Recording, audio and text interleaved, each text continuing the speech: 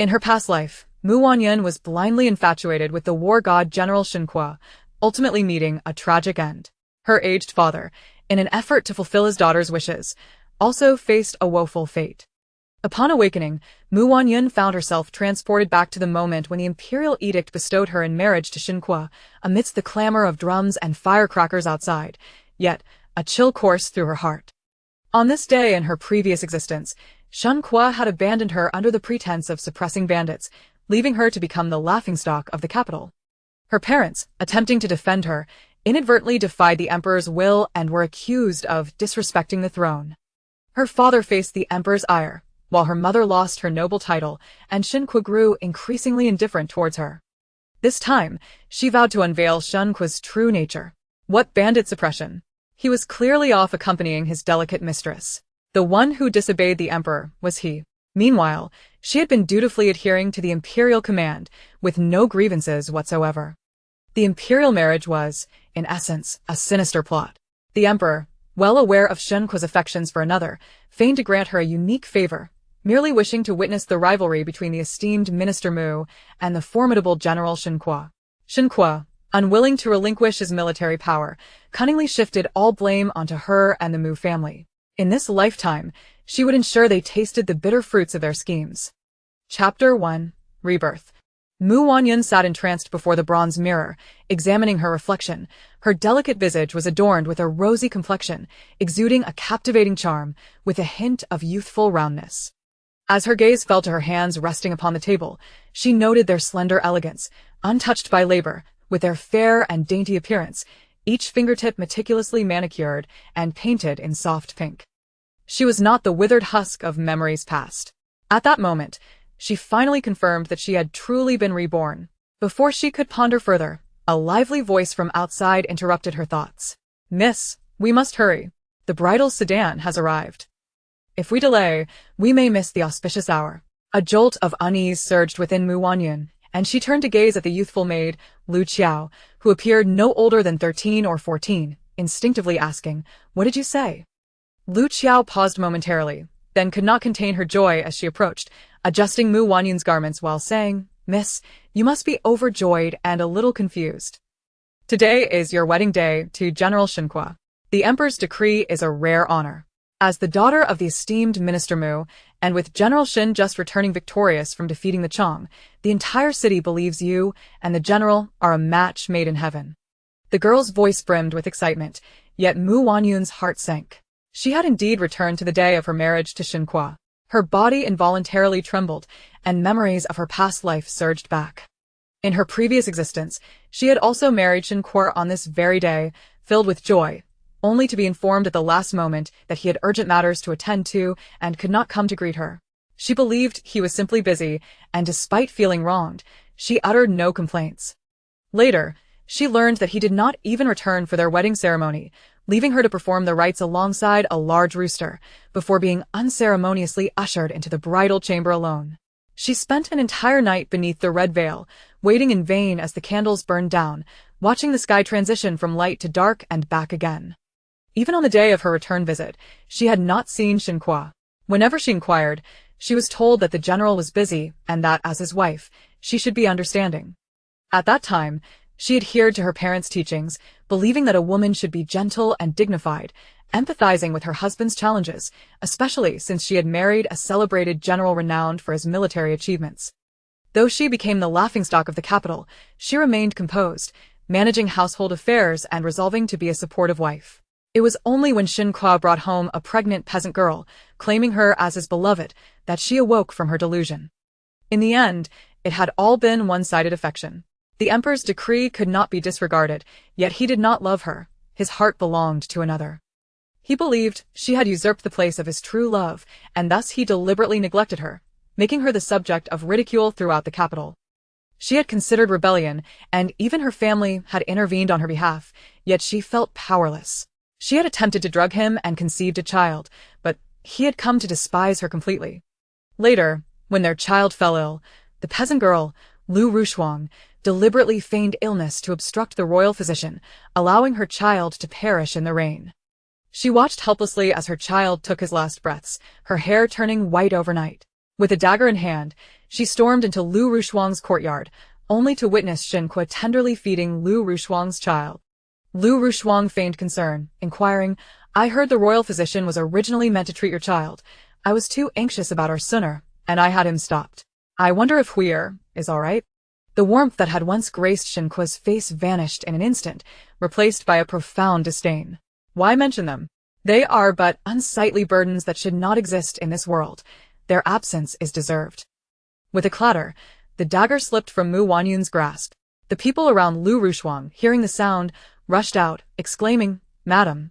Their eyes fell upon the dagger on the ground, and they shouted, "Madam, what are you doing? Your child is gone. Do you intend to harm our madam's child?"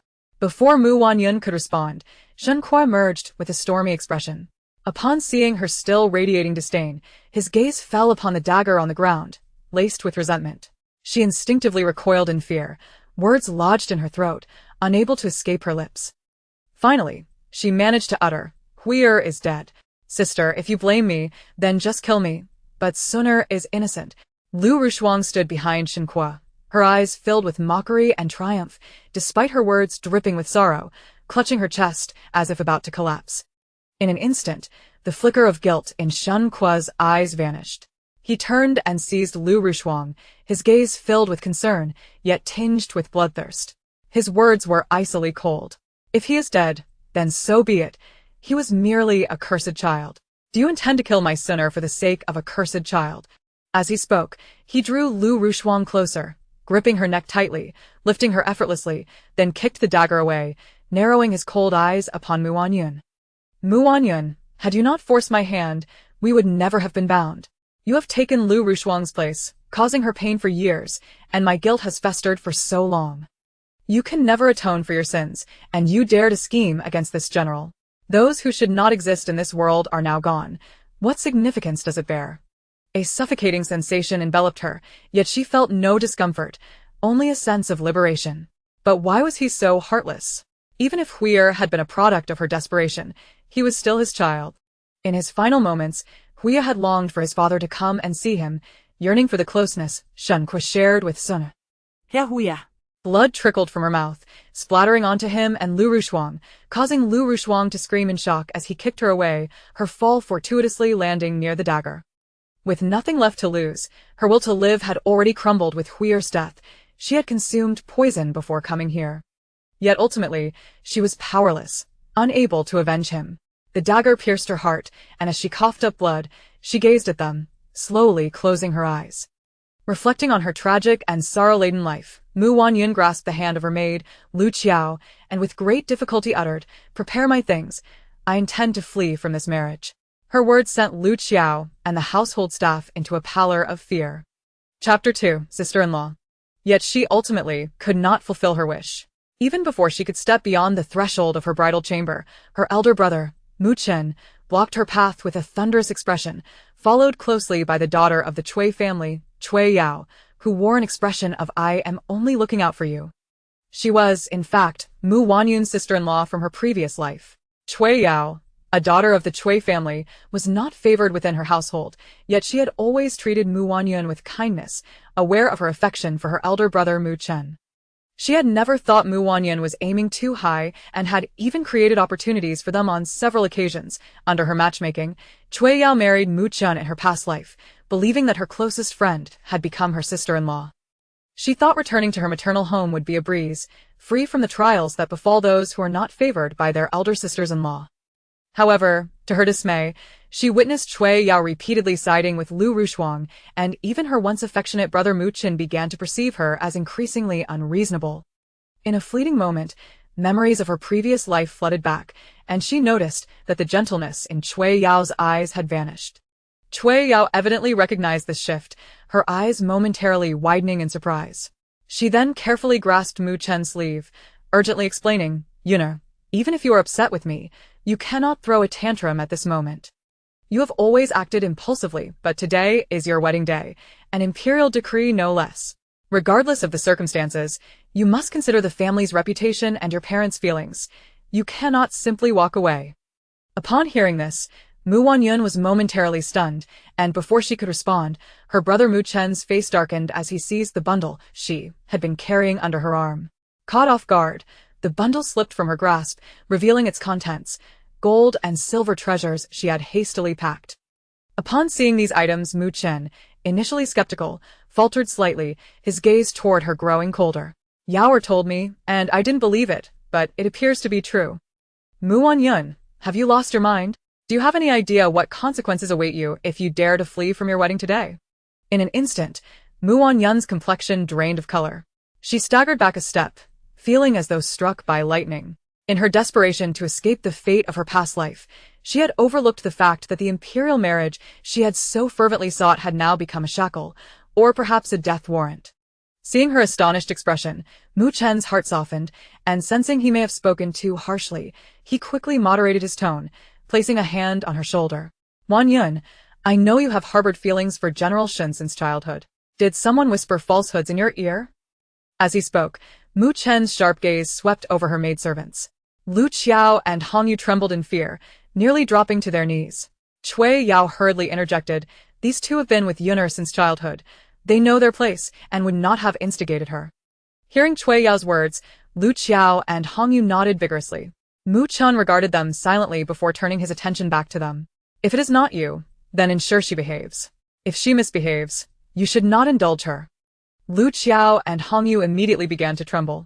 Brother Chen, they are merely maidservants. They cannot dictate their mistress's actions. Time is of the essence. I will stay to assist Yuner. You should hurry ahead. Cui Yao adopted a benevolent demeanor, seamlessly helping Lu Qiao and Hongyu back to their feet, and they expressed their gratitude toward her. Meanwhile, Mu Wanyun became the reckless one, leaving the blame to fall upon the servants, a familiar scene. In her previous life, this was how she had manipulated those around her, isolating herself step by step. Once Mu Chen departed, Cui Yao ordered Lu Qiao and Hongyu to attend to other matters while she approached Mu Wanyun with a smile, picking up the scattered gold and silver treasures and returning them to her. Yuner, have you heard that General Shen fled from the wedding because of that little harlot? Cui Yao observed Mu Wanyun's expression closely. However, Mu Wanyun was lost in memories of her past life. In her previous existence, she had been eager to marry, and when Cui Yao casually mentioned Shen Kuo's hasty departure, she had never considered it in a negative light, even advising Cui Yao not to overthink it. She vividly recalled the look of derision Cui Yao had given her then. Yuner. Noticing her silence, Cui Yao furrowed her brows, urgency creeping into her tone. To be honest, it's no wonder you're upset. Who doesn't know that the wretched harlot has repeatedly seduced General Shen, who has refused her marriage proposals? You were originally betrothed, but because of her, you have become the laughingstock of the entire capital. Now that the emperor has decreed the marriage, he is compelled to wed her, and she is acting out, with General Shen indulging her whims. He rode off early this morning, and has yet to return. Cui Yao continued to scrutinize Mu Wanyun, only to find her expression unchanged, devoid of any anger, leaving her perplexed. Undeterred, she pressed on. In truth, General Shen is not your true match. The likes of Chong Xianggong would be a more devoted partner. He comes from a scholarly family and may yet achieve fame in the future. Enough. Mu Wanyun could not bear to listen any longer.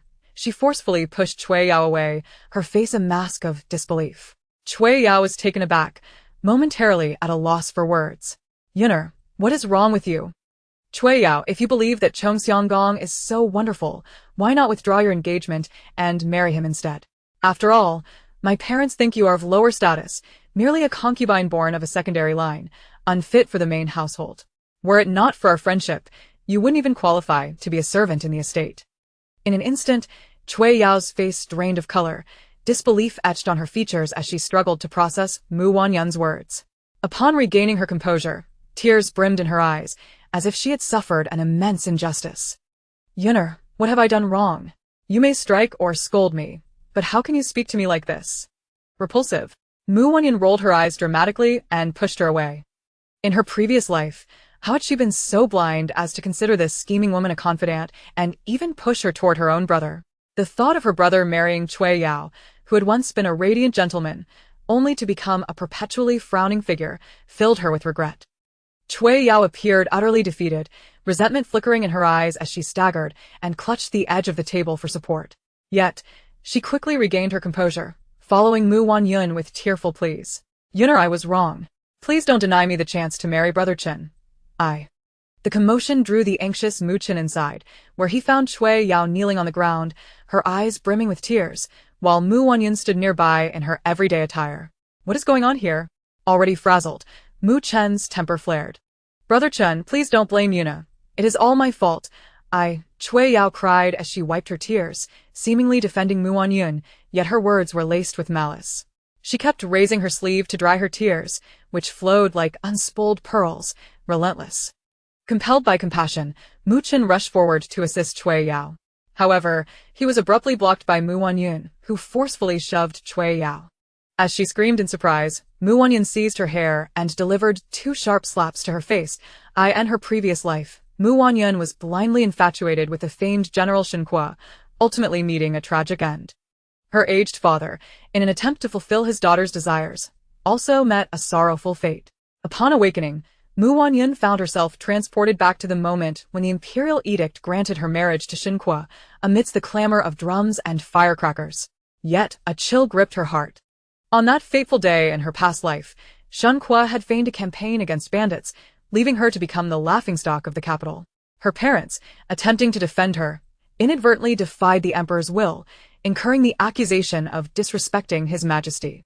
Her father was reprimanded in court, and her mother, of noble birth, lost her title, while Shen Kuo grew increasingly indifferent towards her. This time around, she vowed to unveil Shen Kuo's true nature.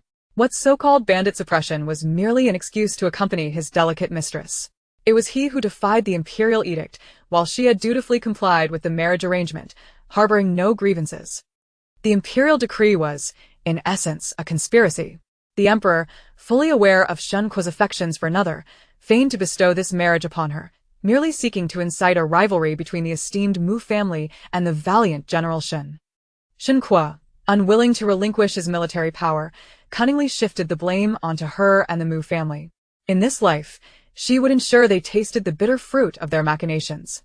Chapter 1. Rebirth. Mu Wanyun sat in a daze before the copper mirror, meticulously examining her reflection, her delicate visage, blushing cheeks, and a hint of baby fat. Her gaze drifted down to her hands resting on the table, slender fingers untouched by labor, fair and charming, each nail perfectly manicured and adorned with a soft pink hue. She was nothing like the gaunt figure etched in her memories. In that moment, she finally confirmed her rebirth. Before she could ponder further, a lively voice from outside interrupted her thoughts. "Miss, we must hurry. The wedding sedan has arrived, and if we delay, we may miss the auspicious hour." A jolt of anxiety surged through Mu Wanyun as she turned to see the youthful maid, Lu Qiao, barely 13 or 14, who eagerly approached her. "What did you say?"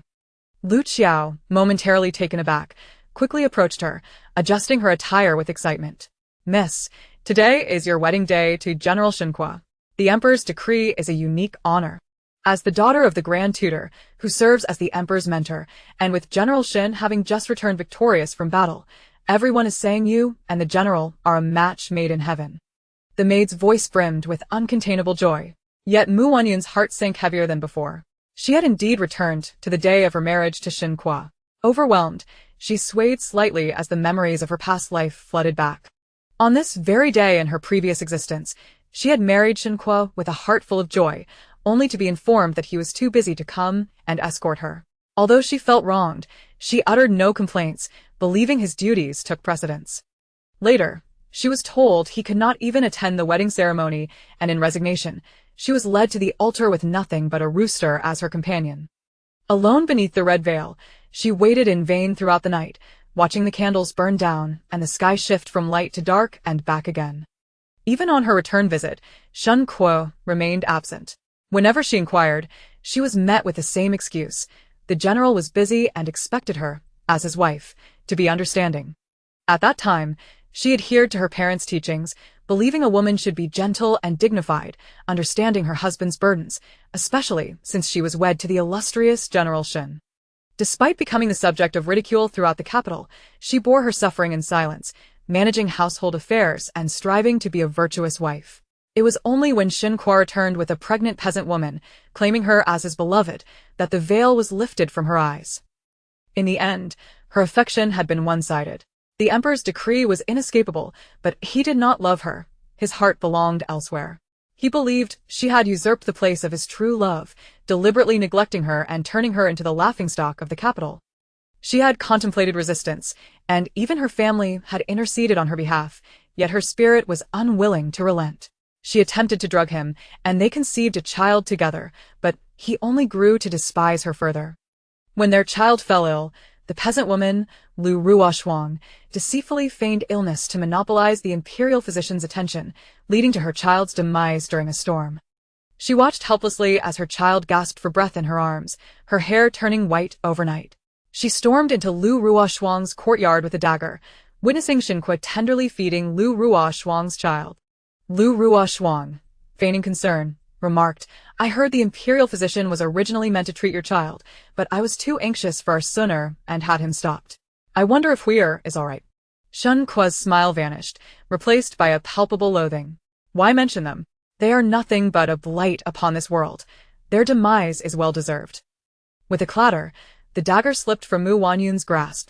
Onlookers gasped at the sight, and someone exclaimed, "Madam, what are you doing? Your child is gone. Do you intend to harm our madam's child?" Before Wanyun could respond, Shen Kuo emerged, his face a mask of fury. Seeing her still filled with disgust, his gaze fell upon the dagger on the ground, igniting a spark of hatred within him. Her instinct was to tremble and retreat, words lodged in her throat, unable to escape. Finally, she managed to utter, "Huir is dead. Sister, if you blame me, then kill me. But Suner is innocent." Lu Ruoshuang, standing behind Shen Kuo, wore a mask of mockery, her eyes glimmering with triumph, yet her words dripped with feigned sorrow, clutching her chest as if on the verge of collapse. In an instant, the flicker of guilt in Shen Kuo's eyes vanished. He turned to grasp Lu Ruoshuang, his expression shifting to one of concern, as he regarded her with a predatory glint. His chilling words pierced the air. "If it's dead, then it's dead. A mere illegitimate child. How could you seek to kill my Suner over such a wretched thing?" With that, he embraced Lu Ruoshuang, lifting her effortlessly by the neck and kicking the dagger away, his cold eyes fixed on Wanyun. "Wanyun, had you not forced my hand, we would never have been bound. You stole Ruoshuang's place, causing her years of heartache and my own guilt. You cannot atone for your sins, yet you dare to scheme against me. That which should not exist in this world is now gone. What does it matter?" A suffocating sensation enveloped her, yet she felt no discomfort, only a sense of liberation. But why was he so heartless? Though Huir had been born of her desperation, he was still his child. Huir had awaited his father's return even in death, longing for the affection Shen Kuo showed to Suner. Huir. Blood spilled from her lips, splattering him and Lu Ruoshuang, causing Lu Ruoshuang to scream in shock as Shen Kuo kicked her away, fortuitously landing near the dagger. With nothing left to lose, she felt no desire to continue living. She had already ingested poison before coming here. Yet, in the end, she proved powerless, unable to avenge him. The dagger sliced through her garments and pierced her heart, and as she coughed up blood, she gazed at them, slowly closing her eyes. Reflecting on her tragic and sorrowful life, Wanyun grasped the hand of her maid, Lu Qiao, and with great effort, uttered, "Gather my belongings. I wish to escape my marriage." The words left Lu Qiao and the household staff pale with fright. Chapter 2, Sister-in-Law. Yet, she ultimately could not fulfill her wish. Even before she could step out of her bridal chamber, she was confronted at the door by her elder brother, Mu Chen, his face ashen, flanked by the well-meaning but intrusive Cui Yao, a daughter of the Cui family. Cui Yao was, in her previous life, her sister-in-law. As a daughter of the Cui family, she held little favor but had always treated Wanyun kindly, aware of her affection for her brother, Mu Chen. She had never deemed it an imposition, even going so far as to create opportunities for them. Under her matchmaking efforts, Cui Yao ended up marrying Mu Chen in her previous life. She had believed that her closest friend would become her sister-in-law, making her visits to her parental home far more relaxed and enjoyable. She thought that the kinds of grievances faced by others, who were not favored by their elder sisters-in-law, would not befall her. However, she was taken aback to witness Cui Yao repeatedly siding with Lu Ruoshuang. Even her brother Mu Chen, who had always been affectionate towards her, began to perceive her as increasingly unreasonable. In mere moments, memories of her past life flooded back, and she noted that the warmth had vanished from Cui Yao's eyes. Cui Yao evidently recognized this shift, her eyes momentarily reflecting astonishment. She then cautiously grasped the hem of Mu Chen's garment, her tone urgent as she implored, even if you are upset with me, you must not throw a tantrum at this moment. You have always been one to act on impulse, but today is your wedding day, a union bestowed by the emperor himself. Regardless of the circumstances, you must consider the dignity of your family and your parents. You cannot simply walk away. Upon hearing this, Wanyun was momentarily taken aback, and before she could respond, her brother Mu Chen's face darkened as he seized the bundle she had slung over her arm. Caught off guard, the bundle was clutched tightly in his hand, and in his frustration, he hastily grasped the corner of her clothing. With both pulling at the bundle, it fell to the ground, scattering its contents. To her shock, it contained the precious gold and silver trinkets she had hurriedly packed. Upon seeing these items, Mu Chen, who had initially harbored doubts, faltered slightly, his gaze towards her growing increasingly frigid. Yaoer told me, and I did not believe it. I never imagined it to be true. Wanyun, have you lost your mind? Do you realize the consequences of fleeing from your wedding today? In an instant, Wanyun's complexion drained of color. She staggered back a step, as if struck by a thunderbolt. In her eagerness to escape the fate of her past life, she had overlooked the fact that the imperial marriage she had so desperately sought had now become a shackle, or perhaps a death warrant. Seeing the shock in her eyes, Mu Chen's heart softened. He seemed to realize he had been too harsh and quickly moderated his tone. He stepped closer, placing a hand on her shoulder. Wanyun, I know you have always admired General Shen. Did someone speak ill of you in your ear? As he spoke, Mu Chen cast a sharp glance at the maid beside her. Green Xiao and Red Jade trembled, nearly collapsing to the floor. Cui Yao hurriedly interjected, these two have been with Yun'er since childhood. They know their place and would not dare. Upon hearing Cui Yao's assurance, Green Xiao and Red Jade nodded vigorously. Mu Chen scrutinized them, saying nothing, then turned his gaze back to the two maids. Since it is not you, then you must persuade her. If she acts recklessly, must you indulge her? Green Xiao and Red Jade immediately trembled with fear. Brother Chen, they are but maids. They cannot control the mistress. Time is of the essence. I will stay and help Yuna, while you must hurry to handle matters ahead. Cui Yao feigned kindness, pulling Green Xiao and Red Jade to their feet, and they looked at her with gratitude. Only Wanyun found herself cast as the troublesome villain, a familiar scene indeed. In her previous life, she had similarly manipulated those around her, isolating herself step by step. Once Mu Chen departed, Cui Yao instructed Green Xiao and Red Jade to attend to other matters, while she approached Wanyun with a smile, collecting the scattered gold and silver pieces and presenting them back to her. Yun'er, are you aware that General Shen fled his wedding for that wretched girl? Cui Yao spoke while observing Wanyun's expression. Yet Wanyun was lost in the memories of her past life. In her previous existence, she had no intention of fleeing her wedding. She was filled with joy at the prospect of marriage. Cui Yao had casually mentioned Shen Kuo's hasty departure, and at that time, she had not entertained any other thoughts, even advising Cui Yao against overthinking. She still remembered how Cui Yao had looked at her as if she were a fool. Yun'er. Not receiving a response, Cui Yao furrowed her brow, her tone tinged with urgency. To be honest, it is understandable that you are heartbroken. Who does not know that vile girl has seduced General Shen, who has rejected her marriage proposal multiple times? You were originally betrothed, yet because of her, you have become the laughingstock of the entire capital. Now the emperor has decreed this marriage. He must proceed, while she throws a fit. General Shen indulges her, leaving early on horseback and has yet to return. Cui Yao continued to scrutinize Wanyun, but to her surprise, Wanyun maintained her composure, displaying not a hint of anger. This left Cui Yao perplexed, yet she pressed on. In my opinion, General Shen is ultimately not your suitable match. He pales in comparison to that Qing Xiangong, who comes from a scholarly family. He might achieve fame in the future. Enough. Wanyun could no longer tolerate it and forcefully pushed Cui Yao away, her expression one of incredulity. Cui Yao was taken aback, momentarily at a loss.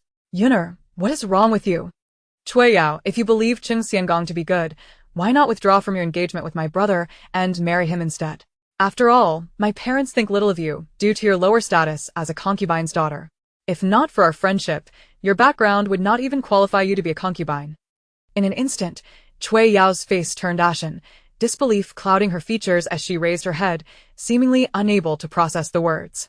Once she comprehended the situation, tears welled in her eyes, as though she had suffered a great injustice. Yun'er, what have I done wrong? You may hit or scold me, but how can you speak of me like this? Disgusting. Mu Wanyun rolled her eyes dramatically and shoved her away. In her previous life, how had she been so blind as to mistake such a scheming individual for a confidant, even pushing her towards her own brother? The thought of her brother marrying her had once filled her with joy, only to see his once bright demeanor clouded by worry. Regret consumed her. Cui Yao, now defeated, bore a look of resentment as she staggered, barely holding onto the table for support. She soon regained her composure, following after Mu Wanyun with tears streaming down her face. Yuner, I was wrong. Please do not forbid me from marrying Brother Chen. Her cries caught Mu Chen's attention outside, his expression tightening with urgency as he entered to find Cui Yao on the ground, tears in her eyes, while Mu Wanyun remained in her everyday attire. What is happening here? Already overwhelmed, Mu Chen's frustration boiled over. Brother Chen, do not blame Yuna, it is all my fault. Cui Yao sobbed while attempting to defend Mu Wanyun, but her words dripped with malice. She raised her sleeve to wipe her tears, which flowed like a broken string of pearls, unceasing. Mu Chen, filled with pity, rushed to assist Cui Yao. However, he was blocked by Mu Wanyun, who forcefully pushed Cui Yao away. In the midst of Cui Yao's startled scream, Mu Wanyun seized her hair and struck her face twice with swift slaps. Chapter 3. The brother's oddity. After finishing her bout, Mu Wanyun stepped back, feeling a sense of relief, only to discover her wrist aching terribly. She instinctively massaged the sore spot with her other hand. Upon lifting her gaze, she was met with Mu Chen's murderous eyes, leaving her momentarily stunned. In her memory, her brother had always been tender towards her. It was only through her matchmaking that he had developed feelings for Cui Yao. She distinctly recalled the day her brother promised to betroth himself to Cui Yao, stating that it mattered not what kind of woman he married, as long as his future sister-in-law treated Wanyun well. Thus, she had always believed her brother's marriage to Cui Yao was in consideration of her. Yet if that were the case, how could her brother wish to harm her for striking Cui Yao? Furthermore, she was not arrogant by nature. How could her brother, who had grown up alongside her, fail to understand her? At that moment, it felt as though something within Mu Wanyun was being tightly gripped. Something was yearning to surface. Before she could untangle her thoughts, her wrist was firmly seized, the harsh grip sending a shiver down her spine. Instinctively, she looked up to find Mu Chen's eyes glaring red, his lips moving as he spoke words that plunged her into an icy abyss. Wanyun, I have been too indulgent towards you, allowing you to act without restraint, to be arrogant and disrespectful. Now you dare to lay hands on your future sister-in-law? As he spoke, he raised his other hand high. Before she could react, 2 sharp slaps struck her cheeks, igniting a fiery pain, causing her nostrils to sting and her eyes to brim with tears. Yet through the haze, she caught a fleeting glimpse of triumph in Cui Yao's eyes. However, her words were starkly different, exuding an air of pitiful innocence. Brother Chen, I said it was my fault for saying the wrong things, which angered Wanyun. He wants to hit me, but I don't mind. With that, she freed herself from Mu Chen's grasp and approached Wanyun, feigning concern. What now? My face is all red. I'm the bride today. How can I marry like this? Just apply more makeup to cover it up. Mu Chen disdainfully glanced at Cui Yao's swollen face, then spoke in a calm yet firm tone. I do not care what your thoughts are. This marriage was your request. Do not let your petulance bring shame to the entire Mu family. Our parents and I have always indulged you, but that is no reason for you to disregard the family's interests. As for Cui Yao, she has done nothing wrong. She is already my fiancée, and she is fulfilling her role admirably. At those final words, his gaze shifted from Mu Wanyun to Cui Yao, the coldness and displeasure melting into tenderness and satisfaction. Cui Yao's cheeks flushed with embarrassment as she lowered her head slightly. Mu Wanyun felt as if something within her was shattering inch by inch. She had been wrong, completely wrong. She had assumed her brother loved her as their parents did, forgetting that all of this was at their behest. If he truly cherished her, how could he strike her, without hesitation? She had always believed her brother held no genuine feelings for Cui Yao, yet had forgotten that if he truly felt nothing, he would not so readily accept marrying a woman of lesser status. The past was vividly clear now. What she once thought mere coincidence was, in truth, a calculated scheme. She was foolish, she was naive. Realizing this, she lifted her head, using the pain from her clenched palm to stifle the ache in her heart. Defiantly, she gazed at Mu Chen's back and spoke. Brother, if you wish for me to marry into the general's household without worry, you must promise me one thing.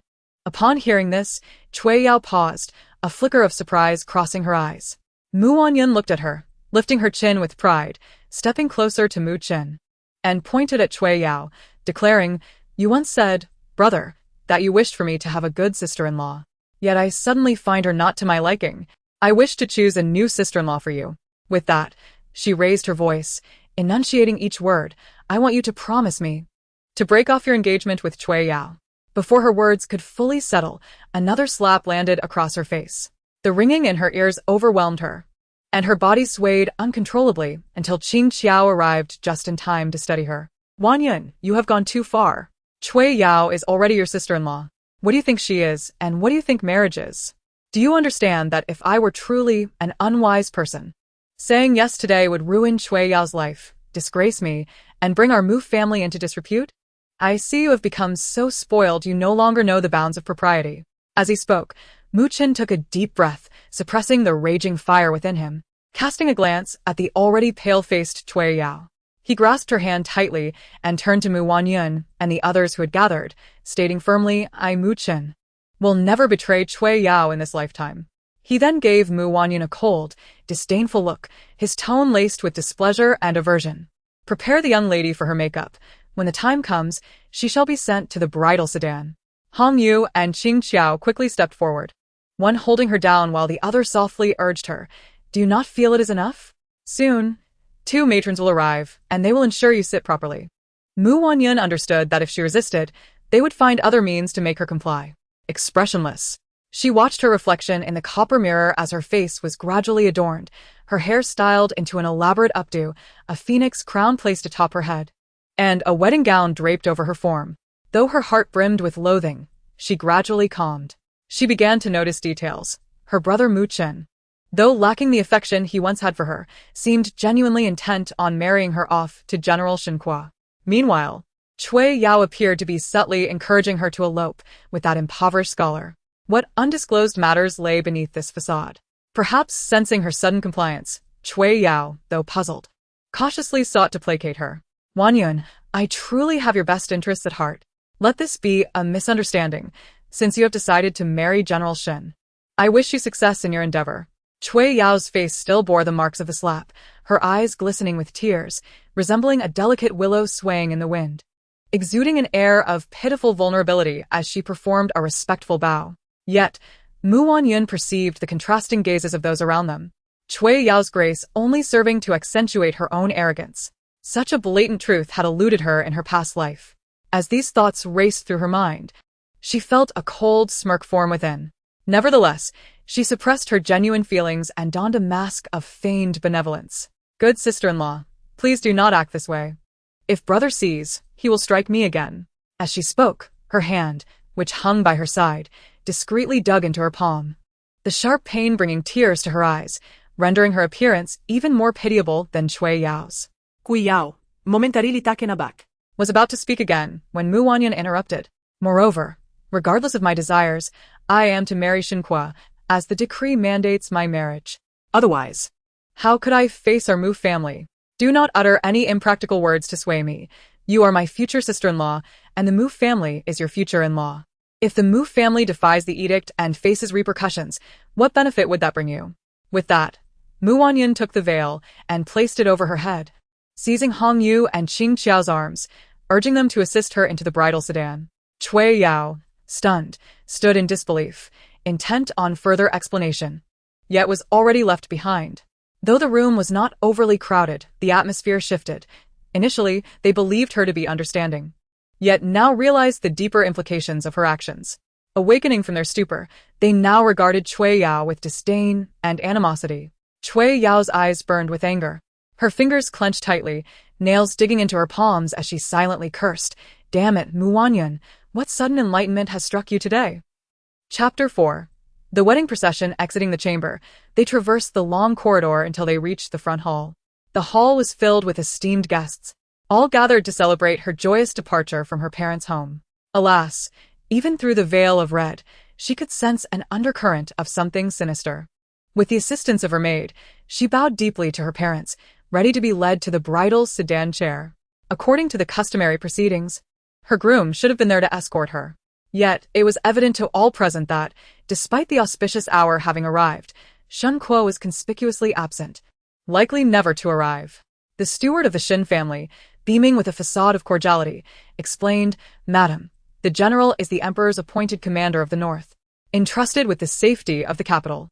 Though today marks the union of the general and yourself, he received word early this morning of bandits wreaking havoc on the outskirts, committing unspeakable atrocities. The general, fully aware of the weight of his duties towards you, has no choice in this matter. He wishes for you to understand that as the wife of the commander, you must share in his fortunes and misfortunes. All necessary ceremonies will be duly observed, and the general will ensure that you are not wronged. He hopes that once the bandits are vanquished, he can return to honor your wedding properly." The steward's words, cloaked in humility, served as a reminder to Wanyun and her family to refrain from causing a scene that might compromise their dignity. The expressions of Mu Taifu and his wife shifted slightly, both aware that Shen Kuo had recently returned triumphant from battle, basking in the emperor's favor. Yet, The steward's arrogance was palpable. Was the daughter of the Taifu truly unworthy of a respectable marriage? Mu Wanyun was taken aback, recalling how, in her previous life, her mother had publicly erupted in anger, declaring her refusal to marry, which had led to the emperor reprimanding her father the very next day. Her father, as the emperor's esteemed mentor, had been tasked with shaping the emperor into a capable ruler and had always maintained a strict demeanor, often falling out of favor with the emperor. However, out of respect for his teacher, the emperor had borne it in silence. If the Mu family were to publicly reject this marriage, it would be deemed insubordination, jeopardizing their status.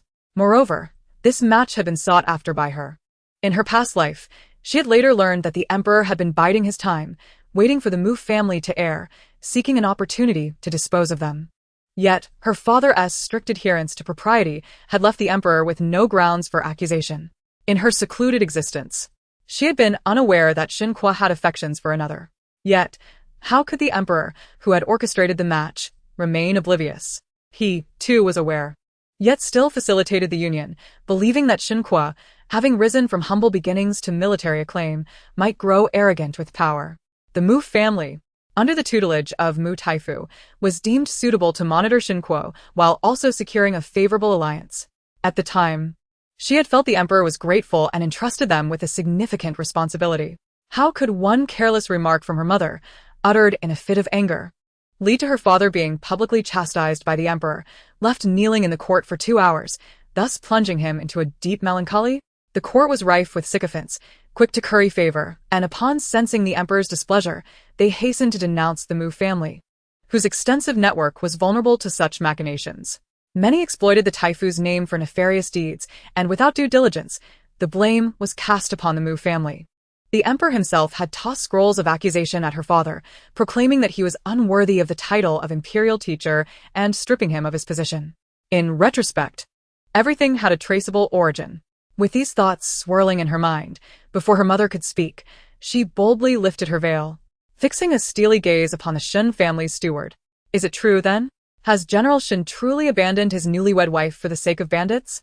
The steward, taken aback by the audacity of the Mu family's daughter, stood momentarily speechless before hastily regaining his composure. Indeed, the general is highly regarded by the emperor, and such an occasion as marriage is not taken lightly. The general could not bear to have bandits lurking beneath the emperor's gaze. And this is merely a grand gift he wishes to present to his new bride. Is that so? Mu Wanyun replied, A sardonic smile gracing her lips as she surveyed the crowd, who had been easily misled by the steward's words, mistakenly believing Shen Kuo was off to quell bandits. "Yet, I have heard that the outskirts have been free of such brigands, eradicated by the emperor himself in years past. Could it be that the emperor is less capable than General Shen?" An immediate silence enveloped the hall, the air thick with tension. Even Mu Taifu and his wife found it difficult to maintain their composure. "Wanyun, do not speak so recklessly." Her father reprimanded sternly. "Father, these are not my words. But those of Steward Shen, are they not?" The steward's gaze flickered, panic evident in his demeanor as he stammered without knowing how to respond. The guests, all astute individuals, were not inclined to wade into murky waters. The emperor is indeed wise and formidable. Our general cannot compare. Perhaps he is merely preoccupied with the displaced citizens following last year's floods in Jiangnan, he hastily added, attempting to mitigate the situation. Mu Wanyun seized the opportunity. cutting him off. So, what you're implying is that these bandits do not even exist. Surely, General Shen cannot be dissatisfied with the Emperor's bestowed marriage, seeking an excuse to evade it? She demanded, her voice rising in indignation. Her declaration sent ripples of shock through the assembly. The steward stumbled back, nearly losing his footing, and scrambled to clarify, that is not the case. Our general has been grateful since learning of this union. Then, why has he not come in person? Leaving you to represent him? Wanyun pressed relentlessly. The steward, overwhelmed by the scrutiny of the many discerning eyes upon him, faltered, his composure slipping as he sensed the gathering's mounting discontent. Wanyun, the auspicious hour has arrived. We should not delay further, urged Cui Yao, observing the steward's dismay. Miss Kui. You have yet to marry into the Mu family. It is not your place to issue commands, Wanyun retorted, her glare silencing Cui Yao's anticipated response. Cui Yao's eyes brimmed with tears, instinctively seeking solace for Mu Chen, who, though pained, remained silent, overshadowed by Wanyun's fierce presence. Regardless of General Shen's reasons for absence, this marriage is a decree from the Emperor. Even if I harbor disdain for the humiliation brought upon me today, my family and I shall remain grateful for the Emperor's favor, she proclaimed, casting a final, sorrowful glance at her parents before once again concealing herself beneath the veil. The steward's face flushed with anger, yet he was compelled to maintain a facade of decorum, leading the way forward. As anticipated, when it came time for the ceremony, Shen Kuo still had not returned. Ultimately, the steward approached Wanyun, cradling a rooster adorned in vibrant red silk, met with a mixture of incredulity and derision from the guests. The rooster, seemingly compliant, crowed loudly and flapped its wings toward Wanyun. The steward, elated, was about to speak, but with a swift motion, Wanyun dismissed the bird, sending it crashing to the ground, which incited chaos in the bridal chamber. The steward's face turned crimson with rage as he glared at the still-veiled Wanyun, hastily instructing the servants, "Why are you all standing idle? Go catch that bird. We cannot afford to miss the auspicious hour. Your skins are at stake." Fearful, the servants scattered, pursuing the now-fleeing rooster, which, having escaped, was not easily captured, causing feathers to fly and several guests to be scratched in the process, turning the once harmonious celebration into disarray. The steward's frustration mounted, but with numerous guests present, he stifled his anger, quietly attributing the debacle to Wanyun. Despite the veil obscuring her face, she sensed that she had thoroughly offended the steward today. But she was indifferent. In her previous life, she had not angered him, yet he had shown her no favor. In this life, what was the harm in offending him? With that thought, Wanyun could not restrain herself any longer. Was it not said that the auspicious hour was upon us? Why have we not yet begun the ceremony? Could it be that General Shen has not yet returned from the bandit extermination? As the words fell, a quick-witted servant lunged forward, seizing the large rooster, and stood up weeping with joy, calling out to the steward to hurry over. The steward's expression remained grim, yet he finally exhaled with relief, directing the servant to take the rooster and return to Wanyun. Just as he was about to hand the rooster back to her, he furrowed his brows and spoke. "Madam," before the general set off, he instructed that if he cannot return in time, you should kindly proceed with the wedding ceremony with this rooster. Upon hearing this, those who had already guessed the purpose of the rooster could not help but display surprise on their faces. Many directed scornful and derisive glances towards Wanyun. The steward did not wait for Wanyun's response and forcefully thrust the rooster into her arms, only to have it swatted away once more. She then lifted her veil, revealing a stunningly beautiful face, akin to a peach blossom. Gasps of astonishment erupted in the hall.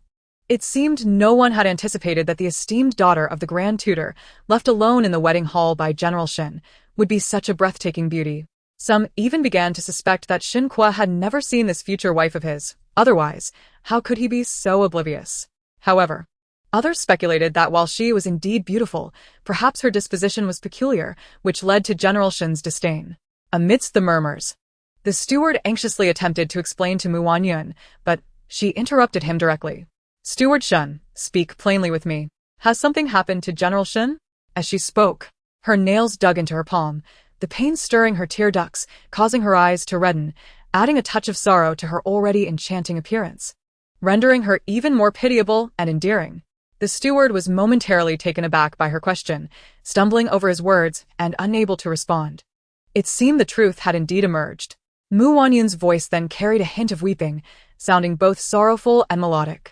I have always known that General Shen is our nation's divine warrior, renowned for his martial prowess. How could he possibly be lacking in decorum? You must be concealing the truth from me to spare my feelings, are you not? The more she spoke, the more agitated and heartbroken she became. Even the usually composed steward was at a loss for how to proceed. Our bureaucratic officials are all loyal and patriotic, even if bandits ravage the land. Surely someone would alleviate the emperor's burdens. How could General Shen disregard his newlywed wife and all the guests, choosing today to exterminate bandits, only to find out that he may have encountered misfortune? At these words, the hall fell into a sudden silence. The steward stared in disbelief, and after a moment, he grasped the situation, his face a blend of shock and anger, culminating in a sharp reprimand. "Madam, what nonsense are you speaking? Why do you curse my general?" "Curse? Steward? That is quite an accusation." Wanyun raised her voice, though it still held a note of sorrow, now laced with anger and severity. The steward understood that his previous tone had been inappropriate, and he suppressed his rising panic, bowing slightly and softening his voice. "Madam, forgive my rudeness. I acted hastily in my concern. It was shocking to hear you curse your future husband on your very first day in the door." "Steward Shen, if my husband has not encountered misfortune, why would you have me hold a rooster for the wedding ceremony? It is well known that only when a man faces calamity does a woman resort to such acts. If General Shen were not bedridden, why would he subject me to this humiliation?" Wanyun's words were deliberate and piercing, her reddened eyes evoking sympathy, tears brimming but refusing to fall, stirring the guests around her to compassion and filling their gazes towards the steward with disdain. Some even voiced their indignation. Exactly. If General Shen were not confined to his bed, why would this happen? Is he deliberately humiliating the Grand Tutor's daughter? Or is he displeased with the emperor's bestowed marriage? Upon hearing this, the atmosphere in the hall grew even more peculiar and somber. Wanyun discreetly cast a glance at the brave soul who had spoken out, and to her astonishment, it was the seventh prince. Though he was dressed in ordinary attire, Wanyun recognized him instantly. Qi Jingrui caught her gaze, a playful glimmer in his eyes, as he nodded gently with his fan. Startled, Wanyun quickly averted her eyes, returning her focus to the formidable steward of the Shen household. The steward's face flushed, his words faltering, unable to admit that the general had no intention of returning and was simply trying to intimidate Wanyun. Finally, he could only plead softly, "Madam, this concerns the general's household.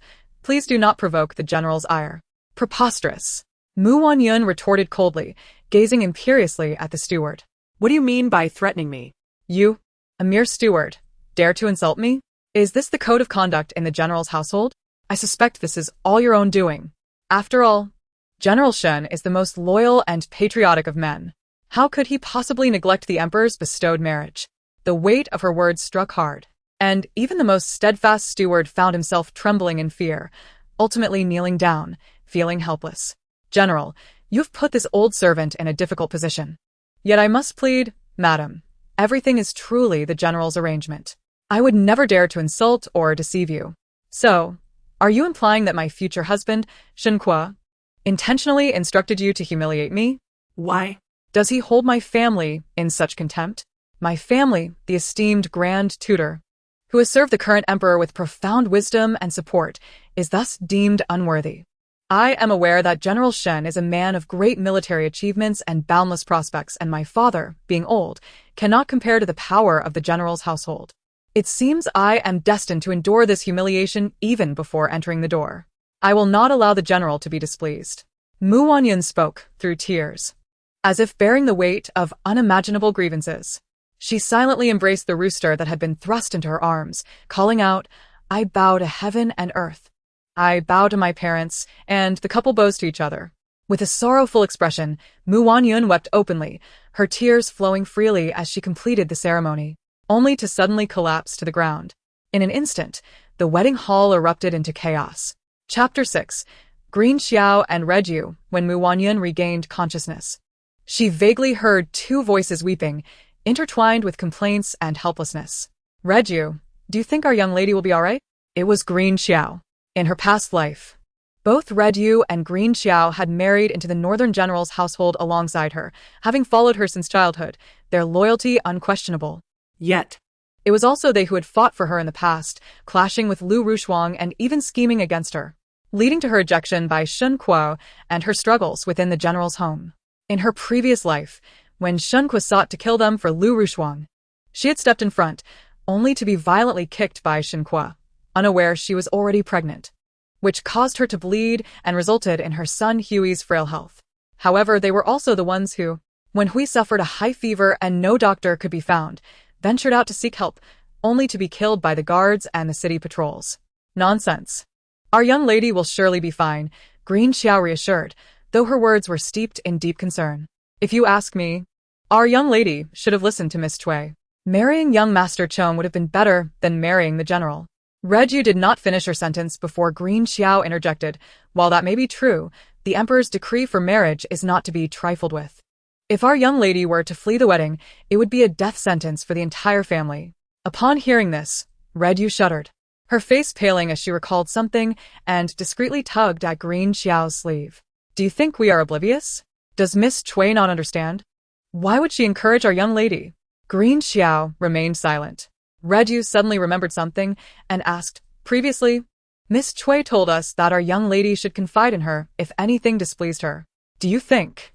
At this moment, the riddle that had perplexed Wanyun was finally beginning to unravel. She remarked that Hong Yu and Qing Xiao were not the scheming type. So how could they possibly think of tarnishing Lu Rushuang's reputation or employing underhanded methods such as administering contraceptive drugs in her meals?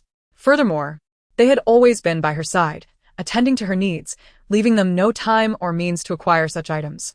Thus, it was indeed Cui Yao, who had secretly incited those who pretended to assist her in her previous life, leading her to a point of utter despair. Cui Yao, what could have motivated her actions? Wanyun pondered deeply for a long while but could not unravel the reasoning. Miss, you're awake.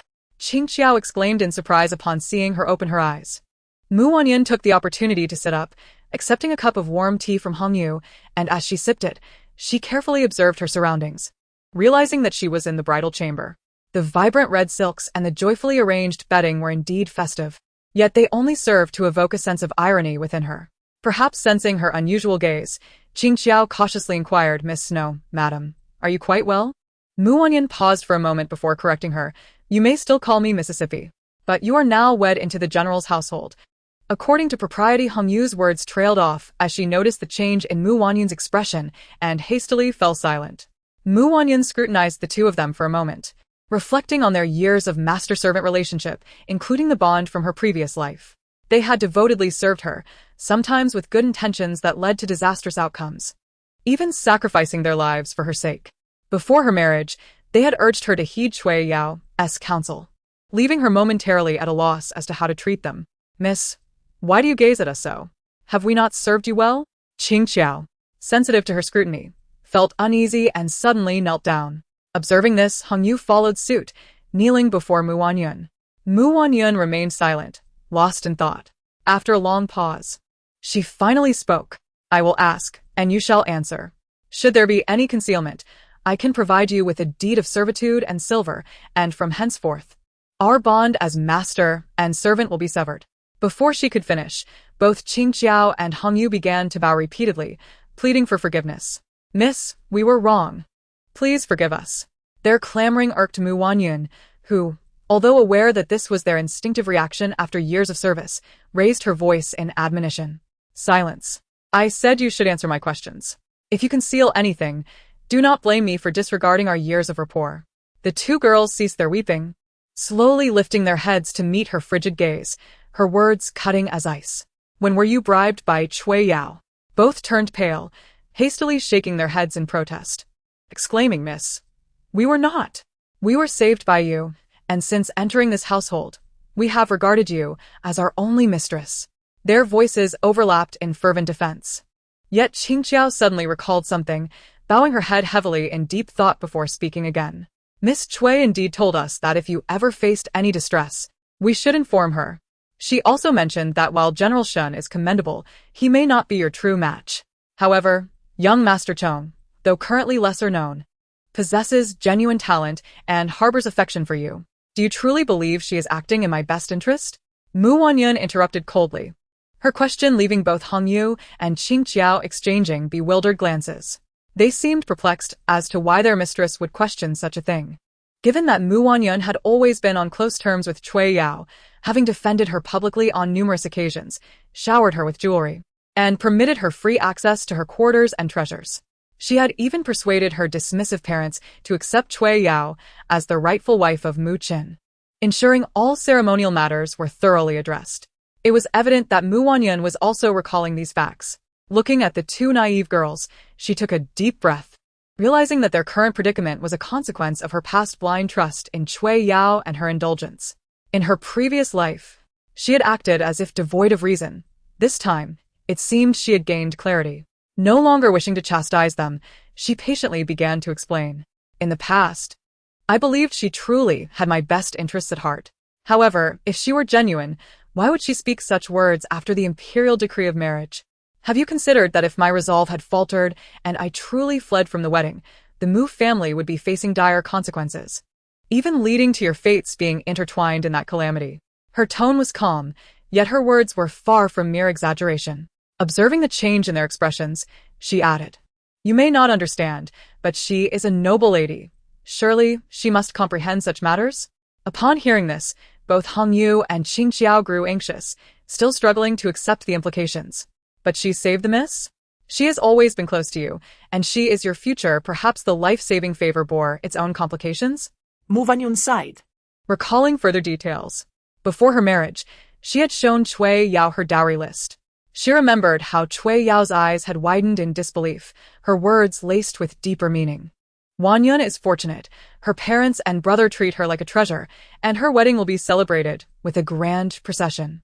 Unlike me, who has been unloved since childhood, even my marriage did not come with a proper dowry. At that time, she had reassured Cui Yao, "It's all right, I can spare some of my dowry for you, since you will also be marrying into our family. It is not a loss." She had believed she was acting out of kindness, yet it seemed she had overlooked something crucial. "Impossible?" Qing Xiao exclaimed, clearly taken aback by this newfound revelation, unable to proceed with her thoughts. "Enough, you must remember. Regardless of what she may say in the future, you must relay every detail to me without omission. Do not conceal anything." Mu Wanyun understood the urgency of the situation, realizing she needed to make arrangements swiftly, unwilling to waste time on such matters. "If she dares to deceive the miss, I will," before Hong Yu could finish her sentence, Mu Wanyun interrupted with a cold command, "Do not speak of this. If she seeks you out again, respond truthfully or respond with caution. Whatever she offers, accept it, but do not let her perceive anything amiss." Hong Yu was still processing the information, while Qing Xiao had already taken her hand to bow in affirmation. Mu Wanyun took another sip of tea, recalling something, and beckoned them closer. After a quick glance, she ultimately decided to send the more astute Qing Xiao. "You will surreptitiously return to the residence and inform my parents that I am currently unharmed. Assure them to be at ease and act with caution, avoiding any actions that might attract unwanted attention. Additionally, keep a watchful eye on Cui Yao and have them investigate Chong Zhuqing. Furthermore, ensure that today as events are disseminated widely, let the news spread as far as possible. Do you understand?" Mu Wanyun directed her gaze towards Qing Xiao, knowing her memory was sharp. Qing Xiao counted on her fingers and nodded in acknowledgement. Once she departed, Mu Wanyun touched her slightly flattened abdomen, realizing she hadn't eaten since early morning, and promptly instructed Hong Yu to fetch some food. Before long, Hong Yu returned with a sorrowful expression, her voice thick with grievance. "Miss, the General's household says there is no other food available, and you must bear with it for now." "Is that so?"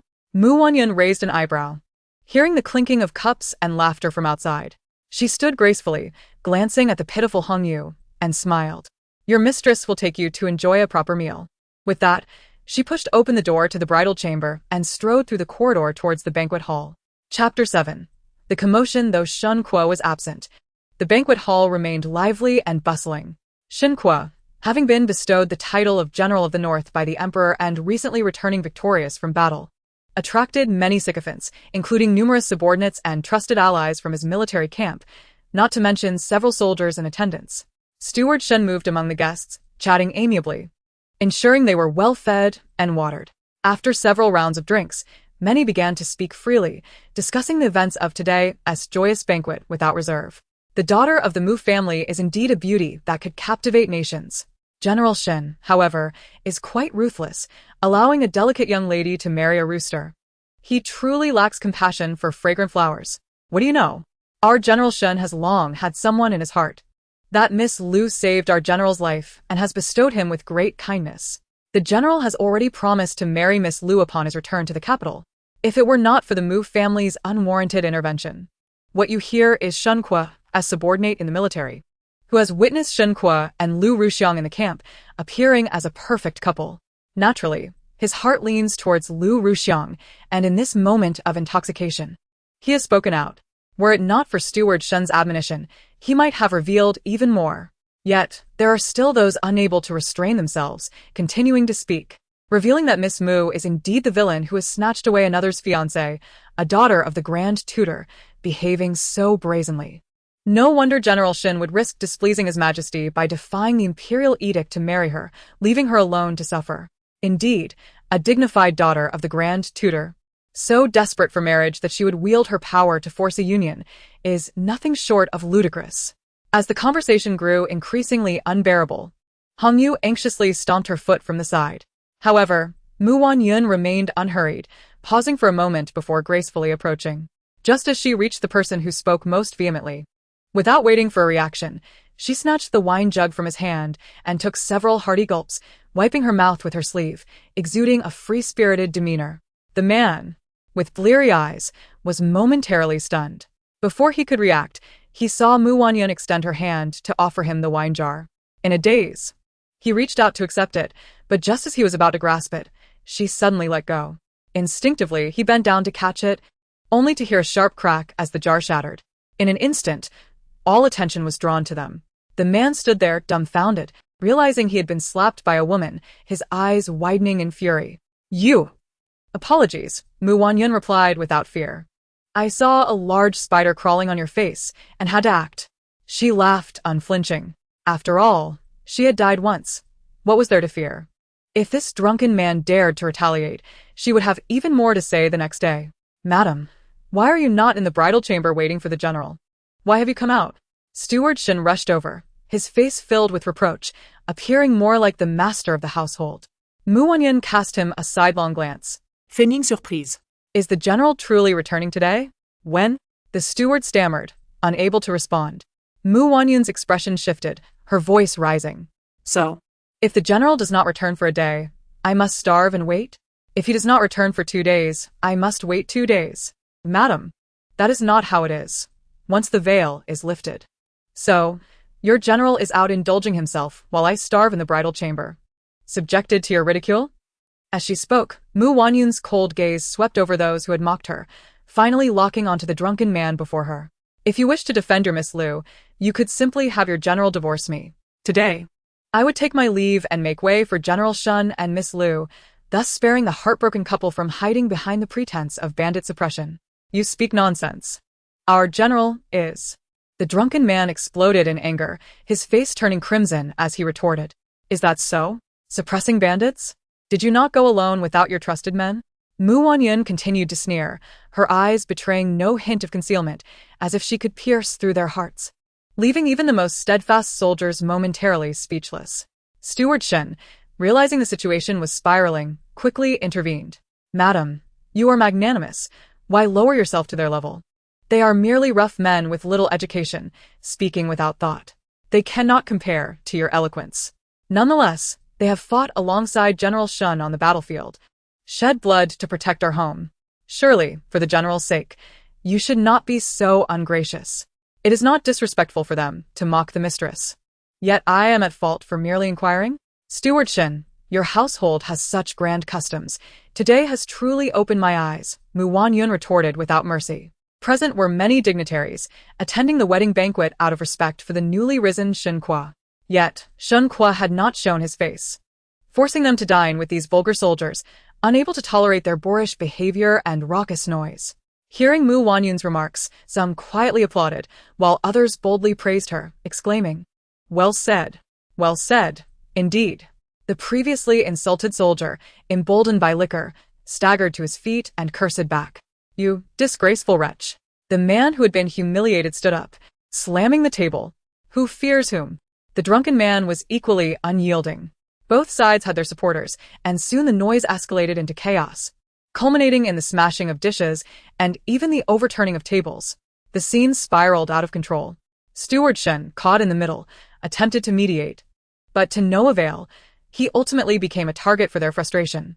Wanyun observed coldly, having accomplished her goal, signaling to Hongyu to salvage some fine wine and dishes to return to her room. Finding the wedding attire too cumbersome, she discarded it carelessly upon entering her room, and had Hongyu assist in removing the heavy phoenix crown. Together, they settled at the round table to indulge in the feast. Having risen before dawn and worked tirelessly on empty stomachs, they were now unable to resist the sight of food.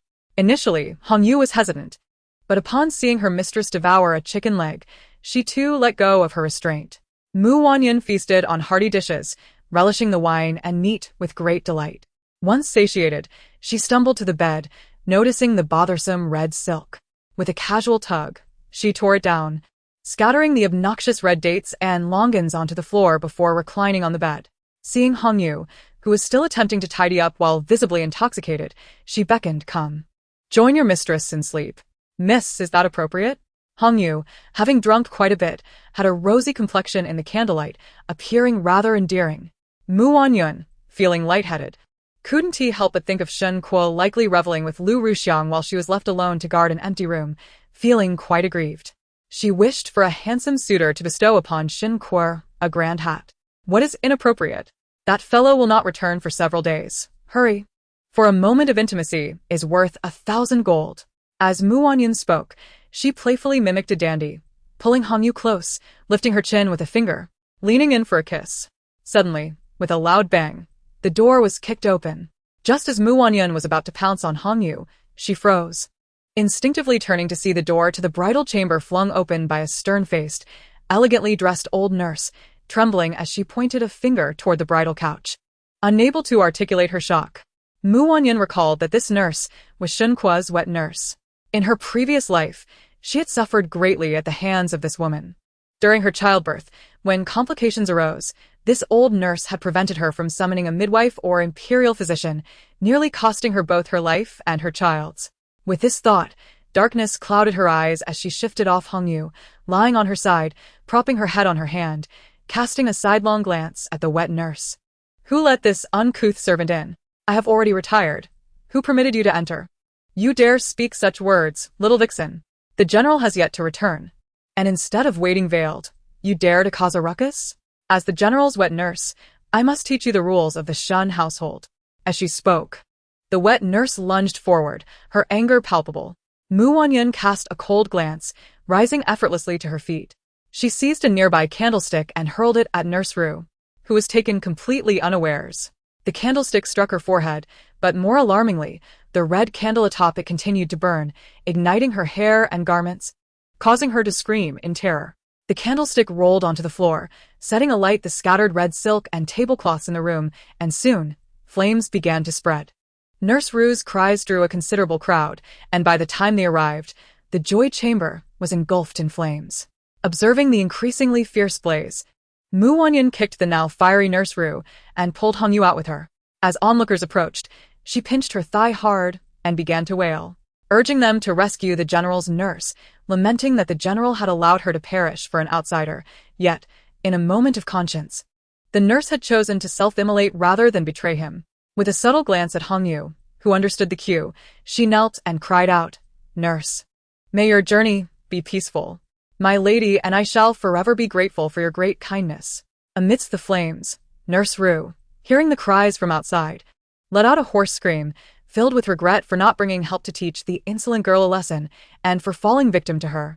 Pain seared through her body, and knowing her time was short, she mustered a final breath, shouting to the outside to assure the general that she would not be blamed. Wanyun, Anticipating her intent to inform, quickly raised her voice. Nurse Ru, unable to voice her complaints, succumbed to silence as a beam suddenly collapsed upon her, causing her to spit blood and plunge into darkness. Wanyun watched with a sense of satisfaction. That night, she remained awake. The fire raged on, driven by the strong winds, consuming not only the main hall but also the east and west wings, eventually spreading to neighboring courtyards. Meanwhile, the household servants, intoxicated, were few in number to manage the crisis, leaving the estate in disarray. Consequently, The esteemed general's residence was nearly reduced to ashes. Hongyu, gazing at the charred remains of the estate, tugged at Mu Wanyun's sleeve, asking, "Miss, what shall we do now?" Mu Wanyun replied, "What do you mean?" "Isn't this view splendid?" She felt a sense of liberation, momentarily forgetting her troubles, but then abruptly remembered something and hurriedly pulled Hongyu along. "Miss, what is it?" Flustered and stumbling over her words, she exclaimed, "My dowry." Hongyu's eyes widened as she grasped the gravity of the situation and hurried to keep pace with her mistress. Fortunately, fate smiled upon them. Her dowry was unharmed. Mu Wanyun, upon seeing the complete set of 100 dowry items, wept with joy. In her previous life, although Shen Kuo had been indifferent, he had entrusted her with significant responsibilities, expressing his confidence in her ability to manage the general's household. His words had led her to strive wholeheartedly to fulfill her role as the general's wife. However, upon scrutinizing the accounts, she discovered that the general's estate was riddled with debts. The servants' wages were often unpaid, while Shen Kuo indulged himself in lavish feasts and expensive medicinal herbs. Despite his substantial salary and rewards, he generously distributed them, aiming to win the hearts of his men, all while leaving the burdens of the estate upon her shoulders. In her previous life, she had believed his reassurances and endeavored to be a good mistress, using her dowry to support the household and leveraging her connections to expand their wealth. Though she managed to turn the estate's fortunes around, she never had the chance to revel in her success before her untimely demise. Mu Wanyun's thoughts darkened as she recalled that Shen Kuo and his beloved Lu Rushuang had enjoyed the fruits of her labor. With her eyes reddening and her expression chilling, Hongyu sensed her distress and gently tugged at her sleeve, inquiring, "Miss, are you all right?" "Hongyu, go summon our people to retrieve the dowry," Mu Wanyun instructed. Then she remembered that the Mu family had a prospective bride, Cui Yao, who had long coveted her dowry. She reframed her words, saying, "Bring back my dowry estate instead, and leave a few guards to protect it. Also, find someone to tidy up the largest courtyard. Our quarters have been destroyed, and we cannot be left without a place to rest." With that, Mu Wanyun made her way to Furong Courtyard, a space Shen Kuo had specifically reserved for Lu Rushuang. It was significantly larger than the Mulan courtyard she had occupied in her previous life, adorned with the finest furnishings, including an artificial lake that bloomed with lotus flowers in summer, a symbol of prosperity. As she oversaw the preparations, she ordered the relocation of her bedding and other essentials, ensuring her people from the Mu family were settled in. Once she had organized everything and felt hunger pangs, she reclined on the newly arrived imperial concubine bed and summoned for a meal. After a long and exhausting day, she finally had a moment of respite. Just as she was about to enjoy her meal and perhaps take a brief nap, Lu Qiao returned with several pieces of good news. First, she had successfully persuaded the storytellers in various tea houses to spread tales of the general's household, casting them in a negative light for their blatant disrespect towards the emperor's decree and insinuating that Shen Kuo was a divine general sent to aid the needy, far exceeding the emperor's stature in the hearts of the people. Second, her parents expressed their deep concern for her through Hongyu, encouraging her to leave if she felt unhappy, assuring her that they would support her in any decision. They had reprimanded Mu Chen for his greed and assured her that if Cui Yao displeased her, they would not hesitate to annul the engagement. Lastly, regarding Chong Zhuqing, they were still gathering information about him, having just learned of his existence. Mu Wanyun, though already aware of her parents' love, felt tears prick her eyes at their unwavering support. Their love for her surpassed even that of her brothers. She silently vowed that in this life, she would not allow the tragedies of her past to repeat. She was determined to protect her parents and ensure their safety. Chapter 9. Reunion with Shen Kuo. She had thought it would be another 10 days before she saw Shen Kuo again, considering he had returned after half a month in her previous life. However, the fire had hastened his return by 2 weeks. As he surveyed the charred remnants of the estate and listened to Butler Shin's tearful recounting of the previous day's events, particularly the inexplicable loss of the nurse who had raised him, veins bulged on his forehead. His hands, hanging limply by his sides, clenched into fists as he could no longer contain his emotions and headed straight for Mulan Courtyard. Seeing this, Butler Shen hurriedly followed, realizing the general was heading in the wrong direction. He called out urgently, "General, that's not the way." Shiko's footsteps faltered, and by the time he turned around, Steward Shen was already breathless and had rushed to his side, pointing towards the direction of Furong Garden. The inferno had completely consumed Mulan Garden. "Madam, the Mu family." Steward Shen met Shen Kuo's piercing gaze, filled with an almost predatory intensity, and regretfully bit his tongue. Hastily correcting himself, I meant the Jiang family. She insisted on moving to Farong Garden. Now, what on earth? In an instant, a murderous expression surged onto A's face as he nearly seized Steward Shen by the collar. Roaring, what have I commanded you? Farong Garden was arranged for Schwanger, with every item tailored to her tastes. General, it is not that I do not understand your feelings for Miss Liu. I am well aware of your intentions. However, during your wedding last night, you graciously permitted everyone in the residence, regardless of status or age, to partake in the celebratory drinks in the front hall. Many were unmindful and indulged excessively. When the fire ignited, few remained sober. I had to douse water on some to rouse them, and by the time we were extinguishing the flames, the Mu family had already moved her privately. After all, she is still the general's wife. I saw her temperament clearly last night. She is truly not the virtuous woman that rumors depict, Steward Shen lamented, kneeling heavily, his voice trembling with sorrow, tears streaming down his face, blood seeping from his forehead. Shen Kuo averted his gaze, closing his eyes, and struck his fist against a nearby tree. Exhaling sharply, I never anticipated that I would marry a shrew, bringing such chaos to my general's residence. Hearing this, Steward Shen secretly exhaled in relief. As Shen Kuo turned to head towards Farong Garden, Steward Shen hurriedly rose to follow him, recounting further details about the Mu family, particularly emphasizing how, during the wedding procession to the Mu family, she had questioned Shen Kuo's respect for the emperor, implying a disregard for imperial grace. He further recounted her reckless words during the wedding ceremony and how she incited a brawl among the guests. Shen Kuo's fury intensified, his eyes blazing with indignation. Damn it, I had thought that despite any discontent, at least she hailed from a scholarly family, possessing some semblance of virtue. I had hoped that after marriage, I could bring Schwanger here. I never imagined her to be such a shrew. I must have been blind. Had I known, I would have. Shen Kuo refrained from finishing his thought. The residence was in disarray today. This was an imperial gift, and many staff were old retainers, ensuring that the emperor's eyes and ears were ever present. Contemplating this, he clenched his teeth, suppressing his anger somewhat, then spoke. The emperor had good will. But it appears the Mu family has deceived him, presenting a jealous woman as virtuous. As he spoke, he scanned the surroundings, relieved to find no one nearby, and quickened his pace towards Farong Garden. Upon arrival, he found Mu Wanyun awake from her slumber. She was quite particular about her food, and, although somewhat satisfied with the residence, had many minor adjustments in mind. Hence, she began instructing the servants to make changes according to her preferences. As Shen Kuo entered, he witnessed her commanding the removal of the crabapple tree he had personally planted for Liu Rujuan. What are you doing? Shen Kuo stormed in, kicking a servant aside, his eyes blazing with fury as he glared at Mu Wanyun. Who allowed you to touch this?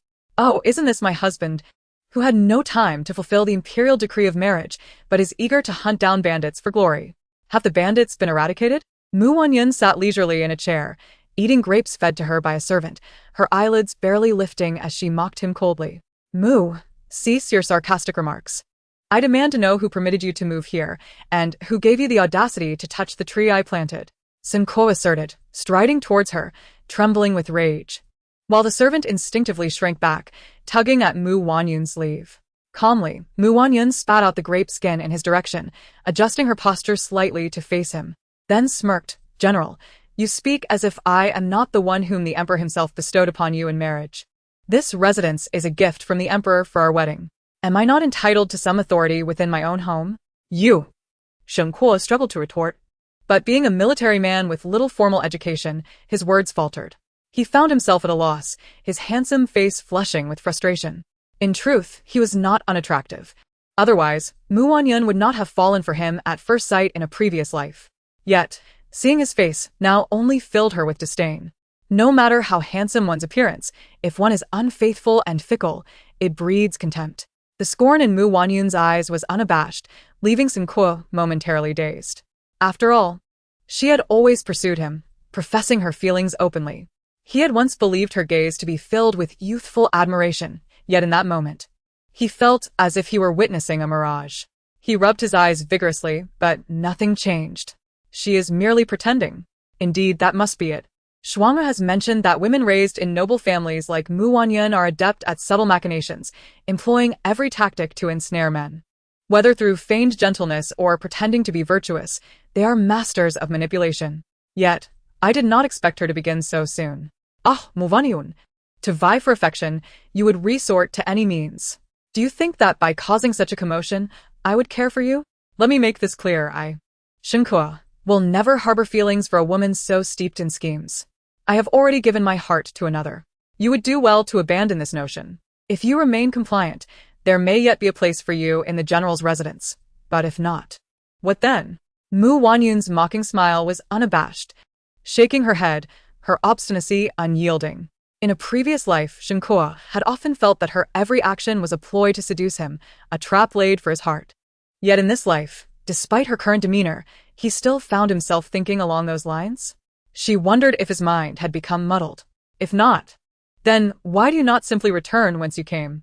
Shen Kuo was puzzled by her attitude, momentarily forgetting the purpose of his visit, blurting out, "Fine. Just wait for the general's words." Wanyun's face lit up with joy as she stood gracefully, beckoning Hongyu to pack their belongings while reminding Shen Kuo, "General, do not forget to bring me the divorce papers. Of course, the most important thing is to inform the emperor that it is the general who has rejected me, and that I, Wanyun, am not disobedient to the decree of the emperor. This has nothing to do with my Mu family." Shen Kuo was taken aback, seemingly unable to believe Wanyun's reaction, his mouth agape, struggling to regain his composure. Only when she prepared to leave with her bundle did he snap back to reality, rushing forward to stand in front of her and her servant. "What does the general mean by this? Wanyun, do not feign innocence. Do you think that by putting on such an act, I will care for you? All you achieve is to deepen my disdain," Shen Kuo asserted, convinced that Wanyun would never truly wish to divorce him. "You!" Wanyun felt helpless, cursing herself for allowing him to gain such confidence due to her past mistakes in a previous life. She tilted her head, pondering how to convey to him that her demeanor was genuine. "Very well, for the sake of your father, I will overlook your previous indiscretions. But you have insulted my brother's dignity. You shall kneel and seek their forgiveness personally. As for the wet nurse who raised me, she is as dear to me as my own mother. You have caused her death by fire. Such a crime deserves the utmost penalty. You will don mourning attire for her and properly arrange her funeral. As for the general's residence, you will fund its restoration and then vacate. You are unworthy of staying in Farong Garden." Smack! Before Shen Kuo could finish his words, Wanyun had already raised her hand, delivering a sharp slap. Though her strength was not great, the sound was crisp and resonant. There, that should prevent Shen Kuo from continuing his self-adoration. As she observed the transformation in his gaze, from shock to disbelief, then to fury as he raised his hand against her, she felt a sense of efficacy in her actions. "Wanyun, have you lost your mind?" Shen Kuo nearly roared. "Are you awake now? If that's not enough, shall I repeat it?" The corners of Wanyun's mouth lifted slightly, a semblance of a smile gracing her lips as she regarded Shen Kuo, whose pupils trembled with shock. Completely unfazed by his ire, Shen Kuo's expression grew increasingly perplexed, as though he could no longer recognize the person before him. He was convinced that she was employing the Liu family's tricks to draw him in, yet why did she appear somewhat sincere? "Shen Kuo, if you remain oblivious, I shall reiterate, I was blind to your true nature, mistaking you for a noble man. However, the moment you abandoned me at the wedding hall, my heart turned cold.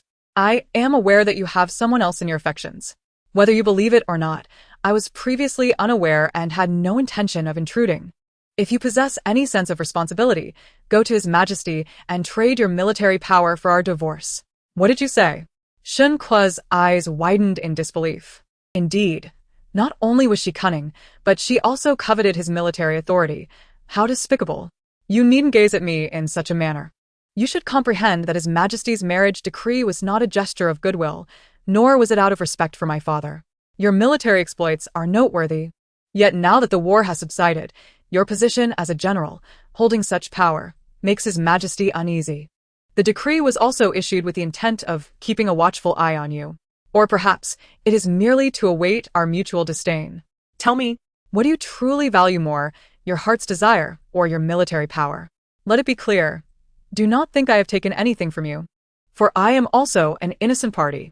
Wanyun recalled how, in her previous life, Shen Kuo and Liu Rushi often regarded her as an unwelcome obstacle between their romantic entanglement, uttering cruel words to her.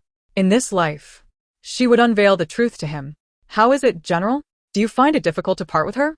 It seems that in your heart, Lu Rushi is not so extraordinary after all. Mu Wanyun scoffed derisively. You do not speak such nonsense. My feelings for Rushi are as pure as the heavens can witness.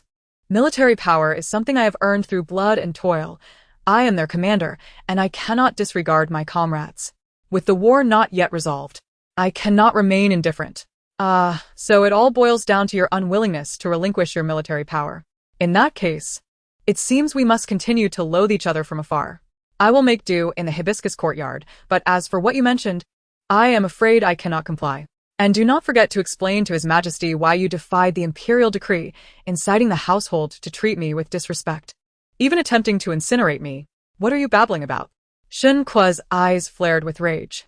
Everyone in the household witnessed how your comrades scorned me. The gentry present could no longer tolerate it, and tables were overturned. Furthermore, that old matron confessed under your orders to have me burned. Was that not your command? I see now, it must have been that Lu girl. Mu Wanyun feigned enlightenment. Shen Kuo could not bear to listen further. Do not speak such foolishness. As he regarded the raised hand hovering above her, she fearlessly lifted her chin. What, General? Do you feel compelled to take matters into your own hands now that I have survived? Come forth, but consider how you will face my family, the entire court, and His Majesty's wrath. You! Shen Kuo was left speechless, never having felt so constrained. His hand hovered several times, only to be halted each time. General, Steward Shun interjected, feeling the tension. He had anticipated that the general's return would allow him to deal with her, but unexpectedly. Since the general cannot bear to act, perhaps he should contemplate how to present himself before the emperor. With the marriage decree bestowed upon us, we must enter the palace to express our gratitude. Mu Wanyun cast a disdainful glance at Shen Kuo, increasingly convinced that she had been blind in her previous life to have regarded him as exceptional. How foolish, she thought, a coward. Unable to even approach the emperor to rescind the marriage, yet he expects me to endure this predicament. Chapter 10. Entering the palace to face reprimand, Shen Kuo stormed off, enraged by her words. Lu Qiao, witnessing the scene, felt an inkling of worry. When she caught Mu Wanyun's scrutinizing gaze, she hastily lowered her head. With a sigh, Mu Wanyun called her over, offering comfort. What troubles you? Miss, you are now married into this family. Life must continue. If you offend the general, how will you manage the days ahead? Lu Qiao's voice trembled, laced with fear. Mu Wanyun firmly poked her forehead twice, yet could not resist explaining. Do you truly believe that if I act submissively, he will care for me? Do you believe that, if I do not strive for my interests, I would not be cast away to the Fenglin courtyard? Upon hearing this, Lu Qiao found it hard to believe. Though she had just entered the general's residence, she knew that the Fenglin courtyard was the most remote and dilapidated part of the estate. How could her mistress, the general's wife, be relegated there? Can you not see it? Mu Wanyun noticed the girl still held onto illusions about Shen Kuo and felt compelled to remind her again. What do you think he came for? Lu Qiao opened her mouth slightly, seemingly not grasping her mistress's meaning. Mu Wanyun delicately picked a grape and popped it into her mouth before softly revealing, he has come to expel us. Therefore, you must increase the number of people around, lest I be ousted in my absence. Reflecting on the events since the general's arrival, Lu Qiao realized he had not inquired about her mistress's well-being or mentioned the wedding at all. Instead, he had come to reprimand her with a harsh tone. How pitiable her mistress was. Deep down, Lu Qiao decided to deduct points from General Shen. Enough, assist me in changing my attire. Mu Wanyun stretched languidly. She had initially thought Shen Kuo would not show up as he had in her previous life, but since he had, entering the palace to express gratitude was now unavoidable. How ironic it was. Knowing full well he had set a trap, yet she would have to feign gratitude. As she emerged from her chamber, elegantly adorned, she found Shen Kuo already waiting outside, dressed anew. His impatience was still evident, and his angry gaze swept over her. Perhaps he found her attire acceptable, and she did not bring shame upon him as a general, as he surprisingly nodded in approval. A flicker of astonishment crossed his features as he beheld her beauty. Mu Wanyun noted this but offered him not a glance, choosing instead to sweep past him and exit the residence first. Shen Kuo, tall and swift, quickly caught up. As he mounted the carriage, he leaped in with a single stride, momentarily pausing as if recalling something. Just as he reached out, he noticed her cold demeanor as she stepped onto the stirrup. The carriage was spacious enough to accommodate 5 or 6 people without feeling cramped. She deliberately positioned herself as far away from Shen Kuo as possible. Shen Kuo's face was a mask of repressed fury, which she pretended not to see. Throughout the journey, only the rhythmic sound of hooves echoed, creating an unusual tranquility. This silence allowed her to reflect on many matters. In her previous life, she had been absorbed in matters of love, never considering the broader implications. Now, she realized many details she had previously overlooked. Though the emperor had been on the throne for several years, he remained constrained by powerful ministers, particularly this current sovereign, whose thirst for power surpassed that of his predecessors, seemed intent on consolidating authority into his own hands.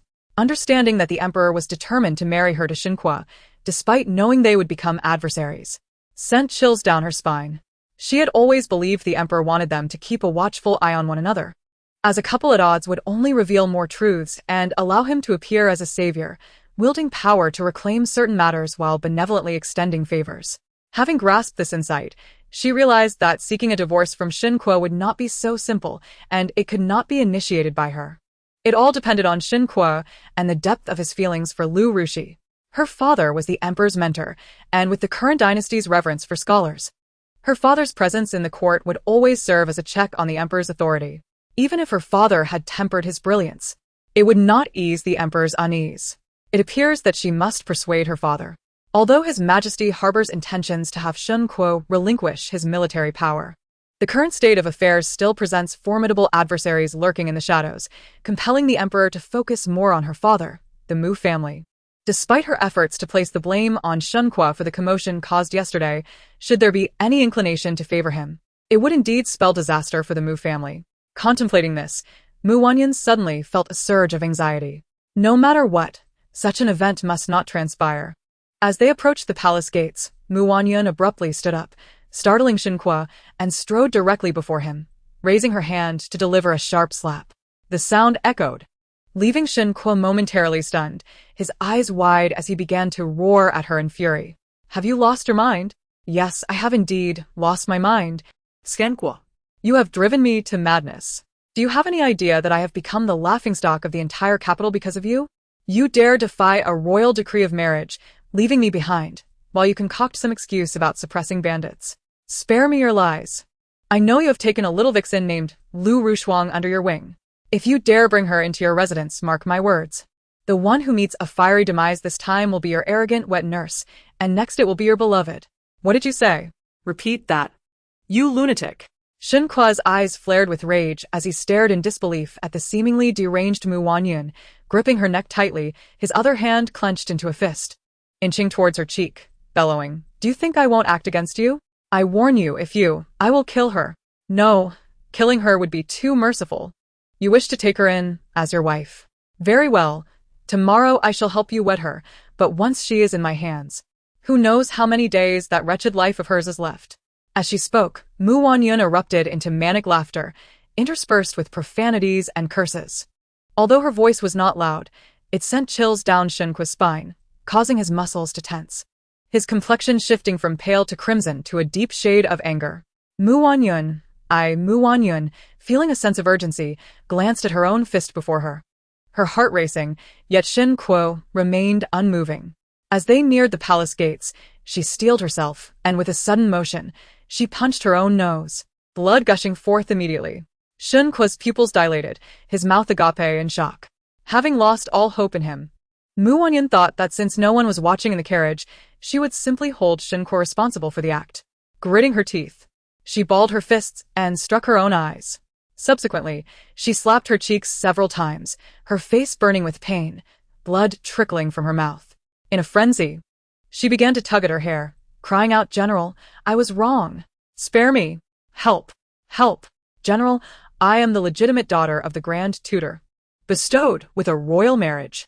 Throughout the ordeal, Shen Kuo remained frozen, staring at the woman before him as she lashed out and tore at herself. Then, she turned back to him with a cunning smile, screaming for help, and leaped from the carriage. By the time he regained his senses, Wanyun had already collapsed onto the palace path. Several patrolling guards rushed over but hesitated to approach. Ultimately, it was passing servants who stepped forward to assist her. With her face marred in injuries, she wept profusely, calling out for the emperor, "I must see his majesty. The general wants to kill me." Shen Kuo leapt from the carriage, his face darkened with fury. As he approached, Wanyun trembled in fear, collapsing to the ground, appearing genuinely terrified. Quick-witted servants had already dispatched a message urgently. Shortly thereafter, attendants from Qianqing Palace arrived, accompanied by imperial guards, announcing, "General Shen, Miss Mu, His Majesty requests your presence." The attendant's gaze flicked to the injuries on Wanyun's face before landing on Shen Kuo with a hint of disdain. In the palace, who did not possess shrewd insight. Early on, someone had informed the emperor of the events surrounding the marriage between the general's residence and the Grand Tutor's estate, relaying the details in full.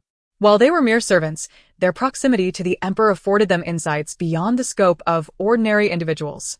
A royal decree of marriage was a monumental blessing.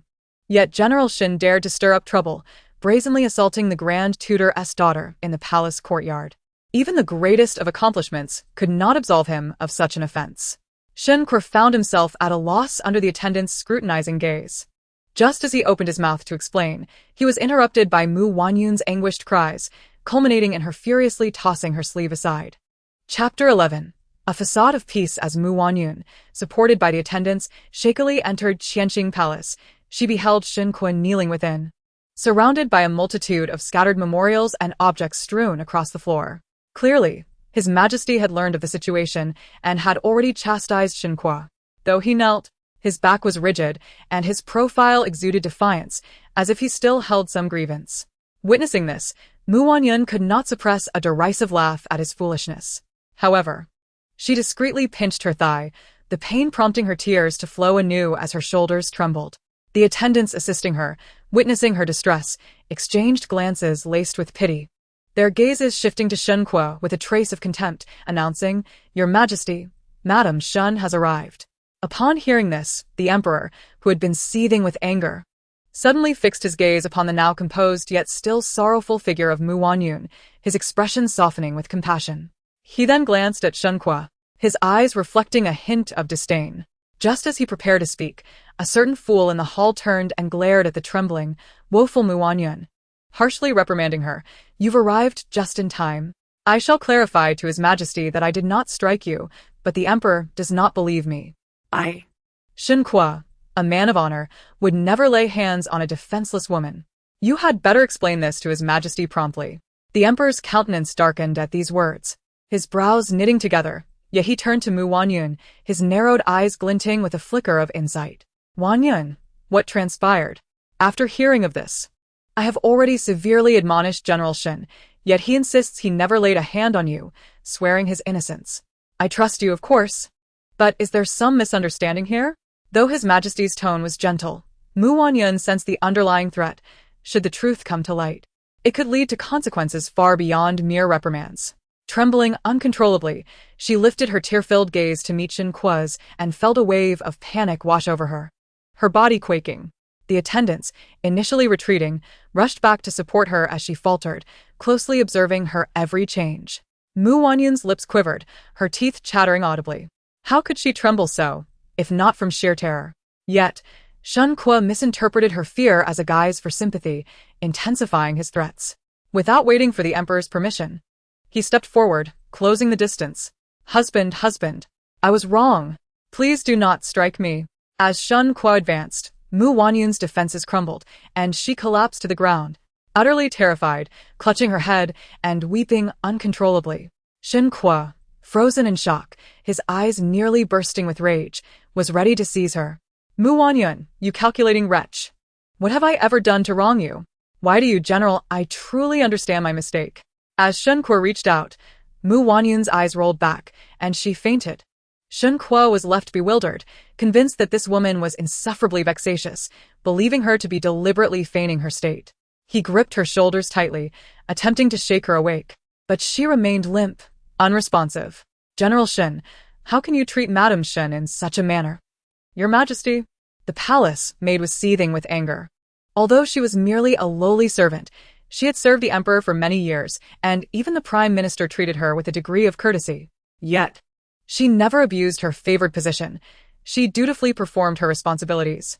It was only in her moment of fury that she spoke out, and upon realizing her outburst, she immediately knelt to offer her apologies. I have overstepped, Your Majesty, but please consider the reputation of Master Mu. Upon hearing Master Mu's name, the Emperor's ire reached its peak. He glared at Shen Kuo, who was still being obstinate, and slammed his hand on the imperial table. Shen Kuo. Do you even regard me? Shen Kuo trembled, his bloodshot eyes suddenly regaining focus as he stumbled to his knees, clasping his fists. Your Majesty, in my moment of desperation, I swear to the heavens. As Shen Kuo withdrew, Wanyun fell to the ground once more. She gritted her teeth, vowing revenge against Shen Kuo. The Emperor glanced at Shen Kuo, then at the unconscious Wanyun, and pressed his fingers to his forehead in exasperation, summoning the imperial physician. While waiting for the physician, the Emperor's expression darkened, his half-closed eyes reflecting a tempestuous storm. Shen Kuo dared not breathe, casting malevolent glances at the still feigning Wanyun. Though she was pretending to be unconscious, she could sense the tense atmosphere filled with hostility. She understood that the Emperor would not easily believe her, and if she revealed any slip, she would face dire consequences. However, she was untroubled, having discreetly swallowed a medicinal pill before losing consciousness, which the ordinary physician would not detect. Before long, the physician was brought in by the earlier matron, greeting the Emperor respectfully before being directed to examine the fainted woman. Shen Kuo, emboldened by the physician's arrival, interjected, Your Majesty, every word I speak is the truth. I have never laid a hand on her. She has brought this upon herself and falsely accused me. As he spoke, his fierce gaze bore down on Wanyun, akin to a ravenous wolf eyeing its prey. And he could not help but taunt Wanyun. Before the physician, your petty tricks will be exposed. If you confess now, I might still plead for leniency on your behalf with the Emperor. Otherwise, both you and your family will pay for this slander against me. The Emperor remained silent, but fixed his unwavering gaze on the physician and Wanyun. The physician meticulously examined Wanyun's eyelids and pulse, ultimately producing silver needles to puncture several acupoints on her head and hands. Soon, Wanyun began to stir. Seeing her awaken, Shen Kuo could barely contain himself, exclaiming, Indeed, It was all an act. Your Majesty, now you must believe, the Emperor interrupted before Shen Kuo could finish. What is the matter with her? Your Majesty, the physician replied, Madame Shen, has indeed fainted from excessive fright. I employed acupuncture to revive her and found that she has been preoccupied with worry and fear, compounded by violent trauma. She requires proper recuperation. What? Violent trauma? The Emperor's voice trembled with barely suppressed rage, glaring daggers at Shen Kuo. Yes, upon examination, I found her injuries consistent with a singular violent blow, not the actions of a frail woman. Before the physician could finish, Shen Kuo erupted in fury, pointing at him and shouting, Are you incompetent in your craft, or have you been bribed? Enough, Shen Kuo. The Emperor's face darkened further. Hearing the commotion, the Imperial Guards rushed in. Shen Kuo, regaining some composure, quickly knelt again, pleading, Your Majesty, you know my temperament. I meant no disrespect. That's enough. The Emperor pinched the bridge of his nose, appearing agitated. He gestured for the guards to withdraw, and then stepped down, towering over Shen Kuo, delivering a sharp kick to his side. Despite being a general, Shen Kuo winced but only staggered slightly. Wanyun thought to herself, Fool. If you dare to raise your head now, you will only see the Emperor's wrath deepen. Your Majesty, I truly, Shen Kuo began, but Wanyun rolled her eyes internally, wondering how she could ever have fallen for such a simpleton in her past life. Silence. I have shown compassion for your service to the nation, granting you a marriage to my esteemed teacher's daughter in hopes that you would treat her well, not to allow you to humiliate her. Shen Kuo, striking a woman. What a disgrace. Are you dissatisfied with my marriage decree? Or with me? Under my very eyes. You dare to lay your hands on her? What would you do out of my sight? Murder her? The Emperor's thunderous voice reverberated through the hall, causing even Shen Kuo to tremble. Though a warrior, he was not dull-witted. The anger that had clouded his judgment began to clear, and it dawned on him that Wanyun had deliberately provoked him. Understanding the Emperor's intentions in their marriage and drawing his ire toward herself, such treachery was unforgivable. Realizing this, Shen Kuo prostrated himself on the ground, pleading, Your Majesty, I see my error. I merely played around with my wife, not realizing her delicate nature would cause her pain. She misconstrued my actions as force. I have never harmed her. I am a rough man, nearing my 30s without a wife. Your Majesty has favored me with a good match, and I am eternally grateful. I harbor no disdain or disrespect. The once arrogant Shen Kuo now humbled himself in supplication, and the emperor seemed to take some pleasure in this. The faux anger in his gaze dissipated as he turned to Wanyun, feigning kindness. Wanyun, what do you think? What did she think? She wished nothing more than to eliminate Shen Kuo. However, she knew she must not voice her true feelings. Any hint of discontent could topple the precarious balance she had worked to maintain. Perhaps, as she raised her sleeve to wipe her tears while kneeling, she could present a visage of fear and reluctant endurance. As long as my husband does not mistreat me further, I am willing to manage the household. If my husband wishes to take a beloved, I shall have no objections. At these words, Shen Kuo froze, his fist clenching. But then he remembered something and suppressed his anger. The emperor's eyes flickered with surprise and displeasure as he scrutinized Wanyun, but he ultimately nodded with a smile. Walking back to the imperial table while stating, "That is splendid. Since this has been a misunderstanding, I shall take my leave in peace. General Shen, at your service." Wanyun is the eldest daughter of the Grand Tutor, known for her virtuous character. You must cherish and respect her. Do not squander my goodwill, nor cause the Grand Tutor to worry. Otherwise, I shall show you no mercy. Yes, Shen Kuo replied, casting a fierce glance at Wanyun. Wanyun, General Shen has made great contributions to the nation, though he is often reckless. Please be understanding.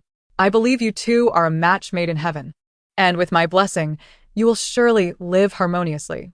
I will obey, she replied. Seeing this, the emperor's smile widened, and he continued to speak at length, waving his hand to bestow an abundance of riches and silks upon them. He instructed that today's event should not be publicized to prevent concern for the Grand Tutor and the ministers. Wanyun understood that the emperor was not yet finished. He intended for them to continue their internal strife, likely to consolidate power for future use. A marriage decree was not so easily discarded. It would require considerable sacrifice. Yet she would rather it be Shen Kuo who suffered. In the end, the emperor personally placed their hands together, watching them depart hand in hand, revealing a satisfied smile.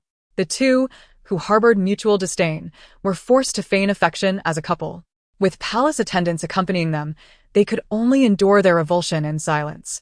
Especially for Wanyun, the touch of Shen Kuo's hand felt like handling the most repulsive, slimy creature, leaving her utterly uncomfortable. As they walked, she struggled to suppress her disgust while her mind raced. The father, known for his stern demeanor, was genuinely sincere in his dealings with others. She had often heard him speak of His Majesty, treating him with a reverence akin to that reserved for a beloved child, perhaps even surpassing it. She recalled a particular instance when the crown prince fell ill with a high fever. Her father personally stayed at the Eastern Palace to care for him, not returning home for several days. She could not fathom why the emperor harbored such disdain for her father, to the extent of orchestrating schemes to ensure her father's ruin alongside the Mu family, all while parading under the guise of benevolence as a wise sovereign. Lost in thought, she realized she had arrived at the palace gates. As the palace attendants disappeared into the insatiable maw of the imperial city, she eagerly shook off Shen Kuo's hand. Shen Kuo's expression darkened. While the presence of palace attendants had compelled him to feign a smile, their absence unleashed a torrent of frustration, akin to a beast ready to devour her whole. She was preoccupied with her own troubles, indifferent to his turmoil. Once inside the carriage, she deliberately chose the farthest seat from him, closing her eyes to rest, offering him not even a glance. In contrast, Shen Kuo, observing her aloof demeanor, felt an unbidden fire ignite within him, tempted to unleash his fury, to hurl insults, or even to strike her. Yet, the memory of the emperor's admonition tempered his rage, forcing him to suppress it. Thus, they continued in silence until they reached the gates of the general's residence. Wanyun noticed him blocking her path, his expression a mix of hesitation and frustration. Impatient, she pushed him aside with force, causing him to stumble, and then gracefully dismounted from the stirrups. Shen Kuo incensed. Felt the veins in his forehead throb as he seethed. Wanyun, do you think this general truly fears you? What does a general have to fear? These injuries on my body are proof enough, she retorted, momentarily halting her stride and turning to reveal her mottled face. The general's residence stood on the bustling Jilted street, and the crowd, drawn by their commotion, turned to gawk at the scene. Shen Kuo's face darkened to a deep shade of anger. Without waiting for her to speak further, He seized her wrist, dragging her back into the residence. Little did he realize that his brutality only served to reinforce his own misdeeds. Wanyun could hardly contain her amusement, exclaiming, "General, you're hurting me." His grip was strong, and in his fury, he had indeed left marks upon her skin. Noticing her wince, he quickly released her, his voice rising with indignation. "Wanyun, what on earth do you intend to do? Are you seeking a divorce?" With no one else present, Wanyun no longer concealed her intentions. Her gaze fixed coldly upon Shen Kuo, her eyes gleaming with mockery, as if to ask, "Is it not obvious? You truly wish to dissolve our union?" Shen Kuo recalled that this was not the first time she had broached the subject in his presence. Previously, he believed her words to be mere petulance. However, her demeanor was distant, even frigid. No, her prior warmth towards him had been well known. How could she suddenly wish to sever their bond? Surely, it was a ploy to draw his attention.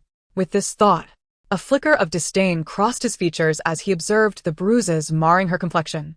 "Wanyun, I know you are merely trying to provoke me. Let me make this clear. No matter what you do, I will never come to care for you. You might as well abandon that hope." Ha! You are not only blind and deaf but also self-absorbed. Do you truly think I am speaking to you in a language you can comprehend? Oh, I forgot.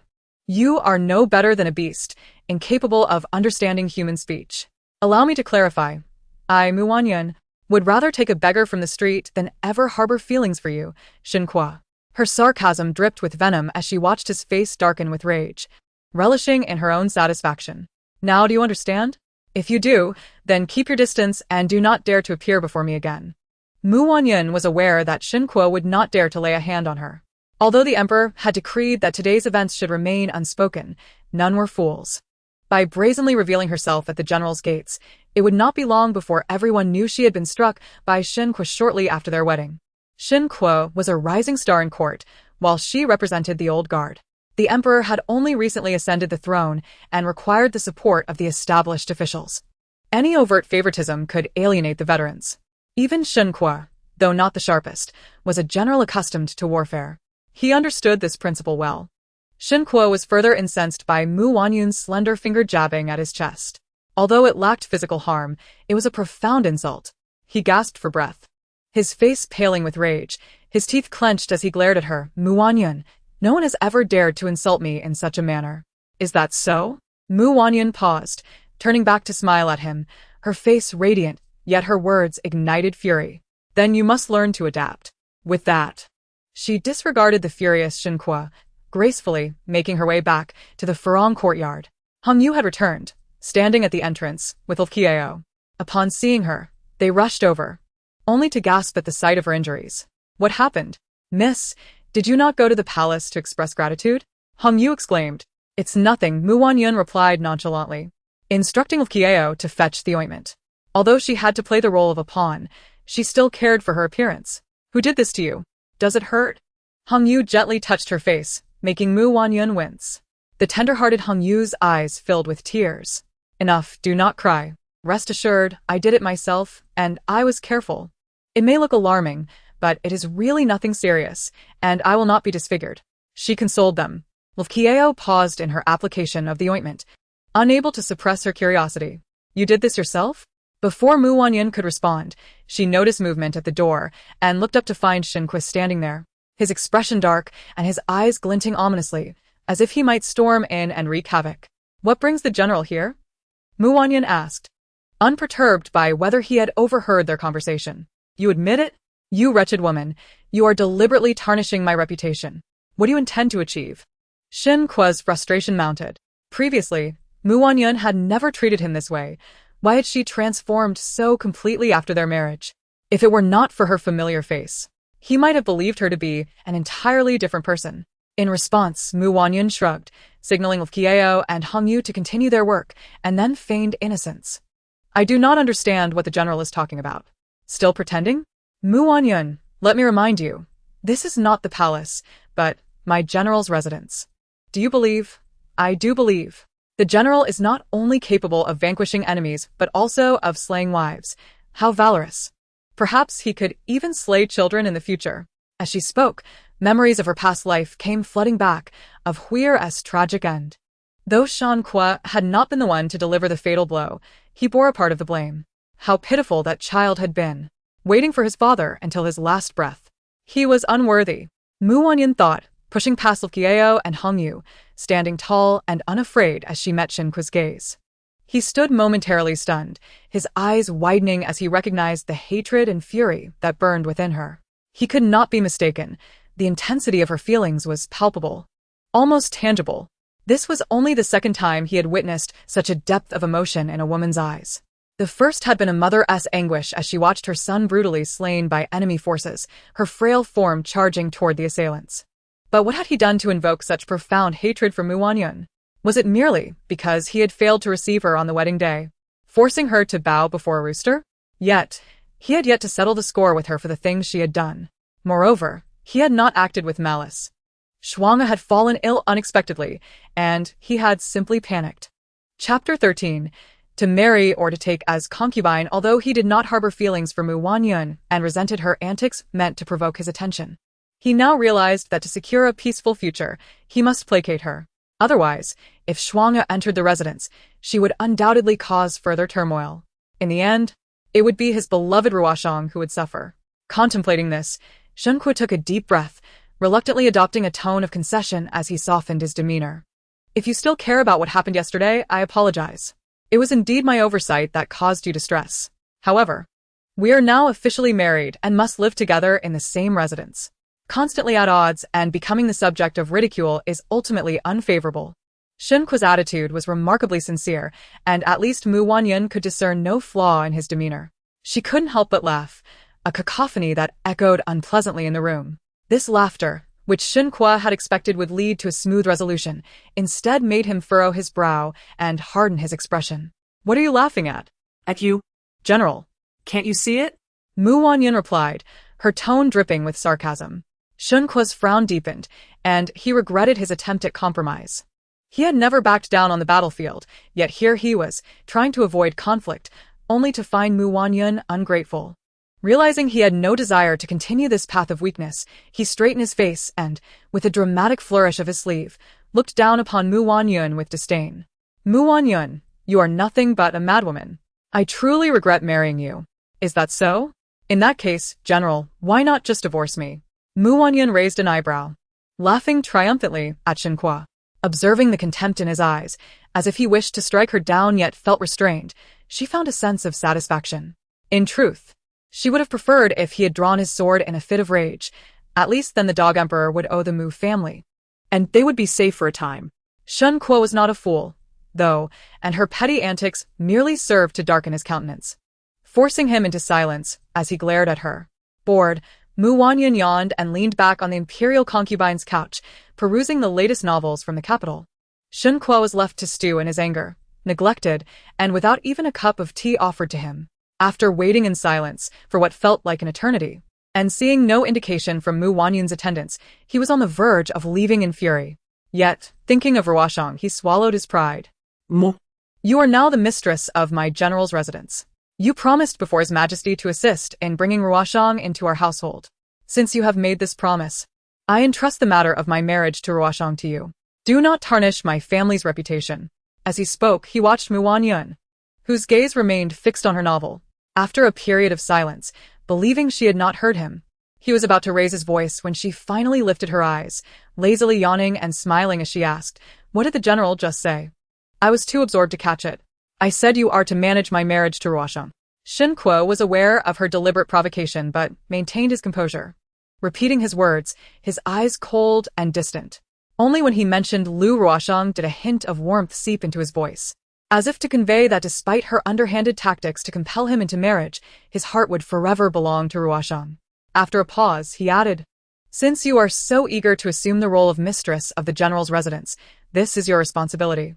Mu, do not let me down." With this, he raised an eyebrow, feeling somewhat pleased, as if envisioning the scene of Wanyun secretly shedding tears. However, a sudden crash jolted him from his daydream, and he realized a shattered porcelain bowl lay at his feet, shards having cut into his hand while scalding tea splattered across his garments. He lifted his gaze, only to find Wanyun's hand hovering in midair, a smug smile plastered across her face.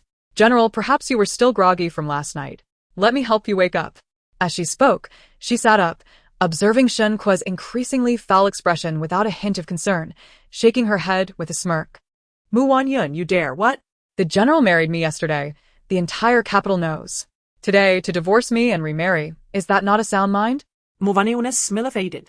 Her once innocent face now bearing an intimidating demeanor. You! Shen Kuo was taken aback, quickly recalling that he could not simply dismiss her. Although he longed to cast her aside and honorably marry Ruoshang, the current circumstances bound him. It was my mistake to use the word marry, he begrudgingly amended. His eyes filled with venom as he yearned to rend her to pieces. Merely a concubine. What of it? I will arrange for a sedan chair to bring Lu Ruoshang in. Rest assured, I can manage this small matter. Wanyun chuckled softly. Watching Shen Kuo's visage darken with seething fury, which only delighted her further. Wanyun, I foolishly thought you were virtuous. Do you not understand that Ruoshang was meant to be the mistress of my general's residence? Now, due to you, she must endure the indignity of being a concubine. This is your debt to her. I am merely offering you a chance to make amends. Do not be ungrateful. Shen Kuo spoke with an air of righteousness, though his words were laced with barely restrained fury. Wanyun, however, could not contain her laughter. If you have realized your mistake, prepare accordingly. Ensure the marriage is grand to alleviate your sins. Also, since you have burned a good portion of the general's residence and taken the courtyard I prepared for Ruoshang, you must restore the residence to its former glory. She cannot be made to live in squalor. Noticing that Shen Kuo remained silent, she assumed he was absorbing her words and pressed on with unreasonable demands. However, Wanyun could no longer contain herself. Grabbing a teacup, she hurled it at Shen Kuo, shattering it against the wall. Then, hands on her hips, she scolded, I am not only unvirtuous, but also quite malicious. So, do not trouble me, General. If you feel sorry for that Lu, divorce me. Let her be the rightful wife, and I am sure she will not suffer. As for restoring the general's residence, why should I concern myself with that? How can you say it is not your concern? The general's residence is yours. I nearly lost my life in that fire, and now I am bedridden. How can I manage something so crucial? You should find someone more capable for this task. She had come to understand Shen Kuo's intentions. He wished to shift the burdens of the household onto her shoulders. In her previous life, she had been blinded by naivety, convinced by his words that she was the one tearing lovers apart. She had even once contemplated a harmonious relationship with Lu Ruoshang and had offered to assist in marrying her as a primary wife, using her dowry to ensure a splendid union, only to become a laughingstock throughout the capital. After just a few days of marriage, to provide a dowry for her husband to marry a primary wife, was that not a farce? She had even believed Shen Kuo when he claimed that he entrusted her with household matters because he trusted her. Even when she discovered that the general's residence was heavily in debt, she remained silent, repeatedly using her dowry to cover the expenses. Looking back now, it seemed foolish. After Shen Kuo left, she had the gates of the courtyard guarded strictly, allowing no one to disturb her. For once, she enjoyed a day of peace. However, she later learned that preparations for repairs were underway in the residence. It was only natural. The once proud general's residence now lay in ruins, a sight unfit for the eyes. But these matters were of little concern to her.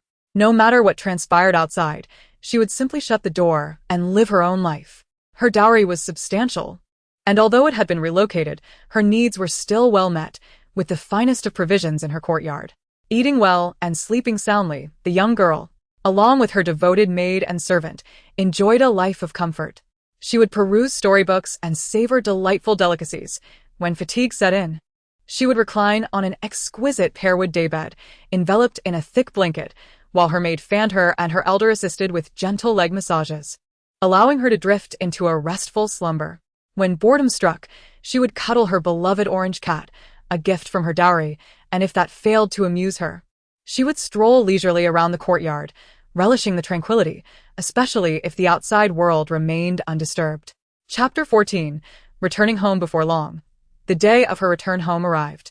As anticipated, Shen Kuo did not make an appearance. This was hardly surprising to Wanyun, who felt no particular disappointment. However, her friends, Hong Yu and Lu Qiao, were indignant on her behalf, lamenting her plight at length.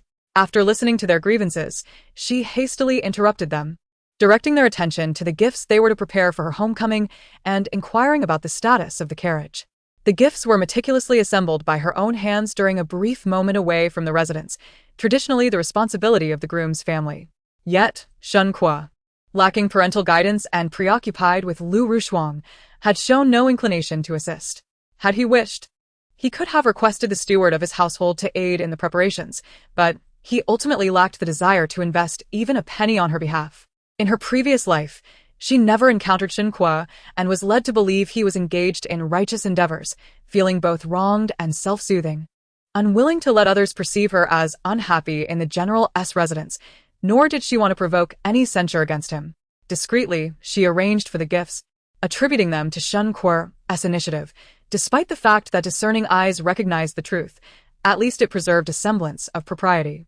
In this life, however, she had no desire for subterfuge. She dispatched her servants throughout the city to procure gifts for her homecoming, asserting that the general's wife, Mu's legitimate daughter, was personally preparing the gifts at her own expense. As for the general, she had never laid eyes on him.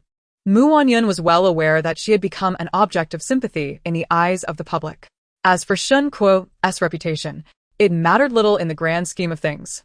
In truth, her days in the residence had been rather pleasant. She was unburdened by the need to please a man. Nor did she have to endure the demands of in-laws during the day or at night. There was no need to exhaust herself over household finances. Whenever thirst struck, tea was brought to her, and when hunger arose, food was served. In moments of ennui, she could request her literate maid to read popular stories. Enjoying a life of leisure, even walking was a gentle affair, with someone always at her side for support. She chose to exit through the main gate, and as she passed through the front yard, she noticed Steward Shen directing workers to transport materials for repairs, a considerable amount, all of high quality, clearly requiring a substantial expenditure. This caused her to recall the account books she had perused in her previous life. Adjusting her heavy headdress with a sigh, she couldn't help but click her tongue in dismay. The household's finances were far from robust. Without her financial contributions, would they even afford the costs of repairs? Lost in thought, she failed to notice the steward bowing from afar until Hongyu drew her attention, prompting her to observe that the steward now appeared displeased and was rising from his seat. She had only been momentarily distracted. Yet it seemed he could not even muster the courtesy of a polite dismissal. Indeed, the household had always acted according to Shen Kuo's whims. If he held her in contempt, the staff would naturally regard her with the same disdain. Yet, when the time came for the monthly stipend to be withheld, She would not be the one they sought. resolute in her decision not to inherit a mess, she contemplated extending her stay at the Mu residence during this visit. It would be splendid if she never had to return. Before long, she arrived at the Mu household. The matriarch had arranged for servants to await her arrival, and as soon as they spotted her carriage, they hastily reported her return. Upon alighting, Mu's mother rushed out to greet her. The reunion between mother and daughter was one of heartfelt tears, with the matriarch lamenting, "My poor daughter, how you have suffered." Despite her own grievances, Wanyun found it difficult to voice her troubles in the face of her mother's sorrow, offering only gentle reassurances. "Mother, I am well." Understanding her daughter's desire to spare her feelings, the matriarch released her embrace and turned to scan the carriage for any sign of Shen Kuo. Upon seeing no one, her expression darkened once more. Wanyun recognized her mother's unspoken worries and grasped her hand, shaking her head with a resigned sigh. He did not come. How could he be so neglectful? It is utterly unacceptable. Mu's mother, recalling the events of their wedding day and the rumors that had circulated in recent days, could not suppress her indignation, biting her lip in frustration. Though generally composed, her maternal instincts had her in a state of agitation. Fearing her mother might utter something irreverent, Wanyun swiftly cast her eyes towards her, feigning a playful grievance while guiding her into the main courtyard, where they could speak privately without prying ears. She recounted the events of the past few days in detail, revealing that it was she who had set fire to the residence and had deliberately led the palace attendants to believe that Shen Kuo had mistreated her.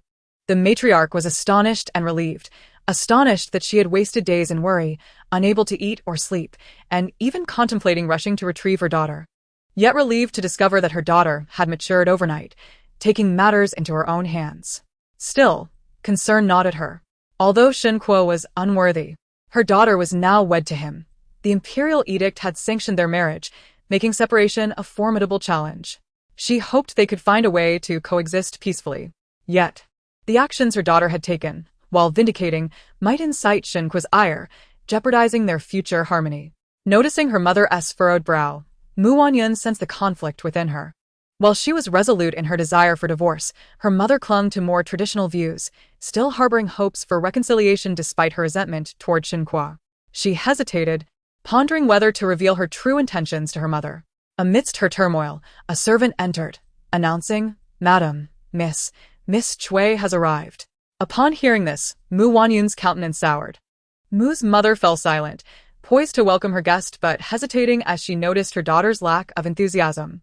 Recalling the previous discord between the two, she thought better of the invitation and paused. Yet, regardless of their sentiments, Chui Yao entered with an amiable smile, as if the recent unpleasantness had never occurred. "Yao pays her respects to you, madam." Chui Yao approached Wanyun with a warm greeting, and though Mu's mother met her with a hint of sadness, she allowed her to rise, albeit with a noticeably cooler demeanor than before. Initially, she had deemed Chui Yao's lineage too lowly to befit her legitimate son. However, given her daughter's affection for the girl and her son's acquiescence, she had reluctantly accepted the match. Now, however, her daughter's demeanor suggested disapproval. Her daughter, known for her kindness, had once formed a close bond with the Chui family as illegitimate daughter after being saved by her a year prior. Since then, she had welcomed Chui Yao into their family circle and expressed a desire for her to become a sister-in-law. Initially dismissed as a jest, word of this had somehow spread.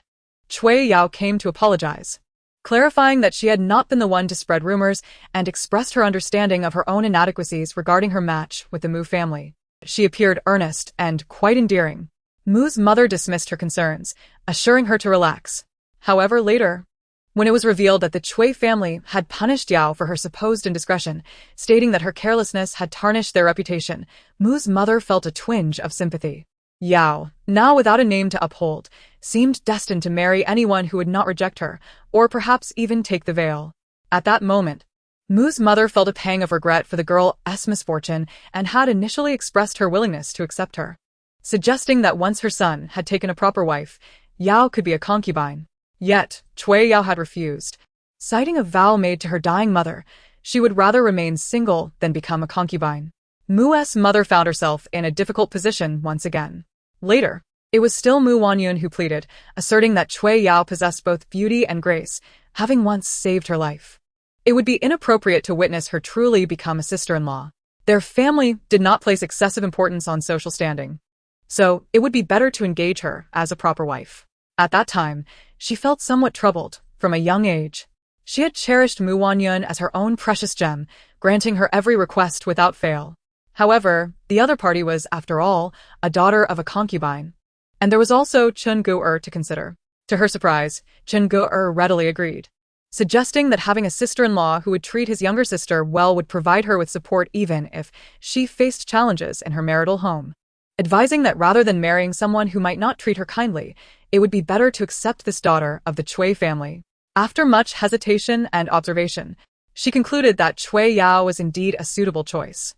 She selected an auspicious date for the matchmaker to propose, thus solidifying the engagement. Originally, the plan was to prepare for Shen Kuo's marriage after Wanyun's, but unexpectedly, Wanyun suddenly turned against her. After Wanyun sent word, she discussed the matter with her husband and Shen Kuo. While her husband remained silent, Shen Kuo became quite furious, declaring that this was driving him to despair. He also mentioned that they had spoiled Wanyun too much.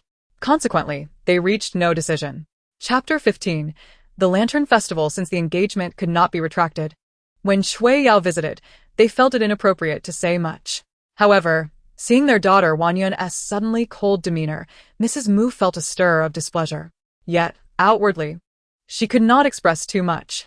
She merely hoped that Chui Yao would take the hint and leave soon, allowing mother and daughter a little more time for intimate conversation.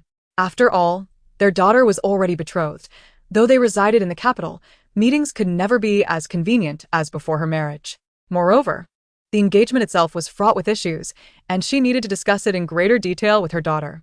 What vexed her most was that Chui Yao, who had always been poised and courteous, had suddenly become so oblivious and exceedingly bothersome. Several times, Wanyun had directly given her the cold shoulder, refusing to engage with her. Yet Chui Yao, seemingly oblivious, remained firmly seated. Mrs. Mu and Wanyun exchanged glances, both recognizing a shared impatience in each other's eyes. However, due to the etiquette ingrained in them from a young age, they could not voice their frustrations. Thus, Mrs. Mu sought an excuse to dismiss Cui Yao. Miss Kui. Could you kindly check on the preparations for lunch in the kitchen? Cui Yao nodded and called for a servant to run the errand, then returned to her seat in the hall. Wanyun could not help but roll her eyes dramatically, fully aware that Cui Yao was not incapable of reading the room, but rather was acting with intent. What was she up to? Wanyun pondered, her expression darkening. Mrs. Mu's impatience became more pronounced, and she couldn't help but cast a fierce glare at Cui Yao before taking Wanyun's hand and rising. Your mother received some new fabrics yesterday. Let us go choose a few. With that, she offered no pleasantries to Cui Yao, pulling Wanyun along, ready to leave. To their astonishment, Cui Yao followed closely behind. As the mother and daughter walked, they exchanged glances with their servants, who understood and prepared to obstruct Cui Yao. However, Cui Yao suddenly pushed past the servants, rushing to stand before Wanyun and Mrs. Mu, her face sorrowful as she knelt. Wanyun, I know that before your marriage, I spoke out of turn a few times, and you have resented me for it. You even spread rumors at home, urging your family to force Shen Kuo to break our engagement. I beseech you, do not pressure Shen Kuo. It is all my fault. If you wish to punish me, do so, but please do not prevent Shen Kuo from marrying me. I genuinely like Shen Kuo. I truly cherish this family. You know well the life I lead in the Cui household. If the engagement were to be broken, I would not be able to endure it. As she spoke, Cui Yao repeatedly bowed her head to the ground with great force, causing Wanyun's heart to tremble. Mrs. Mu was equally alarmed, unsure of how to respond, and could only gently persuade, Miss Cui, please rise. Madam, I have long regarded you as my own mother. Yet, I know you are only considering Wanyun's feelings. I truly wish for Wanyun's happiness. I believed that even marrying into a humble household was better than marrying someone without love. Wanyun has the Mu family to support her. She would never suffer from hunger or cold. I did not anticipate that my words would lead to Wanyun's complete disdain for me. In any case, I was wrong. You may punish me as you see fit, but I implore you not to prevent Shen Kuo from marrying me. My affections for him are sincere. If I am rejected, I truly cannot survive. Shen Kuo is also in a difficult position. He is a gentleman and cannot bear to break off an engagement with someone who has done him no wrong. You pressuring him causes him great distress. As she continued, Cui Yao bowed her head fervently, soon causing her forehead to turn a shade of purple and red, even bleeding slightly from small wounds. Seeing this, Mrs. Mu was both alarmed and anxious, attempting to pull Cui Yao up, but she refused to rise, her gaze fixed intently on Wanyun, as if to say she would not stop until Wanyun acquiesced. Wanyun observed the scene with cold detachment, witnessing Cui Yao's display of seemingly fragile remorse. Though her words subtly shifted the blame onto Wanyun, it appeared she sought to drive her to despair, even insinuating that Wanyun was the cause of discord between her parents and brother, thus disturbing the peace of the Mu household. Noticing Wanyun's silence, Cui Yao's frustration grew, and her demeanor became even more pitiable as she continued to bow her head forcefully. Wanyun, we have known each other for over a year. You know that I am not scheming. My siblings do not regard me as one of their own. I consider you as my true sister, always wishing for your well-being, which is why I shared my heartfelt thoughts with you. If you refuse to listen and resent me, how can you disregard my plea for understanding? Mrs. Mu felt a stir of emotion. In truth, she too found the idea of breaking the engagement somewhat improper. A woman rejected in marriage would inevitably face societal scorn, and given that Cui Yao was not favored in her own family, should she become despondent, the Mu family would bear the weight of a potential tragedy. Moreover, Cui Yao's reasoning was not without merit. The bond she shared with Wanyun over the past year had indeed been closer than that of sisters. If the turmoil arose merely from a misunderstanding, it would be unfortunate to let matters spiral out of control. Wanyun's discontent regarding her marriage was palpable, and as parents, should they not guide her rather than indulge her whims? While pondering this, a figure suddenly dashed towards them, and before anyone could discern who it was, the individual swiftly scooped Cui Yao into their embrace, glaring fiercely at Wanyun and even at Mrs. Mu. After the wedding, Wanyun found herself more inquisitive about Chen. Thus, witnessing him with a cold demeanor, as if he were ready to unleash wrath, merely caused her heart to sink slightly without eliciting a strong reaction. Had she still been the naive girl of her past life, she might have been frightened at this moment. Yet she was no longer that girl. Having endured the coldness of her beloved and witnessed her child as suffering, she had grown accustomed to hardship. What could she not accept now? Yet, even with this acceptance, the sudden revelation of her beloved brother's true nature left her heart heavy with sorrow, and she dared not delve too deeply into those thoughts. Tianyi. You have returned? Mrs. Mu was the first to regain her composure, gazing at her son's furious countenance, feeling an overwhelming headache. Since childhood, their bond had been closer than that of most families, something others often envied. How had it so suddenly transformed into this? Just days prior, her son had confronted them with bloodshot eyes, his accusations sharp and vivid in her memory. They had never imagined that making their son care for his younger sister would lead to such deep resentment. Furthermore, he claimed to have developed feelings for Cui Yao, and it was they who had permitted the marriage out of affection for their daughter. Yet now, due to Wanyun's displeasure, they were asking him to break the engagement. What did they regard him as? They had never witnessed their son in such a state before, and it had frightened them. For several days, they had refrained from bringing it up, but seeing their son in such distress caused them an indescribable ache. Just as he was about to explain that they did not coerce Cui Yao, he suddenly saw his son, with a flushed face, angrily questioning Wanyun. What exactly do you intend to do? Why do you cling to such trivial matters? How? You chose the wrong person, faced an unhappy marriage, and now expect others to share your fate? Wanyun, how can you be so cruel? What? Lady Mu was momentarily taken aback, instinctively following her son Mu Chen's gaze towards Wanyun, then shook her head. No, Wanyun is not like this. Chen. You cannot speak of your sister in such a manner. She was indeed kind-hearted as a child. Yes, my sister Wanyun was once kind, but that sister has long since perished. And you, mother, it is your and father's boundless indulgence that has transformed her into this wretched, heartless creature. Mu Chan was infuriated, not even sparing Lady Mu, as he reprimanded her. Lady Mu's eyes turned red, and she then turned to Wanyun. Have you ever considered that your current plight is the consequence of your own misdeeds? How can you say such things? Lady Mu, trembling with anger, pointed at Mu Chen, unable to believe that the once harmonious siblings had devolved into this. She could not bear to chastise her children and ultimately directed her fierce gaze at Cui Yao. It is your mother who has changed. When did you become so unreasonable? You know it is not Yao's fault. Mu Chen, with red eyes, shouted at Lady Mu. Sister, no, it is my own fault. I only wished to avoid breaking off the engagement. Cui Yao's eyes sparkled with delight, yet her expression remained pitiful. Wanyun observed her and felt a sense of familiarity. Ah, she remembered. It was Lu Rushuang.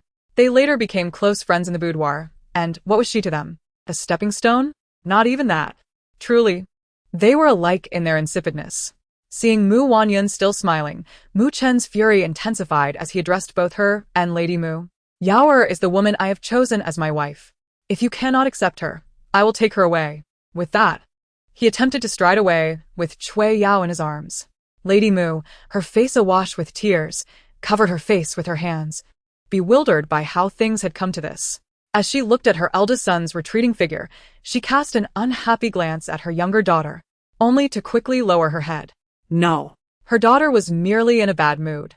Wanyun took in Lady Mu's reaction with a silent sigh, realizing she should not blame her mother. Yet, a sense of discomfort lingered in her heart.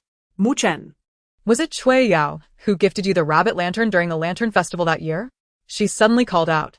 Mu Chen, who was striding away with Cui Yao, paused in disbelief, turning back to reveal his astonished and flustered expression, all laid bare before Wanyun. What lantern festival? Before Mu Chen could formulate a response, Lady Mu could no longer contain her curiosity and inquired aloud. Seeing her mother, who had always cherished her, Wanyun hesitated to reveal the truth. After all, both son and daughter were the apples of Lady Mu's eye. Wanyun understood that over the years, her parents seemed to favor her more. But it was largely because she was a girl destined to marry into another family, thus spending less time with them than a son might. As the eldest son, Mu Chan bore the weight of family legacy, and they had never neglected him. In fact, their strictness towards him stemmed from the belief that as a man, he must shoulder greater responsibilities. They feared that excessive indulgence would lead him into complacency and a lack of ambition. She had never perceived anything wrong with this before. But when did her brother change? I do not understand what you're saying, Wanyun. If you have any conscience, you should personally apologize to your savior, who is also your future sister-in-law. As the legitimate daughter of the Mu family, you must take responsibility for your mistakes. Otherwise, the Mu family will no longer be your support. Mu Chen's words were clear and uncompromising, as he even attempted to coerce her into apologizing to Cui Yao. What audacity! How? My brother dares not respond directly, but insists on emphasizing her saving me? Does he think I will not uncover the truth?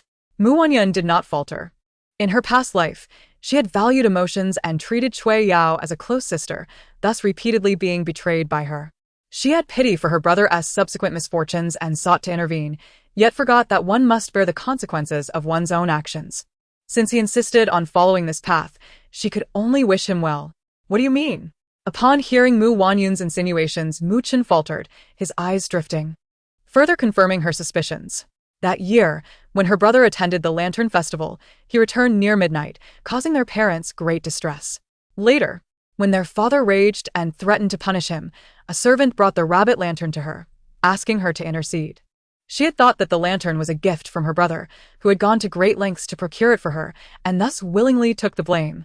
Enduring 3 years of kneeling in the ancestral hall, the lantern had since hung in her study, a constant reminder of her gratitude for having the best brother in the world.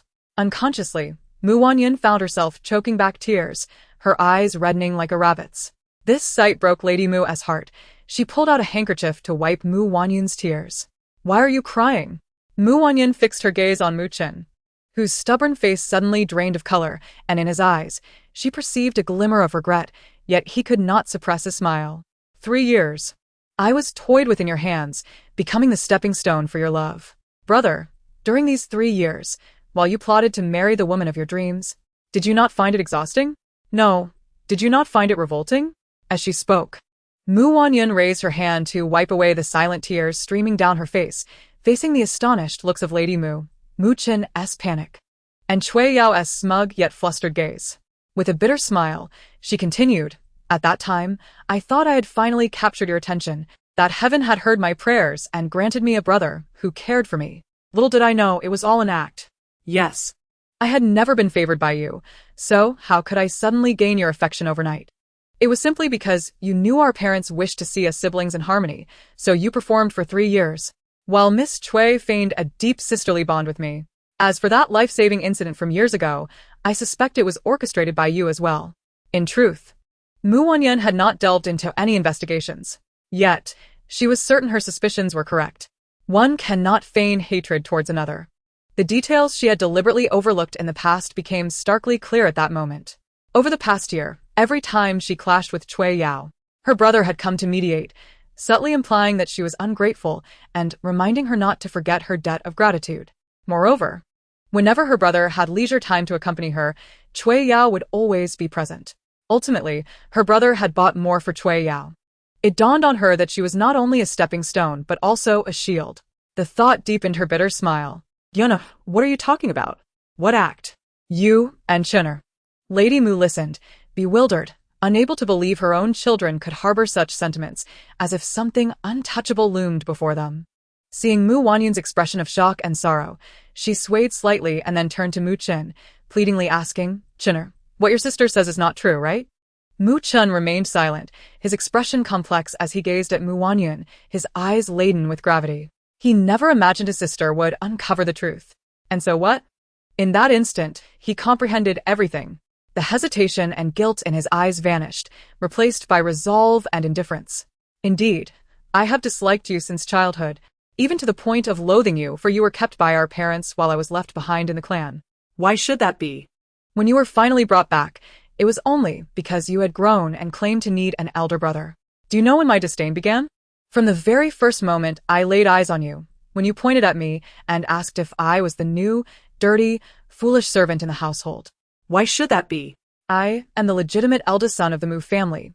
Why should you, a daughter destined to marry, treat me in such a manner? I harbor a deep-seated animosity towards you, cursing your name daily. Knowing well your susceptibility to allergies, I maliciously break a puppy's leg and toss it into your yard, even going so far as to add croton seeds to your porridge. Without waiting for Mu Chen to finish speaking, I struck him across the face, leaving all present in shock. Mu Chen, in disbelief, looked at his father, Mu Taifu, and exclaimed, "Father, you hit me? You have never done such a thing." Avortisson. Had I known the suffering your sister endured in her childhood was the result of your actions, I would have expelled you long ago. On what grounds do you presume to claim superiority? I am the eldest son of the Mu family, the legitimate heir, while she is merely a servant girl, destined to become a laughingstock. Why, then, do you and everyone else continue to favor her? With bloodshot eyes, Mu Qin voiced all his grievances. The nearby servants dared not utter a word. Cui Yao, trembling, took out a handkerchief to wipe Mu Chen's face and gently grasped his hand, seemingly hoping to offer him encouragement and warmth. Mu Chen glanced at her, feeling a slight thaw in the coldness of his heart, but as he raised his gaze, fury reignited within him. I will not accept this. She covets Shen Kuo, and my father humbles himself to request a marriage. Yet my affection for Yao requires no such degradation. Why is it that you all deny me the right to love Yao? What is wrong with wanting to be together? His agitation grew with each word, and before everyone, he clasped Cui Yao's hand tightly. Uninformed onlookers might have believed they were a devoted couple, while in truth, they were the victims of a cruel fate. As Wanyun contemplated this, a cold laugh escaped her lips. Devotion? Mutual affection? Is that so, Cui Yao? She turned her gaze upon Cui Yao, who averted her eyes, intensifying Wanyun's suspicions. What do you think you're doing? Mu Chen, noticing Cui Yao's flinch, instinctively shielded her, glaring fiercely at Wanyun. Enough! You two are inseparable. How could I be the villain here? Suddenly, Wanyun's thoughts ceased. Lacking evidence for her suspicions, and having irreparably severed ties with Mu Chen, she questioned whether it was necessary for her to meddle further. Really? You wouldn't dare? Mu Chen appeared taken aback, perhaps not expecting her to show such kindness. I am already a married woman, yet you should no longer feign such deep sibling affection. If you wish to pursue a higher status through Shen Kuo, you would be wise to abandon that ambition, for my relationship with him is well known throughout the capital, and I fear he may set traps for you. Upon hearing this, Mu Chen's already gloomy expression darkened further, and he could only grumble a curse at her retreating figure. Having estranged herself from Mu Chen, Wanyun initially intended to depart immediately, but seeing her parents' faces filled with helplessness and guilt, she reluctantly joined them for lunch. It was evident that her father and mother, though vocal in their complaints against their son for belittling Cui Yao, were equally powerless. One was their son and the other, their future daughter-in-law. Despite their daughter's importance, they yearned for harmony. Their words were laced with persuasion. Yun, your brother has gone too far. Your father, and I shall ensure he is reprimanded. Should he express remorse in the future, grant him another chance. As for Cui Yao, she is unlikely to relent. Her mother sighed heavily, casting cautious glances at her. For reasons unknown, Wanyun, who once felt her family was entirely devoted to her, now sensed an underlying disconnection. She couldn't articulate why. All in all, her return home left her with an abundance of inexplicable emotions. Noticing her silence, her parents ceased their inquiries. Her father even suggesting that if she found life at the General's residence intolerable, he would risk everything to seek a divorce from the palace. In her previous life, he had made a similar offer, which she had resolutely declined. This time, however, she understood the futility of such a request. The emperor awaited an opportunity to exploit her. As she pondered this, she could no longer restrain herself. Father, is that truly possible? The once gentle expression on her father's face darkened, revealing something she could not comprehend. Wanyun fell silent again. She had believed that Mu Chen and Cui Yao would have the sense to stay away. Yet to her dismay, they reappeared as she prepared to leave after lunch, disrupting the previously eased atmosphere. Her parents, perhaps fearing another quarrel, urged her to depart quickly. But Cui Yao and Mu Chen insisted on escorting her to the carriage.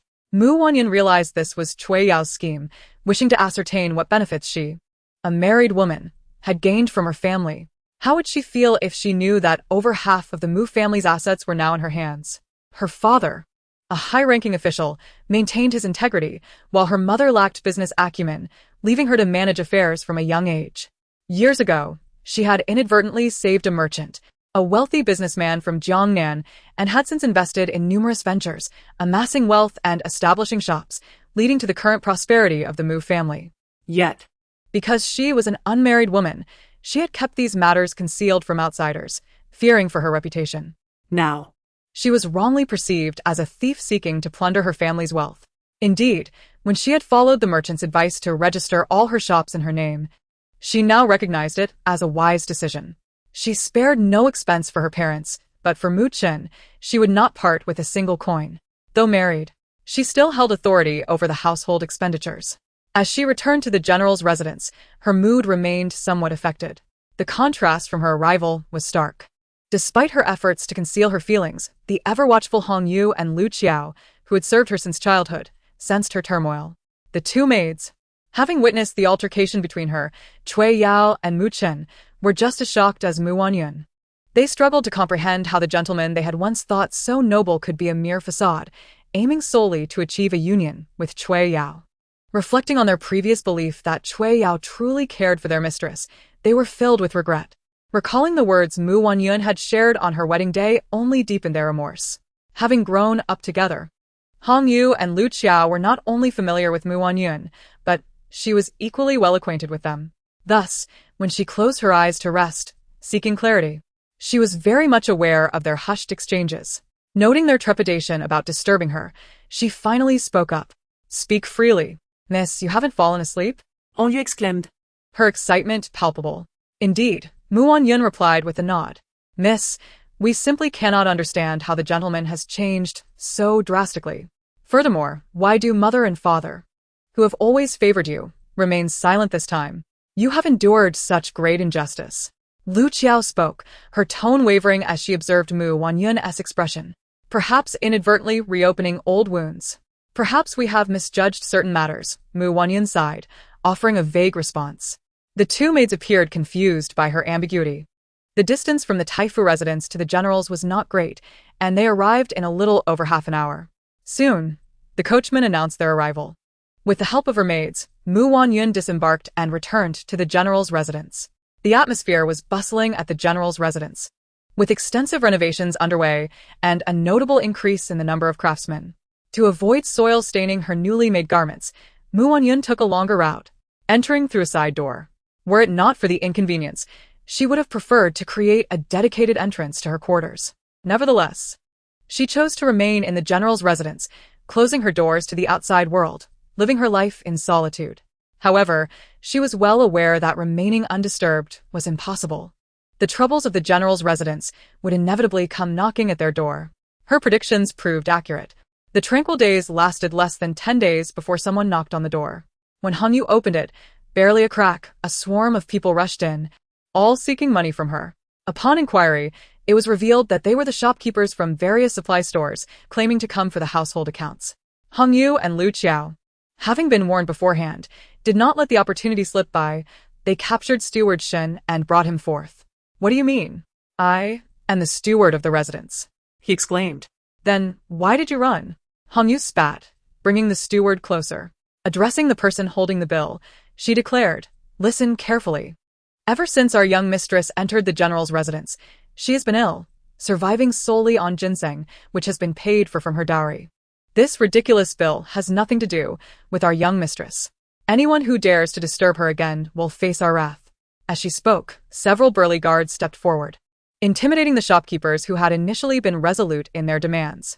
With no success in obtaining money from Mu Wanyun, they turned their attention to Steward Shen instead. He, too, was unprepared for Mu Wanyun's indifference. Unable to produce funds, he could only feign compliance. With Mu Wanyun remaining in the shadows, the matter was resolved. She enjoyed her grapes. Engrossed in her reading, listening to the reports from Hong Yu and Lu Qiao, her spirits soaring. She even rewarded both Hong Yu and Lu Qiao with a silver ingot each. Rewards and punishments must be clear to maintain order. When she had just been reborn, she was not entirely at ease with Hong Yu and Lu Qiao. Though they had been loyal in her past life, they had not experienced the events of that life, and she feared they might not discern Cui Yao's true nature. Fortunately, they proved to be more loyal than she had anticipated, and they were quite capable. With their support, her life was pleasantly idle. When Steward Shen departed, his gaze was decidedly unfriendly. Upon hearing Lu Qiao's description, she realized that lunch would not be a peaceful affair. Sure enough, just as the exquisite dishes were served, Shen Kuo stormed in with a dark expression. Although she had employed the finest martial artists in the capital for protection, it was expected that Shen Kuo, as a general, would be unrestrainable. Upon hearing the commotion, Wanyun simply called out, "Step aside, lest you be harmed. We have no funds for medical expenses." She could easily imagine the grimace on Shen Kuo's face. Thus, when he entered with a scowl, she merely tugged at the corners of her mouth, continuing to enjoy her meal. She paid no heed to Shen Kuo's increasingly dark expression or his oppressive aura. It was not until an untimely voice interrupted her that she shifted her gaze toward him, stifling a laugh as she wondered aloud if she had indeed heard the general's stomach growl. "What? Is the general seeking alms after injuring my highly priced martial artists?" His tone was laden with sarcasm, and predictably, Shen Kuo's countenance darkened further, his eyes flashing with malice as he grit his teeth and called her name. Wanyun. "What brings the general here?" She replied with a gentle smile, raising an eyebrow and looking at him, not hesitating to reveal her amusement. She knew that the more light-hearted she was, the more vexed he would become. His discomfort only served to elevate her own mood. As the mistress of the general's residence, she was expected to embody opulence and extravagance. "You need not finish that sentence," she interjected with a soft laugh. "General, such words are exaggerated. We both know that while we have been granted marriage, I have neither wed you formally nor shared a conjugal bed with you. Therefore, I cannot bear the title of mistress of the general's residence. Furthermore, have I spent even a single coin from the general's estate? You!" Shen Kuo was rendered speechless again, grinding his teeth in frustration. Wanyun raised an eyebrow, continuing, "Since I have not spent a penny of the general's money, what grounds do you have to admonish me?" After delivering her retort, she resumed her meal with gusto, only stopping when she felt full. Noticing Shen Kuo still lingering, she found his presence bothersome and could not help but ask, "What is the general here for? Do you believe I look attractive while dining and came to watch?" Shen Kuo appeared flustered, as if he had something difficult to express. Ultimately, it was the steward by his side who stepped forward, presenting an account book with both hands and a careful smile.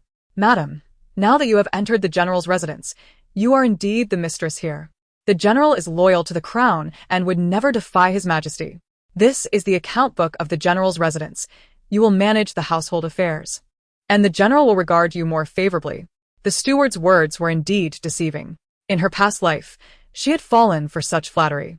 But in this life, she would not be so foolish. Without even glancing at the book, she tossed it before Shen Kuo. "Do I need your favor? If you need silver, just say so. Do not try to play these petty tricks on me, thinking I am an easy mark." Wanyun's bluntness rendered Shen Kuo pale. Observing this, the steward hastily interjected, "Madam, "You cannot speak like that. our general entrusts you with the household, all in consideration of his majesty. As the mistress, you must manage the household affairs tightly. Otherwise, it would invite ridicule. Let them ridicule if they wish. You think I will hand over silver to compensate for the general's losses? Dream on." Her straightforwardness made Shen Kuo's face flush with anger, his fists clenched tightly, as if he were about to strike at any moment. Wanyun let out a cold laugh, discreetly touching the hidden dart in her sleeve. Should Shen Kuo truly dare to act, she would not hesitate to retaliate. The enmity for her son was unforgivable. Although he had not directly caused Huir's death, as her biological father, he had shown no love for her, leaving Huir to gaze longingly at the Farong garden in her brief life. Had he not favored his concubine over his wife, Lu Rushuang would not have dared to detain the imperial physician, nor would the guards have confined them, preventing Huir from receiving treatment until her untimely demise. Such a wretched creature, worse than a beast. Previously, she had feared that confronting him might bring calamity upon the Mu family. However, now she felt that her past resolve was of little significance. The atmosphere grew heavy with tension. The steward glanced at Shen Kuo, fearing that the irate general might lose control in his anger. He quickly tugged at Shen Kuo's sleeve, prompting Shen Kuo to take a deep breath, his expression softening somewhat. Yet, they both understood that any hopes of having Wanyun manage the household and procure funds that day were dashed. Recalling the outstanding debts of the residents, the steward felt a headache coming on. He was but a servant of the Shen family. Shen Kuo had no parents, and for years, it had been he who managed the general's residence. Though the general had achieved great military success, and they received considerable rewards from the spoils of war and imperial gifts, Shen Kuo was oblivious to the mundane concerns of daily life. Those rewards were often dispatched before they could even be warmed in hand. He had discreetly urged Shen Kuo several times about the precarious state of the household finances, but Shen Kuo never took it to heart. This time, Upon the emperor's decree of marriage, although they received many fine gifts, the residents also incurred significant expenses. He had previously inquired about the dowry of Wanyun, the daughter of the Mu family, which was quite substantial. On the day of the wedding, he counted 200 carts worth of dowry. With such wealth, the general's residence would no longer need to worry about financial shortfalls. Despite the disturbances of recent days, the steward believed they were merely Wanyun venting her grievances. After all, it was common knowledge in the capital that she harbored feelings for the general. She had even once stopped his horse in the street. Thus, he had persuaded Shen Kuo to join him, thinking that with a little goodwill, the daughter of the Mu family would willingly assume her role as the mistress. He was able to shed the burdens he bore and move with a lightness of spirit. Yet, he was utterly unprepared for the unexpected refusal of Wanyun to take on the responsibilities befitting a general's wife. In that moment, he found himself at a loss. However, he could not simply stand by and watch the general depart, frozen in place, pondering how to articulate his thoughts. What? Do you wish to hear this young lady cursing? Wanyun observed the master and servant sporting their vividly colored faces in her abode, unable to suppress a mocking laugh. Wanyun, have you truly considered this? Do you genuinely not wish to be the general's wife? Shen Kuo's gaze was frigid, as if encased in frost. That insufferable man thinks he can intimidate her. She ground her teeth in secret, but maintained a light, mocking smile, asking, "So, what? Has the general decided to enter the palace and request a divorce?" As she spoke, a glimmer of hope flickered within her. Shen Kuo was momentarily taken aback, his brows knitting together in surprise, but he ultimately gritted his teeth and replied, "Your family, the Mu family, sought the emperor's blessing for our union, so if a divorce is desired, it is your family that must pursue it." As he spoke, a hint of derision crept into his gaze as he added, "I hear that the esteemed Mu Taifu dotes on you greatly. Why not seek his assistance? Or is it that you are unwilling to part with this arrangement?" Though framed as a question, his tone was decidedly assertive. Wanyun found it amusing. How pitiful she had been to give him such confidence. Indeed, she had once been captivated by his illustrious reputation, leading her to act foolishly. It was no wonder he was so self-assured. It was time for her to awaken him to the reality of their situation. "Yes, I am reluctant, so perhaps it is best for the general to take his leave. Are you perhaps unwilling as well?" She purposefully adopted a syrupy tone, stepping closer to him in a pretense of dependence. His immediate retreat amused her, and in a swift motion, she splashed the cold tea in her cup across his face, the chill serving to rouse him from his stupor. Shen Kuo, who had been lost in disdain and expectation, erupted in outrage. "Wanyun, are you mad?" "Indeed. If the general does not grant me respite, I shall continue to descend into madness each day. If you wish to avoid a future filled with turmoil, you ought to expedite my release," Wanyun replied with a radiant smile. Observing Shen Kuo's evident anger, Wanyun felt a thrill of anticipation. Yearning to hear the words she longed for in that very moment, yet ultimately faced disappointment. "To sacrifice my future? Dream on, Wanyun. I care not whether your feelings are genuine or feigned. Since you are wed, do not expect to leave this position of general's wife. If it is not your heart's desire, then you must fulfill it to the end. However, I assure you, I shall not lay a finger on you. Initially, out of respect for the emperor and the Mu Taifu, I plan to allow you some semblance of dignity, but since you are so obstinate, do not blame me." With a sigh, he appeared to have made a significant decision, his gaze toward her sharpening. "I shall entrust the keys and tokens to my beloved Ru Shuang. From now on, your sustenance and needs will be managed by her. Mind yourself." With that, Shen Kuo clenched his fists, shot a glance at Steward Shen, cast a cold look at Wanyun, and departed.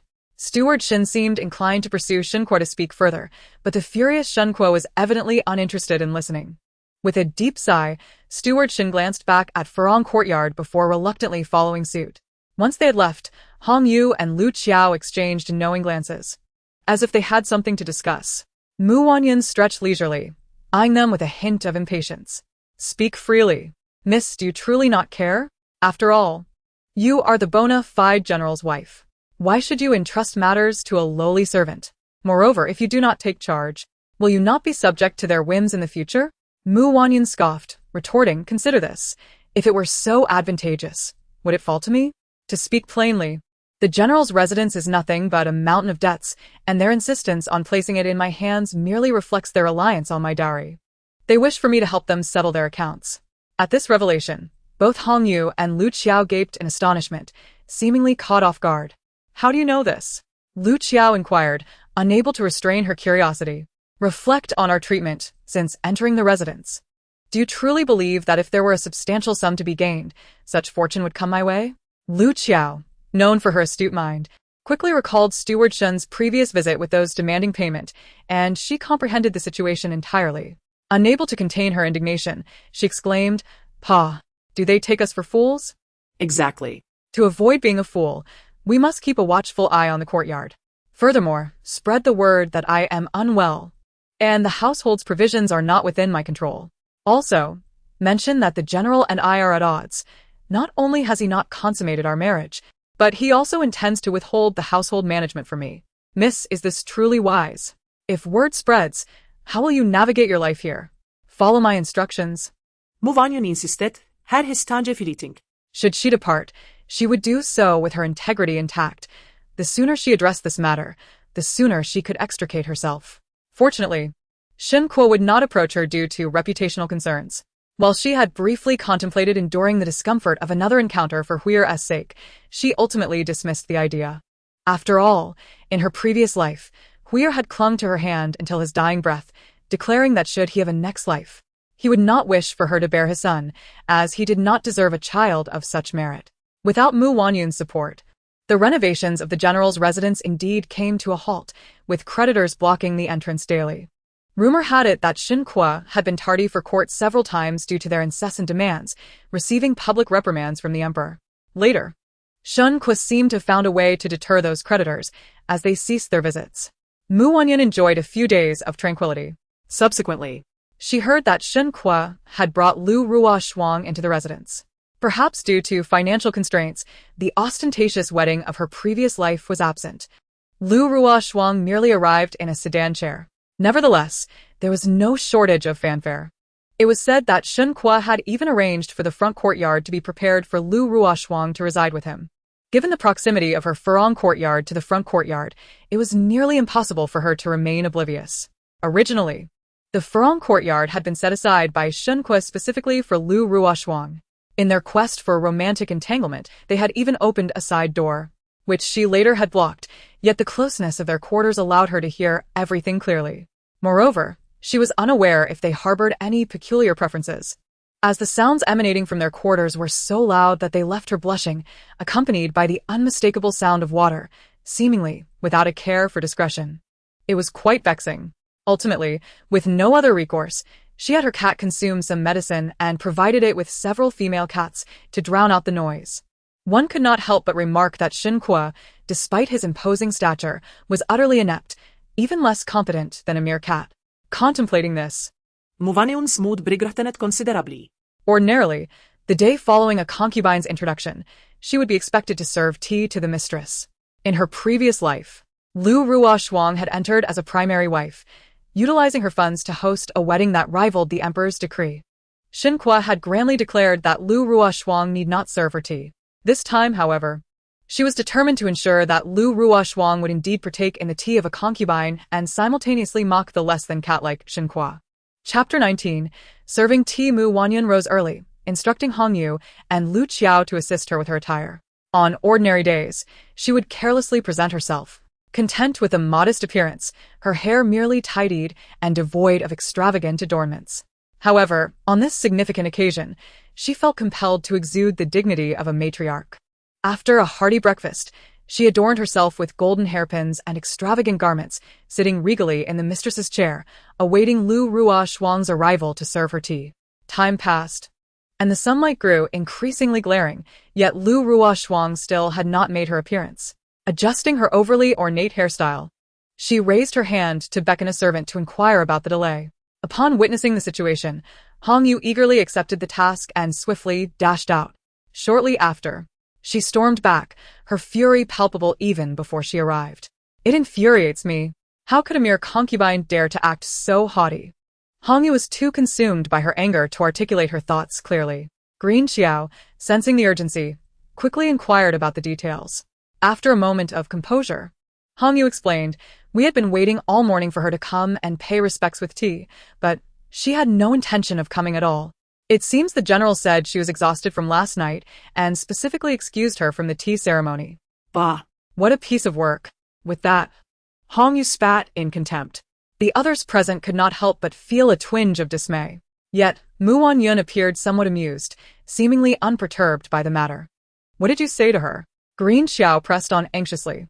Naturally, I gave her a thorough scolding, making her recognize her place.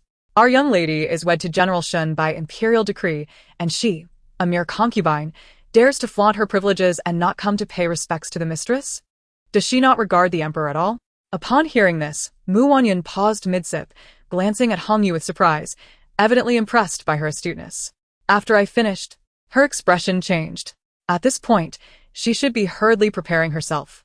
If she doesn't arrive soon, I shall go after her myself. No one can argue against that. The more Hongyu spoke, the more incensed she became, hands on her hips, ready to take action. My lady, we must teach her a lesson today. I've gathered information that the general did not go to fetch her precisely because of her. He left you to conduct the wedding alone. That little hussy, before even stepping into the door, is already sowing discord. Once she enters, she will have to heed our countenance. Hongyu's agitation grew, completely oblivious to the astonished yet amused nods from Wanyun and Green Xiao. Not long after Hongyu's words, a commotion arose at the gate. She hurried outside to take a look and then retreated, announcing, "It's that Lu Shi who has arrived." With urgency, she instructed the maid to prepare the tea, specifically noting that the young lady prefers it scalding hot. Wanyun raised an eyebrow but remained silent. A woman dressed in emerald green gracefully entered. Indeed. Lu Ruoshuang, whose surname is Lu, adored wearing shades of green and pale yellow. In her previous life, she often boasted before Wanyun, claiming the general said she looked best in those colors.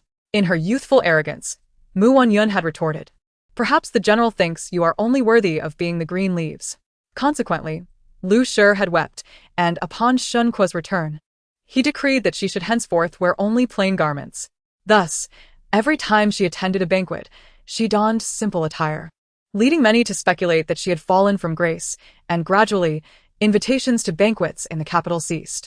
Recalling past events, a surge of resentment bubbled up within Wanyun. Supported by several maids, Lu Shi entered the hall, trembling as she prepared to bow, but then seemingly remembered something. Covering her mouth with a handkerchief and laughing lightly, "Sister, please do not take offense. I was simply exhausted from serving the general last night, and my legs still ache, which is why I am late. I hope you will forgive me." Before Wanyun could respond, Lu Shi raised an eyebrow and smiled, scrutinizing her. "I almost forgot. Though you have been married to the general for over a month, you have yet to consummate the marriage. I imagine you are still unaware of the general's prowess." Her words caused the atmosphere to freeze momentarily. Hongyu, with her fiery temperament, could no longer contain herself. She was ready to step forward and reprimand Lu Shi. But Wanyun interjected with a calming voice. Holding her teacup, she leisurely took a sip before breaking into a gentle laugh.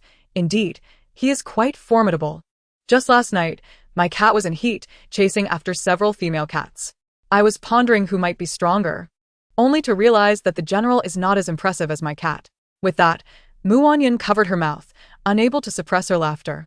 Lu Ruoshuang was taken aback, and after a moment, her expression soured, her voice laced with unbidden anger. "Madam, how could you compare the general to a beast? That was merely a casual remark. Why have you taken it so seriously?" However, upon reflection, it seems there is no issue with what I said. Wanyun continued to chuckle. Lu Shi's expression darkened further, yet she considered that it might not be entirely disadvantageous. With the general's imminent return, she would have reason to lodge a complaint against Wanyun. Although the general had repeatedly assured her that she was the only one in his heart and that marrying Wanyun was a reluctant choice, the fact remained that she was left as a concubine, and this truth weighed heavily on her heart. However, with the general still at court and not yet returned, it would not be wise to provoke Wanyun. Hearing of her recent mischief, even the general found her troublesome. It was best to endure for now.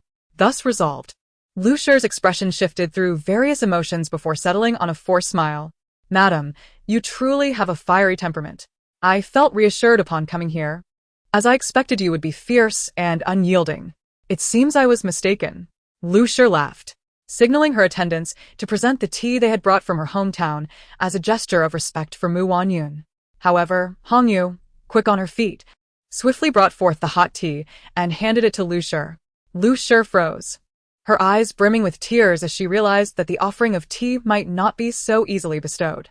Panic rose within her as she glanced toward the courtyard, estimating the time for the general's return. One of the maids, quick to read the situation, bowed and smiled at Wanyun. "Madam, the concubine has specially brought tea from her hometown for you to taste. Perhaps it would be better to use the concubine's tea." Impudent. "Who do you think you are to speak here? If there is poison in this tea, can you bear the consequences for the lady's life?"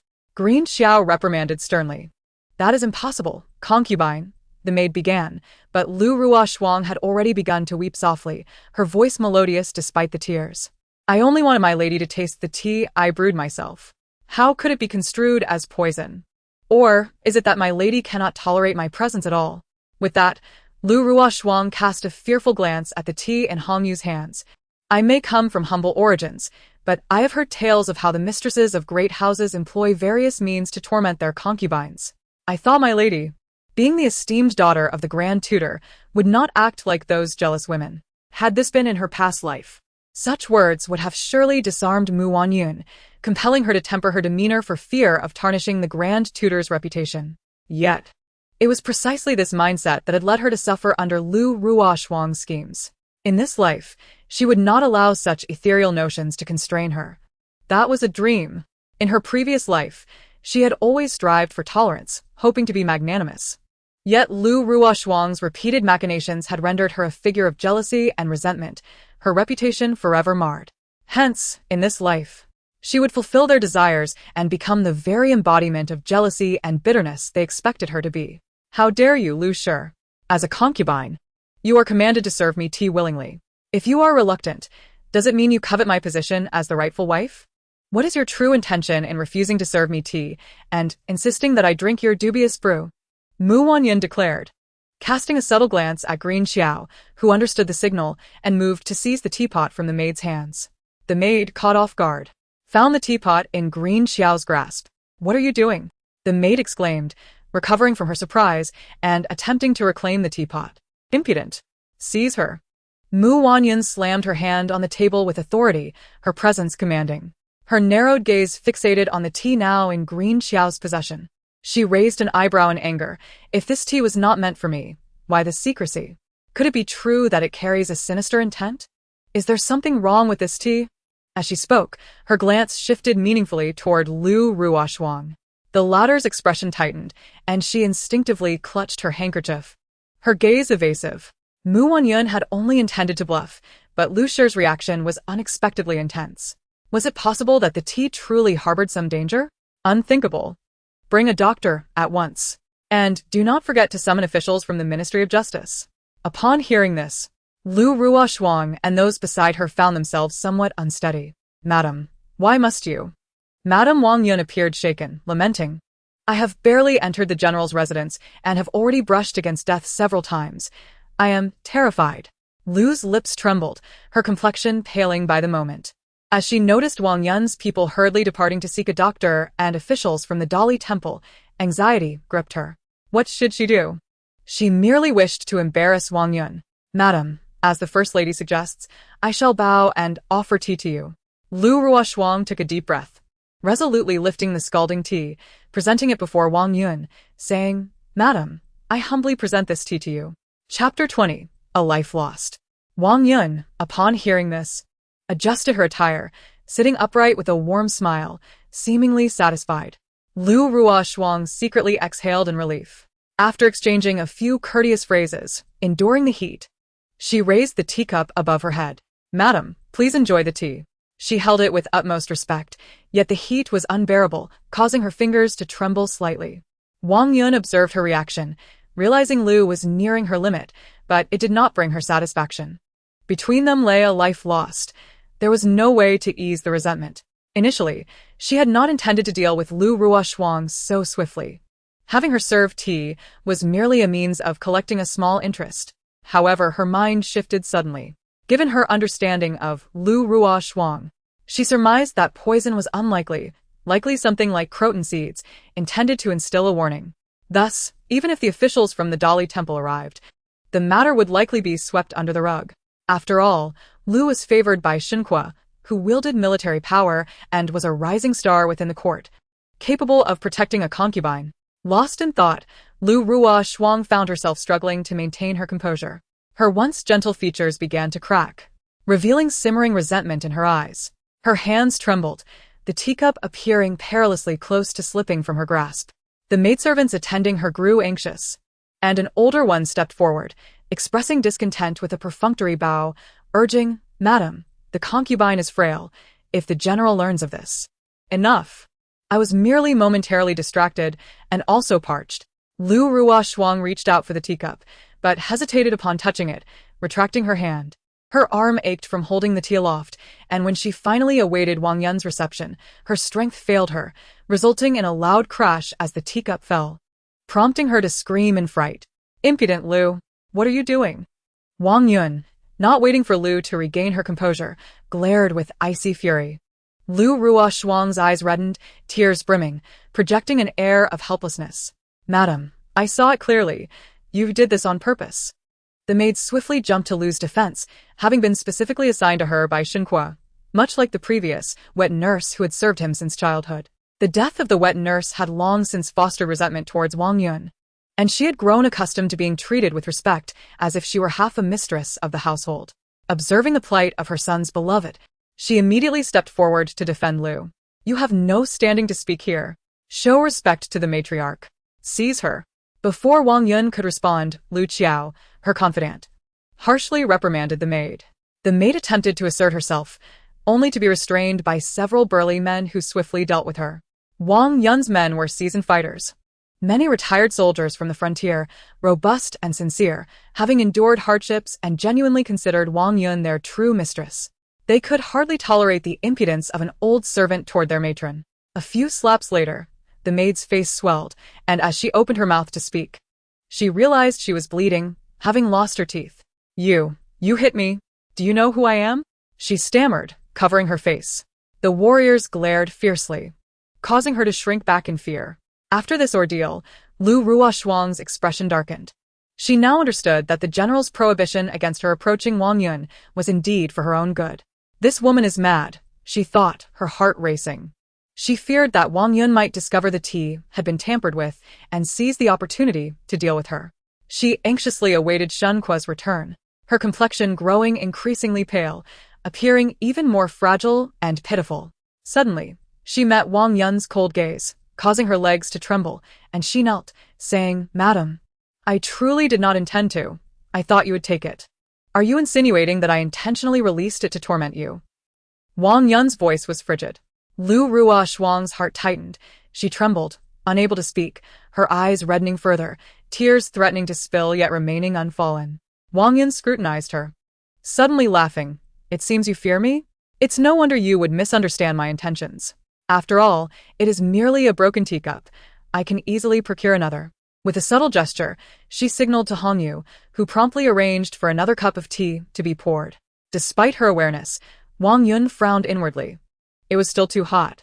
Lu Ruoshuang, noticing the tea being offered, furrowed her brow, shrinking back, reluctant to accept. "What? Do you think I am unworthy of this cup of tea meant for a concubine?" Wang Yun's smile vanished, her voice turning icy, sending chills down Lu's spine. "Lu Ruoshuang, in my past life, I pleaded with you, yet you remained indifferent, leading to the tragic death of my son. He was but 3 years old when you conspired against him, causing Shen Kuo to punish him."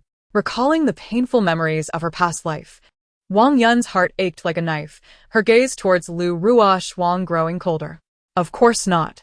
Lu Ruoshuang's tears finally fell, creating a pitiful scene. Wang Yun felt an unexpected wave of inadequacy. She had always known Shen Kuo could not bear to see Lu Ruoshuang in distress, often favoring her unjustly. Lu's tears always seemed to fall just as Shen Kuo arrived.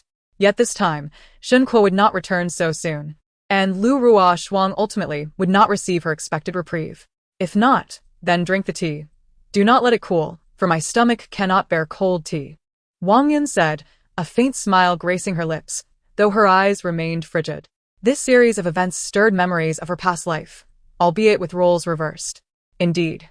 Lu Ruoshuang's lashes fluttered, droplets clinging to them, projecting an image of sorrow.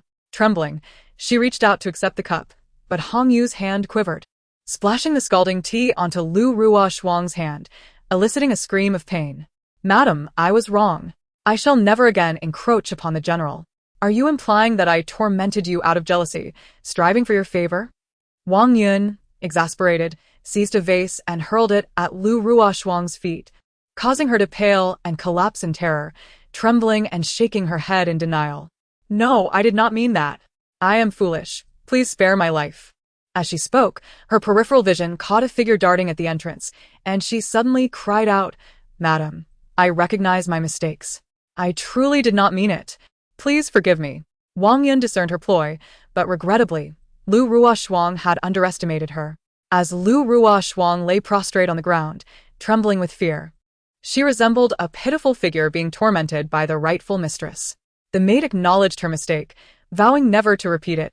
However, Wanyun merely cast her a cold glance before rising to greet the arriving guests, thanking Dr. Zhang and Minister Lu for their visit. Madam, you are too gracious. They both responded, bowing in unison. Lu Ruoshuang sensed something amiss and turned to discover that it was not Shen Kuo who had arrived, but rather a physician and an official clad in court attire. Who are you? She demanded, her heart racing, though she bit her lip in apprehension. Gentlemen, this is the teapot. I sensed something was off and did not drink from it. I implore the physician to investigate. Wanyun signaled for Lu Qiao to present the teapot. Lu Ruoshuang grew anxious, hastily gesturing to her maid, who was well aware of the urgency of the situation. As it was her idea, if any wrongdoing were discovered, even the general's protection would not suffice. Just as Lu Qiao was about to hand the teapot to the physician, the maid rushed forward, seizing it. Quick, stop her. She intends to destroy the evidence. Do not let her drink. At this, the maid, fearing it might be snatched away again, suddenly had a moment of inspiration and raised the teapot to drink the contents. After all, it was merely some castor beans. At worst, she would suffer from a few days of discomfort, but it would not be fatal. Yet in the next moment, she felt a sudden unease, hunched over, trembling, and then coughed up blood, collapsing to the ground.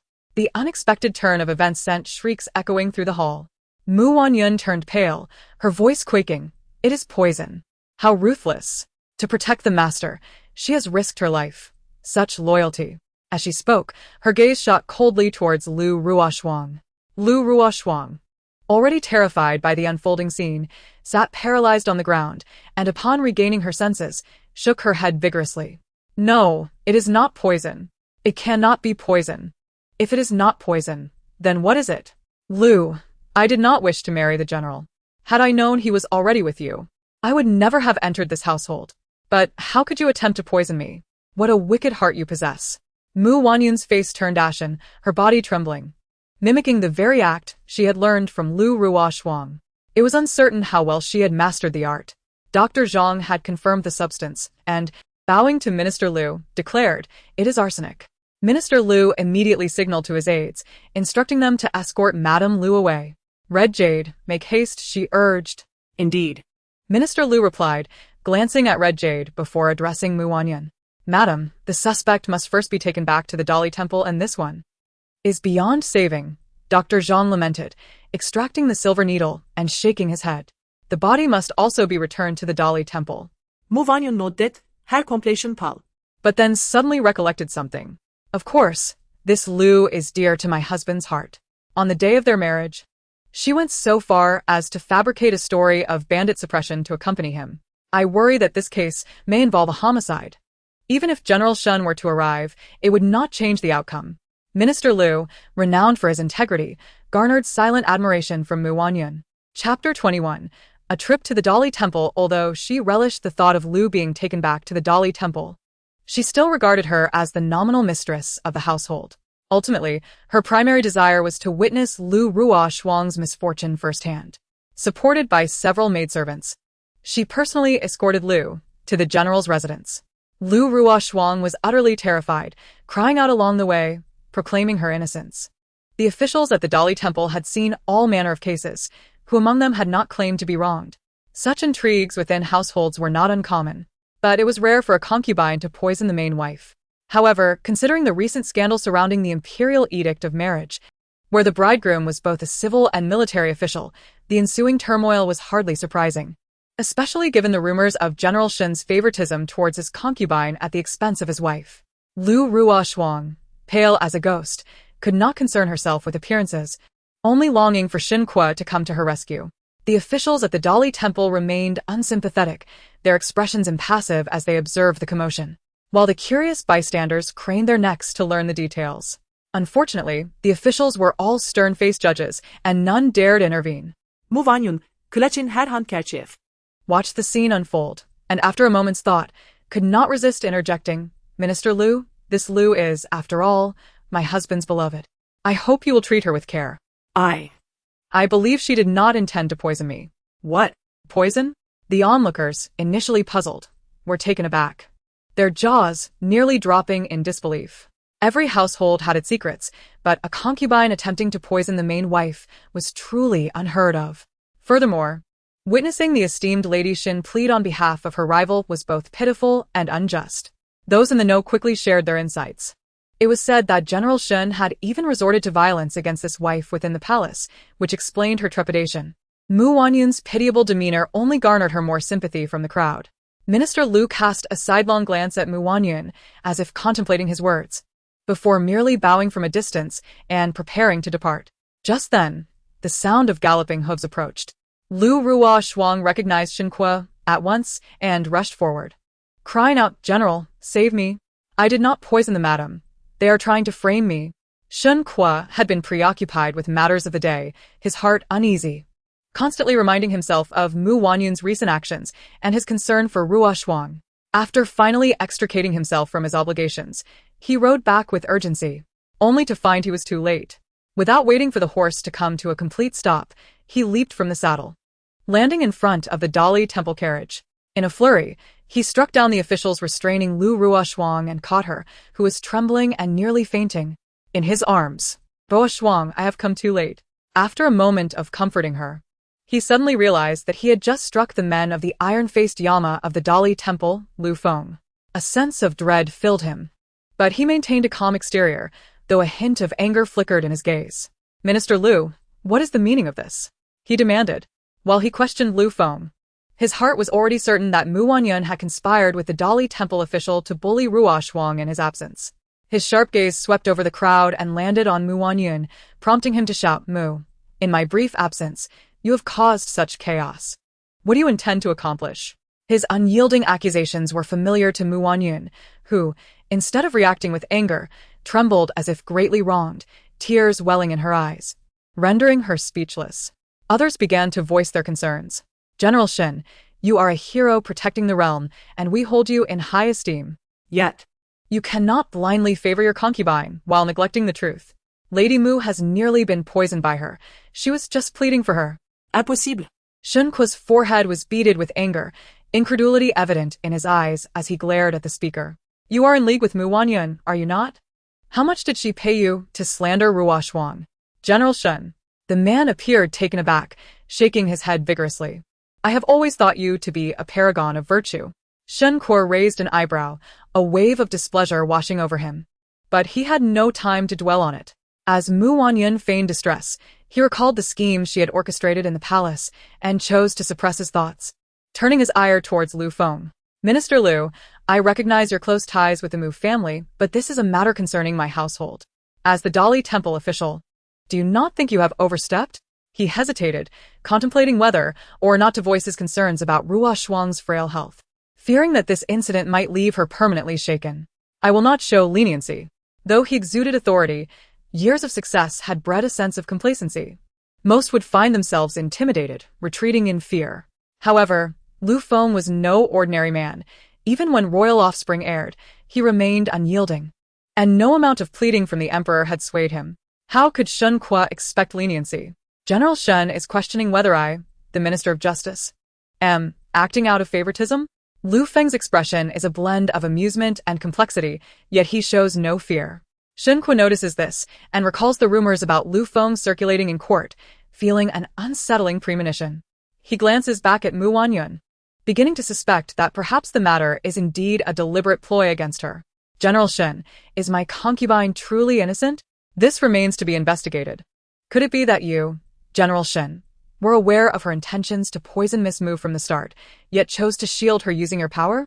Lu Feng states, directing his gaze towards Mu Wanyun.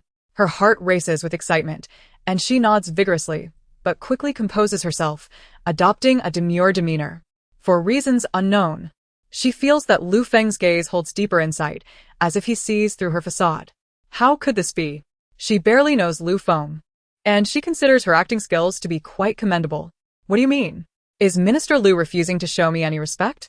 Shen Kuo feels a headache coming on, sensing that Lu Rushuang may indeed be involved in something serious. He looks down at Lu Rushuang, whose trembling form is unmistakably genuine, clearly terrified, her face pale with fear. He cannot afford to neglect her. He is determined to ensure her safety at all costs. To the Ministry of Justice, it is impossible, Shen Kuo asserts. Respect. Lu Feng retorts with a cold laugh, his eyes glinting with frost. How many in the court have spoken to me of respect? When has the Ministry of Justice ever been concerned about such trivialities? Do you, General Shen, believe your reputation surpasses the law? Surpasses His Majesty? The weight of his accusations leaves Shen Kuo's face pale. Lu Rushuang leans heavily against him, shaking her head vigorously. General, I truly did not. Shen Kuo nods reassuringly at her, then turns to Lu Feng. If Minister Lu intends to arrest, then take me along as well. Is the general insistent on this? Lu Feng, unaccustomed to threats, feels a shift in his thoughts upon witnessing Shen Kuo's unwavering defense. Naturally, as a man, if he cannot protect his beloved, how can he stand firm in this world and defend his homeland? He believes his words to be filled with noble sentiment, which would have earned him praise at the borders, but today no one responds. Surprised, he tightens his embrace around Lu Rushuang, raising his chin defiantly towards Lu Feng. He wagers that Lu Feng would not dare to act against him. Very well, since the general acknowledges knowledge of your concubine's actions, let us proceed to the Ministry of Justice. If the general is innocent, the ministry will not wrong you.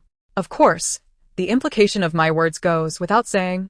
Lu Feng continues, his gaze sweeping over Mu Wanyun, who is being supported at the entrance, catching a glimpse of her fleeting satisfaction, though she quickly suppresses it. Lu Feng, keenly observant, believes he has not misjudged her. He contemplates that perhaps he is merely being manipulated today, yet he has long held a disdain for Shen Kuo. Although a skilled warrior, he lacks strict control over his subordinates, facing numerous reprimands for their misdeeds, including allegations of soldiers seizing wives and land. Over the years, many have journeyed to the Ministry of Justice to seek justice, only to have their grievances suppressed. This thought solidifies his resolve as he gestures for his men to escort Shen Kuo to the ministry. Shen Kuo is taken aback, his expression darkening. Lu Feng chuckles lightly. The general has personally consented. Surely he would not go back on his word? I am aware of your prowess, General. My subordinates are no match for you. Please do not make it difficult for them. I am not unreasonable. I will accompany Minister Lu to avoid any intentional framing. Shen Kuo grits his teeth, casting a cold glare at Lu Feng, his eyes ablaze, then glancing at Mu Wanyun, who raises her chin, seemingly in good spirits. This infuriates him further. He knows this woman is behind the chaos. Then let us depart, Lu Feng states, eyeing Mu Wanyun before finally gesturing to leave. Lu Rushuang is bewildered, having not anticipated the general's involvement in this matter. She gazes at Shen Kuo with teary eyes. General, do not worry, Lu Rushuang. With me here, nothing will happen to you, he declares loudly, attempting to project an air of fearlessness. Lu Feng remains expressionless inside the carriage, contemplating the situation. Lu Rushuang's anxious demeanor suggests she may not be entirely oblivious to the poisoning plot, hinting that there may be deeper implications. Chapter 22. The stage is set. Lu Feng's concerns align perfectly with Mu Wanyun's greatest fears. As someone who has experienced life anew, Mu Wanyun is well acquainted with the reputation of the just Minister of Justice, a rare individual unafraid of power.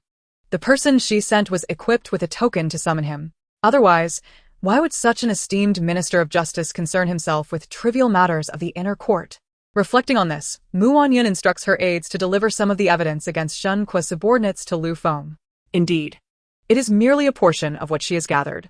Previously, to persuade Lu Feng to act, she had already dispatched some evidence, leaving the remainder contingent upon the investigation's progress and Lu Feng's cooperation. By chance, she discovered the incriminating evidence hidden in Shen Kuo's study.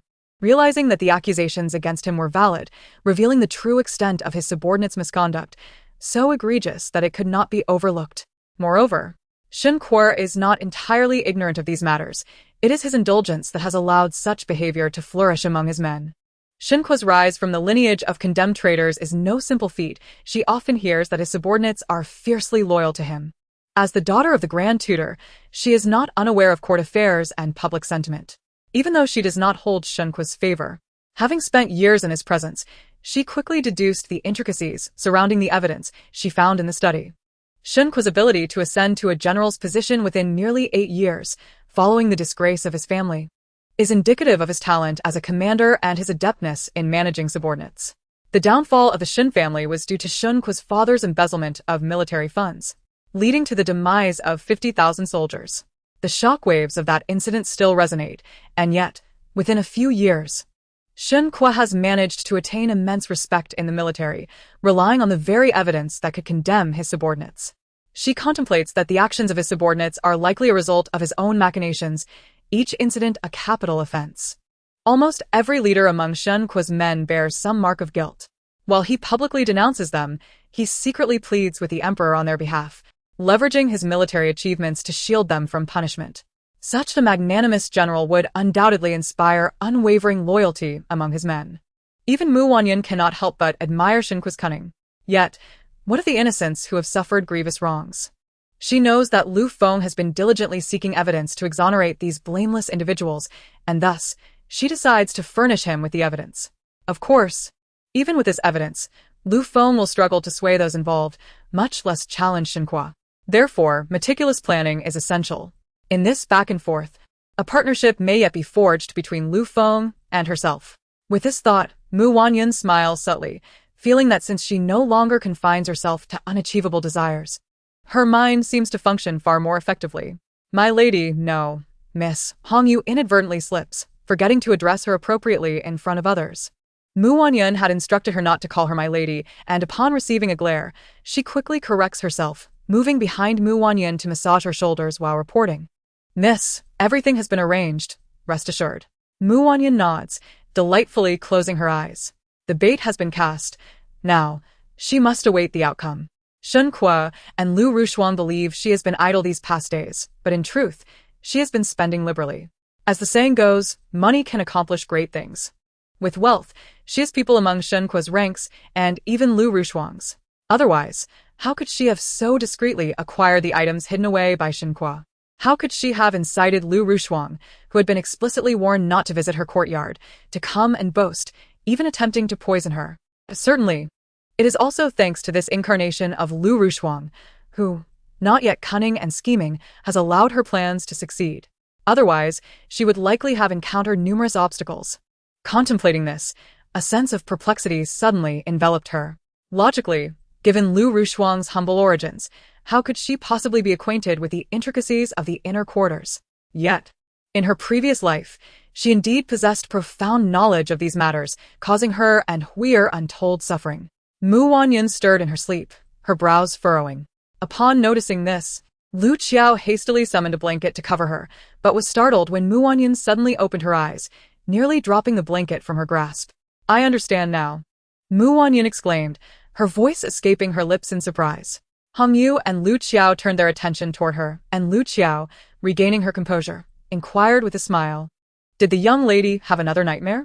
Ever since the young lady married into the general's residence in the north, she had been plagued by nightmares, often waking up from her terrors with cries, only to descend into a state of melancholy afterward. Despite seeking the counsel of imperial physicians and renowned local doctors, they all concluded that the young lady was burdened by excessive worries. Yet, during the day, she appeared as if nothing troubled her. As her servants, they felt it inappropriate to pry too deeply, but concern for their mistress lingered in their hearts. Moreover, Lu Qiao sensed that the current young lady seemed to possess an abundance of inexplicable complexities. It was as though, overnight, she had matured, becoming more intricate and astute. Yet, she could not articulate her feelings precisely. In any case, it was indeed peculiar. I am fine. Meeting the concerned gazes of Hongyu and Lu Qiao, Wanyun gently tugged at the corner of her mouth. She was aware that she had dreamt of her previous life again. This had become a frequent occurrence of late. Time and again, she found herself enduring despair, helplessness, and hatred. Sometimes upon awakening, she felt an overwhelming urge to weep, haunted by thoughts of Hui's tragic demise. Shen Kuo's callousness and Lu Rushuang's schemes, her heart felt as though it had returned to her previous life, engulfed in turmoil. Under such torment, her heart hardened little by little, and her wrist grew increasingly resolute. Both Hongyu and Lu Qiao understood that they should not inquire further. Sensing her unwillingness to elaborate, they remained silent, standing quietly by her side. Wanyun leaned against the couch, contemplating the sudden clarity she had just gained. In her previous life, although Lu Rushuang had initially displayed cunning, she was not particularly shrewd. Her attempts to flaunt her schemes before Wanyun were rather superficial. It seemed that after Lu Rushuang befriended Cui Yao, her methods had gradually turned ruthless, manipulating the inner household, systematically removing Wanyun's allies, leaving her isolated, relying solely on her dowry. Each time she reflected on this, Wanyun felt an urge to strike herself. She had possessed the means to defend herself, yet had handed them over to another, leading to her own undoing. Then there was Cui Yao. She truly regarded Wanyun as a sister. Wanyun could not fathom why she would conspire against her. Had she not treated her with fairness? Was it because of Mu Qin? Now, She was aware that Mu Qin had long been involved with Cui Yao and understood his discontent towards her. Thus, was Cui Yao's plotting against her motivated by Mu Qin? Yet, on the day of their wedding, Mu Qin had indeed appeared displeased with her intentions to retract her marriage proposal.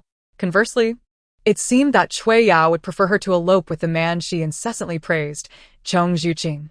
In contemplation, Wanyun requested the retrieval of the investigation report on Chong Zhuqing's background and examined it once more.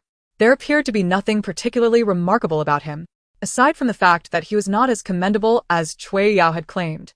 With this thought, Wanyun instructed for the document to be put away, choosing not to dwell on it further. She had been keeping an eye on the movements from the Dali Temple. Within just a few days, news arrived, stating that they had managed to extract confessions from Lu Rushuang's associates. Initially, they denied involvement, but under torture, they revealed that it was indeed Lu Rushuang who had instructed them to procure arsenic, plotting to poison Wanyun through the tea she was to be served.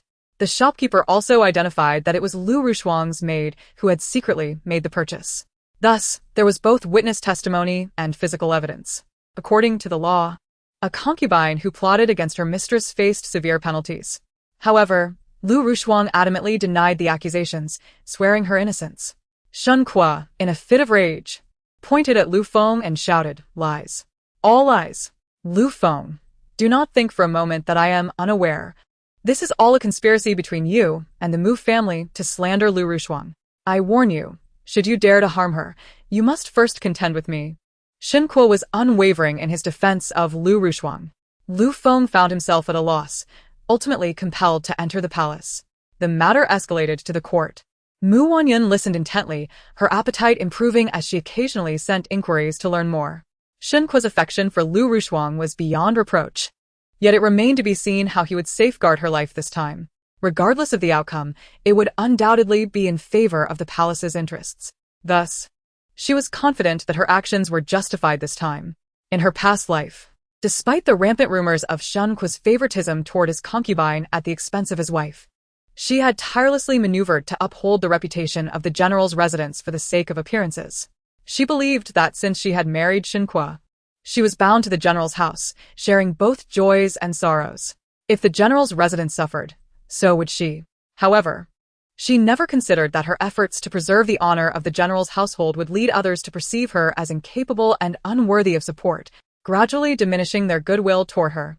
The legitimate wife viewed her as an embarrassment, the concubine deemed her deserving of her plight, and the men considered her spineless. In this life, she was determined to make Shen Kuo's affair with Lu Rushuang known to all. A legitimate wife who garnered sympathy for her unjust treatment would be more memorable. Titles such as the General of the Northern Defense, Hero against Invaders, and War God would no longer serve as shields for Shen Kuo. She intended for everyone to see his true nature. The court was abuzz with commotion. For several days, the scandal surrounding Shen Kuo's favoritism toward his concubine and the alleged complicity in the poisoning of his legitimate wife became a hot topic in the streets. Shen Kuo boldly confronted the court and the public, denouncing Wanyun's various transgressions while portraying Lu Rushuang as the innocent party. Unfortunately for him, despite his vehement assertions and the resounding reputation of the war god, they paled in comparison to the trust the populace held in the Dali Temple and its magistrate. Lu Feng. The magistrate himself presided over the inquiries, with both witness and material evidence available, rendering Shen Kuo's claims particularly ludicrous. Some even began to question why Shen Kuo appeared so unlike the rumors suggested, instead resembling an enraged madman. Yet, oblivious to the growing turmoil, Shen Kuo was as frantic as an ant on a hot pan. As Lu Feng remained resolute in prosecuting Lu Rushuang, the emperor remained silent, escalating Shen Kuo's anxiety.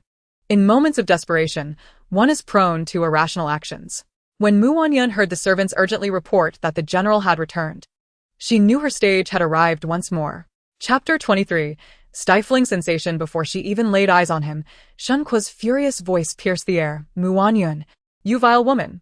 How could you be so malicious? I shall kill you. As his words resonated, Shen Kuo's imposing figure stormed into the hall, radiating rage. His handsome, resolute face flushed crimson with fury, and his dark eyes glinted with an ominous red hue due to his wrath. Most fearsome were the veins bulging on his forehead and the iron fist raised high, seemingly poised to strike and take a life. Those beside Wanyun felt an immediate sense of dread. Hong Yu and Lu Qiao instinctively shielded her. A flicker of gratitude coursed through Wanyun, yet she managed to force a light smile, gesturing for them to remain calm. Why the urgency? She asked, raising her gaze to Shen Kuo. In just a few days apart, he appeared significantly more haggard, a clear indication of his distress. With a light-hearted chuckle, she continued, General, why are you alone? Where is Sister Lu? With that, she deliberately glanced behind Shen Kuo. This action only served to further inflame Shen Kuo's already simmering anger, causing the fury he had struggled to suppress to erupt uncontrollably. He strode toward her, declaring, Wanyun, how can you still speak so brazenly? If it weren't for you, how could Lu Rushuang find herself ensnared in such a predicament at the Dali Temple? Do you have any idea how terrified she is? Shen Kuo's eyes revealed an unhidden concern and heartache, clearly reflecting his deep affection for Lu Rushuang. In a previous life, Wanyun would have been unable to suppress her jealousy and would have been driven to madness. In this life, however, she discreetly placed a hand over her heart, remaining unusually calm, though filled with resentment. She had grown stronger. Her reaction incited his fury once more. Alarmed, Hong Yu and Lu Qiao were about to call for help, but were once again halted by Wanyun. General Shen possesses unparalleled martial prowess. If he wishes to kill me, how could you stand a chance? But, General, have you truly considered this? If you take my life, the Emperor shall never forgive your Lu girl. Shen Kuo was not a fool, moreover. His return was not motivated by any ill intentions towards Wanyun. In truth, he sought her assistance. Regardless of whether Lu Rushuang had indeed poisoned her, he would not allow her to come to harm. Yet, the circumstances were beyond his control. The Emperor had hinted that if he desired Lu Rushuang to emerge from the Dali Temple unscathed, Wanyun must withdraw her accusations. After all, she was the aggrieved party. If she could be magnanimous, the matter would likely resolve itself. He believed this would not be difficult.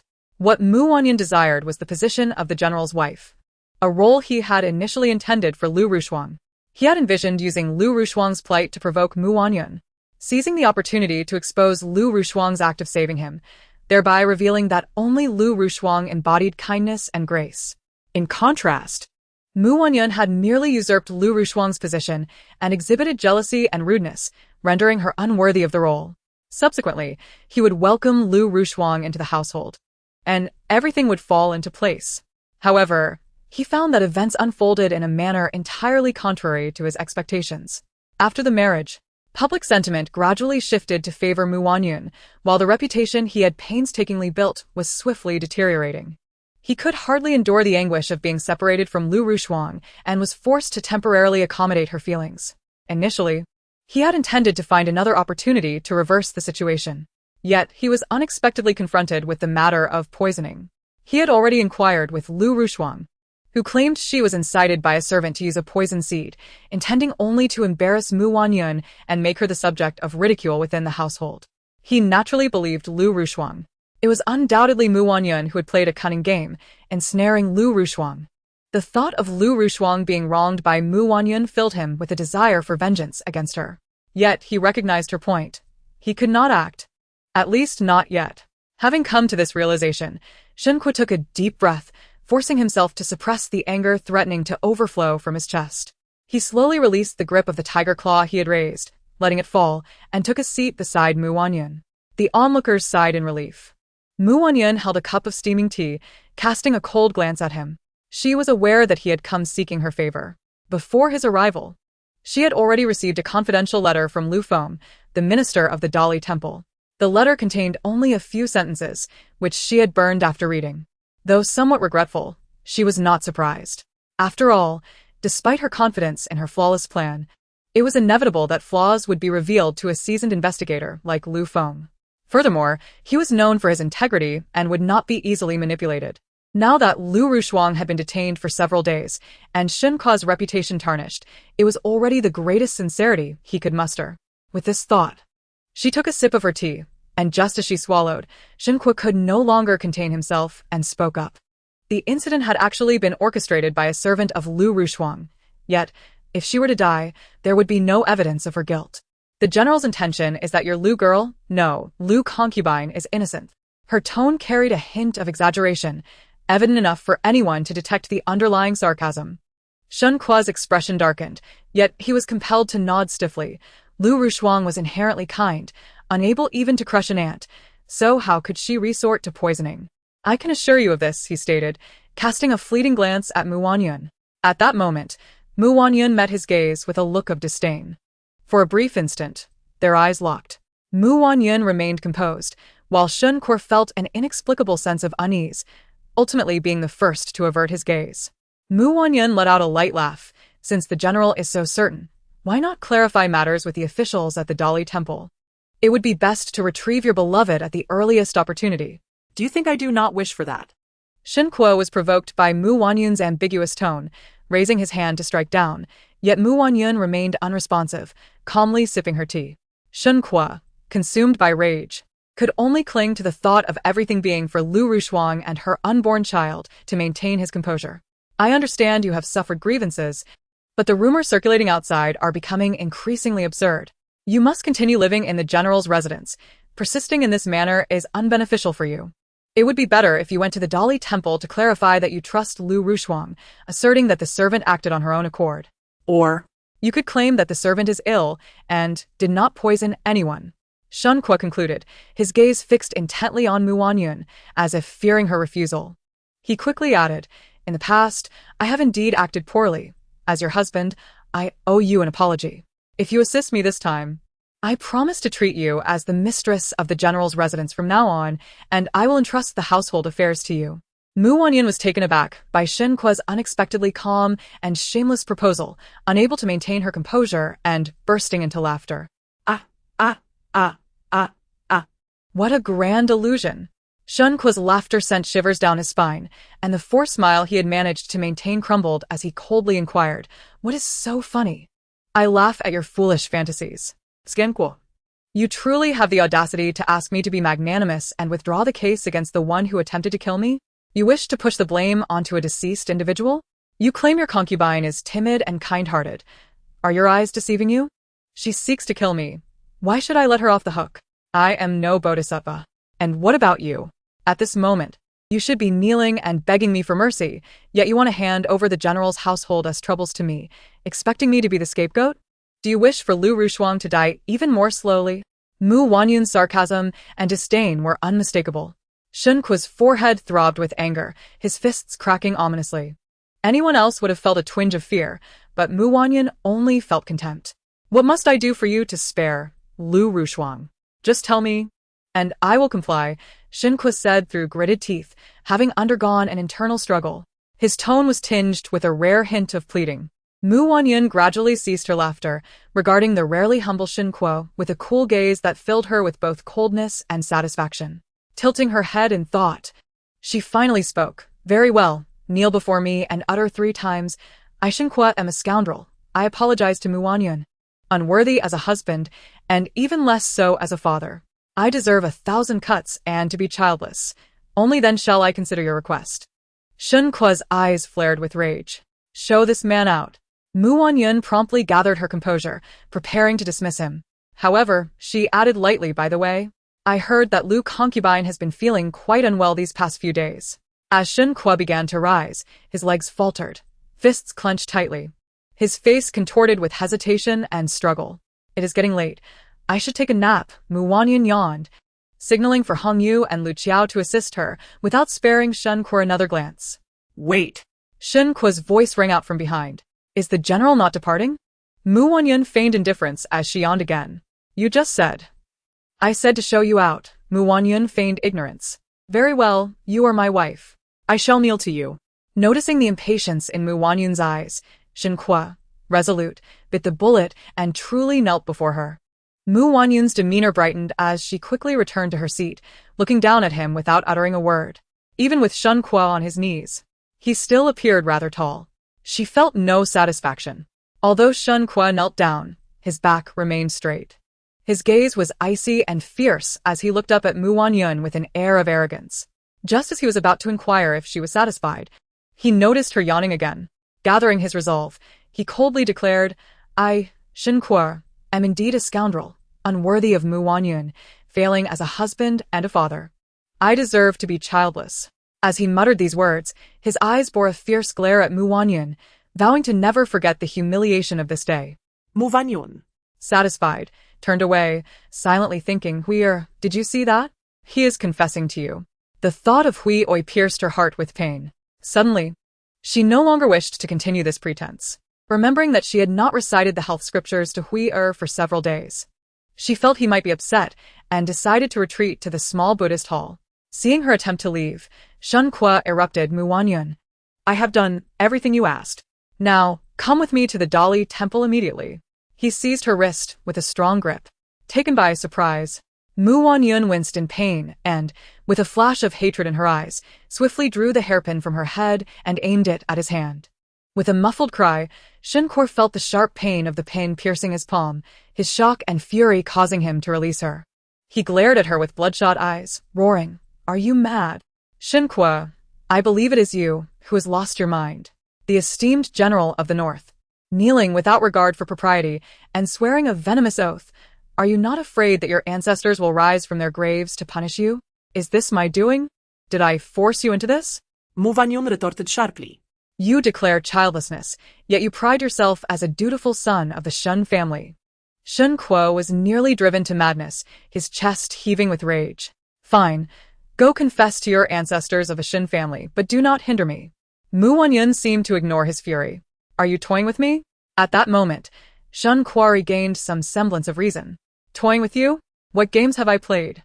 I merely stated my considerations, and the outcome is impossible.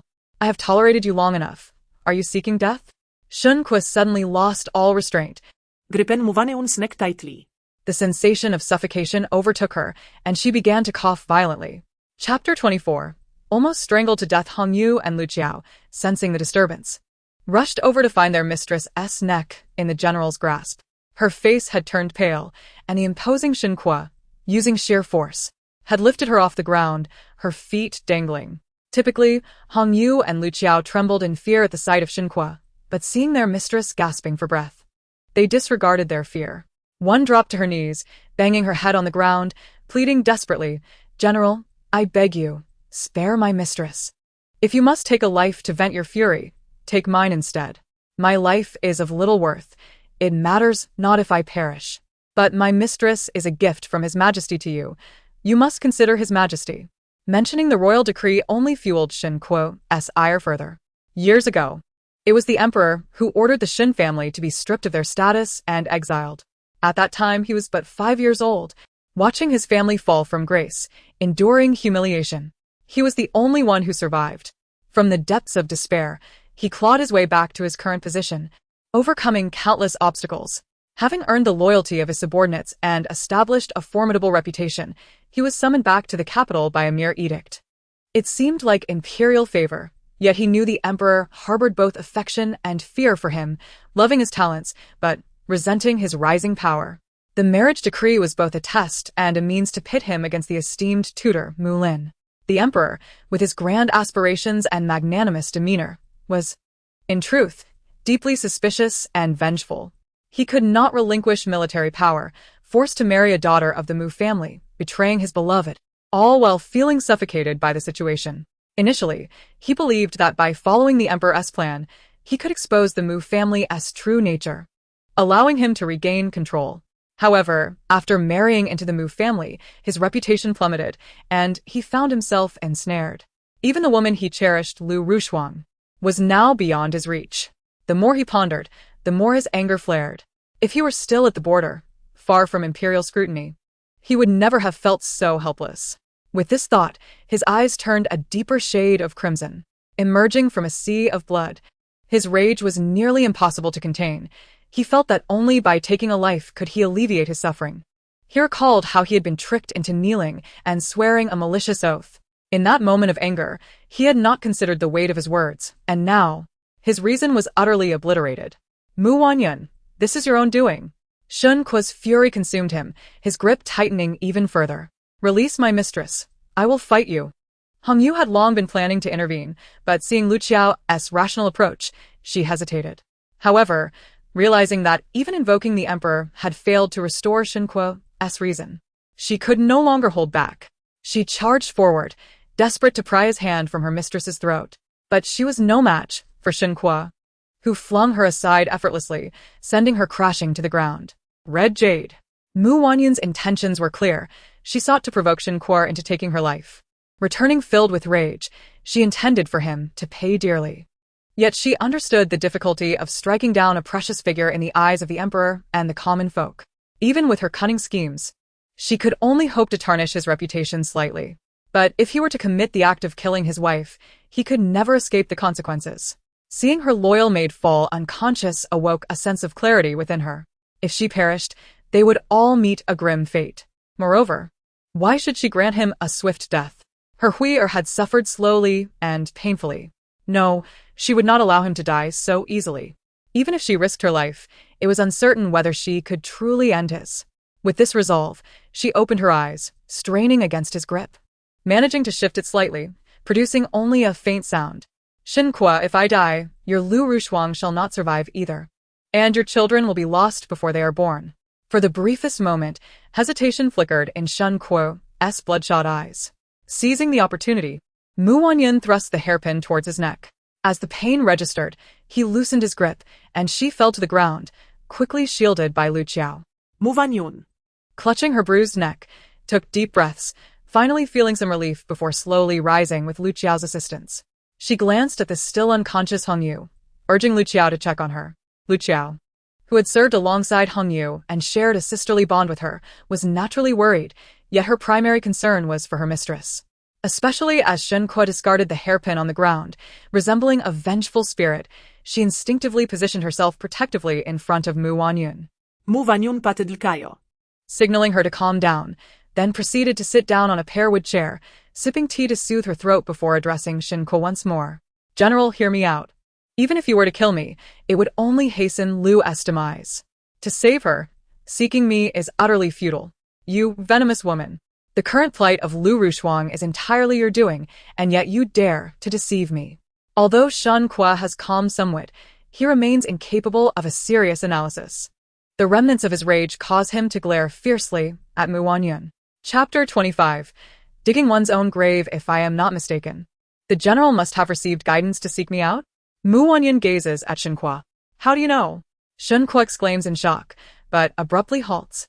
His gaze darkening as he fixates on Mu Wanyun, who merely smiles faintly and continues. The general should understand that our engagement is far from simple. It is destined that one of us must prevail while the other falters, and it is evident that the general currently finds himself at a disadvantage. So what?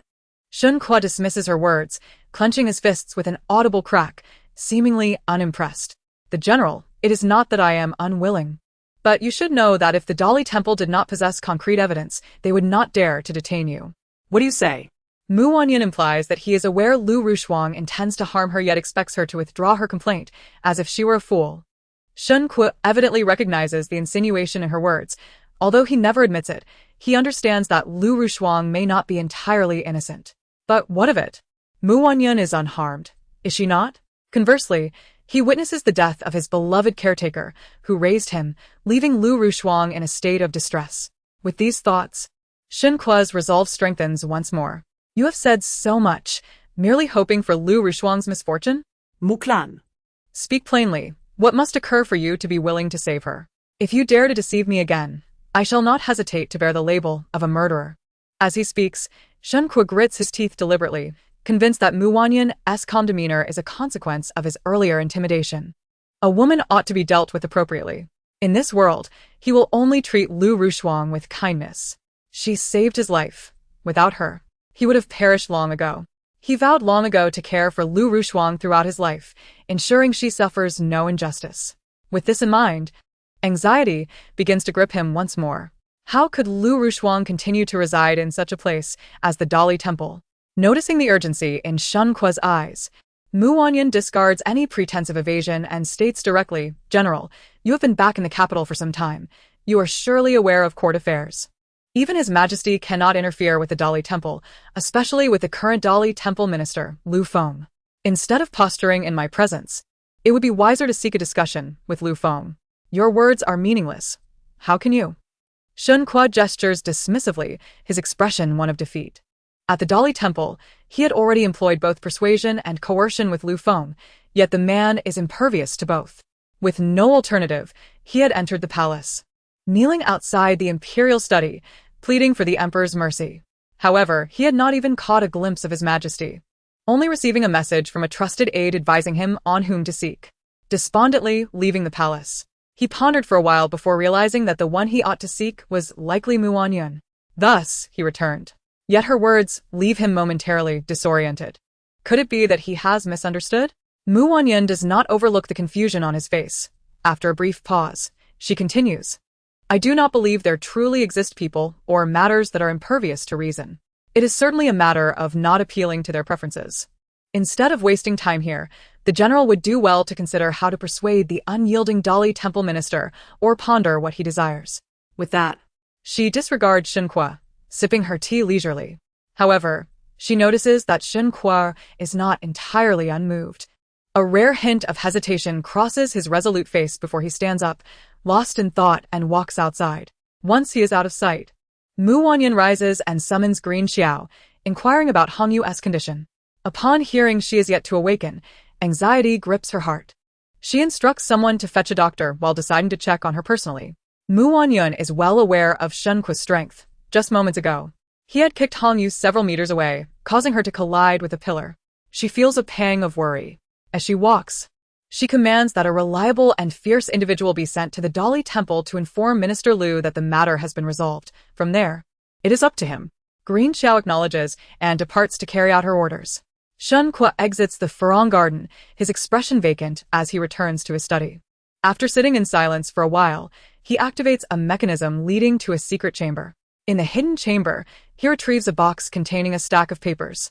These documents comprise all the evidence of wrongdoing committed by his trusted subordinates over the years. This is the key to his leverage over them. For years, he has mingled with them as brothers, employing both kindness and threats to secure their loyalty. Even now, though he is no longer in the military, he can still command their unwavering allegiance. As for Lu Feng, Shen Kuo has heard that the minister has repeatedly urged the emperor to punish his subordinates, yet each time, he has managed to protect them. For years, he has refused the emperor's offers of gold and jewels, seeking only to ensure that his subordinates are spared. While others viewed him as foolish, he understood that winning hearts and wielding military power outweighs any treasure. Since ancient times, those who excel often meet tragic ends. Moreover, he holds a deep grudge against the emperor. If he cannot maintain firm control over military power, how can he expect a favorable outcome? He has already devised a plan. In due time, he will send his men across the borders to provoke the enemy, inciting war, at which point he will take Lu Rushuang back to the borders. Yet he never anticipated that at such a critical moment, Lu Rushuang would be detained at the Dali Temple. Now, in the capital, devoid of connections, he bears only the title of general. How can he protect the one he holds dear? As these thoughts swirl in his mind, Shen Kuo clenches his fists in frustration, torn in indecision. Each man is one of his trusted allies. He has promised them that as long as he is present, he will ensure their safety, which is why they follow him devotedly. But Lu Rushuang, thinking of her, pregnant with his child, alone in the dark confines of the Dali Temple, even if she has not suffered physical torment, the oppressive atmosphere filled with the cries of prisoners would surely terrify her. Shen Kuo grips the papers tightly, finally resolving to carefully select a few of the younger and less experienced ones before leaving the study. Mu Wanyun's agents follow closely behind to report back to her. Mu Wanyun, holding a medicinal concoction, personally cools it before feeding it to Hongyu, not lifting her eyes as she dismisses everyone else. Yet in her heart, she thinks that Shen Kuo has indeed acted wisely. This is very good. In her previous life, due to Shen Kuo's protection, those men had acted with impunity, their ambitions swelling to the point they sought to usurp the throne. Although they ultimately failed, they brought ruin upon her and Huier, leaving them restless even in death. Conversely, Shen Kuo had made arrangements in advance, allowing Lu Rushuang and her child to remain safe. How could she not harbor resentment? Having never enjoyed his protection while alive, she is now to be implicated and scorned in death. Now, Shen Kuo digs his own grave for the sake of a woman. She must ensure that this play continues. Chapter 26. The art of kingship, what she articulated to Shen Kuo, is not entirely unfounded. Although His Majesty has long harbored apprehensions towards the Grand Tutor, the tutor, having once been His Majesty's teacher, imparted many teachings, including the art of kingship. Simply put, the art of kingship involves the delicate balancing of strategies. She has had the fortune to overhear some of this knowledge. It just so happens that she listened to Mu Lin instructing His Majesty on how to govern his ministers. Take military power, for instance. His Majesty trusts Shen Kuo primarily because he is capable, able to command his subordinates and safeguard the borders of the realm. Yet, as an emperor, he desires capable subordinates but fears their capabilities too greatly. On the surface, he appeared to spare those subordinates for Shen Kuo's sake. Yet inwardly, he resented Shen Kuo for leveraging his military achievements against him. However, once something was publicly declared, it was naturally immutable. Should Shen Kuo himself propose severe punishment, that would be an entirely different matter. Furthermore, the emperor was likely aware of the tactics Shen Kuo employed to govern his subordinates. A sovereign may tolerate the capabilities of his ministers, yet he would never permit them to escape his dominion, especially concerning military power. He could allow Shen Kuo to command troops and repel enemies, but he would not allow those around Shen Kuo to possess greater loyalty than himself as the emperor during periods of diminishing conflict. Thus, she wagered that the emperor would indeed welcome Shen Kuo's decisive severance of ties. Moreover, she could easily surmise that Shen Kuo, in an effort to preserve his image among his subordinates, would undoubtedly take action. Realizing this, she hastily dispatched someone to await outside the city, ready to intercept any carrier pigeons as soon as they were sent out. In this lifetime, she intended not only to expose Shen Kuo's ambitions to the inherently suspicious emperor, but also to utterly sever his connections. She was keen to observe how Shen Kuo would fare, devoid of these two advantages, in his leisurely existence with that Lu family member. As anticipated, on the following day, she received a confidential letter from Lu Feng, which mentioned that Shen Kuo had presented evidence of wrongdoing against 3 subordinates in exchange for Lu Ruoshuang's release from the Court of Judicial Review. Naturally, Lu Feng was unwilling to comply. Although this had been anticipated by him and Mu Wanyun, he still expelled Shen Kuo from the chamber as a formality. Of course, he retained the evidence. After leaving the Court of Judicial Review, Shen Kuo stormed in search of Mu Wanyun, who had just burned the confidential letter to ashes, opening the window to disperse the lingering scent when he barged in. Mu Wanyun, are you plotting against me? General, why do you say such things? Mu Wanyun increasingly questioned how she had ever fallen for Shen Kuo in her previous life. Now, she could hardly recall what had drawn her to such a hot-headed individual, seemingly devoid of intellect beneath his exterior. Yet, to be fair, Shen Kuo was not truly foolish. He commanded his troops adeptly and strategized effectively against foes. He was neither unwise nor incompetent, having consolidated his subordinates' loyalty over the years. After much contemplation, Mu Wanyun could only conclude that Shen Kuo's intelligence appeared to falter whenever matters concerning Lu Ruoshuang arose. You tell me to curry favor. Yet Shen Kuo's every utterance is laden with resentment. Unable to suppress a smile upon realizing that Mu Wanyun was already aware of the situation, she swiftly masked her amusement, noticing Shen Kuo's brow furrow deeper with concern. Fearing he might misconstrue her expression, she pinched her palm to suppress her smile and inquired, "Could you enlighten me on how you intend to curry favor?" Shen Kuo hesitated, clearly guarded against Mu Wanyun, and ultimately waved his hand dismissively. In any case, that Lu Feng is utterly unyielding. Mu Wanyun nodded, propping her chin in a thoughtful manner before suggesting, perhaps he simply values his reputation. If so, General, you should tidy up. Let us enter the palace together. Enter the palace. Shen Kuo seemed taken aback. Indeed, we shall seek the Emperor's decree. If I can clearly convey to His Majesty that Lu Ruoshuang is innocent, what reason would Lu Feng have to continue detaining her?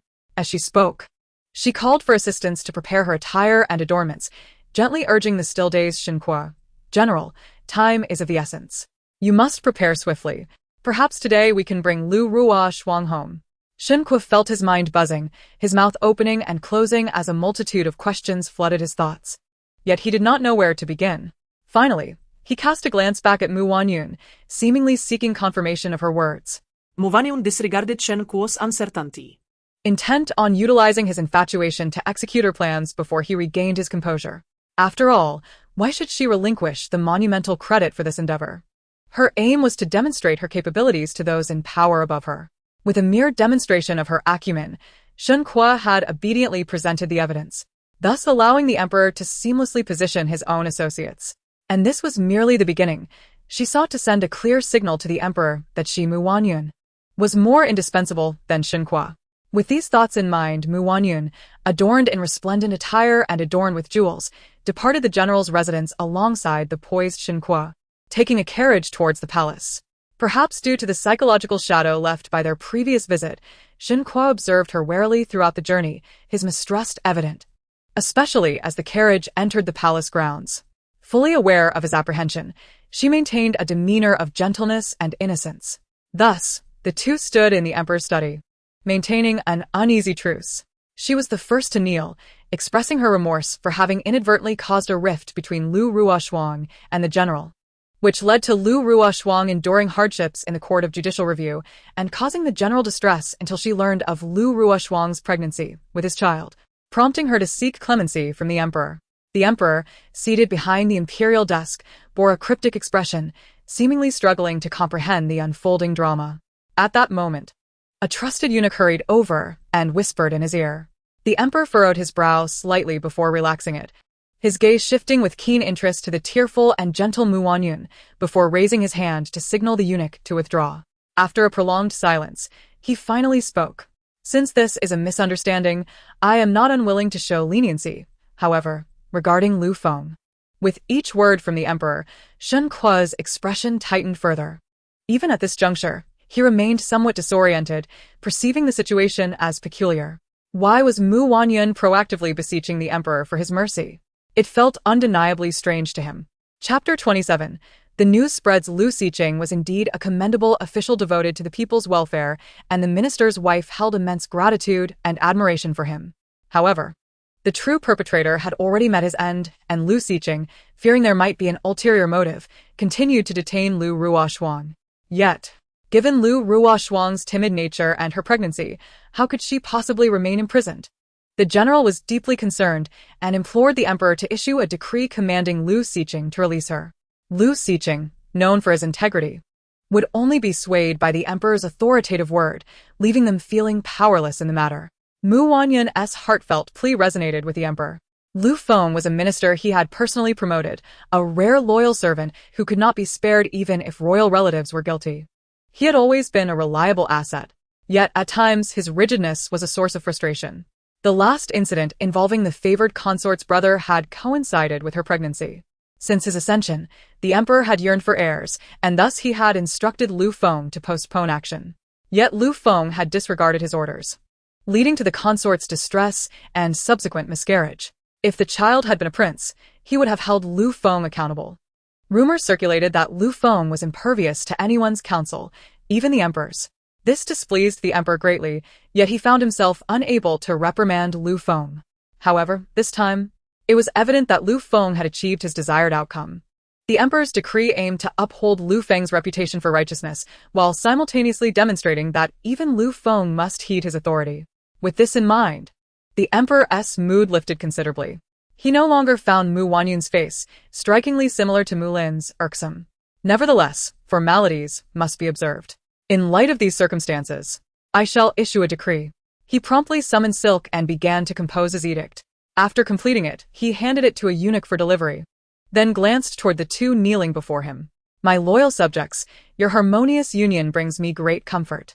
Since your departure from the palace, I have been concerned, fearing that a hasty marriage might turn you into resentful partners. Now, witnessing your mutual understanding and support warms my heart. I hope you continue to look out for one another. Wanyun was the first to bow in gratitude. Shen Kuo hurriedly followed suit. Excellent, Shen Kuo, behold. The lady I have chosen for you is indeed a rare gem of virtue. I have not forgotten the foolish deeds you committed in the past. And I have also heard that you have yet to visit the Grand Tutor's residence. This is indeed your oversight. Regardless of your previous relationship with the Grand Tutor, You are now his son-in-law. how can you neglect to pay your respects? I hereby grant you and the Grand Tutor some time off to foster your familial bond. For both of you are my loyal ministers, and I require your assistance in consolidating my reign. As he spoke, His Majesty commanded that numerous rewards be presented to the two. In the carriage leaving the palace, Shen Kuo remained bewildered as to why.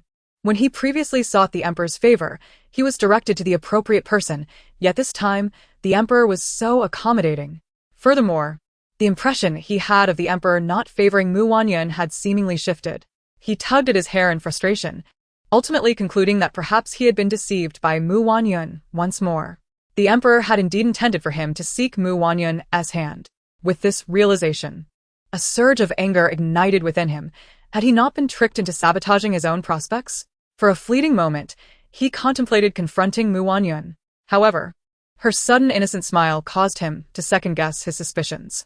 It appeared she had no specific demands of him. It was merely his own belief that Lu Feng might compromise if he obtained the incriminating evidence. These conflicting thoughts lingered as they arrived at the Dali Temple, where he hesitated, fearing that this endeavor would yield nothing once again. To his astonishment, Lu Feng actually released Lu Rushuang. Upon witnessing her tear-streaked face, all of his thoughts vanished into thin air. Rushuang, have you suffered? General, you have finally come to rescue me. I thought I would never see you again. Lu Rushuang sobbed, having endured fear even though she had not faced any physical punishment during her captivity. She threw herself into Shen Kuo's arms, weeping uncontrollably, melting his heart entirely. Only when she lifted her head did she notice Wanyun in the distance. She had not forgotten that it was Wanyun who had brought her to such a plight. Seeing her adorned in splendid attire, smiling, Lu Rushuang could hardly contain her disdain.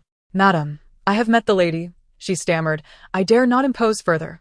Please do not trouble me. She appeared utterly pitiful, trembling at the mere sight of Wanyun. With a disdainful smile, Wanyun approached and reassured, Sister Lu, you have endured much.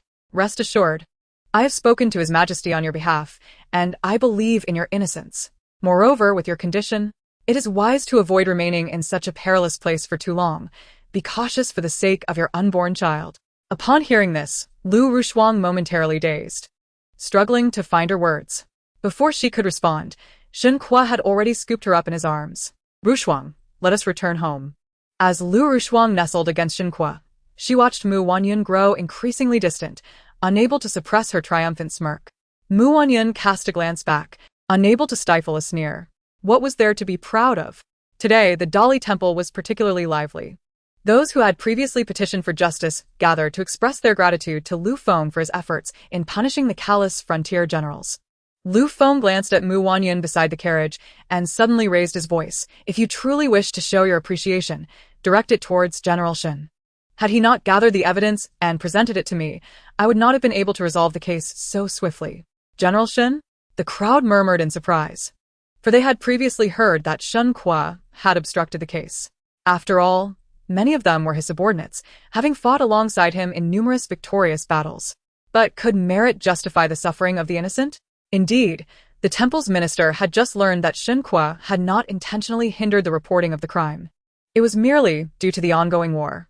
Now that peace had been restored, he had submitted the evidence to me. Moreover, it is said that the general's beloved is with child, perhaps prompting him to seek blessings for his unborn child, which led to his voluntary submission of evidence, enabling the wronged citizens to finally achieve justice.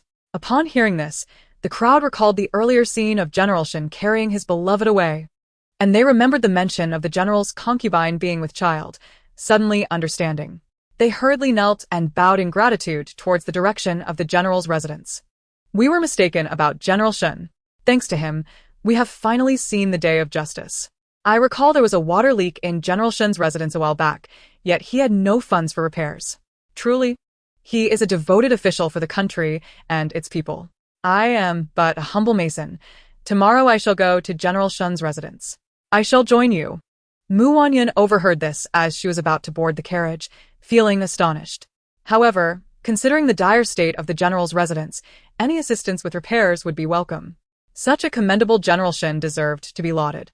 It would be best if word of this reached the frontier as well. With this thought, her spirits lifted further. Passing by a pastry shop, she decided to purchase a few treats, knowing that Hongyu had yet to recover, while Lu Qiao, though composed, had a sweet tooth. She also intended to leave some for the matron and her granddaughter. As she reveled in her thoughts, Wanyun cheerfully made her way, buying items along the way. By the time the carriage returned to the general's residence, she had nearly spent all of the 1,000 taels granted by the emperor. Well, she had not intended to save any. The emperor had merely mentioned a reward without specifying, so whether it was for her or Shen Kuo, she had already calculated that while he was preoccupied with Lu Rushuang, she would seize the opportunity to accept the rewards directly from the eunuch's hands. As she spent lavishly, she felt justified, considering she still held the title of the general's wife. Spending her husband's money was hardly an issue, right? Surely, she wouldn't be expected to return it. Such thoughts brought her great joy. Upon returning to Furong Courtyard, she eagerly summoned her trusted aides to distribute the rewards. Clear rewards and punishments would ensure that her people remained loyal. Naturally, Hongyu and Lu Qiao received the most substantial rewards, while the few maids and servants who serve her also received generous portions. Even those in the outer courtyard, though not as well compensated, enjoyed a fair share. Each face radiated joy as they bowed deeply, offering auspicious congratulations. Leaning back against the soft couch, she accepted Lu Qiao's offerings, her mood buoyant, nodding in agreement with a beaming smile. In the midst of this harmonious scene, an unexpected guest arrived at an inopportune moment. As Shen Kuo entered, he was taken aback by the sight of numerous brocade boxes, large and small, littered across the room, with maids and servants bustling about, their hands full. No wonder his entrance had been so smooth. Observing the opulent Furong courtyard and recalling the dismal state of his own residence, where even Lu Rushuang's accommodations were inferior to those of the servants here, the smile he had painstakingly crafted vanished in an instant. Those surrounding Wanyun were astute. The moment Shen Kuo stepped in, they all fell silent, and a few who sensed the displeasure in his gaze hastily concealed the brocade boxes they held, their hearts sinking. Wanyun, too, sensed the tension and quickly smoothed out imaginary wrinkles in her attire, smiling. You should thank the general. Were it not for him, I would not be so generous. At her words, everyone promptly knelt and bowed to Shen Kuo in gratitude. Shen Kuo raised an eyebrow, feeling something was amiss. But he had matters to discuss with Wanyun. He gestured for them to leave. The others complied, but a few close attendants remained. Shen Kuo glanced around, still harboring doubts, but Wanyun smiled. It is rare for the general to visit my Furong courtyard. I assume you have come for an important matter. These are my attendants and can hear anything. Besides, regarding the previous incident, they remain apprehensive. With her words, Shen Kuo felt it prudent to refrain from further discussion. Recalling the moment he nearly harmed Wanyun out of desperation when a maid had rushed to her aid and he had inadvertently knocked her unconscious. As he contemplated, a fleeting flicker of guilt surfaced within him, though it was but a momentary lapse. Soon he had entirely cast it aside. After a prolonged period of introspection, he began to speak obliquely, addressing some misunderstandings he had harbored towards her. To his surprise, she had generously extended her hand to assist Ruo Shuang, which indicated that, in his heart, he still remembered her kindness. As he spoke, his gaze wandered intermittently to Wanyun's face, as if seeking to elicit a sense of emotion from her. Yet her countenance remained consistently impassive, which left him increasingly vexed. Wanyun listened quietly, only responding with a few humble remarks when his gaze lingered too long upon her visage, asserting that it was merely her duty and not worthy of concern.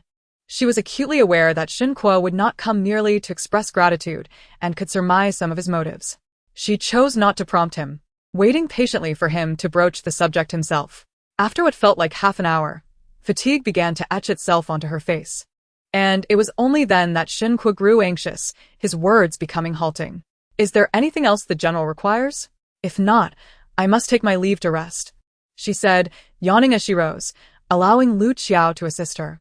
Even Shen Kuo, dull as he was, grasped the implication of her words. Reflecting on the time he had squandered in pretense without achieving his goal, he pondered how he would explain himself to Ruo Shuang.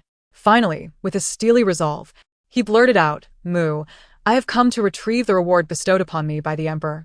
I recall there being 1,000 taels, which you received at that time. The general's residence is in dire need of funds, particularly to procure some supplements for Ruo Shuang after her recent ordeal." As he spoke, his eyes fell upon Mu Wanyun's face, as though expecting her to promptly present the money. However, Mu Wanyun appeared taken aback, her brows knitting together in surprise.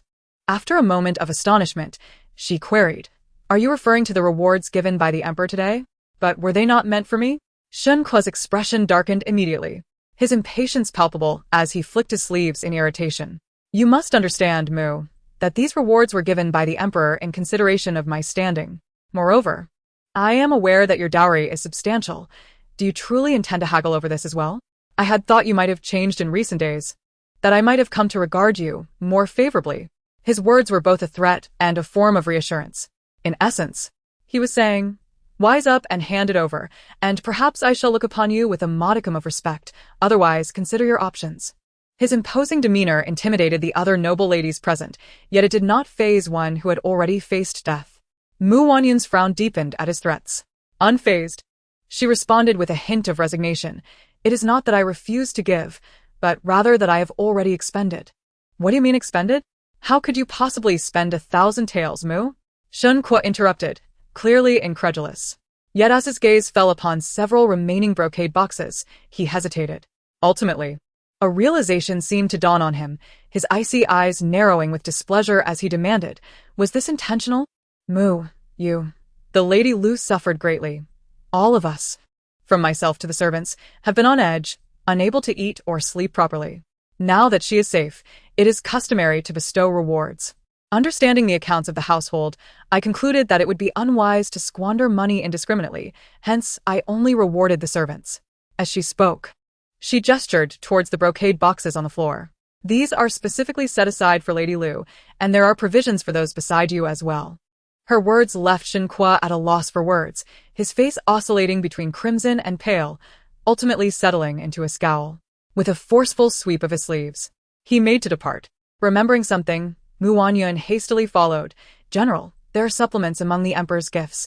If Sister Lu requires them, I can send them over." Shen Kuo did not even glance back. Nonetheless, Mu Wanyun had someone retrieve some invigorating medicines from her private stash to send to Lu Ruo Shuang. Whether they were imperial gifts or whether they might pose a risk to the pregnancy was of no concern to her. She had never borne children. How could she know? As for the rewards meant for the front courtyard, they were also to be delivered, albeit under her name. She was astutely aware of the politics at play. Returning to the front courtyard in a huff, Shen Kuo crossed paths with the steward, who was clutching the account books and discussing matters with the housekeeper. The steward attempted to persuade Shen Kuo to deliver the rewards to Mu Wanyun, but Shen Kuo flatly refused. With her extravagant spending, if the General's residence were truly to fall under her management, it would soon be bankrupt. The steward was at a loss, wishing to express, "General, given the current state of the General's residence, what more is there to lose?" Moreover, he had learned that Mu Wanyun had managed the Mu family before her marriage. The family's current enterprises were all initiated by her, and her wealth surpassed that of many princesses. Yet observing his General's obstinate demeanor left Steward Shin feeling helpless. Had he known it would come to this, he would never have heeded the General's advice to intimidate Mu Wanyun. The General, oblivious to the value of basic necessities, had truly made life difficult for this old servant. Chapter 29. Past events. Mu Wanyun was indifferent to the trials of the General's residence. However, the recent poisoning incident had forged an alliance between her and Lu Feng. Lu Feng's aim was to expose the misdeeds of Shen Kuo's subordinates and bring them to public judgment, aligning perfectly with her intentions. She could never forget how, due to Shen Kuo's indulgence, his subordinates had consistently dismissed her and Hui Er. Though she was the legitimate wife and Hui Er the legitimate son, they were openly ridiculed. She herself was no stranger to scorn. Perhaps she deserved it for aspiring to what was not hers, but what fault did Hui Er bear? Why should he be mocked as a bastard merely because he was not favored? Each time she recalled Hui Er's despondent and helpless expression, her heart felt as if it were bleeding. Those individuals were not blameless either. In her previous life, she had witnessed them seize a beautiful and virtuous young woman, dragging her to a secluded place to be humiliated in turns. The girl, overwhelmed by the torment, ultimately threw herself against a rock to end her suffering. Yet, Her tormentors felt no guilt, believing her to be a nuisance for dampening their spirits. She had once questioned Shen Kuo, demanding to know why he did not impose restraint. Shen Kuo had replied that they were merely seeking a respite from the dangers they faced. Recollections of those events flooded her mind as she wept, trying to reason with him, only to be dismissed as lacking in understanding, unworthy of being a wife, much like her hypocritical father, who preached morality, yet was full of duplicity. Ironically, it was Lu Ruo Shuang's ability to captivate the bloodied heroes that had initially been her fortune, but alas, her own misfortune had led her to win Shen Kuo's and his subordinates' favor. The words of caution she had offered that day were later twisted by unknown mouths, earning her even more disdain from Shen Kuo and his men. She had even overheard those subordinates joking about her, suggesting that if the general ever tired of his wife, he might as well let the brothers have a taste, as they had yet to experience the flavor of a noble lady. At that moment, she had been standing behind a screen, initially intending to curry favor with them during the feast, hoping to redeem her previous faux pas. But upon hearing those words, her blood had frozen, and she stood there, frozen in shock, peering through the screen as slits at Shen Kuo, who was surrounded by revelers. She still recalled how Shen Kuo had nonchalantly raised his cup and downed its contents, laughing casually. Good. She could not recall how she had managed to leave. The plate in her hands had slipped away, causing astonishment among the guests. For a fleeting moment, she wished to vanish into the earth. Yet, she had done nothing wrong. Even now, she could not fathom why her first instinct had been to flee. As someone approached the screen, she yearned to escape, yet fear held her in place. At last, a single meow from a cat broke the man's train of thought, granting her the opportunity to escape. Initially, she dismissed it as merely a drunken jest from a man, but that very night, a tipsy man intruded upon her chamber. Despite her desperate resistance with a golden hairpin, he eventually retreated, leaving her trembling and fevered. Later, she inadvertently overheard a conversation among those close to Lu Rushuang, discovering that the man from that night had been arranged by Shen Kuo. At that time, she had yet to consummate her union with Shen Kuo. A surge of indignation welled within her, leading her to take a reckless gamble by drugging Shen Kuo, only to awaken nearly suffocated by his grip. She vividly recalled his bloodshot eyes as he questioned her. Why must you be so despicable, Wanyun? Is it that you are so desperate for a man? Stung by his words, she tearfully nodded, acknowledging her need. Shen Kuo cast her aside onto the bed, her head striking the bedpost, blood streaming down to obscure her vision. Through the crimson haze, she heard him seethe, Wanyun, you truly disgust me. I shall never touch you again.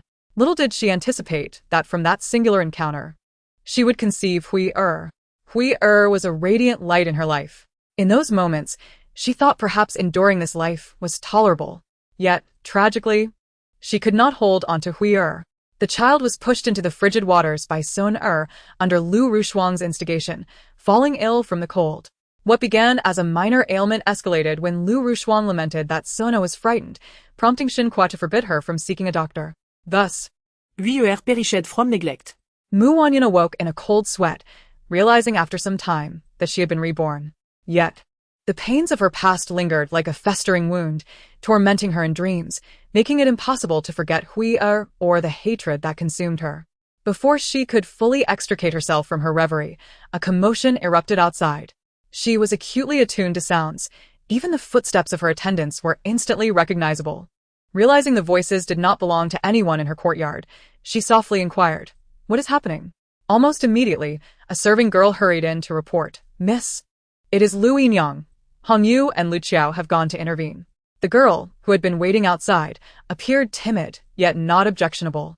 Wanyun, Not one to be a tyrant, gestured for her to rise and instructed, "Let them all come in." The girl hesitated for a moment before promptly scurrying away. Soon after, Hong Yu and Lu Qiao rushed in, seemingly anxious that the girl had not conveyed the situation clearly. Wanyun, now awake to a considerable extent, heard the ruckus outside, which was evidently from Lu Yinyang's loyal followers, clamoring that their mistress had come to express her gratitude to the lady. Hong Yu and Lu Qiao implored her. Yet Wanyun had already made up her mind. What is all this ruckus? I fear nothing. What have I to dread? Hong Yu and Lu Qiao exchanged glances, understanding her resolve. Having mostly recovered, Hongyu, being naturally impulsive, went to inform the guards to permit entry. A few unfamiliar faces accompanied Lu Rushuang, some appearing robust, evidently martial servants. Mu Wanyun discerned their presence immediately upon their entrance, recognizing them as Shen Kuo's strategic arrangement. He was not entirely foolish after all. These martial servants were indeed valuable assets, likely trained specifically for Lu Rushuang. Lu Rushuang was supported by a martial servant as she entered, attempting to kneel in greeting but was halted by the servant. The mistress is with child. The general has commanded she be well cared for, so kneeling is unnecessary. Lu Rushuang feigned reluctance, but ultimately complied, as if recalling something. She reproached the servant. You wretched maid. I have told you before, I am no mistress. I am merely a lowly concubine. As she spoke, she dabbed her eyes with a handkerchief. Before the servant could respond, Mu Wanyun interjected with impatience. If Lu Yinyang feels being a concubine is beneath her, perhaps she should whisper sweet nothings to the general, urging him to grant me a divorce. I would rather not be the villain caught between you two. If that is unfeasible, then cease your veiled jabs at me. I have stated, if the general seeks approval from the emperor, I, of the Mu family, shall not remain in this wretched place. Continuing, Mu Wanyun ignored Lu Rushuang's pallid expression and delicately lifted her teacup, blowing gently at the non-existent froth. Without needing to glance, she knew that Lu Rushuang, after being put in her place, would don a piteous guise, with red-rimmed eyes and a trembling lip. All theatrics which she had tried to imitate in her past life, but found herself lacking in talent.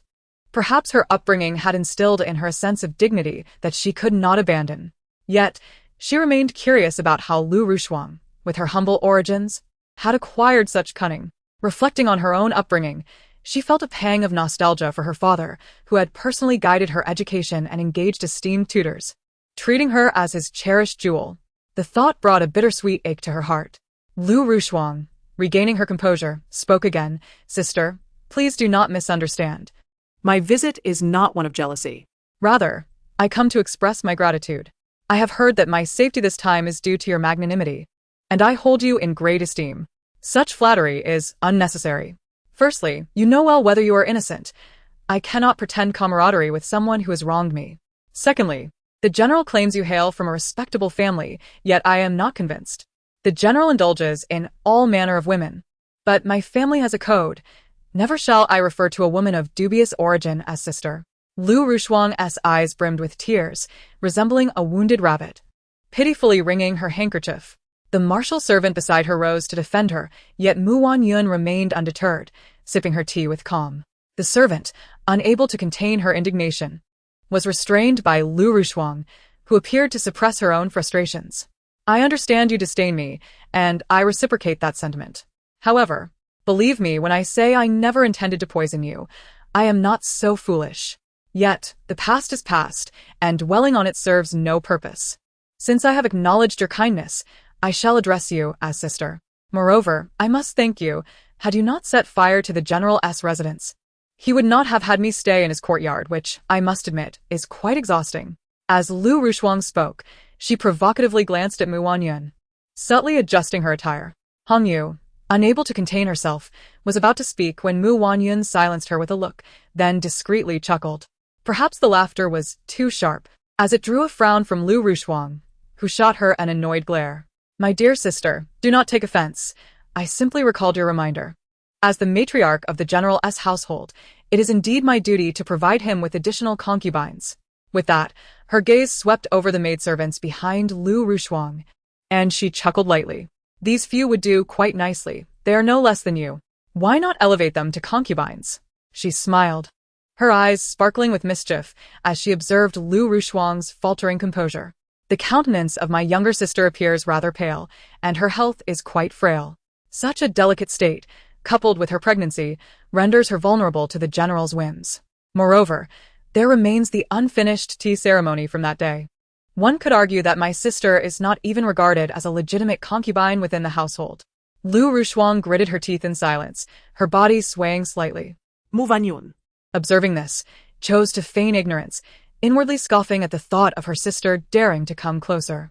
In her previous life, she had been overly concerned, which led to her downfall.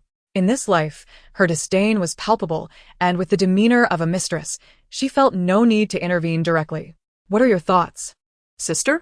Wanyun inquired, noticing Liu Rushuang's persistent silence. What? Lu Rushuang, still flustered, struggled to comprehend. The notion of the general taking a concubine, was it possible that her pregnancy meant she could not serve him, and thus no one else was permitted to do so? As she spoke, she fiddled with her freshly painted nails and raised an eyebrow towards the slender, graceful maidservant behind Lu Rushuang, casually mentioning that a concubine, after all, held a significant position within the household, receiving monthly allowances and seasonal garments, not to mention bonuses. Should she bear a son or daughter in the future, it would surely be preferable to facing the wrath of the master on a day when his mood soured. Absolutely not. Lu Rushuang interjected sharply, unable to contain herself. What do you mean by not? Wanyun retorted, her voice laced with mockery. Do you truly intend to monopolize the general, denying even those beside you a chance? Wanyun chuckled lightly, her gaze sweeping over the resentful expressions of Lu Rushuang's maidservants. Even if the personnel changes, do you think that I would be at a loss? Wherever there are women, there is contention. There exists no eternal bond, only the absence of greater interests. Having lived a life already, I am certain of this. Of course not. They are merely young. Lu Rushuang understood that Wanyun was deliberately sowing discord among her attendants, though she felt anger. She also lamented that her own maids could harbor such thoughts. She cursed herself for acquiring such striking maidservants, as the steward had insisted that they represented the general's household. Having only unattractive maidservants would invite ridicule. Better a jest than having those around me vying for my man. Determined, she resolved to sell off these ill-intentioned girls upon returning home. Young? Not so young anymore. Moreover, even if a concubine were appointed, it doesn't necessarily lead to immediate service to the general. Do you have any objections? Is it truly impossible for the mistress to make even this decision? Wanyun feigned a stern expression, embodying undeniable authority. Lu Rushuang, frustrated, regretted her visit, feeling cornered. Yet, she reasoned that if the other party had such designs, her absence would not deter them. How could she allow anyone to contend with her for the general's affections? Since Lu Yinyang has no authority, perhaps the mistress should first consult the general. Lu Rushuang, realizing she could not thwart Wanyun, directly invoked Shen Kuo's name. At that moment, Shen Kuo, having heard of Lu Rushuang's visit to greet Wanyun, hurried over, coincidentally arriving as Lu Rushuang mentioned him. He swiftly approached her, enveloping her in his embrace, affectionately inquiring, "What is the matter? Do you wish to ask me something?" The general? Upon seeing Shen Kuo, Lu Rushuang's eyes filled with feigned innocence, glistening with unshed tears as she leaned into his embrace, her delicate hands clinging to his clothing, unwilling to let go.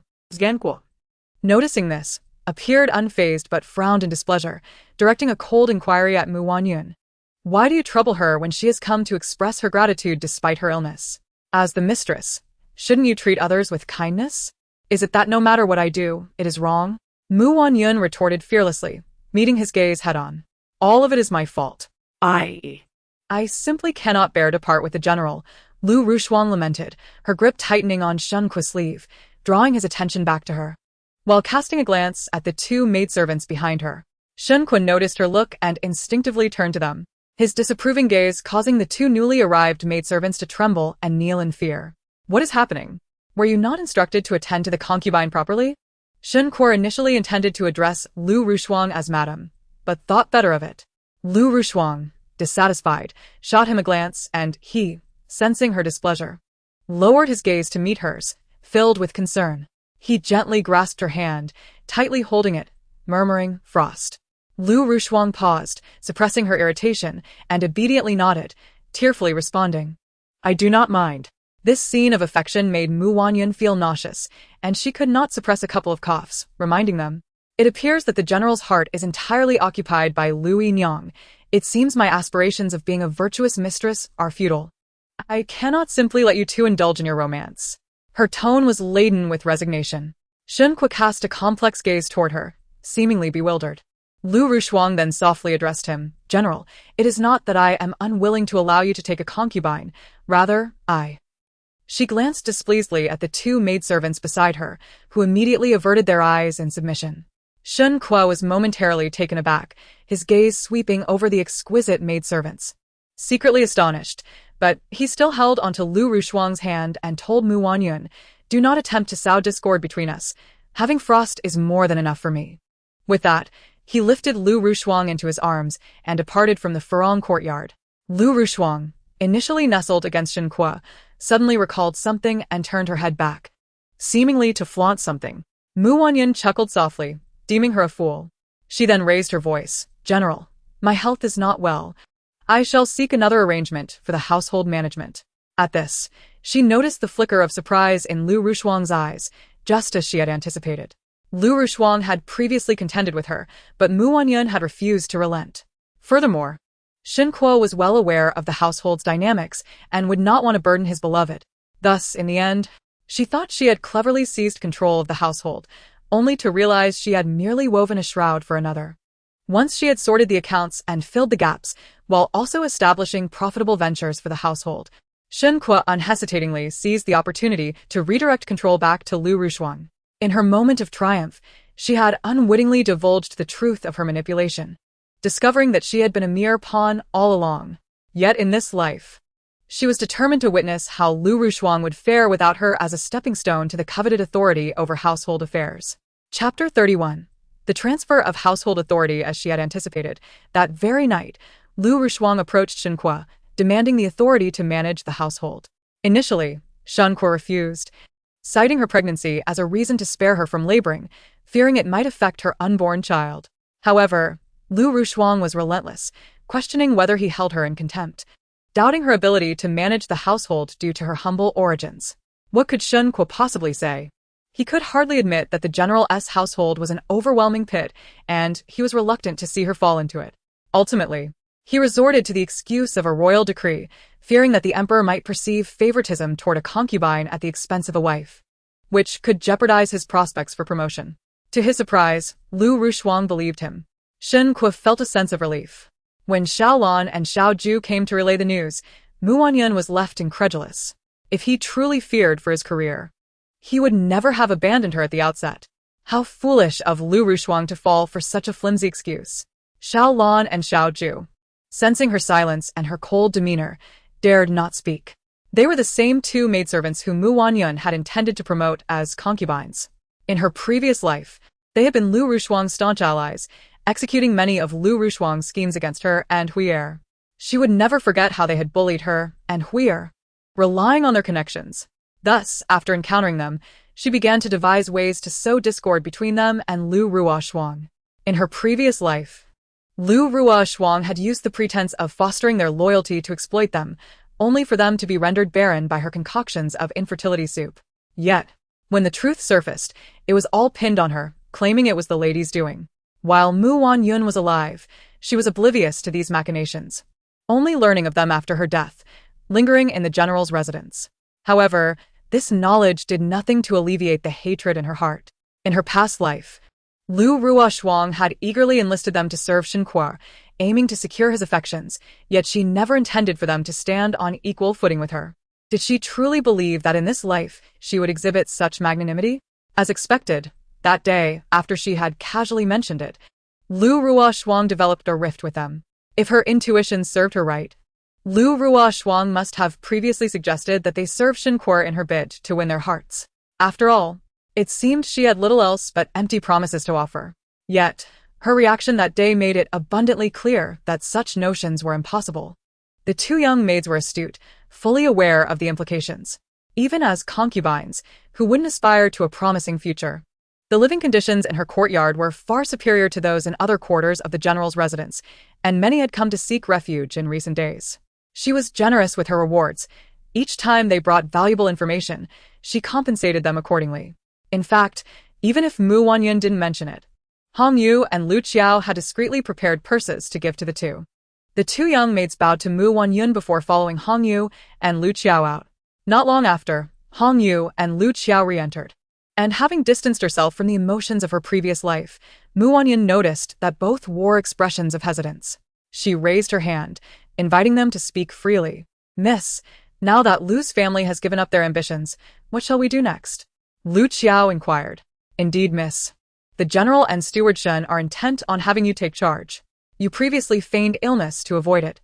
Yet I've heard that Steward Shen intends to summon the imperial physician with a diagnosis. Should the physician arrive and find you well, might the general accuse you of neglecting your duties as the lady of the house? Lu Qiao was more perceptive than Hong Yu. At the mention, Hong Yu's face clouded with worry, and she couldn't help but scoff. What nonsense from the general's residence, a house full of debts, forcing one to take charge. Just as she spoke, Lu Qiao shot her a fierce glare. In recent days, Shen Kuo's reputation had improved, drawing numerous individuals to the residence for repairs, many of whom had learned of his selflessness in reporting the misdeeds of his subordinates to the Dali Temple. Wanyun intended to leverage this newfound reputation. Thus, she instructed her household to refrain from speaking recklessly. Hong Yu, recalling this, quickly covered her mouth. At that moment, someone arrived with an invitation, stating that the wife of the Duke of State wished to host a coming-of-age ceremony for her third daughter and had specially invited them. Wanyun had no prior connection with the Duke's residence, and in the past, for Shen Kuo's sake, she would have chosen lavish gifts from her private treasury to send. Relationships among officials were not merely about personal ties, they were intricately linked to the political landscape. As the saying goes, to accompany the emperor is to accompany a tiger. In the realm of governance, especially in a city teeming with power players, a slight misstep could offend someone, and regular visits were essential for cultivating good relations. Over time, such connections could turn the tide in one's favor with a mere casual remark. Shen Kuo did not grasp these nuances, so Wanyun managed them behind the scenes. However, in this life, she had no such leisure. Just as she ordered the invitation to be set aside, she suddenly recalled something and hastily instructed, "Send the invitation to the front courtyard, stating that this lady's old ailment has not yet healed, and leave it to the general to decide." Upon hearing this, Hong Yu immediately retorted, "Miss, if given to the general, he will surely send Lu to attend, but she is merely a concubine." Thus, in order to elevate her status for attending such a high-profile banquet, Shen Kuo would likely raise her standing as well. Wanyun smiled gently, reminiscing about how Lu Rua Shuang relished attending such gatherings, particularly during the days when she was confined, flaunting her authority over the household as provisions. After all, she had always believed herself to be Shen Kuo's rightful wife, merely playing the role of a temporary measure, yet she would not relinquish the power of the steward. Both Lu Qiao and Hong Yu's brows lifted in delight. Hong Yu, ever impetuous, swiftly seized the invitation and dashed to the front courtyard. Not long after, she returned, eager to share her observations.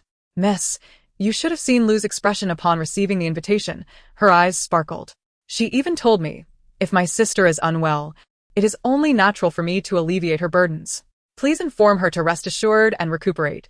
As she spoke, she mimicked Lu Rua Shuang's mannerisms, imitating her exaggerated expressions, eliciting laughter from Wanyun and those in the room. "You rascal!" Mama Li chuckled almost breathlessly, pointing at Hong Yu with a hand on her waist. Shaking her head, "Miss, do you truly believe Lu will attend the banquet and take charge of the household?" Lu Qiao seemed still unconvinced. "Just wait and see," Wanyun declared confidently, taking a sip of her tea. The maids fell silent. The following morning, before Wanyun had even awoken, Hong Yu was in a frenzy, shouting in the courtyard, "It's true. Steward Shen brought the accounts and reports to Lu early this morning." Wanyun, hearing this, stretched and called for Lu Qiao to assist her in dressing. Remembering something, she inquired, "Are there any letters for me?" "Not yet," Lu Qiao replied while styling her hair. "Ever since that day when you saw Lu's maid, you've been eager to send a letter, asking every day." The maids remained silent, but were undeniably curious. Wanyun yawned, remaining uncommunicative, yet her mind raced, calculating that she should have received a reply by now. However, considering her sworn brother's travels, perhaps the letter had yet to reach him. Outside of her sworn brother, she had no one else to turn to for assistance. After all, while it was easy to find ordinary guards, seeking someone more competent than Lu Ruoshuang's maid, or even a hidden guard, could only be entrusted to her sworn brother. It was worth noting that in recent years, her encounters with her sworn brother had been few and far between. Their past rescue had been a mere gesture, and her gains had far exceeded the debt. Reflecting on this, she motioned for Lu Qiao to leave, then unfurled a sheet of paper, composing a letter and sealing it with wax before handing it to Lu Qiao. "Send this out swiftly. If I remember correctly, my sworn brother should arrive in the capital soon. In my previous life, I missed the opportunity due to my attendance at a banquet. This time, I shall not let it slip away." Within a day, the general's residence was abuzz with activity. Lu Ruoshuang summoned numerous jewelers and tailors to the residence, claiming she needed to prepare new attire and accessories for the upcoming banquet. Simultaneously, Steward Shen roamed the estate with a long face, as if someone owed him a fortune, making several trips to the entrance of the Furong courtyard, only to be frightened away by her well-fed dog. Wanyun reclined on a soft pearwood couch, feeding fish food to the newly acquired koi in the pond, her spirits brighter than the spring sunshine. Chapter 32. The truth on this particular day. She received a letter from the Fu residence, stating that her mother had fallen ill. Yet she distinctly remembered that in her previous life, her mother had always been in good health, never once suffering from sickness. Was it possible that her reincarnation had altered certain events? Regardless of the reasons, as a daughter, it was her duty to attend to her ailing mother. Without hesitation, she instructed her servants to prepare a carriage and gather some nourishing supplements before setting off for the Fu family home. As her carriage was about to depart, it was momentarily obstructed by the carriage of the general's residence, which had just arrived at the gate. The curtain of the carriage was drawn back, revealing the beaming face of Lu Ruoshuang, her sister. "Are you leaving the residence?" Upon hearing Lu Ruoshuang's voice, Wanyun chose to disregard her. But her companion, LV Qiao, leaned slightly forward and coldly remarked, "My lady is returning to her maternal home." "What's the matter?" Lu Ruoshuang feignait surprise. Covering her mouth, anxiousness surged within Wanyun, and she urged the coachman not to waste any time. The coachman acknowledged her command and began to turn the carriage, seeking to navigate around the obstruction. However, just then, the voice of Shen Kuo rang out from outside. "What is happening here?" Wanyun's impatience mounted as she observed the two of them emerging from their carriage, feeling increasingly vexed.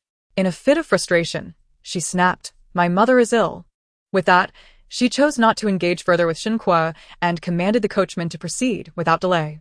In the next moment, a pair of large hands pulled aside the curtain, and Shen Kuo's imposing figure appeared within the carriage, bending slightly as he quickly seated himself beside Wanyun. In a low voice, he stated, "I will accompany you back." Startled, Wanyun instinctively raised her gaze to meet his, and before she could respond, he seemed to anticipate her thoughts and added, "Didn't he, the emperor, remind me to accompany you home during our last visit to the palace? This is a perfect opportunity." With that, he instructed the coachman to hasten their departure. Before long, the sound of the carriage wheels turning filled the air. Wanyun felt a deep sense of urgency. Their previous return home had ended on an unhappy note, leaving her with a lingering sense of regret. In the days that followed, she had been preoccupied and harbored some resentment towards her parents, neglecting to communicate with them. She could not help but wonder if her deliberate coldness during this time had adversely affected her mother's health, who was usually so attentive to her well-being. In truth, following that incident, she had contemplated the matter deeply. If she were in her parents' position, she would find it challenging as well. For both daughter and son are equally cherished. Having been pampered by her parents since childhood, she was acutely aware of the disparity in attention between her and her brother. Although she understood her parents' sense of guilt towards her brother, which had led to her feeling somewhat neglected, she also recognized that she ought not to resent them for it. Lost in her thoughts, she paid little mind to Shen Kuo. However, when she unexpectedly locked eyes with his probing gaze, she was taken aback. She could not ascertain how long he had been observing her, and to feign indifference would be disingenuous. After a moment of contemplation, she asked, "Do you have something to say, General?" Shen Kuo hesitated before nodding, and then began to elucidate. "During this time, I have reflected seriously on my previous misunderstandings towards you and acknowledged that my actions were inappropriate. However, we are now family, and I hope we can coexist harmoniously moving forward." Wanyun was slightly taken aback and inquired, "What do you mean by coexisting harmoniously?" He responded, "I mean you should assist Ruoshuang more. She lacks your experience in managing household affairs. I do not wish to pressure you into taking charge of the domestic matters, but it is your responsibility. Now that Ruoshuang is willing to share your burdens, you should appreciate her efforts. Although she is eager, she has never before dealt with such matters and may not possess your thoroughness. As the matriarch, it is your duty to guide her." As he spoke, he scrutinized Wanyun. She clenched her hands tightly together, her nails digging into her palms, desperately wanting to ask him what gave him the audacity to deliver such pompous sentiments. "Why are you silent?" Perhaps he was expecting her agreement, for Shen Kuo's expression darkened slightly. Wanyun smirked derisively at him. "So, General, Is your intention in accompanying me back to the Fu residence merely to seize the chance to impart these words? That is not the case, he retorted, his expression clouding with displeasure. Then, General, I ask that you respect my concern for my ailing mother, she replied curtly, and without waiting for his response. She turned to lift the curtain of the carriage, her impatience palpable. Shen Kuo observed her tense profile, his chest rising and falling rapidly. Yet, he ultimately refrained from speaking further. The carriage soon arrived at the Fu residence. Without waiting for Shen Kuo, Wanyun hastily disembarked, almost tripping over the threshold in her urgency, fortunately steadied by LV Qiao. As she hurried through the household, she inquired about her mother's condition. Thankfully, it turned out her mother was merely overly anxious and not seriously ill, allowing Wanyun to breathe a sigh of relief. Upon reaching Jinyan Hall, she discovered her mother diligently pruning the flowering branches. At that sight, her worries dissipated entirely. Upon seeing her daughter return, Mother quickly set aside her task and grasped Wanyun's hands. Are you still concerned for me? I thought you would disregard me for the rest of your life. She feigned indignation. What nonsense are you speaking? Clearly, it was you who chose to ignore me, even concocting a story about being ill to frighten me, Wanyun chided. If not for that, how could you have borne to return? As she spoke, Mother playfully pinched Wanyun's nose, only to then notice the tall figure standing nearby, momentarily taken aback before realizing this was likely her yet-to-be-met son-in-law.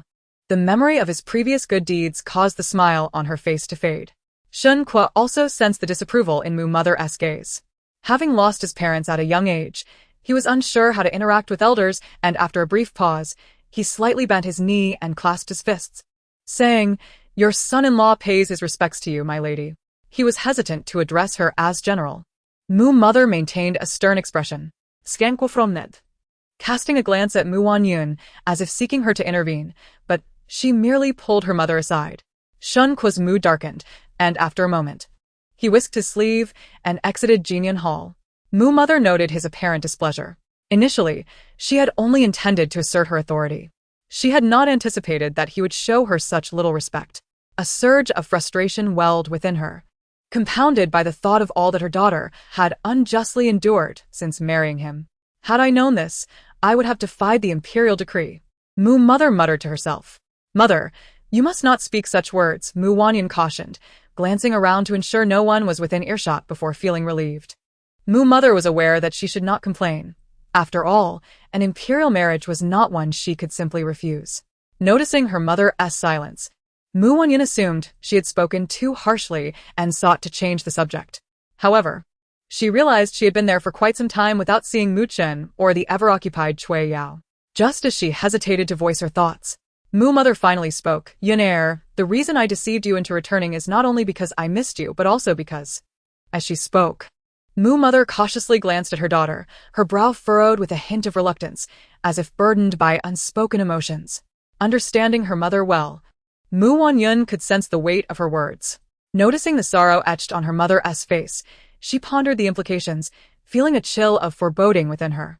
Yet, she maintained an air of innocence, asking, What is it that mother wishes to convey? Yun, I implore you not to take offense, Mother sighed softly, averting her gaze from her daughter. She understood her daughter's intelligence. There was no way she would fail to comprehend the underlying message. Yet she pressed on, her heart heavy with reluctance. She had been reflecting on whether she had indeed been too biased towards Yun and had overlooked Chen. Chen harbored considerable resentment, and that weighed heavily on her heart. She longed for their sibling bond to return to its former harmony, even if it were merely an illusion. Wanyun remained silent. While Mrs. Mu felt increasingly anxious, her words caught in her throat, unable to escape. She grasped Wanyun's hand tightly, causing her pain, prompting Wanyun to glance up at her mother. Noticing the redness at the corners of her mother's eyes, her heart softened, and she sighed in resignation, asking, Is it about Mu Chen? My dear, you know it is not my intention to criticize you, regardless of your grievances against your brother. You must not halt the expenditures from the family treasury. Despite his faults, he remains your brother, a son of the Mu family. Are you aware that he recently hosted a gathering for his peers, and they expected him to pay? He was left humiliated and ridiculed. And so, mother? What do you wish for me to do? Wanyun's hands clenched tightly within her sleeves, her heart trembling, her voice quivering despite her effort to mask it. It was evident to anyone paying attention. Mrs. Mu was momentarily taken aback, her expression tightening, seemingly unprepared for Mu Wanyun's question. After a pause, she regained her composure, saying, "My dear, promise me you will not be angry. This is merely a mother's concern, yet here you are, acting in such a manner." Although Mrs. Mu tried her best to conceal her anger, Mu Wanyun could still perceive it. Anger. She had never anticipated her mother would harbor resentment towards her. Her heart quaked, yet it was tinged with bitterness. Had she overestimated her importance? Had she been living in her own delusion? How could she ever believe herself to be more significant than Mu Chen? It dawned on her that while her parents cherished her, they often reminded her that if Wanyun marries well, she can also assist her brother. Her parents had doted on her, but perhaps it had not always been this way. She had saved her stepbrother, bringing in wealth each year, alleviating the Mu family's financial struggles. Chapter 33. Settling accounts. Noticing Mu Wanyun's distressed expression and her reluctance to respond, Mrs. Mu perhaps realized her tone was excessively harsh. After a moment, she softened her voice, saying, "Wanyun, I know you are always the most understanding and filial. You have been wise since childhood. Your father and I have always favored you more than your brother. Perhaps our favoritism has accumulated resentment within him. However, as parents, who does not wish for harmony among their children? Your brother has strayed, and we have scolded him severely, yet he is still a man, the elder son, and he has his pride." Mu Wanyun's hands nearly bled from her grip, her patience wavering as she listened. Yet it was ultimately futile. Her voice was icy, laced with tremors. "So, mother, your implication is that my brother's pride takes precedence, while I must sacrifice my own." She raised her chin slightly, searching her mother's face for something, but quickly lowered her gaze again, perhaps in fear or denial, seeking comfort in self-deception. Rarely did she confront her elders. She was always gentle and obedient, leaving Mrs. Mu momentarily bewildered. The atmosphere grew heavy, silence palpable. The maids and servants standing nearby dared not breathe. The once tender bond between mother and daughter had curdled into something bitter and unbearable. Mu Wanyun, sulking, refused to meet Mrs. Mu's gaze. Mrs. Mu's eyes flickered over Mu Wanyun's face, warmth dissipating until only coldness remained, ultimately giving way to a hint of disdain. Yet, she sighed heavily, placing a hand over her heart, clearing her throat. "You are married now, and your temperament has changed." Mu Wanyun scoffed internally, glancing up with a face devoid of much expression, but her eyes sparkled with a fleeting insight, as if she saw through everything. This time, however, she did not feel the same anxiety as before. Mrs. Mu coughed for a while, realizing it was having no effect, and grew weary of her facade, scrutinizing the daughter she had spoiled since childhood. Indeed, she loved this daughter, her own flesh and blood, yet in noble families, it is the sons who carry on the lineage. She had once favored her son more. Why, then, did her affections shift towards her daughter? The memories had grown hazy. Was it because her daughter had fallen ill, or because it was said that if a daughter is cherished, she would care more for her maternal family upon marriage? Or perhaps it was the belief that a pampered daughter held greater value. As these thoughts crossed her mind, Mrs. Mu felt a wave of dissatisfaction. Seeing her daughter remain indifferent, she finally hardened her expression. "You are married now, yet you still control the family's resources. What is the meaning of this? Should the Mu family allow an outsider to dictate terms?" In truth, she could empathize with Mu Chen. He was about to marry and had many responsibilities. She understood his resentment, as he was expected to manage everything while she, with her frail constitution, could offer no assistance, especially with the family's finances controlled by his married sister. Initially, she thought Mu Wanyun would willingly relinquish the accounts and keys, but to her surprise, Mu Wanyun had not mentioned it, and the household staff frequently sought her out for reports. As the legitimate matriarch, she felt reduced to mere decoration. Previously, it did not matter, but now with Mu Chen's impending marriage, especially with Cui Yao entering their home, how could she maintain her standing as a mother-in-law? If word spread, they would be the subject of ridicule. As these thoughts swirled, Mrs. Mu's expression darkened further, her gaze fixed on Mu Wanyun. Mu Wanyun scoffed softly, looking up at her. "So, mother has gone to such lengths to summon me back, merely to retrieve the accounts and keys? Such trivial matters require you to feign illness? What an unfilial daughter I must be." Mrs. Mu, initially flustered, finally breathed a sigh of relief upon hearing the last part, quickly interjecting, "As long as you understand."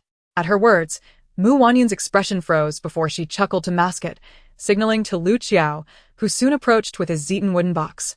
Mu Wanyun personally accepted it and presented it to Mrs. Mu, saying, "Even without your prompting, I intended to give this. After all, as an outsider now, I should no longer oversee my maternal family's finances." Mrs. Mu's hand had reached halfway before she paused, recalling something. She glanced at Mu Wanyun, noting her lack of discontent before finally accepting the box, ready to hand it to the nanny behind her. Yet, she heard Mu Wanyun add, "Considering you haven't managed these affairs for some time, it is prudent to invite the accountant to double-check the accounts." "Actually, no." The nanny behind Mrs. Mu began to whisper. Mrs. Mu, however, was displeased and shot a glance at Mu Wanyun before conceding, "You make a fair point." The nanny's expression tightened, wishing to say more, but Mrs. Mu coldly instructed her to summon the accountant. "Also, if possible, it would be wise for my brother and Miss Chui to join us, to prevent any future claims that I, as an outsider, have squandered the family fortune." Mu Wanyun's face was all business, her emotions having settled into a chill. She understood that all of this was orchestrated by Chui Yao and Mu Chen, perhaps primarily by Chui Yao. In the past, Chui Yao had looked upon her with envy.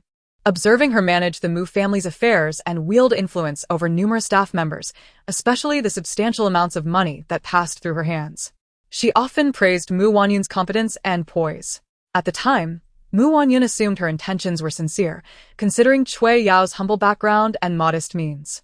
However, reflecting now, Mu Wanyun suspected Chui Yao wanted to sweep her, the meddlesome sister-in-law, out of the way to fulfill her own ambitions as a matriarch. With this realization, Mu Wanyun resolved to sever ties with what should not be clung to.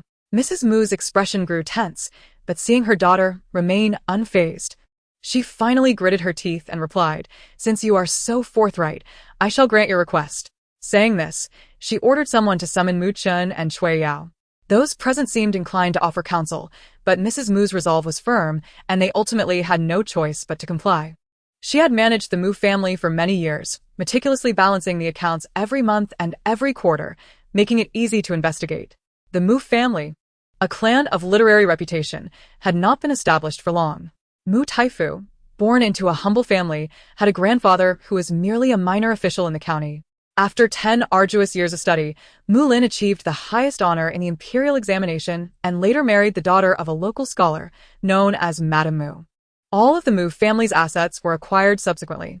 As a civil servant, Mu Taifu maintained a reputation for integrity, never caring for wealth despite his esteemed position as the imperial teacher. Thus, apart from the palace-bestowed residence, the family relied solely on Mu Taifu's modest salary, with occasional gifts of gold and jewels from the emperor, though these were infrequent and mostly trivial items like writing supplies. Madame Mu upheld the noble tradition of not engaging with merchants, refraining from property investments, which led the Mu family to live in considerable poverty in earlier years. Eventually, it was Mu Wanyun who, having interacted with prominent families in the capital, realized that even officials typically had businesses to support them. Upon returning home, she proposed acquiring property for the family, only to be reprimanded by Mu Taifu and Madame Mu. Mu Taifu's reputation for integrity had garnered him respect in the political arena, leading the late emperor to appoint him as a teacher to the princes. However, the Mu family could not present a fitting gift during visits from dignitaries, rendering them the subject of ridicule in the capital. She had witnessed Madame Mu being mocked by members of other noble families, and she had seen her mother cry in silence, vowing to elevate the family's standing. By chance, she saved her sworn brother, who promised to repay her in some way. When she learned he was competing to become a royal merchant, she sought his guidance on how to make money. She recalled the look of surprise and curiosity in his eyes at that moment. Later, using her keen observation skills, she helped him resolve a significant issue, which she had merely mentioned in passing, yet he considered it a great assistance. He truly shared some knowledge with her, but more importantly, he discreetly arranged for a female tutor to teach her. This tutor stayed with her for a year, mastering household management and business strategies, imparting all her wisdom to Mu Wanyun. Perhaps endowed with a modicum of talent, she learned exceptionally well.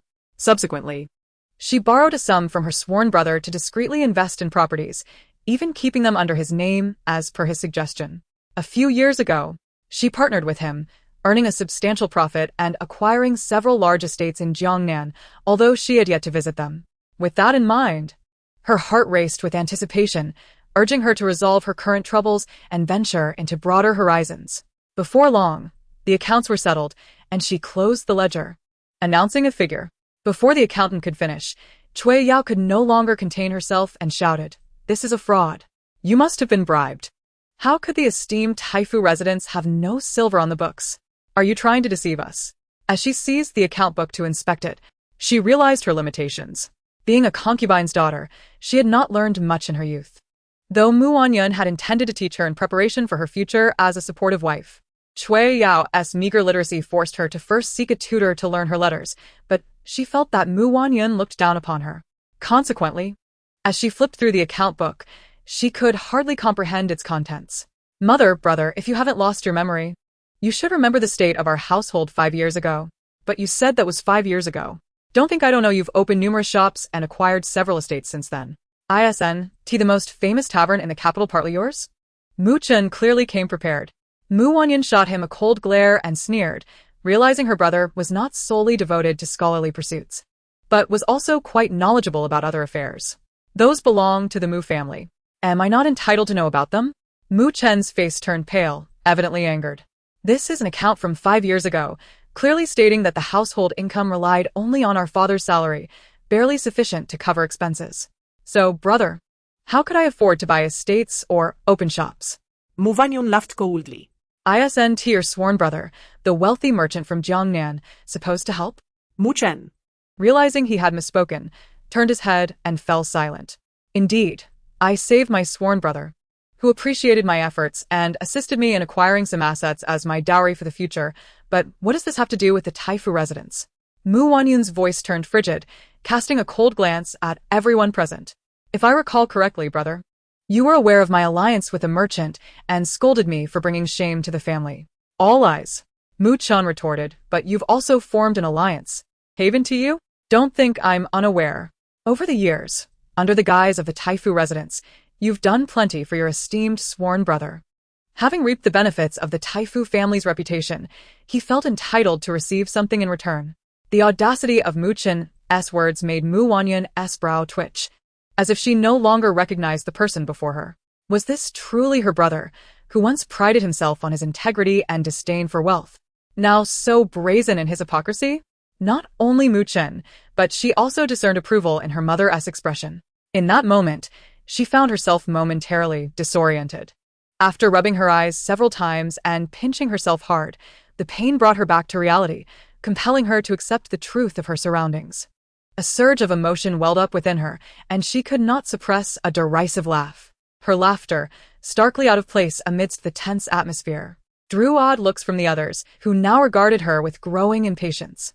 Madame Mu and Cui Yao chimed in almost simultaneously. "Your brother is right.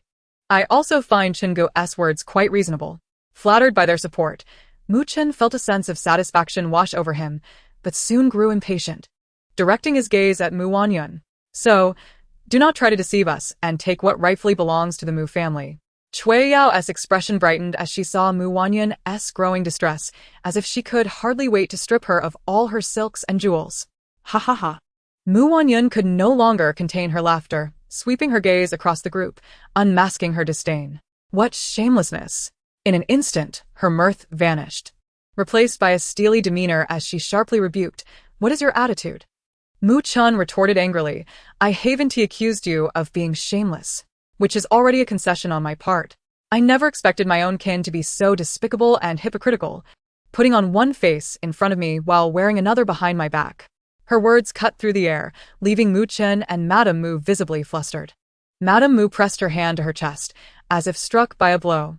Cui Yao hurried to support her, fawningly chiding Wanyun. "How can you speak to Madame this way? She is your mother. You ungrateful wretch. The Mu family truly wasted their efforts raising you." Mu Chen echoed her anger.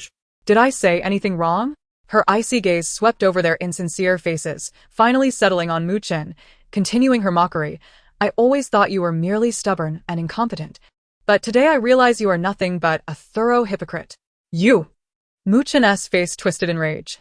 "When I learned you had saved your sworn brother and wanted to learn business to support the family, you all opposed me, spouting lofty principles as if I had sullied your dignity by seeking wealth. Every time I presented money, you acted as if I was forcing you into a life of grime, depriving you of your noble ideals. I thought you were genuinely principled, But I see now you had it all planned out from the start. Mu Wanyun laughed as she relished the expressions of disbelief on their faces, memories of their past ugliness flooding her mind. She lamented that it had taken her so long to see through their true nature. Refrain from unnecessary chatter. In any case, today you must surrender the Mu family's assets. Mu Chen, having been exposed, no longer pretended. He had grown weary of the constraints of financial insufficiency. Moreover, he had promised Cui Yao that all matters would be entrusted to her management. As he spoke, he discreetly signaled for his prepared personnel to position themselves around. Mu Wanyun noticed the increased presence of unfamiliar faces in the courtyard. Clearly, if she failed to satisfy them today, there would be no escape for her. She could only blame herself for not foreseeing such a predicament. Yuner, do not remain obstinately attached to your illusions. Your dowry is substantial, ensuring your future comfort. Yet how can you stand idly by while your brother and I endure hardships? Mrs. Mu, unwilling to see her daughter grow distant, earnestly urged her to reconsider. Mother, you were well aware of this all along, hence why you deceived me into returning. Mu Wanyun could no longer contain her tears. Gazing through a veil of mist at Mrs. Mu, it was hard to believe that the mother who had cradled her so tenderly could treat her this way, especially when just moments ago she had embraced her with such affection. Yuner, I have cautioned you, yet you remain unyielding. Your mother has always cherished you more, and it is already a disservice to your brother. Now, must you also compel me to endure further difficulties? How can you justify your actions in light of my love for you since childhood? Mrs. Mu dared not meet Mu Wanyun's gaze, wishing for this turmoil to end swiftly, even if it meant uttering harsh words. Indeed, because of her mother's indulgence, Mu Wanyun had always felt she possessed the finest parents in the world. Even upon discovering the schemes and hypocrisy behind it all, she found it difficult to let go. Wiping her tears with her sleeve, she seemed to erase something from her memory, her vision gradually clearing, and warmth faded from her expression. Very well, let us see what you're capable of. What do you mean? Mu Chen quickly sensed something amiss, his gaze sharpening as it fixed on Mu Wanyun. Are you not seeking the land, deeds, and property? Why not request them from my brother? Mu Wanyun scoffed, observing their bewildered and enraged expressions, directly revealing the truth. What? Do you truly believe that as the legitimate daughter of a grand tutor, I would engage in such base dealings? To be frank, the financial support I provided to the Mu family over the years came from my brother, who has generously shared some of his profits with me as a token of gratitude for my past rescue. What do you mean by that? Cui Yao was utterly incredulous. Having witnessed the shopkeepers bowing respectfully to Mu Wanyun and having inquired privately about her overseeing their accounts. I see. You must have registered those shops under someone else's name? So, you were already wary of Brother Chun and Mother? Cui Yao exhibited a glimmer of cleverness. It appears you have done your research. Feel free to inquire further to ascertain my truth. Mu Wanyun remained unperturbed, for she knew the contracts were not in her name. In the past, she had viewed her brother's caution as excessive.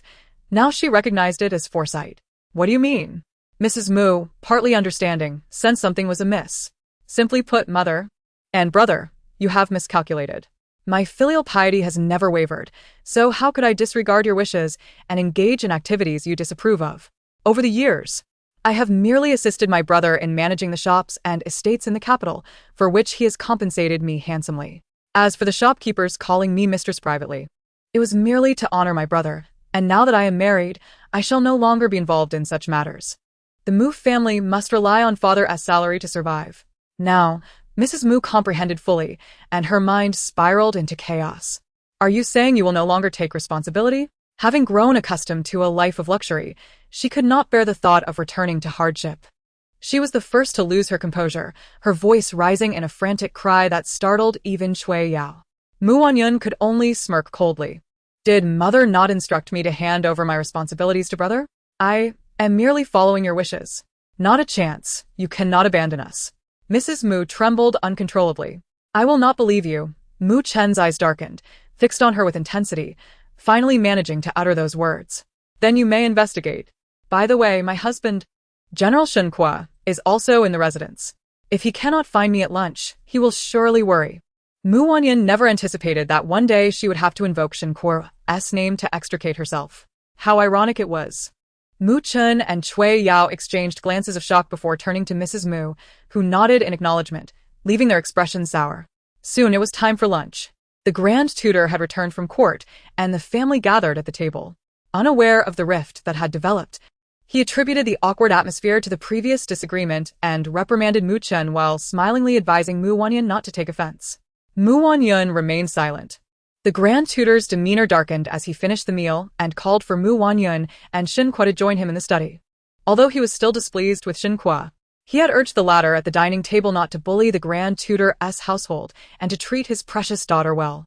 While Shen Kuo had his disagreements with Mu Lin in court, he nonetheless maintained a facade of civility, promising, "I will treat Wanyun well." It was the first time he had addressed her in such a manner, and inexplicably, Mu Wanyun felt a wave of revulsion. Yet the Grand Tutor appeared pleased. Feigning a need to speak with his daughter, he dismissed Shen Kuo first. Once alone with Mu Wanyun, Mu Lin struggled to maintain his composure, but still assumed a fatherly demeanor, offering her compliments for her recent accomplishments that had pleased the emperor, expressing satisfaction with her ability to get along with Shen Kuo. Ultimately, he returned to the strange atmosphere at the dining table. Mistakenly believing Mu Wanyun still harbored resentment over Mu Chen and Cui Yao's inappropriate remarks, urging her to be magnanimous and not to dwell on it. Mu Wanyun remained non-committal. Perhaps father should first ascertain what they had done before speaking? Mu Wanyun's demeanor seemed to provoke Mu Jin, whose expression gradually soured until, without uttering a word, he narrowed his eyes at Mu Wanyun. "Is this how you speak to your own father?" Chapter 35. Unappreciative Mu Wanyun had been doted upon since childhood, both within and outside the household. Others often remarked on her upbringing, and she herself felt she had been cherished and raised in a honeyed cocoon, surrounded by kindness from her parents and elders. Thus, when her usually loving father suddenly adopted a stern countenance and spoke with such harshness, despite her premonitions, she could not help but tear up, her eyes brimming with tears. The Grand Tutor, caught off guard by her response, felt a pang of urgency as he realized his beloved daughter was on the verge of crying. "Yuner, I did not mean to." As he spoke, He searched for a handkerchief, only to find that his daughter had retreated a full meter away without his noticing. His outstretched hand froze in midair, appearing particularly awkward. Mu Wanyun seemed oblivious to his embarrassment and regret, wiping her tears haphazardly. In an instant, her expression transformed, and when she lowered her sleeve, the look of grievance had vanished, leaving only coldness and detachment. Her words carried an air of aloofness. "Father, I have already incurred the ire of mother and brother. I am undeserving of such reproach. Now that you two have cast me aside, my offenses are beyond redemption. I shall reflect on my actions in solitude and will not trouble you further." With a graceful bow, she obediently departed without waiting for Mu Lin's response. Mu Lin stood in a daze, watching Mu Wanyun's figure vanish from his sight. After a long while, he regained his composure, and the guilt and remorse on his face had dissipated, leaving behind only displeasure and annoyance. Remembering the veiled implications in Mu Wanyun's words, as well as the peculiar atmosphere at the dining table, he called for his trusted aide and inquired about what had transpired in his absence. Once he unraveled the truth, his expression darkened ominously, and he summoned Mu Chen to the study, launching into a scathing reprimand. Mu Chen remained silent in the face of Mu Lin's fury, yet he secretly harbored resentment towards Mu Wanyun. When Mu Lin finally exhausted his anger and permitted Mu Chen to leave, he sought out Mu Wanyun, only to learn that she had already departed the Mu residence in a carriage. Enraged, he vented his frustration by punishing several servants. In the carriage, Mu Wanyun had initially no intention of calling for Shen Kuo. After leaving her father's study, she intended to leave directly. However, just as the carriage was about to set off, Shen Kuo hurriedly pursued her. Assuming her actions were deliberate, he initially wished to voice his grievances. But upon seeing her troubled expression and the sorrowful glimmer in her eyes, his words faltered. Consumed by her own thoughts, Mu Wanyun remained unusually silent throughout the journey. Despite her earnest efforts to dismiss the events of the day, they replayed vividly in her mind. Reluctant to confront the truth, she had no choice but to accept the painful reality that she had never been valued, living for years under a facade of falsehood. Her brother's blatant cruelty, her mother's seemingly weak yet biased demeanor, and her father's sharp rebukes all served to clarify that the familial affection she had cherished was merely a sugary coating over poison. Now that the facade had shattered, revealing a sliver of truth, the pain pierced her heart deeply. Leaning against the carriage, she shut her eyes tightly, yet tears flowed uncontrollably. Shen Kuo, Catching a glimpse of her distress, initially meant to ignore it, but seeing her hands covering her face with tears streaming through her fingers, he felt an unexpected pang of tenderness for the once fierce and ruthless woman before him. After a long pause, he hesitantly offered her his handkerchief. "Here, wipe your tears," he said, his voice tinged with a husky tone that felt jarring in the stillness of the carriage. When she did not respond, he cleared his throat and continued, "I understand that marrying me has brought you distress. Perhaps your parents are upset with me, and for that I apologize." He stumbled over his words, unsure of how to articulate his feelings. Though a warrior, he had heard that a daughter who is not favored in her husband's family would inevitably bear the brunt of her parents' frustrations. He had also learned that the Mu family deeply cherished their daughter, yet he sensed an undeniable awkwardness between Wanyun and her family. He pondered whether the unease stemmed from his lack of intimacy with her, causing the Mu family to express their grievances indirectly through her. Wanyun was already aware of Shen Kuo's heart being wholly devoted to Ru Shuang, leaving nothing for her. She suspected that her lack of acknowledgement was the reason for the Mu family's peculiar behavior. In that moment, Shen Kuo felt a flicker of pity for Wanyun. But it was merely pity. His heart belonged solely to Ru Shuang, and thus, he could only express his apologies. After crying for a while, Wanyun's emotions settled to a manageable state. She was no longer a naive girl. She had been a mother and had faced life and death. Those who have experienced such trials understand that some matters are inconsequential. Beyond life and death, everything else pales in comparison. Moreover, her feelings of dependence on her parents had diminished significantly in her previous life. Reflecting on her past, she realized that her parents had never truly done anything for her. What she perceived as kindness was likely just self-deception. Now, having peeled away the layers of pretense, she glimpsed a fragment of reality. After crying, she wiped her tears and resolved to move forward.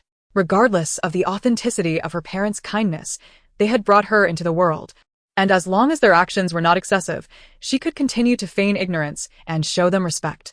However, if they intended to use her as a pawn, she would not hesitate to sever ties. She believed she could make that decision. With that thought, she dried her tears, composed her expression, and raised her head, only to unexpectedly collide with a pair of peculiar eyes. Before she could respond, Shen Kuo's self-righteous words left her momentarily stunned. When she remained silent, his hand still poised in the air, he continued to express his apologies and helplessness. "I only have Ru Shuang in my heart. I do not wish to wrong her. However, as long as you remain compliant, there will be a place for you in the general's residence. If you wish, you can still hold the position of the general's wife, and I am willing to consider your parents' and brother's feelings, so they will not trouble you further." Wanyun stared wide-eyed at Shen Kuo, processing his earnestness. Yet, she felt no gratitude, only disgust.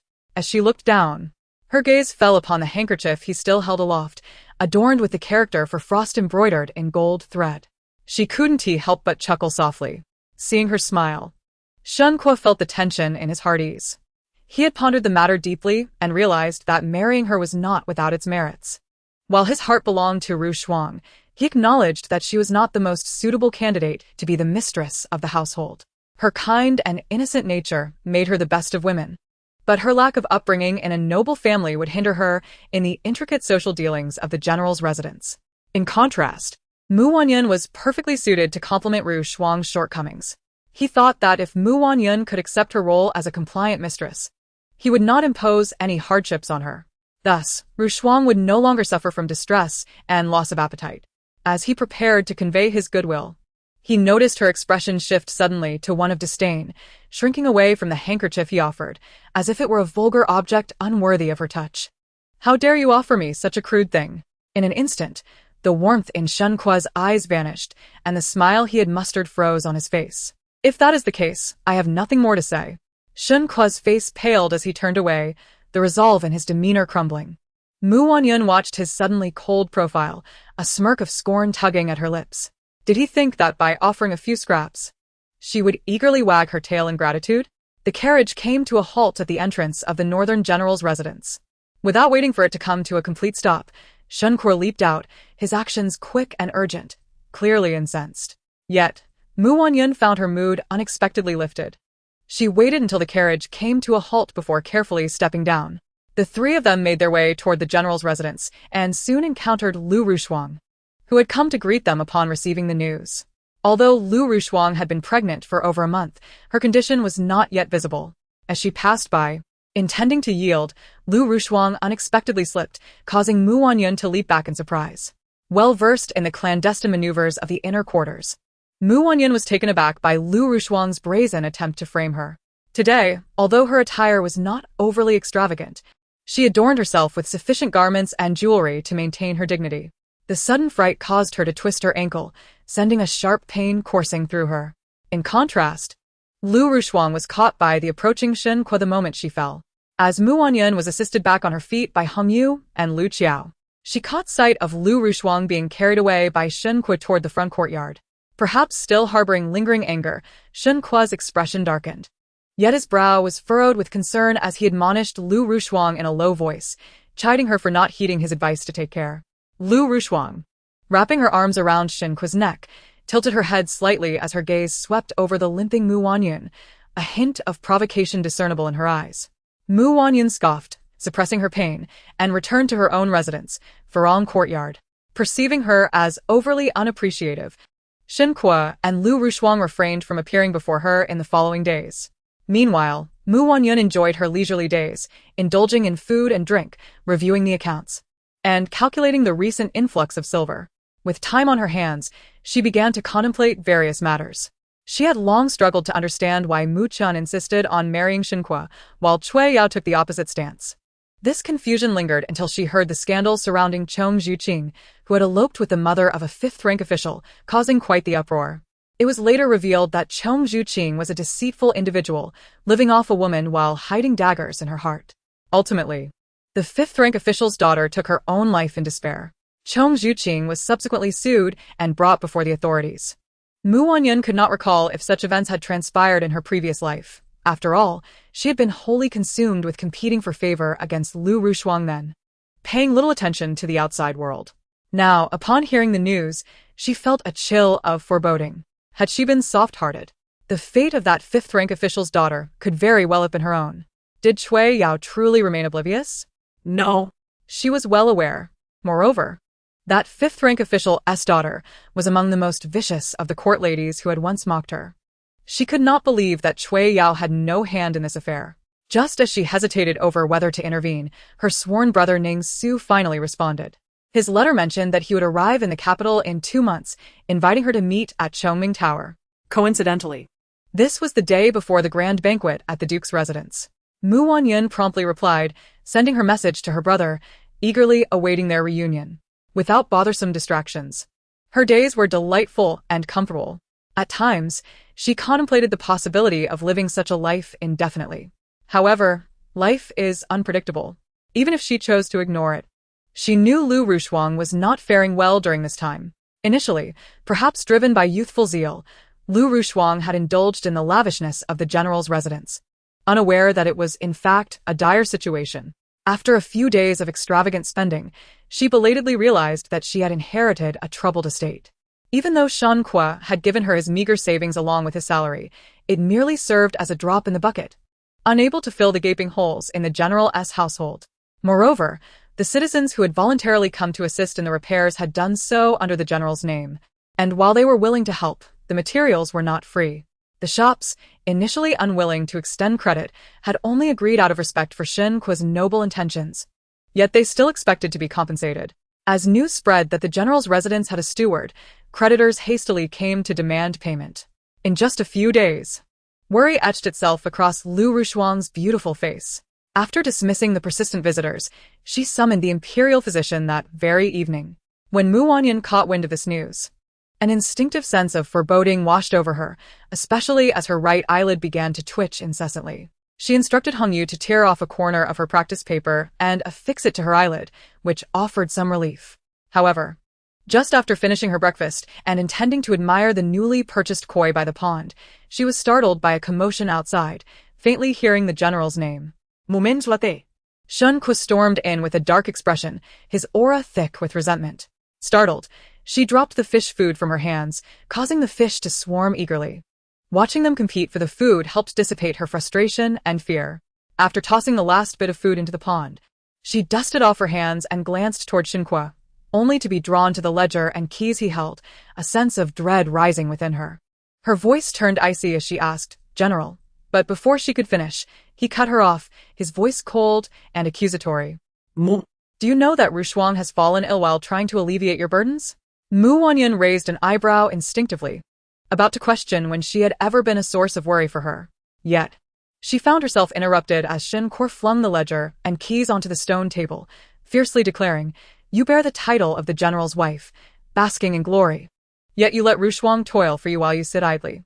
As he spoke, his brow furrowed, his gaze dark with discontent as it swept over her increasingly plump and cheerful visage, a derisive snort escaping his lips. Wanyun, both exasperated and amused, was about to retort when he cut her off again.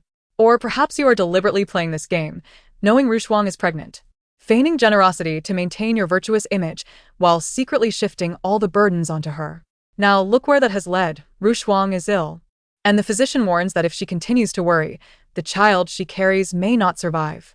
Wanyun, that is our first child. If anything goes awry, I will not spare you." As he spoke, he shot her a threatening glare, as if she had committed some heinous crime. After finishing, he huffed heavily, clearly agitated. Wanyun felt a pang in her heart as memories from her past life surged back. She chuckled softly, suddenly recalling a similar incident from her previous life. When the general's household had been low on funds to cut expenses, she had suggested frugality, which really meant only a slight reduction in spending compared to usual. Yet, she continued to use her own dowry, not touching the household accounts, so it had little impact on her. One day, Shen Kuo had burst in, furious, and knocked the exquisite dishes she had just set on the table to the floor, scattering her carefully arranged jewelry. He accused her of being tyrannical, claiming she was deliberately bullying Lu Rushuang. At that time, her feelings for him had led her to patiently explain and appease him, waiting until his anger subsided to clarify the situation. She explained that she had not used the household's funds. But what had he said? He insisted that since she had married into the general's family, she was part of it and everything she had was theirs, so how could she be so unfair? At that moment, his words had stunned her, and although she wanted to retort, she found herself unable to speak under the weight of his authority. Ultimately agreeing to extend Lu Rushuang the same treatment as herself, even using her own dowry to supplement Lu Rushuang's needs. Upon reflection, Wanyun could not help but raise her hand and slap her past self for her foolishness. The resounding slap startled everyone present, including Shen Kuo. After the initial shock, Shen Kuo's demeanor softened somewhat, and he addressed her with a gentler tone. "Now that you acknowledge your mistakes, please hand over the account books and keys. After all, you are the mistress of the general's residence, and it is your responsibility. By the way, I must mention that Shuanga has fallen ill due to her concerns for you. The imperial physician insists on proper medication, and her needs should not be less than yours. She has been considerate and has not complained, but you cannot feign ignorance. She is now with child, and this will be the first child of this general. In the future, she will call you mother. You must not allow the legitimate child of the general's residence to suffer any grievances." As Shen Kuo spoke, he scrutinized Wanyun's expression, seemingly apprehensive about her reaction. To his surprise, Wanyun merely scoffed, just as he exhaled in relief, intending to impart a few more words before departing.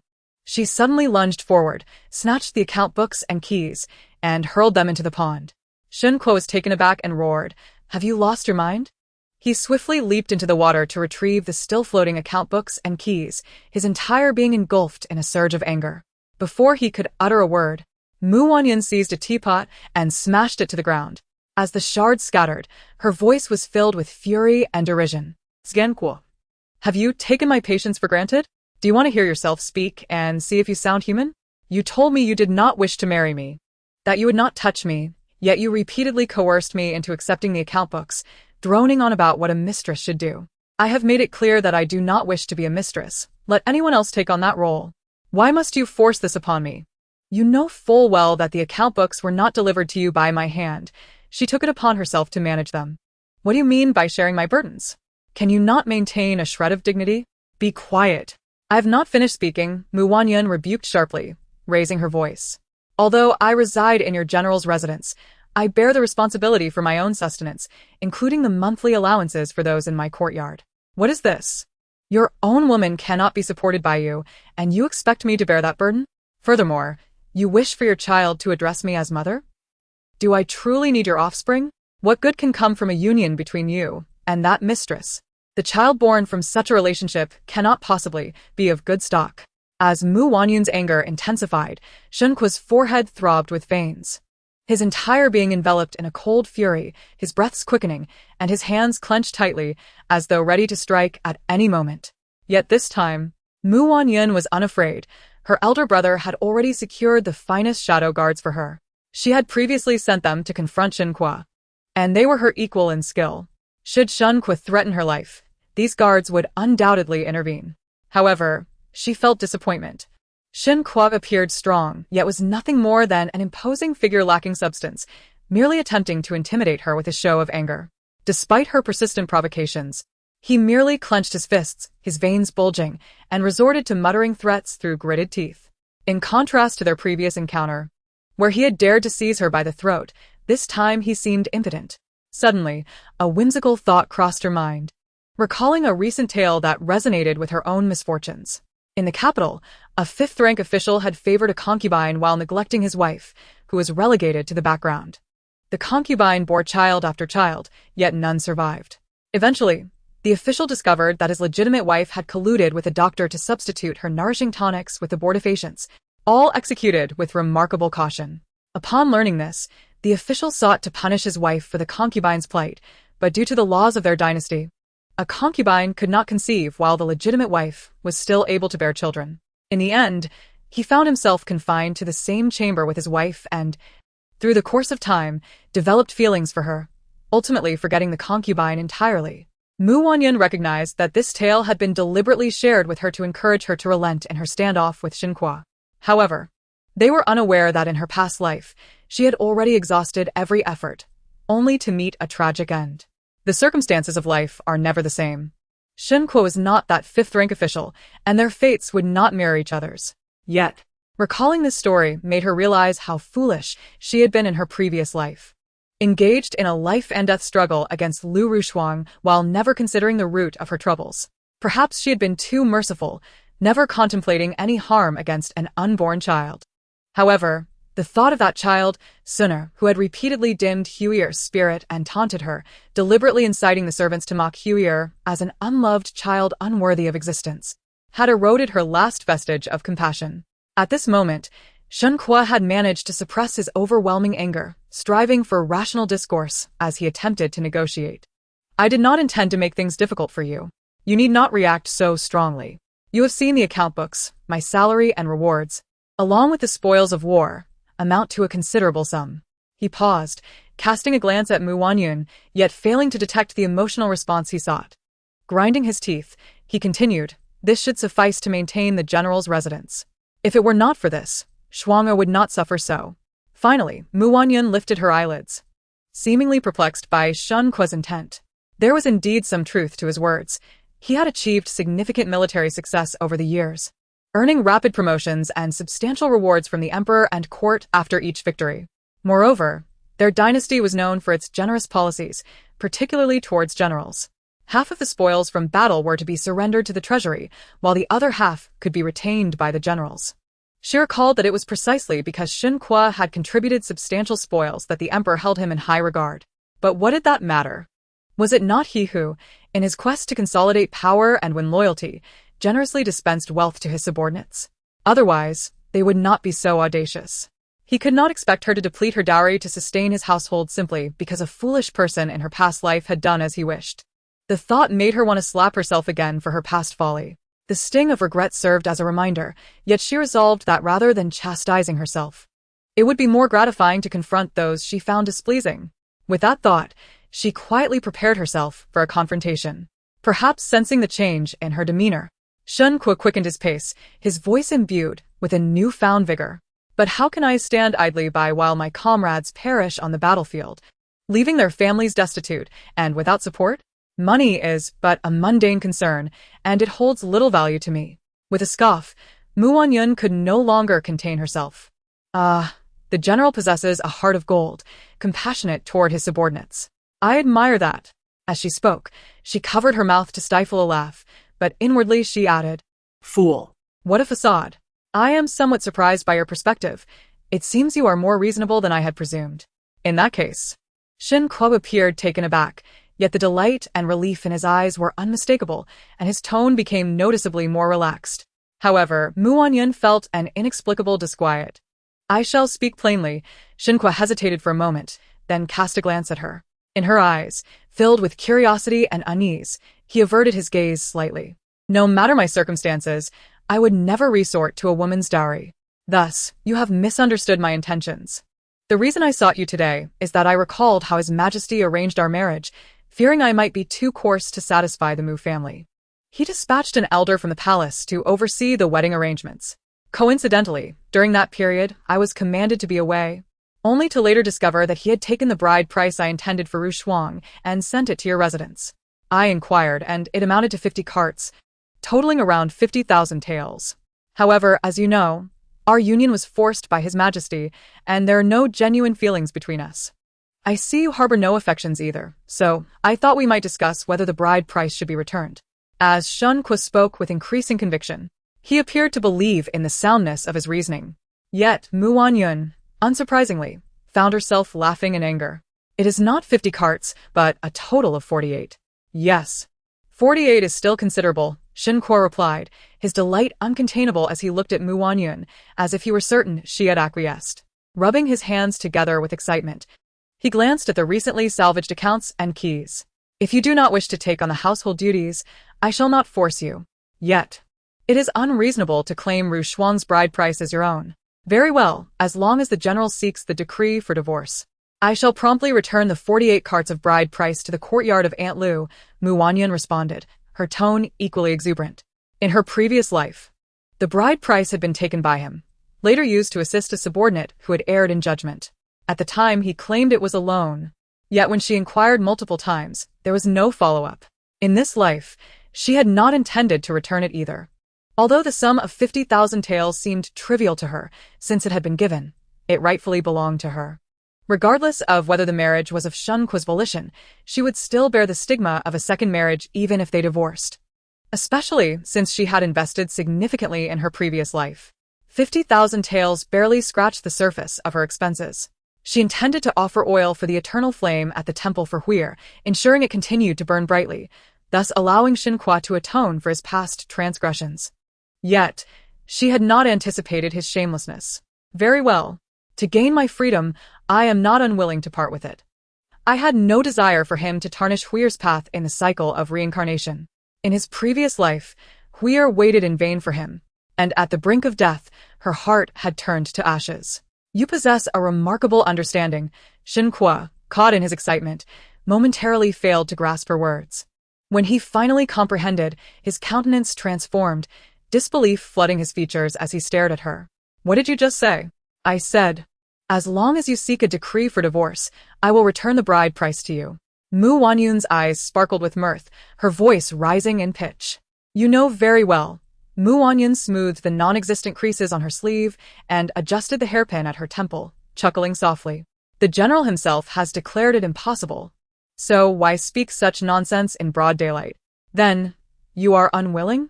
His smile vanished in an instant, replaced by anger mixed with embarrassment. His eyes filled with a frightening intensity. However, having grown accustomed to such expressions, Wanyun remained undeterred, gazing at him with keen interest.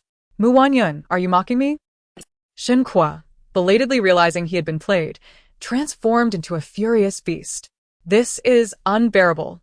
If the general wishes to divorce me, as I have said, I am willing to return it. However, according to the law, even in divorce, the bride price rightfully belongs to the woman.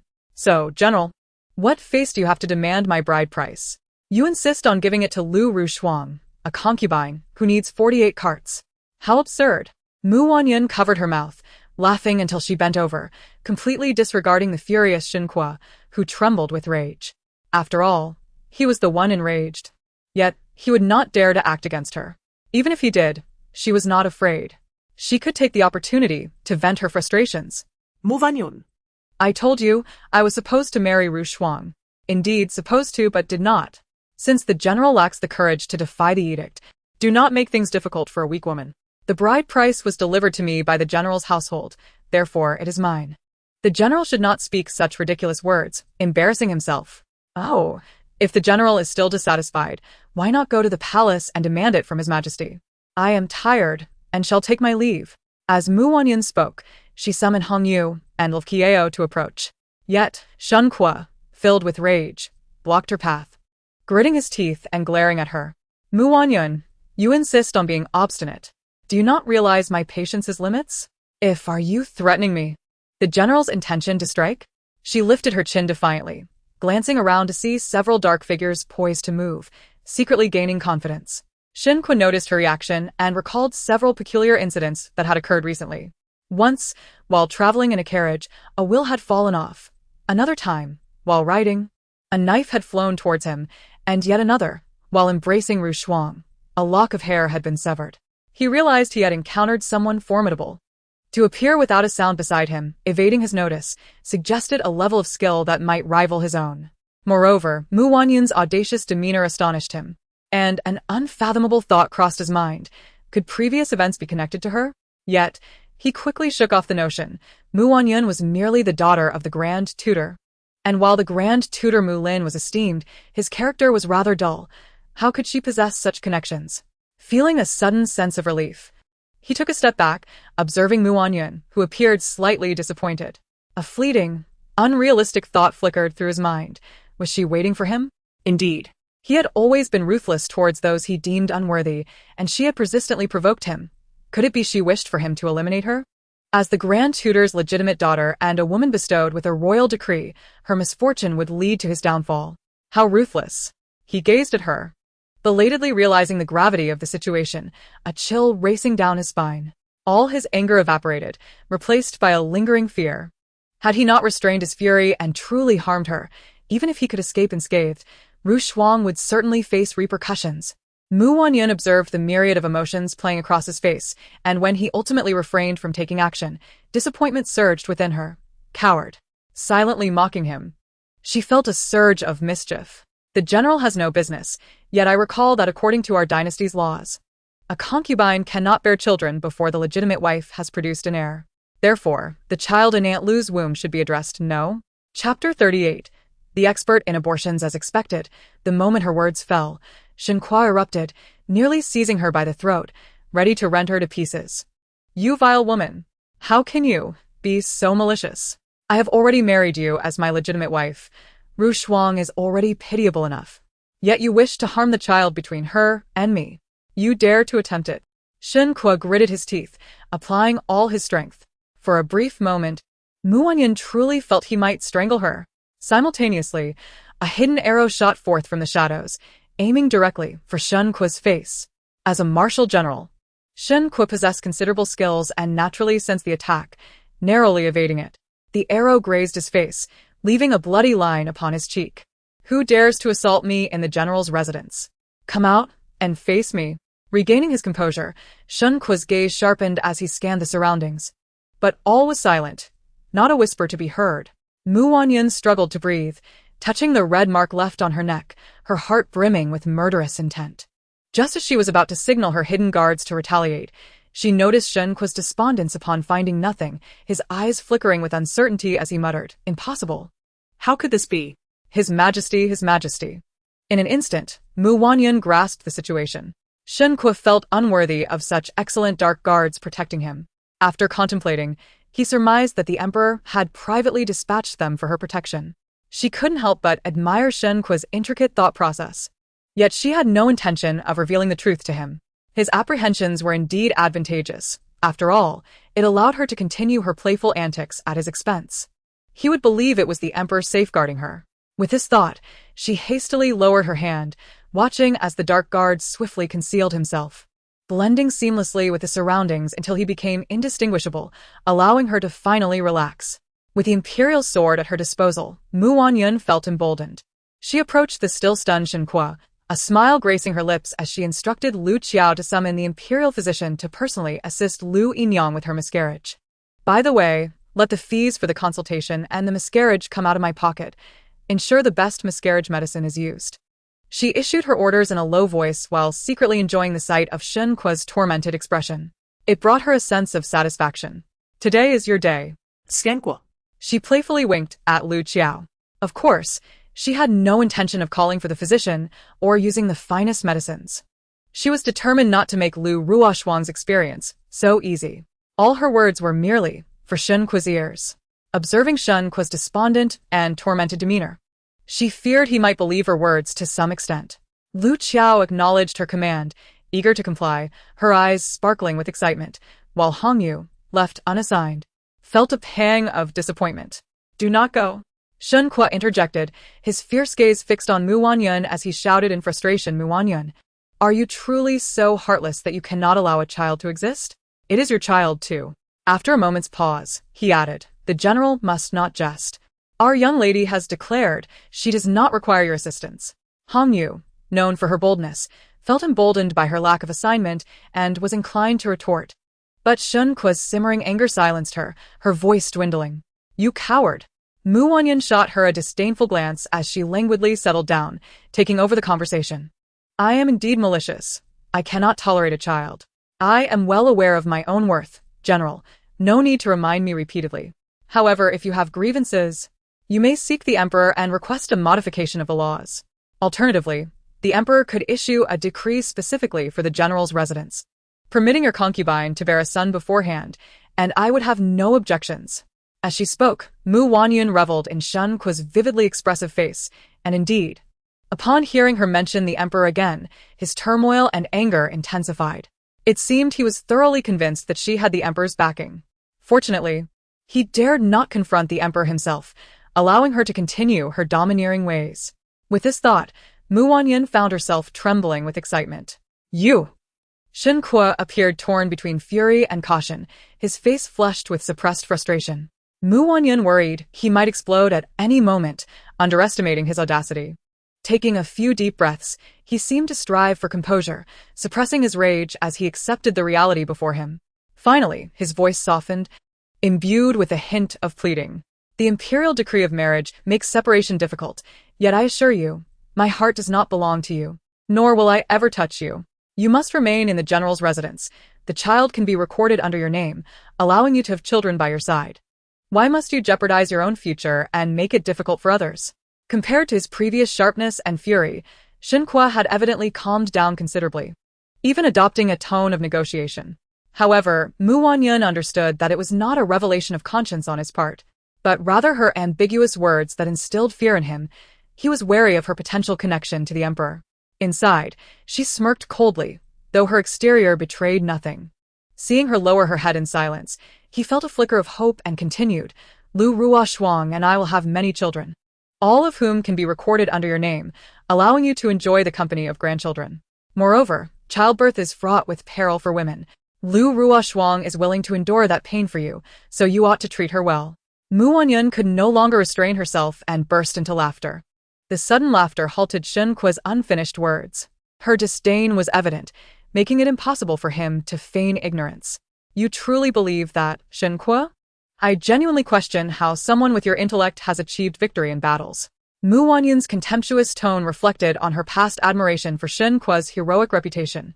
Her heart once captivated by his gallant presence on horseback. After their marriage, their interactions were sparse, often reduced to his cold remarks aimed at protecting Lu Ruoshuang. In those moments, she had been ensnared in self-doubt, unable to escape the reality of unreciprocated love. Later, with the arrival of Hui'er, she had found some solace. Yet his behavior hardly echoed that of a wise and decisive general. Soon after, her and Hui'er's circumstances demanded her undivided attention, leaving her with little room for reflection on Shen Kuo's character. Only now did she realize the peculiarity of his thought processes, prompting her to wonder if he truly possessed any sense at all. "What nonsense are you spouting? You are utterly obstinate." Shen Kuo's fleeting panic was replaced by a stormy countenance as he turned to leave. Mu Wanyun was taken aback. She had thought he would not let this go so easily. Had her mention of the Emperor genuinely intimidated him? Mu Wanyun remained in stunned silence until Lu Qiao inquired. "Miss?" "You may go," she replied. Lu Qiao flashed a smile, quickly bowing before departing. Heaven knows how afraid she had been that her mistress was merely speaking out of impulse. As Lu Qiao reached the threshold, Mu Wanyun's voice drifted back, causing Lu Qiao to startle. "And no need for any skilled physician or fine medicines. the more painful, the better. Mu Wanyun's expression was icy and serious. She would not forget what Lu Ruoshuang had done to her and Huier. She was no saint. If someone struck her, she would return the favor tenfold. Relieved, Lu Qiao's face brightened, and she responded quickly before heading out. Mu Wanyun contemplated allowing the dark guard to accompany her. Lu Ruoshuang was surrounded by martial maids and Shen Kuo. Even if the emperor's name was invoked, Shen Kuo might still intervene. After all, he believed the dark guards were the emperor's men. How bold would he be to defy the emperor? With this thought, Mu Wanyun felt particularly cheerful. A chorus of birdsong reached her ears, prompting her to look up at the sky. The weather was exceptionally clear, a rare occurrence, igniting her enthusiasm. She decided to gather a sum of silver notes, along with 3 or 5 servants, and venture outside. It was the perfect opportunity to buy some supplements for Lu Ruoshuang, who was about to suffer a miscarriage, ensuring she could regain her health to conceive again. Giving birth? Impossible. As long as she remained barren, she would never be deserving of that status. Chapter 39. The miscarriage has occurred in her past life. Despite her exceptional earning capabilities, all her gains were squandered on supporting leeches, while she herself lived a life akin to a nun. Adhering to Shen Kuo's belief that noble women should be modest, forsaking extravagant attire and fine foods. He had instilled in her the notion that strict self-discipline and hardship would foster ambition, leading Huier to grow up worse than a mere illegitimate child. At that time, her mind was undoubtedly clouded. Whenever Mu Wanyun reflected on those days, she was left with nothing but the impulse to slap herself and an endless pain. In the depths of her anguish, during nights plagued by relentless nightmares, she felt an overwhelming urge to take a blade and unleash her fury upon another. Yet, she restrained herself, for a swift death would be too merciful for them. The youthful and vivacious voice of Hongyu echoed in her ears. "Miss, shall we visit the fabric store or the jewelry shop?" Mu Wanyun pulled herself from the abyss of hatred, her gaze landing on Hongyu's charming visage, and a flicker of joy seeped into her heart. She recalled the moment when Huier, in her final moments, grasped her frail fingers and made her promise. "Mother, promise me. Even when I am gone, you must live well." At that time, she had indeed harbored thoughts of dying, yet she could not bear to see her child in sorrow. And thus, she nodded through her tears. Ultimately, however, she had broken her promise to Huier. With a deep breath, Mu Wanyun suppressed the turmoil of hatred and agitation within her. She lifted her face and playfully pinched the tip of Hongyu's pert nose. The girl had once shown remarkable audacity in confronting Shen Kuo, and her previous injuries, sustained while rescuing Mu Wanyun, lingered in her heart. "What do you desire? Speak freely," she encouraged. Seeing the surprise and barely concealed delight on Hongyu's face, Mu Wanyun paused before adding, "Today, I am in good spirits. Missed opportunities may not come again." Upon hearing this, Hongyu immediately understood her mistress's intent. Feeling generous was one thing, but it was also a reward for her spirited defense of General Shen. With a beaming smile, she grasped Mu Wanyun's hand, exclaiming, "Thank you, miss. You are beautiful and generous, unlike that blind General Shen." Realizing she had perhaps overstepped, Hongyu swallowed her words, casting a cautious glance at Mu Wanyun. Fortunately, her mistress was not angered. Instead, she entered a thoughtful reverie, her mood brightening further. In truth, Mu Wanyun recalled how Lu Ruoshuang had flaunted the red marks left by Shen Kuo, vividly recounting their intimacies. Unable to suppress a smile, she remarked, "Isn't it just like a dog?" With that, she hastily lifted the curtain and instructed the driver to halt. An hour later, the pair had traversed the streets, filling their carriage to the brim with purchases, yet Mu Wanyun still felt unfulfilled. Suddenly struck by a thought, she pulled Hongyu to a pharmacy, recalling her initial purpose and hurried inside. Hongyu, however, looked troubled. "Miss, do you still wish to buy more? If we continue, we truly will have to walk back." The mere thought sent shivers through her legs. The general's residence lay in the southern city, while they were in the western city. Returning on foot would take at least 4 hours, and even by carriage a full hour. They might not make it back before curfew. Watching Hongyu's face contort in distress, Mu Wanyun couldn't help but reach out to smooth her furrowed brow, only to find that it deepened further, tinged with a hint of misery. "Fear not, my devoted companion. I would never allow you to suffer," she reassured. "Rest assured, I have arranged for a carriage. Now let us select some tonics for the ailing concubine." Hongyu sighed with relief, but then hesitated, pulling Mu Wanyun back. "Miss, Why not save the money for ourselves? Why spend it on Lu's family? Her brows knitted together in disapproval. Mu Wanyun recalled her initial misgivings about Hong Yu and Lu Qiao's loyalty, but she had corrected their perceptions, allowing them to see Lu Rushuang's true character. Still, she held on to her playful intentions. I am not the mistress of the general's residence. I must be magnanimous. Hong Yu's eyes widened in disbelief, struggling to understand why Mu Wanyun, who had always insisted on keeping her subordinates at arm's length from her association with the general, would now bring up such matters. Be cautious. There are many eyes around. Speak less and act more, Mu Wanyun urged, casting a discreet glance at the bustling crowd. Fortunately, Hong Yu, though not as astute as Lu Qiao, quickly suppressed her discontent and resumed following Mu Wanyun.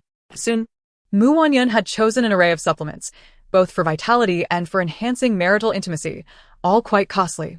The shopkeeper beamed, eager to please, as he noted her generous spending. Madam, you appear quite well. Our physicians are top-notch and can also offer you a pulse diagnosis, he suggested, his tone dripping with insincerity. He had deduced that the tonics she purchased were likely for a woman suffering from infertility, and since she was clearly affluent, he saw an opportunity to maximize his profits. Mu Wanyun, having lived a lifetime, possessed a keen perception of others. She recognized the shopkeeper's intentions, but his interpretation was misguided. It is not for me. My husband, in his compassion, wishes to support his concubine after her miscarriage. I cannot bear to see her suffer. We are bound by imperial decree, so I must procure some tonics to ensure Lu recover swiftly. She sighed, feigning nonchalance, yet her subtle revelations were intentional. In the bustling marketplace, where the elite often mingled, news of her marriage to Shen Kuo had recently stirred considerable gossip. The shopkeeper, almost immediately connecting the dots, regarded her with a glimmer of sympathy. Mu Wanyun, feigning ignorance of his gaze, paid for her items, and was about to hand them to Hong Yu when she noticed the girl's evident disdain. Could you assist me in delivering these? She inquired with a slight smile. Of course, the shopkeeper replied, eager to comply without further questioning. Mu Wanyun nodded in satisfaction, knowing he understood the destination well. Remembering the time, she added, it is getting late. It would be fine to deliver them tomorrow morning. Seeing her thoughtfulness, the shopkeeper, who had intended to suggest the same, was taken aback by her insight and bowed deeply, silently lamenting, what a fortunate man Shen Kuo is to have such a wife. As for Shen Kuo's merits, Mu Wanyun was indifferent. She was simply weary from her excursion. The moment the carriage arrived, she eagerly ushered Hong Yu inside. Upon returning to the general's residence, Hong Yu began to unpack their various acquisitions. She was discerning in her choices, although Mu Wanyun encouraged her to take what she pleased. She remained respectful and modest. Under Mu Wanyun's guidance, she even selected a few ornaments for Lu Qiao. Mu Wanyun felt a swell of pride for Hong Yu, appreciating her loyalty and discernment, which surpassed that of her previous life. As dinner approached, Lu Qiao returned, visibly exhausted, lacking the energy to engage with Hong Yu's exuberance. She promptly reported to Mu Wanyun, Miss, Lu has lost her child. I watched over her for 5 grueling hours, during which she bled profusely and fainted 4 times. Each time, I revived her with cold water and silver needles. Finally, the child was delivered. Indeed, Mu Wanyun replied, casually savoring the delicacies she had procured from Fan Lu. Lu and her son had always held a fondness for those culinary delights, often boasting about their meals with Shen Kuo. Each time, she could only promise Huier that they would go one day, yet Huier never had the chance to experience it. contemplating this, she continued to eat until she felt pleasantly full. After dabbing her mouth with a napkin, she recalled another thought. And Shen Kuo? Has he been present? After a brief respite and some food, Lu Qiao's complexion had improved considerably. Just as she was about to respond, Mu Wanyun raised her hand to stop her. You have endured enough. Speak at your leisure. Lu Qiao complied, responding, the general has not returned since he left. Mu Wanyun let out a scoff, thinking to herself. As expected, once she mentioned the emperor, Shen Kuo had no choice but to concede. However, he remained at a loss on how to face Lu Rushuang and resorted to evasion. Perhaps he would even place all the blame on her, claiming she had acted independently in his absence. With this thought, she tossed her handkerchief onto the ground, wishing to absolve herself, so that Lu would only harbor resentment towards her. What a fantasy! She still wished to witness their mutual disdain, like dogs fighting amongst themselves. With this in mind, she called for Hong Yu to assist her, saying, let us go see the esteemed concubine. However, Kieo interjected. After losing the child, Lu has fallen unconscious. The doctor said she might not regain consciousness until tomorrow. Wanyun responded with a resigned accepting the reality with a sigh. It seems her constitution is quite fragile. Indeed, she is rather unfortunate. Upon finishing her words, she furrowed her brow, recalling something, and asked, what happened to the fallen fetus? No, it was merely a month along. Merely flesh. Where has it gone? Kieo and Hongyu, who were dining at a low table nearby, were about to swallow their food when they heard her inquiry. Kieo gestured for them not to rush. Yet, Kieo hastily swallowed, seemingly reminded of something that made her feel nauseous. With Hongyu's assistance, she managed to suppress her discomfort and replied, I knew the young lady would have plans. It has been collected. Young lady, would you like to see it? At these words, Wanyun's brow twitched again, her gaze landing on Kieo's face, filled with an inexplicable darkness. Somehow, she felt that Kieo had been particularly considerate of late. Kieo seemed to sense her scrutiny, smiling gently as she patiently explained, having observed the young lady's actions recently, I have guessed some things. In truth, she had been keeping watch at night and had gleaned certain matters from the fragmented words of the young lady's nightmares. Yes, you have done well. Keep it up. Now, after your meal, you should rest well. Wanyun withdrew her inquisitive gaze, nodding, and then addressed Hongyu. Later, share some of the fruits we bought with Kieo. Do not only think of hairpins and rings. Food should also be included. After saying this, she ignored Hongyu, turning back to Kieo. Eat some to settle your stomach. Kieo smiled and curtsied. Hongyu reluctantly took out a box of dried fruits to share with Kieo. Seeing her reluctance, Wanyun laughed. The hairpins and rings are worth far more than this. You are indeed unwilling to part with a mere morsel of food. Hongyu, exasperated, tugged at the corners of her mouth. Though reluctant, seeing Kieo look as though she might retch again, she quickly handed her a piece. Wanyun felt satisfied, and, after sipping a cup of tea, instructed Hongyu to carry the small box as they strolled together in the garden. One must always find a way to aid digestion. Chapter 40. A visit to witness the drama. Originally, Wanyun had intended to find a picturesque spot to bury the box. However, due to the haste of her arrival and the lack of suitable tools, she had fallen asleep alone in the garden's pavilion while waiting for Hongyu to fetch something. When she awoke, she was met with Hongyu's anxious gaze. Stifling a yawn, she asked casually, what is the matter? Young lady, did I not ask you to keep an eye on it when I left? Hongyu pointed to the ground, where a disheveled box was being gnawed on by a wild dog that had appeared from nowhere. Under the dim light of the oil lamp, the box that should have been cradled in her arms had somehow rolled to the ground, the lid wide open, leaving only a trail of blood where the once peaceful mass of flesh had been. Wanyun froze for a moment, then scoffed lightly, her lips parting to utter, Heaven's will.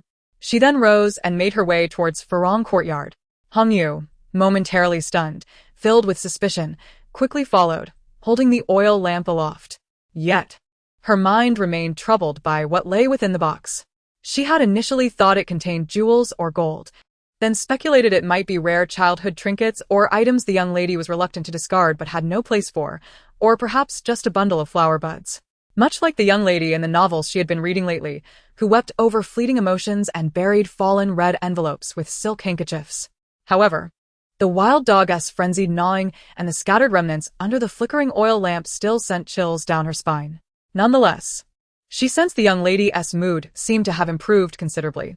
She even rewarded everyone in the courtyard, from the first-class maids like herself and Kieo to the second- and third-class maids, as well as the servant boys and guards. Everyone received a reward. The entire Farong courtyard was enveloped in a joyous atmosphere, especially as the young lady had been exceptionally generous this time, almost matching a year's worth of wages. In contrast, in the adjacent courtyard, where Lu resided, she had likely awakened in the middle of the night, crying throughout. Both she and Kieo had been roused, and they hardly slept for the rest of the night. Yet, their young lady had surprisingly slept extraordinarily well. This left Hongyu feeling quite baffled, recalling how the young lady had maintained a smirk since witnessing the box's contents being spoiled by the dog. Unable to contain her curiosity, she asked Kieo, what exactly was in the box? Kieo, seemingly awake, offered no reply, which frustrated Hongyu to the point of spitting in annoyance. If you won't say, then I shall ask the young lady myself tomorrow. When Kieo continued to remain silent, Hongyu, in a huff, turned over and tugged the blanket towards herself, covering her head, and resumed her sleep. Meanwhile, Wanyun had indeed experienced the best night of sleep since her rebirth. Of course, she dreamed again. This time, she dreamt of her beloved Huir, who actively leaped into her embrace, her soft, fragrant little body making her heart melt. She held Huir tightly, speaking to her for what felt like an eternity. Upon waking, her lips were still curled upwards. Only the cool sensation on her cheeks reminded her that she had cried the previous night. Yet, recalling how Huir had wiped her tears in the dream, warmth surged through her heart. She wondered if Huir had come to her in dreams, knowing she had avenged him. In her previous life, after she and Huir had died, she had witnessed Huir's body being callously discarded by Lu into a mass grave, left for wild dogs to devour. In that moment, she had vowed that retribution would befall Lu's son. Little did she expect that fate would be so ironic. That child named Sunner would ultimately meet a similar fate at the hands of wild dogs. Retribution. She wiped her tears away, slowly opening her eyes. Seeing the outside world bathed in bright light, she inquired, "What time is it?" Just then, Kieo entered with a basin, announcing it was already the hour of Qin. The hour of Qin? Wanyun's heart raced as she hurriedly sat up, glancing outside before asking, "Has Lu awakened? Has Shen Kuo returned?" Lu awoke last night and cried for the entire night. Though she usually appears gentle, her cries are more horrifying than a ghost's, Hongyu interjected as she entered. Wanyun felt a surge of joy. The thought of Lu's misfortune only lifted her spirits further. In her previous life, it had been she who cried and despaired, while Lu had always mocked her for lacking the demeanor of a matron. To hell with that. Now, she too would indulge in some sarcasm. With this thought, she neglected breakfast and hastily had someone prepare her attire, wanting to appear as grand as possible. Just then, news arrived that the supplements she had purchased the previous day had been delivered. She instructed them to bring everything along, and her entourage set forth, grand and imposing, towards the front courtyard. Compared to before, the front courtyard had been considerably tidied up, although it still paled in comparison to her Farong courtyard. The servants in the courtyard shrank back in fear upon seeing her, appearing as though they had seen a ghost. A few perceptive ones attempted to greet her, but in her good mood, she waved her hand dismissively, granting them exemption. Hongyu eagerly inquired, "Is your aunt awake or still asleep?" "Aunt." She awoke in the middle of the night, learned of the loss of her child, and has been crying ever since. Now she has no strength left and is unable to sleep, just staring blankly with her eyes wide open. A small maid timidly replied, not daring to lift her head. In a display of authority, Hongyu waved her hand dismissively at the young maid, then nodded at Wanyun for approval. Once granted, she raised her voice to call into the room, "Madam, upon hearing that the concubine has lost her child, has specifically come to visit." With that, she stepped forward to lead the way. However, an unwelcome figure emerged, kneeling before Wanyun with a thud, and began to pound her head on the ground in desperation. Pleading, "Madam, I implore you, have mercy and spare our concubine. She has acknowledged her mistakes." Wanyun remained silent. Hongyu advanced and delivered a sharp slap across the person's face, the sound echoing crisply in the air, both sudden and melodious. Observing her mistress's lack of disapproval, she was about to continue when Wanyun's voice interjected, "Enough, let's not disturb my sister." With that, she proceeded into the room. At the entrance, she struggled to suppress a smile that threatened to break through, ultimately conceding to her amusement. When she spoke, her voice was enchanting, devoid of any sorrow. "Sister, I am entering." Well, she had made an effort. It was truly difficult to feel sorrow. Just as her words settled, a dark object hurtled towards her, but fortunately, someone was by her side. The dark object shattered midair. Wanyun placed her hand on her rapidly beating heart, reflecting on the wisdom of having her sworn brother seek out a skilled protector. "Get out." Just as she was about to step inside, a piercing scream echoed, "Lu Rushuang's." Wanyun's brow twitched with delight, yet she shook her head. "Sister, what are you doing? You must contain your grief. This child was perhaps destined to be unfortunate, unable to remain." These words echoed sentiments she had expressed in her previous life. Borrowing flowers to offer to the Buddha? No. It is merely returning the belongings to their rightful owner. How clever of me. With thoughts racing, she quickened her pace until she reached Lu Rushuang. There, she found Lu Rushuang disheveled, trembling, her complexion ashen, lips devoid of color, except for her glaring, bloodshot eyes. Upon seeing Wanyun, She lunged forward, teeth bared as if to attack, but clearly lacked the strength. She collapsed onto the bed. Wanyun then beheld the disarray of the room, blood and the scent of medicine saturating the once cozy space. Fragments of bowls and a hodgepodge of various items littered the floor. Oh, dear. How did it come to this? The servants must be dead. Why aren't they cleaning this up before they are sold off? She covered her mouth with a handkerchief, attempting to stifle the grin that threatened to erupt. Soon, servants entered, trembling in trepidation to tidy up. Realizing that her subordinates were heeding Wanyun's words, Lu Rushuang exploded in rage. You lot, you treacherous ingrates. My sister, why such fury? Take care of your health. The servants are ignorant. If they're sold off, we can simply replace them. Although many rallied to Lu Rushuang's side, a loyal few remained steadfast. In her past life, Lu Rushuang had caused many of her own to perish or be sold. In this life, she would face the same fate. Mind your own business and cease pretending to care. Suddenly realizing the futility of her efforts, Lu Rushuang swatted away Wanyun's outstretched hand, pushing her away. The warmth of their previous camaraderie was nowhere to be found. Wanyun, unwilling to sit and dirty her newly crafted silk attire, stood tall, surveying her adversary. Perhaps it was the disdain and mockery evident on her face that incited Lu Rushuang's fury. Her expression contorted as if she might explode, yet she forced a smile, dripping with sarcasm. Have you come to gloat over my misfortune? Is this not a result of your own doing? How outrageous. You, a mere concubine, dare to defame the mistress. Hongyu interjected fiercely, ready to advance, only to be restrained by Wanyun. Enough. My sister has just lost her child and is in great sorrow. Let her recover before we address this. Initially dissatisfied with her mistress's leniency, Hongyu could not help but chuckle at the latter part of Wanyun's statement, quickly affirming, Understood, I shall remember. Lu Rushuang seethed with indignation.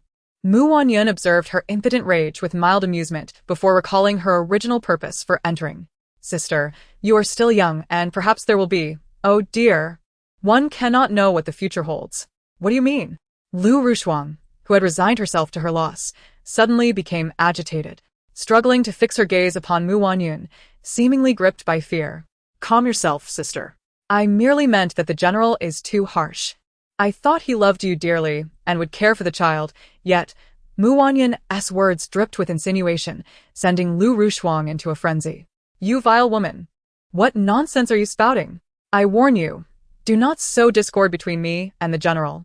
I know it was you who harmed me and caused the loss of our child.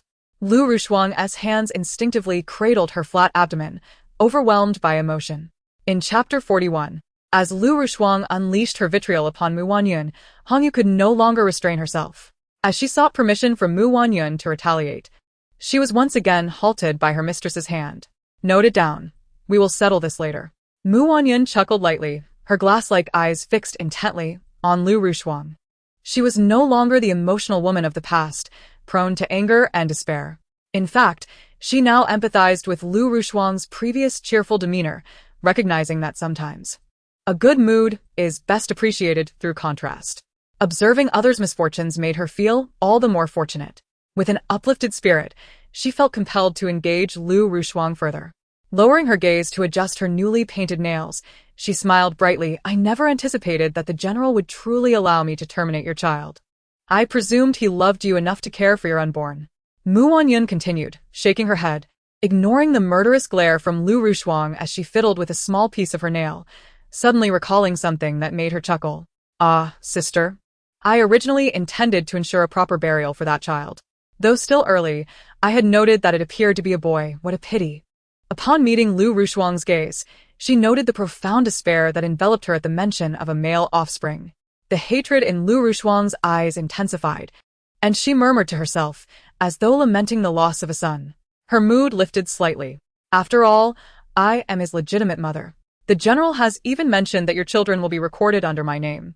What a shame. Had I known, I wouldn't have overindulged at dinner and fallen asleep, allowing the wild dogs to desecrate the child's remains. Alas, without a body, he cannot be reborn, and his lingering resentment will haunt his mother. Suddenly, she clasped her mouth in faux surprise, feigning concern as she looked up. Lu Rushuang, with her lips bloodied from biting down in fury, shrieked, You venomous woman! You forced me to miscarry and fed my child to dogs. I shall inform the general. He will avenge my son. Mu Wanyun's expression froze momentarily, a realization flashing in her mind before she regained her composure, her smile concealing a coldness that pierced to the bone as she uttered chillingly, at this juncture. You still deceive yourself. Without Shen Kuo's consent, how could I have breached your courtyard's defenses to administer the drug? As Mu Wanyun spoke, she rose and approached her. Placing her hands on the bed, her upper body almost suspended in the air, looking down at the disheveled Lu Rushuang. Nonsense, General, that won't happen, Lu Rushuang murmured. Her head bowed, hands tightly twisting the blanket, occasionally glancing up with bloodshot eyes fixed intently upon her. Yet, all she could do was stare. Mu Wanyun felt quite pleased. If you wish to deceive yourself, I cannot help it. She shrugged, suddenly retracting her arms to sit back down. Taking the opportunity to accept the tea offered by the little maid, taking a small sip. One sip, and she could not help but spit it out. It was dreadful. Far worse than what she had in her own room. Without her support, it truly was miserable. She shook her head to dismiss these distracting thoughts and refocused her gaze on Lu Rushuang. It seemed Lu Rushuang had undergone a mental upheaval, her gaze becoming resolute as she looked up at Mu Wanyun with disdainful mockery. Do you think that after all you've said, I would wallow in self-pity, abandon myself to despair, and resent the general?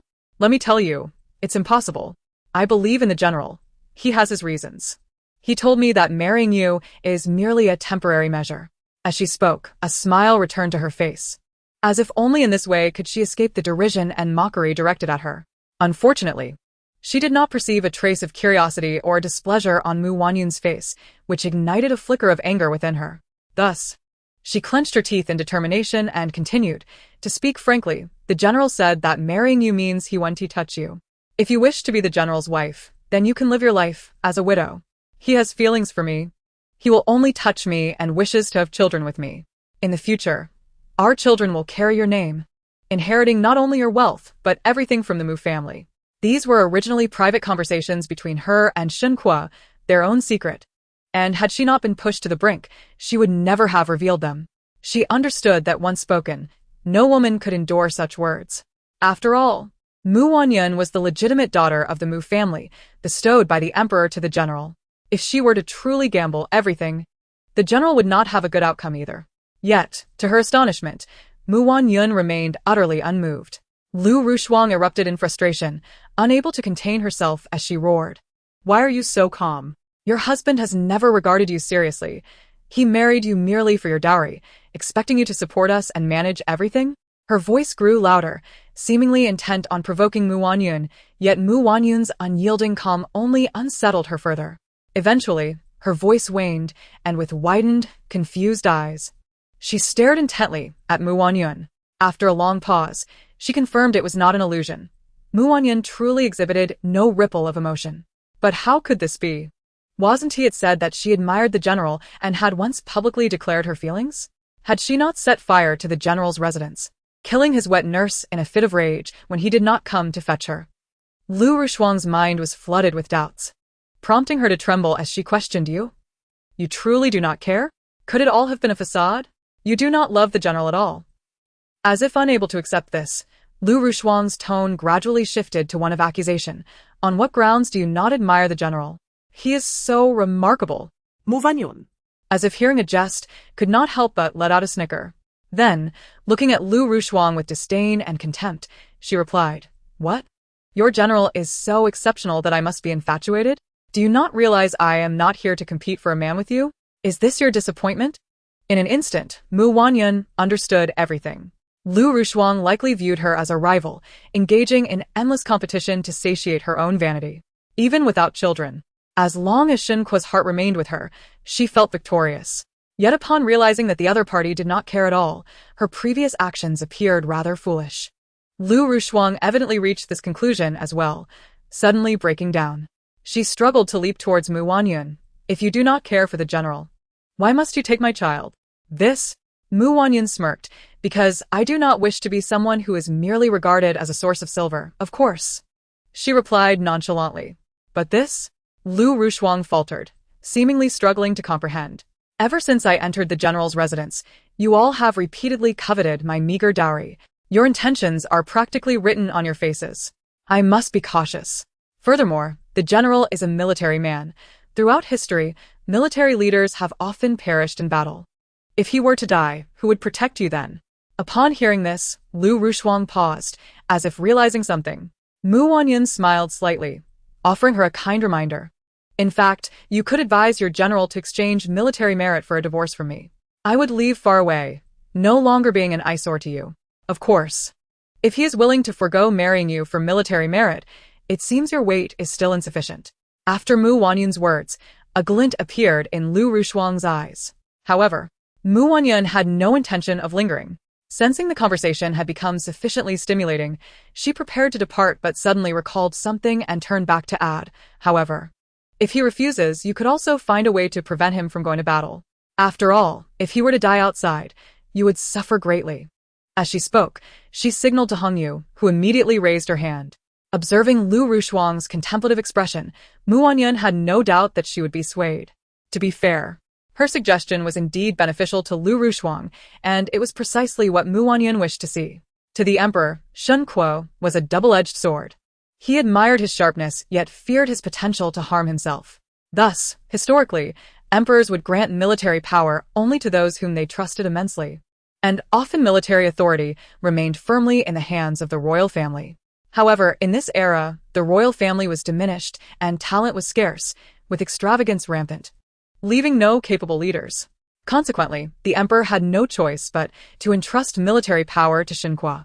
Yet he was also worried about Shen Kuo's overwhelming authority. While Shen Kuo, in his efforts to gather followers, deliberately indulged and protected them, fostering the emperor's apprehension. A commander who cannot maintain discipline among his subordinates is untrustworthy, especially considering the long-standing enmity between the Shen family and the emperor. Although Shen Kuo outwardly portrayed loyalty and patriotism, the emperor was not necessarily convinced. Historically, when emperors conferred power, they would also tightly grasp the other's weaknesses. However, Shen Kuo had no parents or siblings, nor did he have a wife or children, leaving the emperor unable to find his vulnerabilities. The marriage decree had originally been a weakness given directly to Shen Kuo by the emperor. Yet evidently, she had not performed her duties adequately. Thus, the emperor likely felt that allowing them to contend with one another and gradually diminish each other's wings was a good strategy. Furthermore, the emperor had long harbored a disdain for Mu Lin, but due to her inherent pride and the title of imperial teacher, he could not arbitrarily reprimand or demote her without inviting criticism, which would tarnish his reputation as a wise ruler. However, should she cause a ruckus over unfulfilled desires, His Majesty could seize the opportunity to take action against the Mu family. In her past life, she had been immersed in love, never contemplating these matters. In this life, having seen through love and its shackles, she had become increasingly perceptive. In her previous existence, she had always believed Shen Kuo was sincere towards Lu Rushuang, yet now she felt that it might not be so genuine. At least, he perhaps did not genuinely wish for Lu Rushuang to bear children, as it would only provide the emperor with additional leverage. Shen Kuo's ambitions might be greater than she had imagined. He was simply adept at disguise. Nevertheless, regardless of the circumstances, she would gladly welcome the prospect of Shen Kuo not going to battle. As she considered this, she could not help but glance at Lu Rushuang, who remained ensnared in the anguish of losing a child. She hesitated, contemplating whether to provoke her further, only to witness Lu Rushuang suddenly spit blood twice, nearly hitting her. Fortunately, she reacted quickly and dodged in time. Otherwise, it would have been a waste to spoil the freshly made garments. Yet, was this excessive stimulation? Just as she hesitated about whether to summon a doctor to check on her, she thought that dying too easily would not be amusing at all. Suddenly, two voices from outside announced the return of the general. Following that, the imposing figure of Shen Kuo burst into the room. Before he even entered, his piercing gaze had already fixed on her. Upon seeing the bloodied Lu Rushuang, he was consumed with rage and was about to push her aside. Fortunately, Mu Wanyun managed to evade him just in time, hastily giving way. Shen Kuo paid no heed to her, his heart solely focused on Lu Rushuang. He rushed over and supported the coughing, bloodied Lu Rushuang against the head of the bed, his voice laden with concern and tenderness. "Rushuang, I have arrived too late. I never anticipated that vile Mu would dare to harm you, to harm our child." Chapter 42. The Lu and Chui families enter business. Shen Kuo appeared heartbroken, visibly distressed at not having protected his beloved. He frequently shot fierce glares at Wanyun, as if he were on the verge of plunging a knife into her to avenge his precious Lu Rushuang. Yet, to Lu Rushuang he was gentle and considerate, personally soothing her discomfort and, disregarding the mess, using a sleeve to wipe away the blood at the corner of her mouth. Perhaps noticing Lu Rushuang's pallor, he furiously bellowed outside, "How can Auntie allow her to be so ill without summoning the imperial physician? Use my talisman to summon the doctor." His attentive gestures seemed to genuinely touch Lu Rushuang, who nestled in his embrace, softly weeping for a moment. She even attempted to portray herself as magnanimous, saying, "General, do not blame the mistress. It was not her intention." Wanyun, unable to bear the sight, halted her departure and turned back, observing the two, who were oblivious to the presence of others, wrapped in each other's arms. She interjected weakly, "Ahem, excuse me, but I actually did it on purpose." In any case, Lu Rushuang's assertion was merely a facade of generosity meant to enhance her own image, making her seem even more grotesque. She might as well have admitted it outright. Besides, she had never been one to lie. In her previous life, she denied what she had not done. In this life, she had acted, and there was no need for her to feign innocence. Furthermore, she was well aware of Lu Rushuang's malicious intentions. Her words successfully froze the expression on Lu Rushuang's face, who then leaned against Shen Kuo, beginning to cough. Naturally, Shen Kuo attributed all of this to her. Roaring at Wanyun, "Are you intent on killing Rushuang, you vile woman? I will not let you go unpunished." After saying this, he once again embraced Lu Rushuang, comforting her with guilt-ridden words. Wanyun, unaffected, could not resist the urge to interject. "Ahem, General. I still wish to inquire how you plan to not let me go unpunished. I would like to prepare in advance." Perhaps irritated by her repeated interruptions or taken aback by her audacity, no, her unrestrained behavior, both Lu Rushuang and Shen Kuo wore expressions of disbelief, their gazes directed at her with a hint of contempt. When Wanyun did not receive a response, she felt a twinge of disappointment but dismissed it with a shrug, signaling for them to continue. The two remained stunned, staring at her. It was only when she lifted her teacup and took a sip that they resumed their conversation. "I understand the mistress loves the general too much to tolerate me, which is why, in his absence, she has taken her frustrations out on me and the child." Lu Rushuang seemed to recall some sorrowful memory, her emotions becoming fervent. Shen Kuo, holding her, could feel her trembling grow more intense, his brows furrowing deeply. Then, an incongruous voice chimed in once more. "I did not mean to disturb you. Primarily, I wish to clarify that, previously, I mistakenly believed that some bears clad in armor were heroes. Now my eyes have been opened. So, you may love each other, but I swear to the heavens, I did not act out of love." She swallowed hard, straightening her posture and speaking earnestly. "The reason I administer the medicine is mainly due to some individuals lacking shame, neglecting their own offspring while coveting the wealth of others, treating people as fools." As she spoke, her gaze remained fixed on Shen Kuo and Lu Rushuang. It seemed they understood that Wanyun was mocking them, and both wore expressions that soured, especially Shen Kuo, whose complexion darkened further. Wanyun noted his tightly clenched fists, and she could faintly hear the cracking of his knuckles, his fierce eyes threatening to pierce her with daggers. But what of it? She was confident that her life was well protected, which only improved her mood and emboldened her further. After a lengthy silence devoid of their nauseatingly sweet dialogue, just as Wanyun thought it had come to an end, she finally heard Lu Rushuang's sobs once more. "The mistress is heartless. I am aware of this. Ultimately, it is my fault for not knowing my place as a concubine, for daring to have a child before the mistress. Although the mistress terminated my child and fed it to the dogs, I do not blame her. She must have acted without malice." As she spoke, her delicate hands grasped Shen Kuo's sleeve, tears glistening in her eyes as she gazed up at him. "General, promise me, do not blame the mistress. She is truly kind-hearted. She even brought me many nourishing supplements." Shen Kuo could not bear to see Lu Rushuang cry. As he wiped her tears, he comforted her. "You must not say such things. In my heart, you are the true mistress of the general's residence. Some people are merely occupying your place. For now, I have no choice but to allow her to hold the title temporarily. I promise you, she will never surpass you. My heart belongs only to you." Though these were the most tender words, Lu Rushuang felt no warmth from them.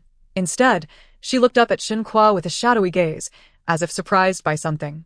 Yet, Shen Kuo was lost in his own monologue, oblivious to her discontent. Wanyun felt anxious for them. Unable to hold back, she coughed lightly again. Ahem.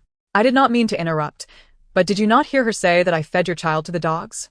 She added with a smile. I did not expect Lu Auntie to be so magnanimous as to not care. After all, I assure you it was not intentional. I had explained this before, fearing you might not believe me and report to the general.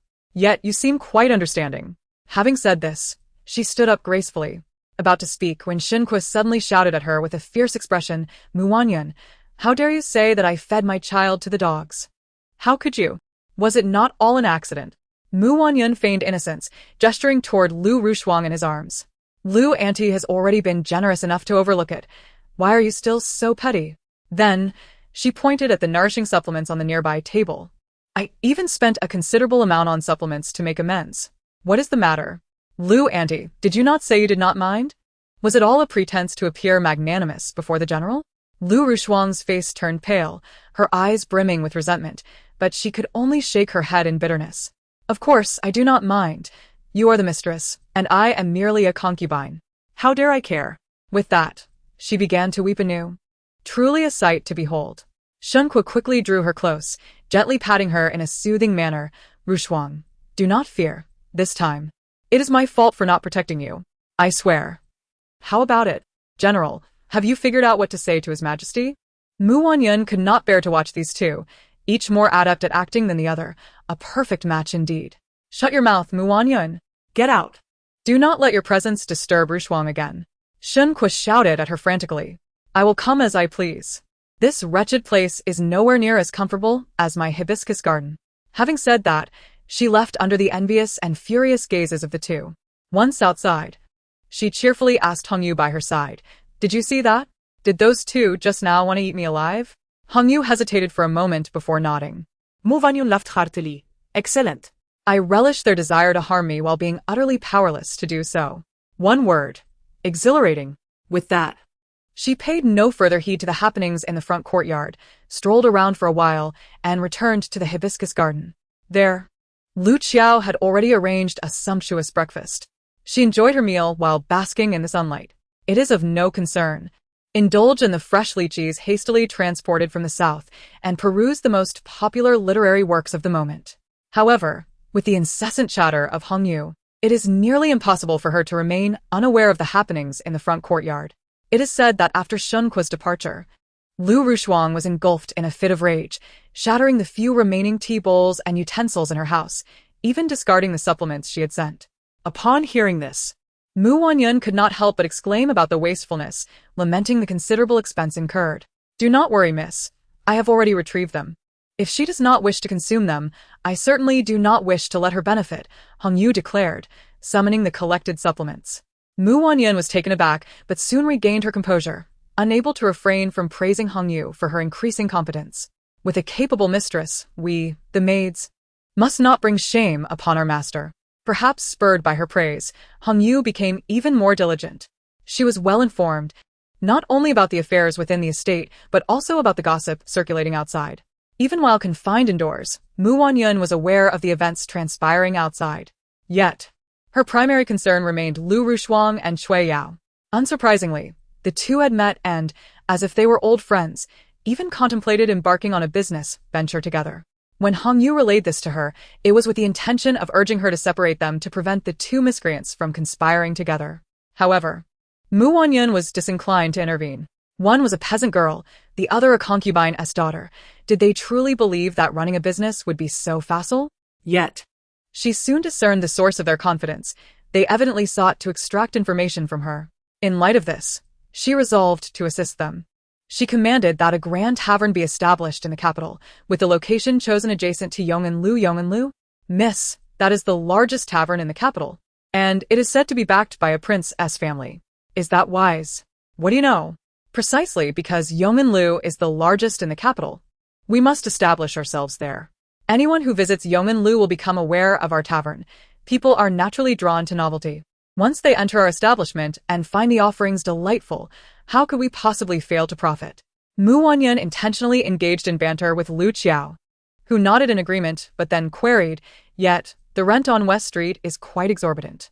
One must venture into the tiger's den to catch the cubs. One cannot reap rewards without taking risks. Have faith. I have never suffered a loss in business. I am confident that once our tavern opens, we shall earn at least. Wanyun gestured casually towards Lu Qiao and Hong Yu. 1,000 taels? Hong Yu could not help but respond. Merely 1,000 taels? Do you think I would be so short-sighted? Wanyun scoffed, and, in response to the bewildered gazes of Lu Qiao and Hong Yu, she declared loudly, at least 100,000 taels. This proclamation was met with gasps from both Hong Yu and Lu Qiao. Amidst their lively exchange, the onlookers widened their eyes, and after Wanyun admonished them to keep quiet, they discreetly slipped away. Once the coast was clear, Hong Yu could no longer contain her curiosity. Miss, are you truly serious? Such an incredible opportunity. Why grant it to them? Silly Hong Yu, for those prepared, such opportunities are advantageous. However, for others, they may not be. Hong Yu appeared to grasp the concept but refrained from further inquiries, fearing that too many questions might lead her astray. Yet Lu Qiao posed a cunning question. But would they even be able to muster such capital at once? That is precisely why I intend to lend them a hand, Wanyun chuckled. Help? That is impossible. It is more akin to digging a pit for them. Chapter 43.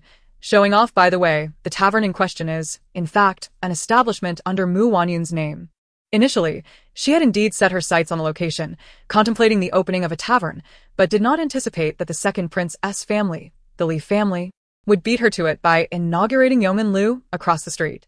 Wanyun recognized that no amount of money could rival power and influence, especially given the second prince's rising prominence and his rivalry with the crown prince. Moreover, the Li family was not known for their amicable dealings. She had no desire to invite trouble. Thus, after much contemplation, she ultimately abandoned the notion. Nevertheless, the property remained vacant, unable to be sold or rented out. After all, anyone capable of conducting business in the capital was astute and resourceful. None would willingly court disaster. She had arranged for her informants near Lu Rushuang to report daily on their activities, when and where they met, what they discussed. Within the hour, the information would reach Wanyun's ears. When they encountered difficulties, Wanyun often felt more anxious than they did. Recently, upon hearing that they struggled to find a suitable chef, she proactively recommended one she had gathered and nurtured in another estate. After tasting the dishes prepared by the chef, Cui Yao and Lu Rushuang decided to purchase Yong'an Lu's signature dishes. Their spirits lifted and their resolve to open a tavern strengthened. Upon learning this, Wanyun secretly sighed in relief. However, Hong Yu, upon hearing the news, could not help but frown, hesitating to voice her thoughts. Wanyun, well aware of her temperament, encouraged her to continue shelling walnuts while explaining, "Just wait, your lady is about to undertake something monumental." Hong Yu quickly inquired, "Miss, may I have a hint?" She knew her mistress would not generously offer them silver, yet her curiosity gnawed at her. Unfortunately, Wanyun remained cryptic, and Lu Qiao mirrored her demeanor. "You wish to know? Although Hong Yu is quite chatty, she is loyal enough. Once you finish with those walnuts, I shall share," Wanyun instructed. Hong Yu furrowed her brow. Yet the prospect of sleepless nights compelled her to persist. Strangely enough, her mistress had never been fond of walnuts, yet recently, she seemed to relish them, consuming several each day. Wanyun certainly would not reveal that she needed to eat more walnuts to enhance her intellect. In her previous life, she had been somewhat dim-witted, allowing herself to be bullied by those two to the point of humiliation.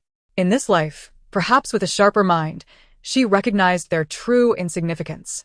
Under her discreet assistance, Lu Rushuang and Cui Yao finally set a date for the grand opening of their tavern, which they boldly proclaimed would be associated with the names of the Grand Tutor's residence and the General's estate, circulating the information that the future mistress of the Grand Tutor's residence would be their backer.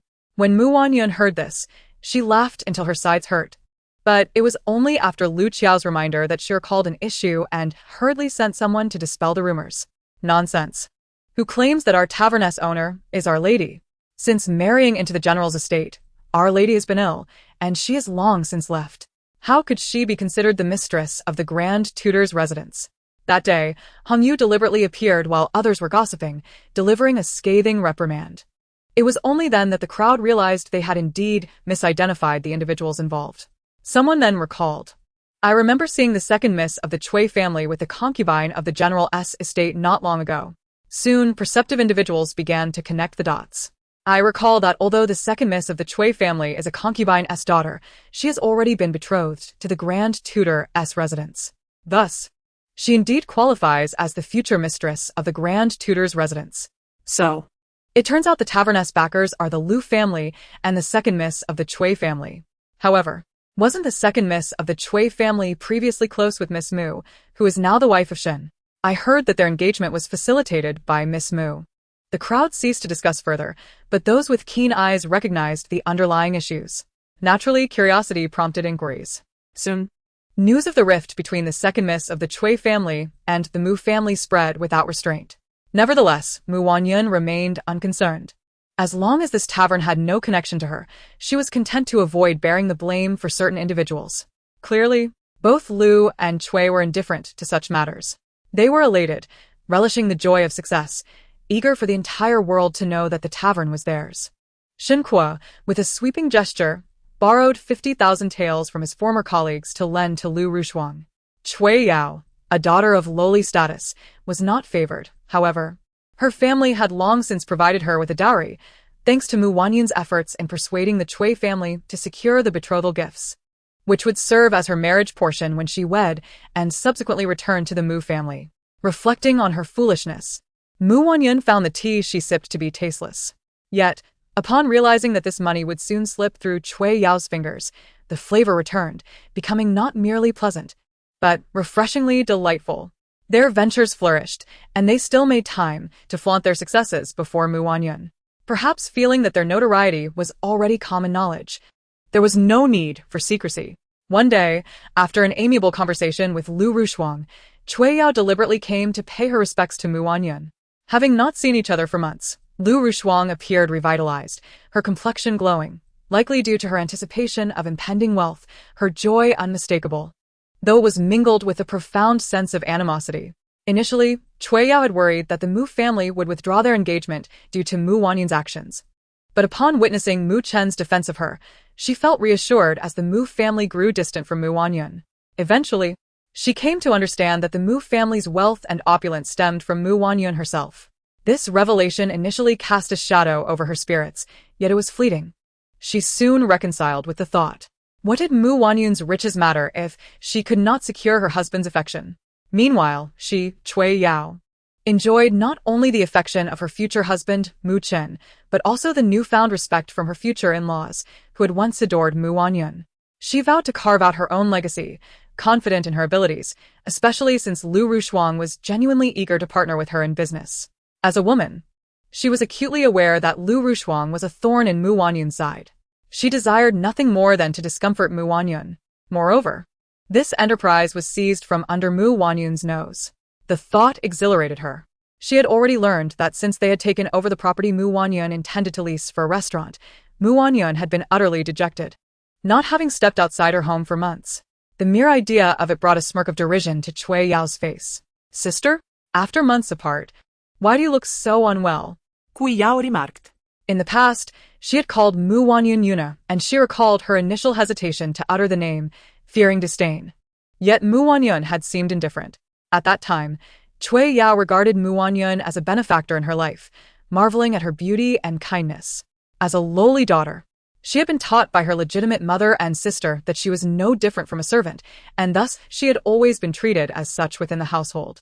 Lost in thought, Chui Yao was interrupted by Mu Wanyun's displeased voice. You seem quite well. Have you found someone of like mind? As she spoke, her gaze lingered on Lu Rushuang, who was being supported by another. Lu Rushuang was about to retort but was halted by Chui Yao's gentle smile, which prompted her to look up at Mu Wanyun. Sister, you are still so forthright in your speech. Mu Wanyun could not suppress a laugh, arching an eyebrow at the affectionate display between the two. What? Are you here to flaunt your camaraderie before me? How childish. She scoffed, rolling her eyes dramatically. Her bluntness caught both Chui Yao and Lu Rushuang off guard, leaving them momentarily speechless. Chui Yao smirked, still processing the remark, while Lu Rushuang, unable to contain herself, shot back. Indeed, I get along splendidly with Sister Chui, unlike some people whose malicious thoughts exclude even their own parents and brothers. You've been holed up in your courtyard lately. Could it be that you fear retribution for your misdeeds? The mention of her lost child, A fate that had befallen her before birth stirred painful memories for Lu Rushuang, causing her to tear up. Noticing this, Cui Yao quickly supported her, whispering words of comfort until Lu Rushuang regained her composure. Cui Yao, observing the unflinching demeanor of Wanyun, could not help but shake her head in disappointment. Sister, how have you become this way? Do you not realize that when father, mother, and brother Chen learned of your actions, they were all gravely upset? When did you and Mu Chen become engaged? Why was I not informed? Mu Wanyun interjected, cutting Cui Yao off mid-sentence. Cui Yao's expression stiffened, her eyes flickering momentarily before she explained. It was father and mother who encouraged me to call him that. They have always treated me well. And marriage is only a matter of time. Yet it has not happened yet. My parents are merely being polite, and you seem to be too eager. As if you can't wait to wed, Mu Wanyun mocked without restraint. Even Cui Yao felt the sting of her words, clenching her fists tightly within her wide sleeves. Taking a deep breath to stifle her irritation, Lu Rushuang, witnessing her friend being reprimanded, felt anger swell within her. Trembling, she pointed an accusing finger at Mu Wanyun, ready to defend Cui Yao, but was intimidated into silence by Hongyu stepping forward. After Lu Rushuang's recovery, Hongyu had insisted that she repay her debts, and had even trained her hand strength beforehand.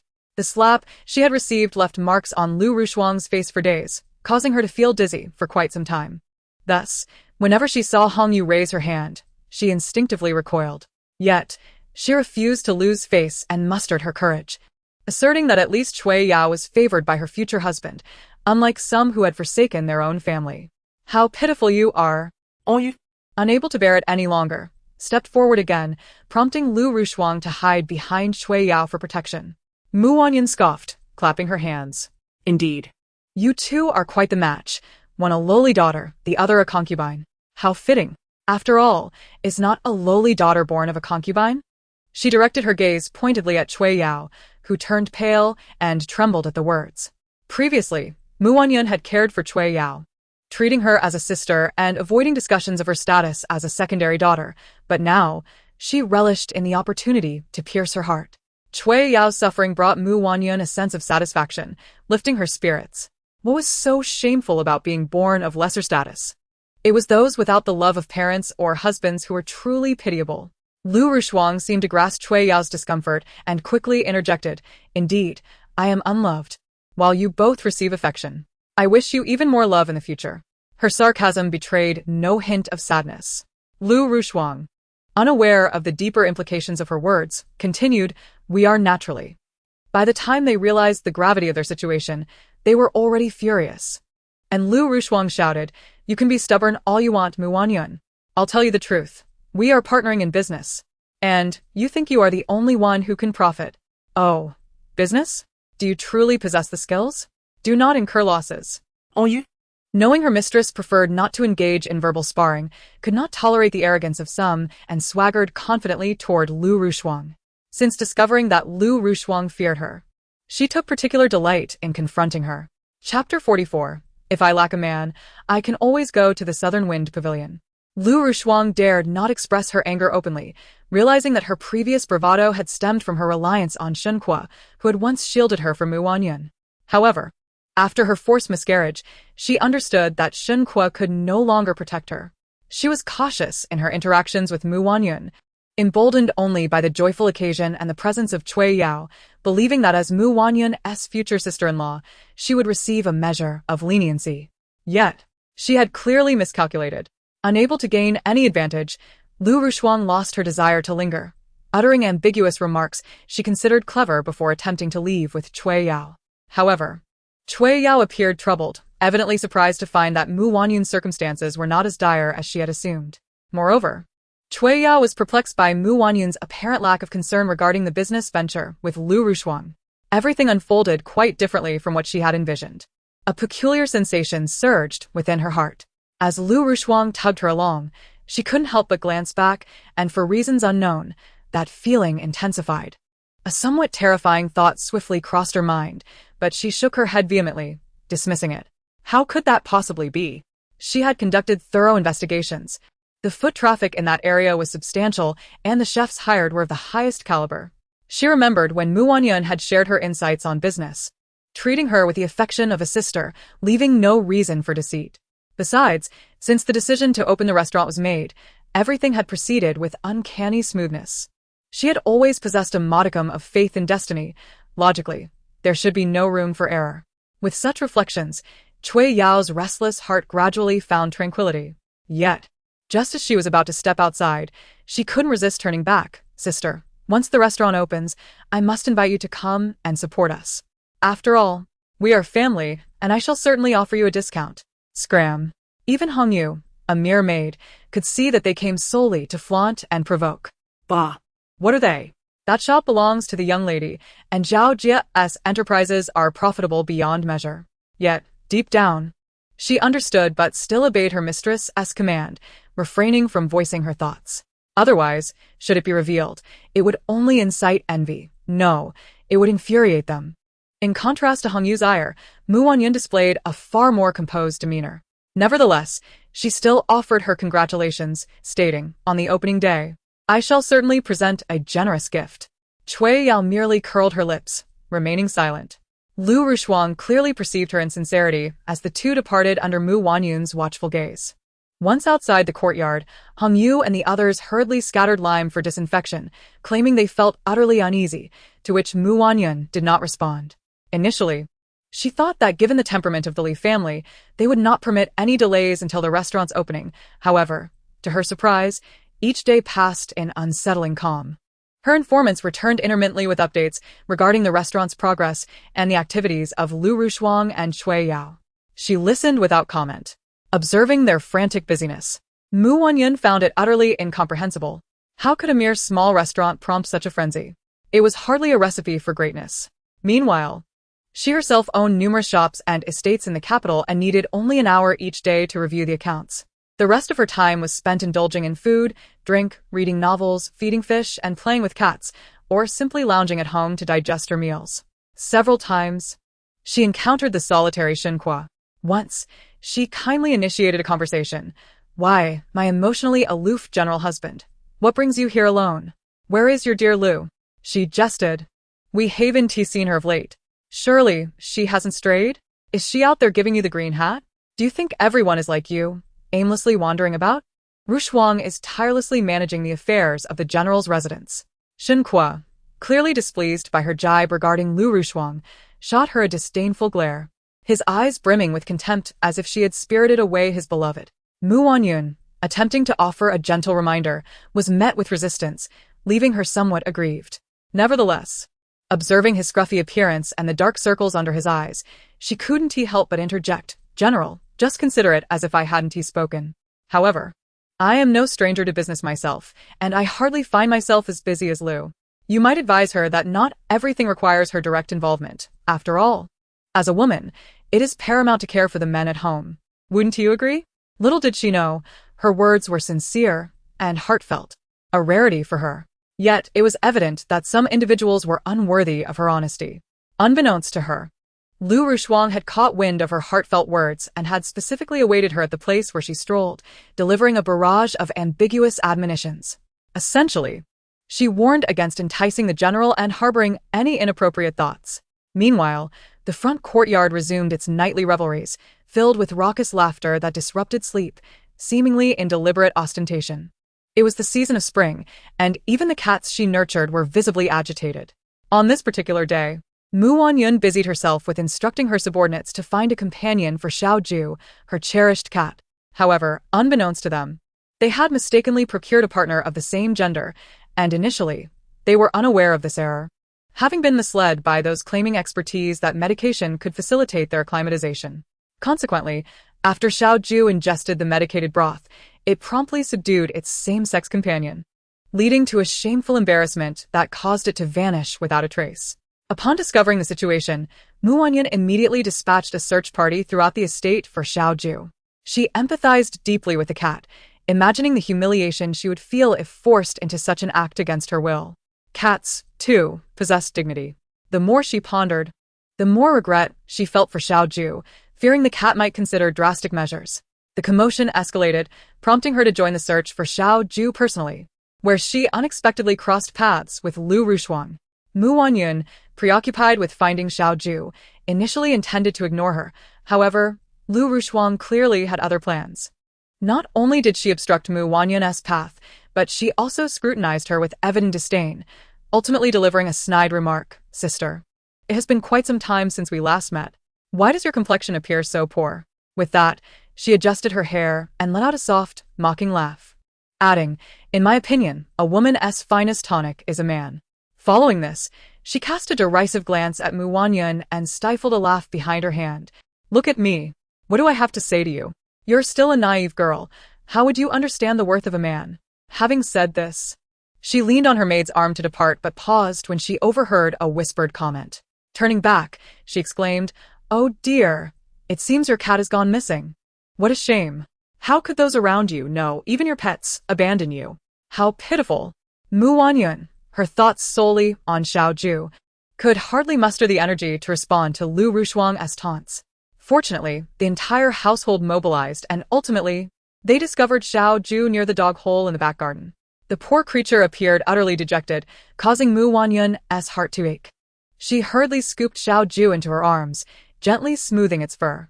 Yet, the trauma had taken its toll, and Xiaoju remained listless, once vibrant but now sullen, even disinterested in its favorite fish treats. After much coaxing, Mu Wanyun finally managed to entice it to eat a small amount of fish. Though she herself felt fatigued and merely nibbled at her food before reclining on her couch. It was then that the sounds from the front courtyard reached her ears once more. Previously, she had found the noise inconsequential, merely a backdrop to her life. But tonight, she could not shake the memory of Lu Rushuang's taunts about her complexion and lack of affection. How dare she mock her skin and suggest that even her cats had forsaken her, if not for the incessant, raucous cries echoing from the courtyard. Xiaoju would not have felt provoked and subjected to such humiliation.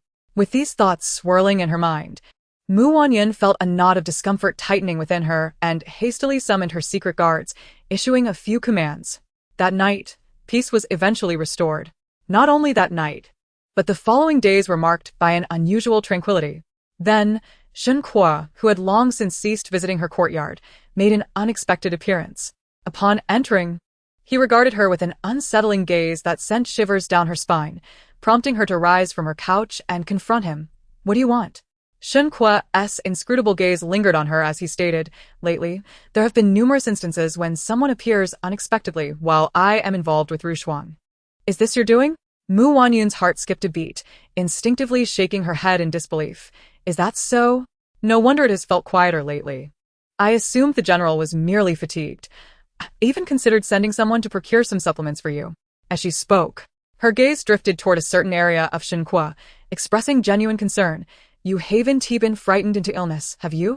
Perhaps I, as the head matriarch, should summon a physician to attend to you?" Perhaps it was the unyielding gaze of Mu Wanyun that caused Shen Kuo to feel a flush of embarrassment. Upon observing her face, radiant as blossoming peach and plum trees, he found her demeanor, when devoid of sarcasm, surprisingly less irksome.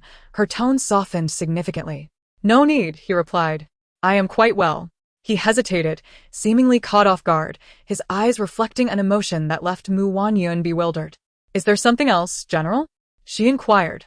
"I merely wish to know if you are, perhaps, feeling a tinge of jealousy." "What?" Mu Wanyun could scarcely believe her ears, questioning Shen Kuo's mental faculties. "Indeed. I have been rather affectionate with Shuang, or lately. Are you deliberately sending someone to disturb us out of jealousy? Ridiculous. Do I lack men? I have no need to visit the Nanfeng Pavilion. I am not short of money. There are countless types of men. Why should I fixate on a lustful dog?" Before she could finish her retort, she noticed Shen Kuo's expression darken ominously. Chapter 45. A glimpse of truth. After a lengthy pause, Shen Kuo ground his teeth and, in an angry tone, demanded, "You dare insult me?" The words he withheld were evidently too shameful to utter. Yet Mu Wanyun feigned innocence, her face a mask of confusion. "Insult you? I must confess that I have been sleeping too much lately, and my mind has been rather muddled. I can hardly recall what I just said. Perhaps you could enlighten me on my own words?" Before she could elaborate, Shen Kuo turned away, his expression stormy, preparing to leave. Yet something seemed to strike him. He paused, casting a warning glance back at her. "Mu Wanyun, although we share no affections, and I harbor no fondness for you, you are nonetheless the consort bestowed upon me by His Majesty." What you just said. His voice faltered. Yet his expression grew fiercer as he fixed her with a penetrating gaze, punctuating each word. I do not wish to hear it again. With that, he closed his eyes and exhaled deeply, allowing the fury within him to subside before addressing her solemnly. I assume you spoke without thought. Mu Taifu has always been strict and stern. As his daughter, you ought to adhere to propriety. Henceforth, I advise you to think thrice before you speak. Mu Wanyun suddenly ceased her mocking demeanor, narrowing her eyes as she regarded him unburdened. So, the implication is that as a man, you may disregard your lawful wife in favor of a favored concubine, while I, as a woman, must remain in your general's residence, witnessing your affections for another and preserving my virtue? The words slipped through her clenched teeth, barely suppressing her anger. Upon finishing, she found herself smiling in disbelief. Her father had indeed instilled such teachings in her since childhood. Thus, in her previous life, when she married Shen Kuo, despite knowing his lack of affection, she adhered to the belief that marriage demanded unwavering loyalty, confining herself within the constraints of a small courtyard, indulging in self-pity while desperately seeking a way out. The thought of divorce had never crossed her mind. Even though her parents had expressed sympathy, promising to advocate for her, she understood that such sentiments bore no relation to a potential separation. At most, her father might have casually sought a discussion with Shen Kuo, leaving the outcome uncertain, while her mother would merely vent her frustrations in private or berate Lu Rushuang when they crossed paths, lamenting her daughter's ill-fated marriage at social gatherings. Yet her circumstances remained unchanged, while the Mu family gained sympathy, allowing her father, Mu Lin, to garner favor before the emperor. A newfound clarity washed over Mu Wanyun. She recalled how, in her previous life, her parents had mentioned the option of divorce during times of distress, yet she had always rejected the notion, fearing it would bring disgrace upon the Mu family. It seemed she had always known that initiating a divorce would bring calamity upon her kin. Her parents had praised her for being a dutiful daughter, always considering the family's reputation. Naturally, she never broached the subject again, instead focusing solely on how to elicit sympathy from Shen Kuo. She pondered how, in her past existence, a sheltered girl had gradually fallen for Shen Kuo. After much reflection, she could scarcely recall the details, only vaguely remembering a time when those around her extolled Shen Kuo's virtues, proclaiming him a paragon of heroism, a pillar of the nation, and a savior in times of peril. There were even tales of his exploits, accompanied by an illustration that depicted him as a formidable figure in armor astride a gallant steed, precisely the type to capture a sheltered maiden's heart at first glance. It seemed her admiration for Shen Kuo had blossomed even before she met him. And then there was the public declaration of love that rendered her the subject of ridicule. In truth, she had scarcely spoken, as it was her maid who had taken the lead. That maid, she recalled, was Lian Xiao, who once attended her but had not been as close as Hong Yu or Lu Qiao. She had heard that Lian Xiao had saved enough money to buy her freedom and had since married and moved away. For reasons unknown, many memories she thought she had forgotten suddenly became vividly clear, revealing disconcerting truths. Had her father truly sought a marriage decree on her behalf? She had assumed it was out of paternal compassion, unable to bear her heartache. Yet upon reflection, the circumstances appeared riddled with inconsistencies. What respectable daughter, confined to her home, would find herself surrounded by discussions of a stranger's deeds? She recalled instances where friends had been reprimanded for even mentioning the name of an outsider. At the time, she had considered her parents rather progressive, but now, the recollection sent chills down her spine. Perhaps her expression had soured too noticeably, for Shen Kuo regarded her with surprise. Leaning closer, his hand poised in the air. Thankfully, she regained her composure just in time to swat his hand away and step back, evading his touch. What are you doing? Her sharp tone and evident aversion only served to provoke Shen Kuo further. He glared at her, his face flushed with indignation, regretting the compassion he had felt moments before. After all, she had come into his life uninvited, not of his choosing. Why should he feel pity? She was his wife, albeit by name only, and ought to adhere to the rules. The memory of her retreating from him ignited a fierce resolve within him as he declared, I swear I shall never lay a hand on you. With that, his gaze turned to one of utter disdain. Mu Wanyun, having regained her composure, found herself in agreement with his declaration. Indeed, General, your words must be truthful. I hope such actions do not repeat.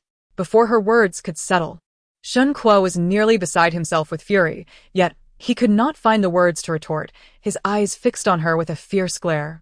Finally, he spat out, Lu Rushuang has been overwhelmed with household matters. I advise you to cease your interference, or else. He paused, intensifying his tone, his eyes flashing with menace.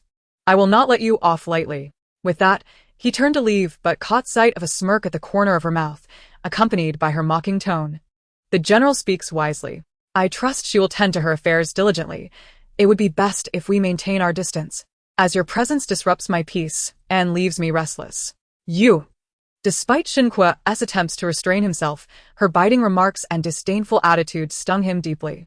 His chest heaved with repressed rage. Heaven knew how hard he struggled to refrain from throttling her. This woman had an uncanny ability to provoke murderous impulses with a mere utterance. Unlike his beloved Shuang whose every smile and frown enchanted him, inspiring an overwhelming desire to hold her close. Recalling Lu Rushuang, the anger within Shen Kuo's chest began to subside slightly. Taking a few deep breaths, he cast a resentful glance at Wanyun and refused to linger any longer.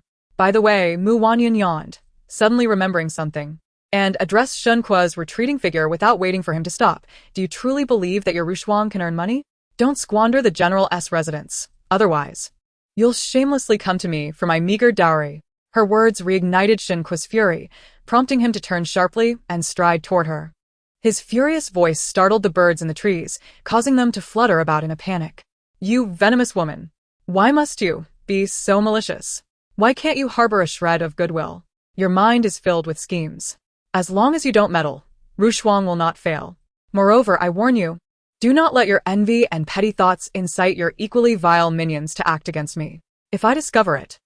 As he spoke, Shen Kuo's fist, as large as a sandbag, landed squarely in front of her with a resounding crack. Simultaneously, a noise emanated from the roof. Shen Kuo raised an eyebrow, sensing a potential threat, and reluctantly withdrew his hand, standing upright. Perhaps he feared that the emperor's men were genuinely protecting Wanyun. Lowering his head in contemplation for a moment, he then looked up and, with a proud demeanor, spoke some words that left Wanyun both amused and exasperated. Do not underestimate people. I, Shen Kuo, have always relied on my own strength to strive for what I desire. Your dowry is of no concern to me. I have never coveted it, nor will I in the future.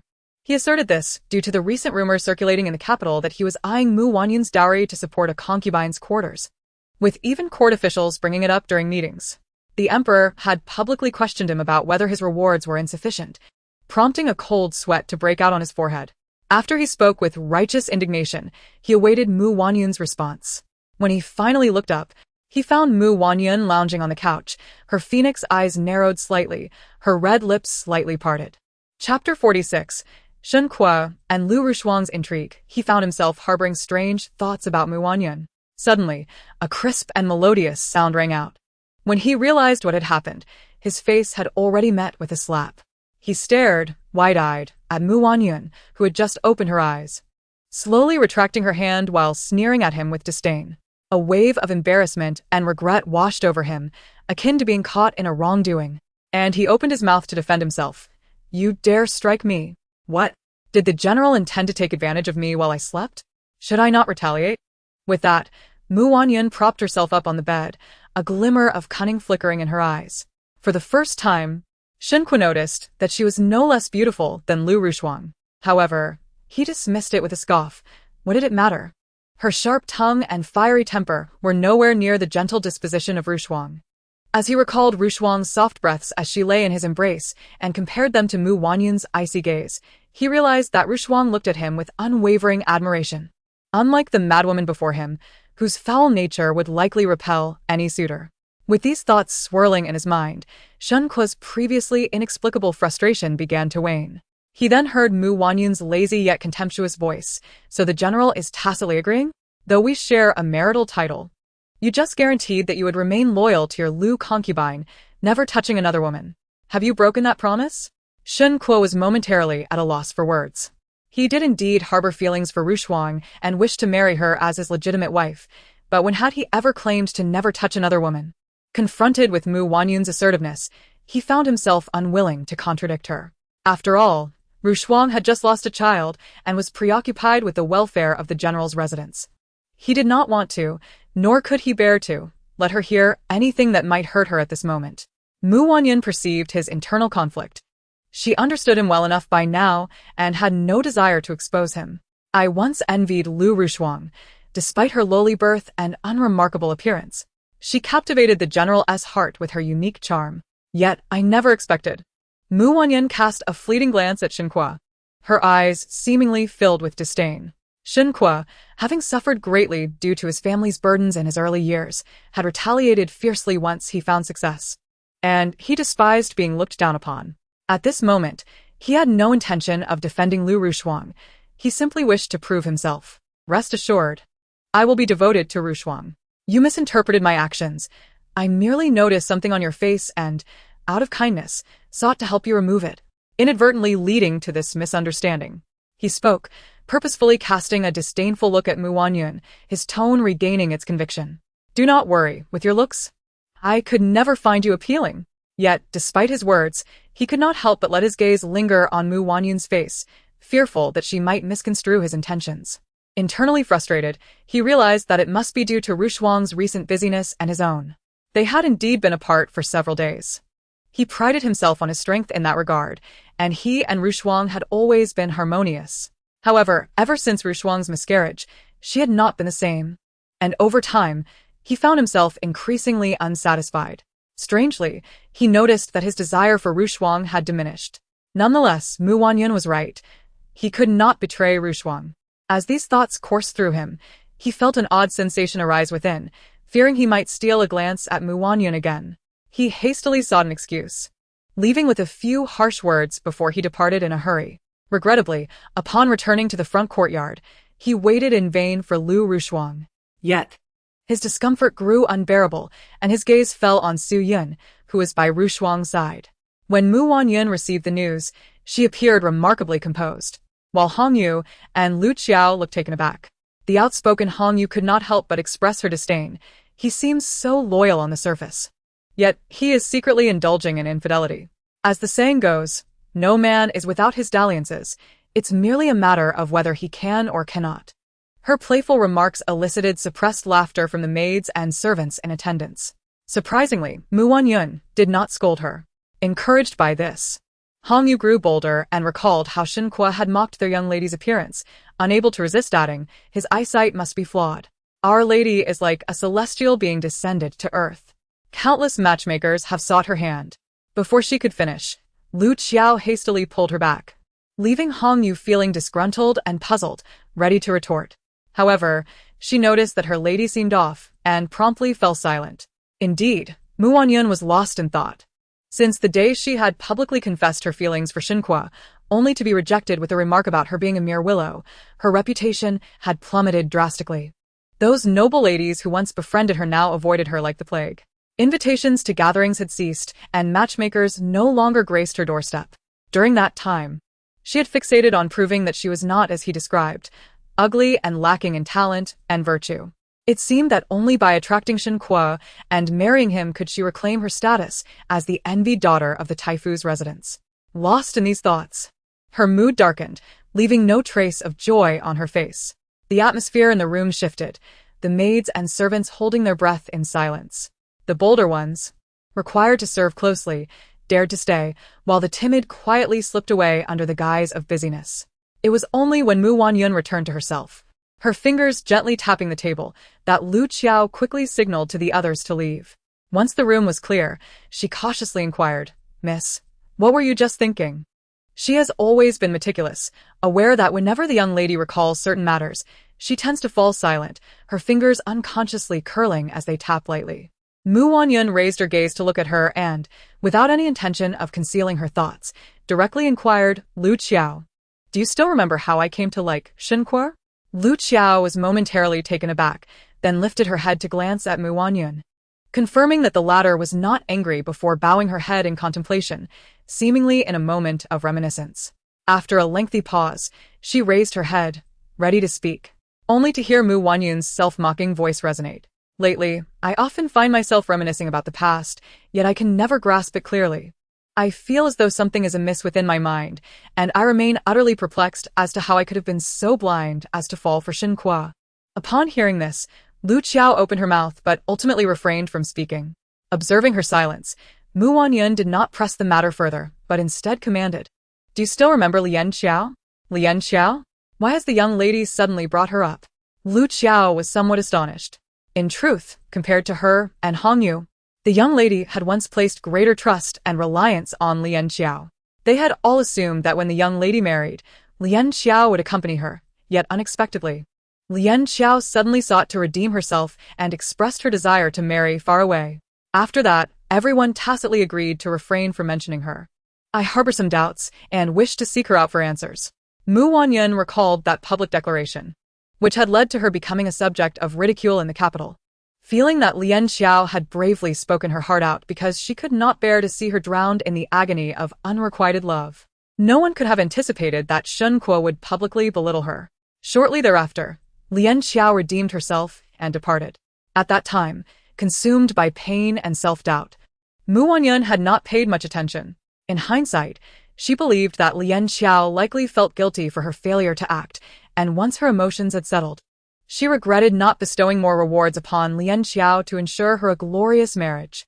Now, however, it all seemed shrouded in an air of peculiarity. What does the young lady intend to do? Lu Xiao observed the calmness in her eyes and the deliberation in her brow, understanding that this was not a mere casual mention. "Find her and bring her to me," Wanyun replied with a steady voice. Lu Xiao nodded slightly. Just as she was about to exit to arrange the necessary matters, she hesitated and turned back, asking, "Young lady, what of General Shen's words today? Did you think I would be moved by the sight? Were you concerned for my well-being?" Wanyun raised an eyebrow, displaying no trace of gloom on her face. Lu Xiao was momentarily stunned before finally relaxing. Yet she could not resist asking, "Should we continue to lace General Shen's meals with poison?" "Of course. The performance has only just begun. We must not allow it to end at this critical juncture." She smiled slyly.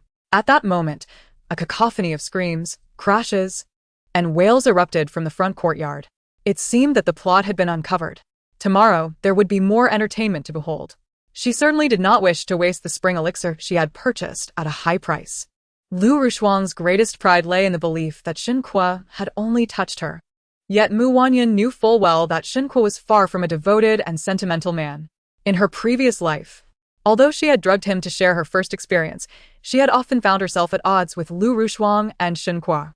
Each time, Lu Rushuang would compare her to a lowly courtesan, declaring her to be a perfect product of the Taifu household, capable not only of intercepting a horse in public, but also of drugging men to seduce them. Whenever Lu Rushuang and Shen Kuo quarreled, she would come to taunt her, while Shen Kuo, intoxicated, would unleash his wrath upon her, muttering, "This is what you wanted, you wretched woman." Each time, she bore the brunt of their fury, left battered and bruised. At times, she even contemplated death, especially on one occasion when Shen Kuo forced her to face him in front of Huir. Wanyun pondered and quietly instructed to procure several young and beautiful maidens to serve in the manor, particularly taking advantage of Lu Rushuang's absence, allowing them to find opportunities to act. She had heard that, periodically, the pleasure houses would release a batch of sickly young beauties. She intended to select a few striking ones. Chapter 47. Encounter. No sooner had she spoken than Lu Xiao, unable to respond in time, was interrupted by the elated Hongyu, who, having been like a transparent figure for too long, beamed as she bowed. "Young lady, may I take on this task? I shall execute it splendidly to your satisfaction." Wanyun realized that since being kicked by Shen Kuo, Hongyu had developed a deep-seated hatred for him, wishing nothing but ill upon him. Seeing her silence, Hongyu assumed hesitation lingered, and just as she was about to plead her case again, she noticed Wanyun smiling and nodding. "If you accomplish it, there will be rewards." Upon hearing this, Hongyu eagerly nodded, unable to contain her excitement as she rushed out to prepare. Recently, Wanyun had assigned several capable matrons to guide Hongyu and Lu Xiao in their endeavors. Both were astute, and the matrons, understanding they were being groomed as confidants, shared their knowledge freely. The two young women had made significant progress lately, proving themselves capable of handling matters independently. Though they occasionally displayed youthful innocence in Wanyun's presence, outside, their demeanor suggested the poise of seasoned housekeepers. Naturally, Wanyun felt reassured. After that day, she paid little mind to Shen Kuo and Lu Rushuang's affairs. After all, the outcome was all too predictable. She merely awaited their self-inflicted consequences, anticipating a few drinks to accompany the spectacle. Her enterprises had flourished significantly over the years. In addition to her shops in the capital, she possessed several estates in the suburbs, each overseen by a steward who reported crucial matters quarterly, with a comprehensive report at year's end. When she initially ventured into business, her adoptive brother had advised her against complacency, emphasizing the necessity of vigilance. If one could not manage everything personally, one must ensure others kept watch, while also conducting occasional inspections. This way, one could not entirely eliminate the possibility of subordinates feigning compliance or harboring ulterior motives. Fortunately, her adoptive brother would not arrive in the capital for some time, and feeling somewhat weary of the general's residence, she instructed her staff to make preparations for a visit to her estates. This would be an unannounced inspection, with no prior notice given regarding which estate would be assessed. In the capital, she owned 5 estates, varying in size, with the larger ones spanning hundreds of acres and the smaller ones still boasting around 100. Each estate had its overseers, tenants, and bonded servants. Following her adoptive brother's advice, she had firmly retained control over these assets. Even Hong Yu and Lu Qiao were only now discovering the extent of their young lady's wealth. Ultimately, she chose to inspect 2 of the estates. Perhaps due to her naturally rigorous nature, the accounts revealed no significant discrepancies. Indeed, she had always approached her work cautiously and conducted business with remarkable agility. Even her adoptive brother had remarked on her rare talent for commerce. Regrettably, her lineage from the Taifu household precluded her from engaging in trade. Otherwise, he might have taken her on as a disciple. Contemplating this, Wanyun could not help but sigh, reflecting on how she could live so well now, yet in her past life had relegated herself to the role of a resentful woman. Perhaps it truly resonated with the adage that one can become trapped by one's own choices. In life, one must learn to take things lightly. She settled temporarily in Suiyun Manor, situated 50 miles from the capital. This estate had been chosen by her adoptive brother, featuring mountains and rivers, with picturesque scenery. They had once promised that when the peach blossoms bloomed, they would indulge in drinks together here. It had been quite some time since she last saw her adoptive brother. In her previous life, saving him had been serendipitous, unexpectedly altering the course of her life. Besides feeling gratitude towards him, she also harbored subtle romantic feelings. However, her adoptive brother was a man of great propriety, acutely aware of their differing statuses, and so he discreetly transformed her budding feelings into a sibling bond. At that time, he had already married and was quite concerned about his wife at home.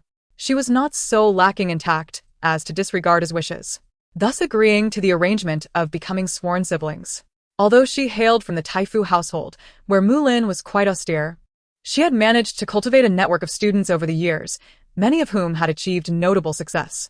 Wanyun secretly utilized the name of the Mu family, providing considerable assistance to her sworn brother's business and resolving issues with those who wished to trouble him. This is also why her sworn brother held her in high regard and treated her generously. Although she borrowed the name of Mu Lin in private, Mu Lin remained unaware of this.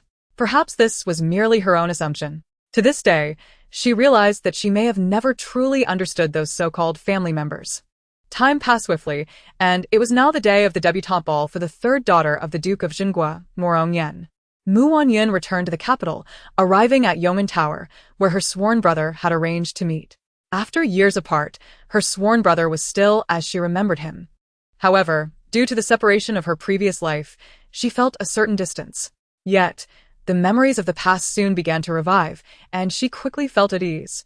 Upon learning that her sworn brother was once again vying for the title of Imperial Merchant, although he had not voiced it, Wanyun knew he sought her counsel. "Sworn brother, there is no need for formalities between us. To be honest, I am currently disdained by both the Mu family and the general's residence. If you wish for my assistance, I fear I may be lacking in resources. However, I can help you find a way out." As she spoke, Wanyun turned her head to gaze through the half-open window at the bustling scene across the street, where the Jinhui Tower was adorned with red silks and lanterns, celebrating with festive couplets. Ning Su, observing her, understood the significance of their location. In such a vast capital, news traveled swiftly, and he had certainly heard whispers of it. He looked at Wanyun, then remarked, "I heard this establishment was founded by General Shen's concubine and your future sister-in-law?" Wanyun remained silent, simply nodding in acknowledgement. Ning Su, sensing her inner turmoil, couldn't help but say, "But it's just a tavern. If you wish, I can help you open a larger and more impressive one." Mu Wanyun chuckled softly, realizing he had misunderstood her intentions. I would not be so foolish, she replied, shaking her head. At this, Ning Su appeared momentarily taken aback. Mu Wanyun had no intention of beating around the bush. After all, regardless of power, who can rival the imperial authority? I would be foolish to jeopardize my own life. Ning Su quickly grasped her meaning and looked at her in astonishment. Are you saying that the Jin Hui Tower has imperial connections? Before he could finish, Mu Wanyun nodded, revealing the truth. The matter was quite secretive. The second prince's maternal family likely held significant influence, as among the emperor's sons. Only the crown prince and the second prince were of age. The crown prince had always been rather dull, while the second prince was exceptionally clever from a young age. With his mother, consort Su, enjoying great favor, it was only natural for him to aspire to that position. Ning Su nodded, his expression not one of weariness, but rather filled with keen interest. Mu Wanyun poured tea for him, and as he continued to gaze at her, she smiled playfully. Why do you look at me like that? Ning Su, realizing his gaze might have been inappropriate, averted his eyes, smiling faintly. It's nothing. I just think you've changed a lot since we last met. His eyes lingered on hers, noting how she had grown taller and blossomed into beauty. Once a budding flower, she now appeared to be in full bloom. Yet, what struck him was the profound depth in her eyes, revealing wisdom and sorrow beyond her years. At 27 or 28, having traveled extensively and encountered a myriad of people, he had never seen such an aged gaze in a girl who had just come of age. She had matured and become more exquisite. Mu Wanyun took a sip of tea and smiled at him. I told you, when I grew up, I would surely surprise you. She displayed a touch of youthful pride, revealing her playful side only in the presence of her sworn brother. Deep down, she was aware that his kindness was intertwined with ulterior motives, a fact he had never concealed. In her previous life, under the influence of Cui Yao and her family, she had harbored resentment towards her sworn brother until the moment she left this world with Hui Er, her lifeless body callously discarded in a mass grave. Watching wild dogs poised to devour them, it was her sworn brother who found them, fighting off the beasts despite the objections of family servants. In that moment, she realized that while his affection might not have been entirely selfless, it far surpassed the hollow claims of kinship from those who merely sought to exploit her. Moreover, her sworn brother had risked everything for her revenge, even clashing with Shen Kuo and facing discord with his own wife. Reflecting on this, she vowed to herself that in this life, she would not betray her sworn brother and would not allow petty individuals to sow doubt regarding his kindness. Indeed, the little girl has grown up and no longer cries, Ning Su remarked, understanding that there were matters she preferred not to discuss. During his journey to the capital, he had heard many things, including the highly praised relationship between her and General Shen. He regretted being merely a merchant, unable to protect his sworn sister adequately. Mu Wanyun sensed the desolation and helplessness in his words and quickly smiled, assuring him, Sworn brother, look at me. I'm perfectly well. I've even gained weight recently. By the way, that concubine of mine will be attending the debutante ball of the third daughter of the Duke of Zhenghua. Unsurprisingly, she will surely embarrass herself. Just thinking about her misfortune lifts my spirits. At her words, Ning Su couldn't help but smile, his tone laced with helplessness, but his eyes filled with affection. Seeing you like this brings me relief. I have been somewhat worried on the way here. As he restrained his jest, Mu Wanyun sat up straight, adopting a more serious demeanor. After exchanging some casual pleasantries, her gaze fell upon the carriages of the Shen family racing past, igniting her enthusiasm. She promptly addressed the important matters at hand. Sworn brother, you are already aware that the owner behind the Jin Hui Tower is the second prince. You should handle the subsequent matters with ease. However, there is another issue. Pausing for a moment, Mu Wanyun's expression turned unusually grave. After the new year, the rain has diminished day by day. I've heard that many places have gone months without rainfall, and I worry about the harvest. As she spoke, she glanced at Ning Su, noticing the contemplative expression on his face, which confirmed she had conveyed enough for now. Knowing her sworn brother would strive for the position of imperial merchant this year, she felt secure in the time they had to meet. However, the intrigue within her family was something she could scarcely bear. After bidding farewell to her sworn brother, she headed straight for the general's residence. Not long after her return, a young girl who had recently entered the residence and was closely associated with Lu Ruchuang sought an opportunity to approach her. Though Mu Wanyun's impatience was already simmering beneath the surface, she maintained an air of composure. What is it? The doorman said you've been here several times. Is there something urgent? The girl was a trusted confidant cultivated by Lu Ruchuang, yet Lu Ruchuang, lacking insight into human nature, believed that small favors would secure unwavering loyalty. Unaware that this girl had been specifically arranged by Wanyun. The girl's family had come to the capital seeking refuge with relatives, but had fallen victim to bandits, leaving only an elderly member and a child. Tragically, the girl's father, clinging to the hope of finding family, had succumbed to the news, dying from a sudden shock. The young girl, scarcely 12 or 13 years of age, was originally a pampered daughter of a wealthy family. Having been raised in luxury, she had never encountered such dire circumstances. Coupled with her less than pleasing appearance, even her intentions to sell herself for her father's burial were in vain. One day, as Wanyun happened to pass by, she noticed a small, frail girl dragging a mat in the pouring rain, despair evident in her demeanor. This sight evoked a sense of compassion in Wanyun, reminiscent of her own plight in a past life, leading her to offer assistance to the girl. After the girl recovered from her illness, she returned to express her desire to repay Wanyun's kindness. Having once tasted death, Wanyun's heart had grown colder than most, and due to past betrayals by those she held dear, she found it difficult to trust anyone outside her few confidants.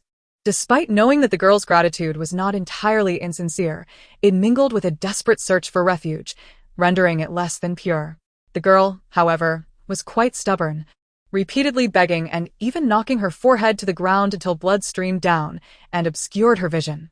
This scene unexpectedly reminded Wanyun of her previous life, when she had knelt outside the courtyard, pleading with guards to summon a physician for Huir. Ultimately, Wanyun's heart softened.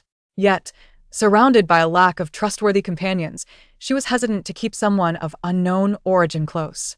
Thus, she offered the girl two paths. One was to stay at her shop under her care, and the other was to infiltrate the household of her enemies as a spy. After deliberation, the girl chose the latter. Subsequently, Wanyun had her instructed for several days on the preferences of Lu Ruchuang and intentionally positioned her to encounter Lu Ruchuang during her outings, subjecting the girl to mistreatment. From her previous interactions, Wanyun was aware that Lu Ruchuang delighted in bestowing minor favors, and in her view, she had saved the girl's life. Thus the girl's loyalty was of utmost importance. The girl often expressed her gratitude, claiming her life was a debt she owed to the lady, making it difficult for her to repay. Such sentiments pleased Lu Ruchuang immensely, leading her to entrust the girl with significant responsibilities. Unlike other girls purchased from common families, this girl was literate and possessed knowledge beyond Lu Ruchuang's grasp, proving to be quite beneficial in Lu Ruchuang's service. Before long, the girl became increasingly valued in Lu Ruchuang's household. Lu Ruchuang seized the opportunity to dismiss those who disobeyed her or attempted to seduce her master. Wanyun too took the chance to rectify the disrespect she and Huir had endured in the past life. This time, the girl had sought an excuse to emerge from her quarters, waiting at the entrance for quite a while. Time was of the essence, and after paying her respects to Wanyun, she swiftly recounted the events that transpired at the banquet held by the Duke of Jinghua. Despite Wanyun having anticipated such news, in her previous life, Lu Ruchuang had similarly usurped an invitation to a banquet hosted by prominent families, with Shen Kuo advocating for her. Frost, as a newcomer to the capital, is unfamiliar with the social landscape. Perhaps you might allow her this opportunity, considering you have lived here all your life and are acquainted with many, Shen Kuo had suggested. At that time, Wanyun, harboring resentment towards Lu Ruchuang, was reluctant to yield. However, Shen Kuo, observing Wanyun's pallor and illness, insisted she remain in the estate to recuperate. Anger had consumed her, yet she was powerless to resist. Eventually, Lu Ruchuang returned in tears from the banquet, lamenting that others mocked her as an inconsequential concubine, belittling her status. Shen Kuo, without discernment, accused Wanyun of inciting others against Lu Ruchuang, branding her a treacherous woman. Despite Wanyun's protests, her words fell on deaf ears. Consequently, Shen Kuo sought tutors for Lu Ruchuang, but the scandal from the banquet had spread throughout the capital, dissuading reputable instructors from associating with her, while those willing to teach were of little renown. In an unexpected turn, it was decided that Wanyun would be the one to instruct Lu Ruchuang, with a shameless guise of propriety. You are the mistress of the household, hailing from the esteemed Mu family. It is only fitting for you to teach Frost, especially since she has suffered greatly due to your machinations, they argued, leaving Wanyun no choice but to acquiesce. Even Lu Rushuang subtly threatened her, stating that if she refused, she would sell off her servants. Having already seen her loyal old maid sold off by Lu Rushuang's machinations, Mu Wanyun felt isolated and vulnerable, with few trustworthy allies remaining. Reluctantly, she complied. Yet, she could not bear to see Lu Rushuang flaunting her status as the general's wife. Thus she harbored her own schemes, teaching her while ensuring Lu Rushuang appeared overly petty. Initially, Lu Rushuang was oblivious, even feeling pleased that the mockery had subsided. But as time passed, she began to sense that while the other ladies invited her to gatherings, they assigned her numerous menial tasks. For example, praising her tea brewing skills. They would have her serve several ladies, or tasking her to prepare for floral arrangement events. She thought she had integrated well into their circles until she inadvertently overheard them speaking disparagingly about her. Why do they keep bringing her? A mere concubine, daring to present herself among us, attempting to lower our status? One remarked, "Do you not see? I invite her to have an extra hand without cost. Is that not advantageous?" Another replied. In that moment, Lu Rushuang, hidden behind a screen, nearly tore her handkerchief in frustration. Subsequently, she attributed all these grievances to Mu Wanyun.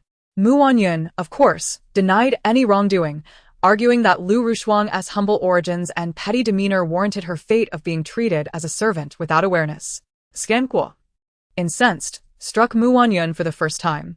In a bid to elevate Lu Rushuang's standing, he even promoted her to the position of primary wife, inviting those who had ridiculed her to the estate and demanding that Mu Wanyun serve Lu Rushuang tea. When she resisted, Shen Kuo publicly chastised her for her lack of talent and virtue, punishing her by requiring her to transcribe moral teachings for Lu Rushuang's review, stripping her of dignity. Mu Wanyun realized that Shen Kuo was intentionally using her as a stepping stone to elevate Lu Rushuang, and as Shen Kuo's influence grew, no one dared to challenge Lu Rushuang. Lost in these thoughts, Mu Wanyun's face drained of color. It was only when Hong Yu's voice pulled her back to reality that she noticed the girl, Gua had already departed. "Miss, what troubles your mind?" Hong Yu inquired, noting the crimson marks on Mu Wanyun's palm. Raising her gaze, Mu Wanyun discovered that Gua was no longer present.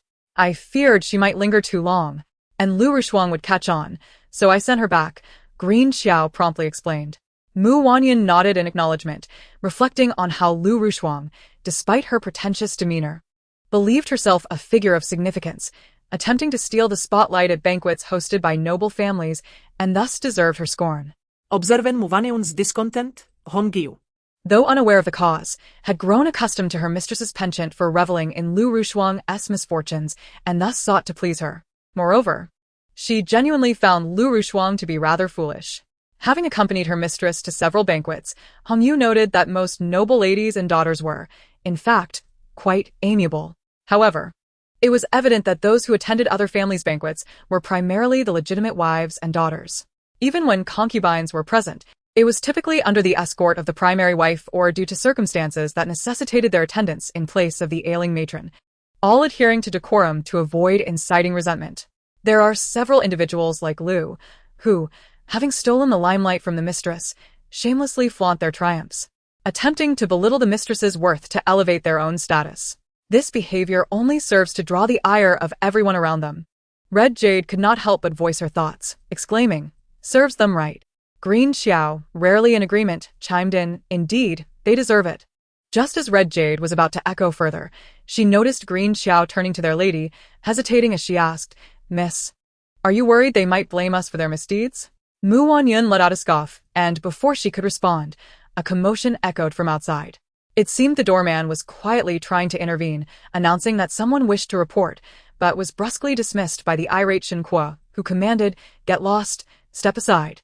Upon hearing this, Red Jade sprang up from her low stool, rolling up her sleeves and preparing to stride out, only to be gently halted by Mu Wanyun's call, "Help me up." Following her words, Red Jade and Green Xiao assisted Mu Wanyun from the low couch. As the trio stepped out, Shen Kuo and Lu Rushuang had already broken through the obstruction to the center of the courtyard. Mu Wanyun observed the shadow guards seemingly deliberating on whether to intervene. She quickly shook her head, prompting them to retreat. In his fury, Shen Kuo had forgotten that there were skilled shadow guards at Mu Wanyun's side. It was only when he recalled this that he found himself momentarily stunned. Fortunately, after a prolonged silence, he did not perceive any immediate threat, and upon glancing around, he finally exhaled in relief. He was not foolish. A little contemplation revealed that as long as Wanyun remained unharmed, those individuals would not act. It appeared that the emperor still placed great importance on face-saving, fearing that Shen Kuo might truly take action against Wanyun. Yet, gazing upon Lu Rushuang, who was sobbing pitifully, he felt a dark cloud pass over his brow. Vowing silently to teach Wanyun a lesson, albeit without incurring the wrath of the shadow guards. Chapter 49. The white silk hanging at the general's residence. With these thoughts in mind, Shen Kuo shielded Lu Rushuang while lifting his gaze, only to be struck by the sight of Wanyun, who reclined languidly on the low couch brought forth by the servants. Her red dress contrasting sharply with her porcelain-like complexion, illuminated by the golden sunlight that bathed her in a radiant glow. She resembled a blooming begonia, captivatingly beautiful. It dawned on him that she possessed an extraordinary beauty. Her skin was so fair that not a single blemish was discernible, and under the sun, he could not find a trace of a mole or scar, the fine hairs on her skin glistening in the light. Furthermore, her eyes, shaped like slender phoenix orbs, half closed and half awake, cast a fleeting glance in his direction, stirring an unfamiliar sensation within him. Her delicate, refined nose and her lips, red and full, only heightened his bewilderment. Unbeknownst to him, Lu Rushuang, sensing his prolonged gaze, looked up and noticed he was fixated on Wanyun, recognizing the emotions swirling within his eyes all too well. A sudden jolt of alarm coursed through her, and instinctively, she tugged at his garment, leaning closer to him. Rushuang, do not worry, I shall seek retribution for you. Shen corresponded upon hearing her call, regaining a semblance of composure as he felt her subtle agitation. He tightened his embrace around her waist, yet inexplicably, his gaze was drawn back to the figure on the opposite couch. To his dismay, Wanyun seemed utterly indifferent to him. A wave of disappointment washed over Shen Kuo. As Lu Rushuang continued to tug at him for attention, he finally gathered his thoughts, cleared his throat to disrupt the tense silence, and addressed Wanyun, who appeared to dismiss him. I always believed that if you have something to say, you should speak plainly and not indulge in frivolities. Wanyun, stifling a yaffna, seemed somewhat irritable as her gaze swept over the pair opposite her. No matter when they appeared together, they were always an eyesore, akin to two conjoined twins. The polite interpretation would be that they were affectionate, while the less charitable view suggested a breach of decorum. Unable to restrain her disdain, she smirked, averting her gaze. Feeling sullied by their presence, yet still unable to suppress the thought that, given the chance, she would surely concoct a potion to bind them together, never to part. Ah, he truly is a considerate little darling. Where might one find such an understanding and magnanimous wife? With this in mind, she became increasingly disinterested in Shen Kuo's forthcoming words. Madam, how can you speak to your husband in such a manner? He is the head of this household.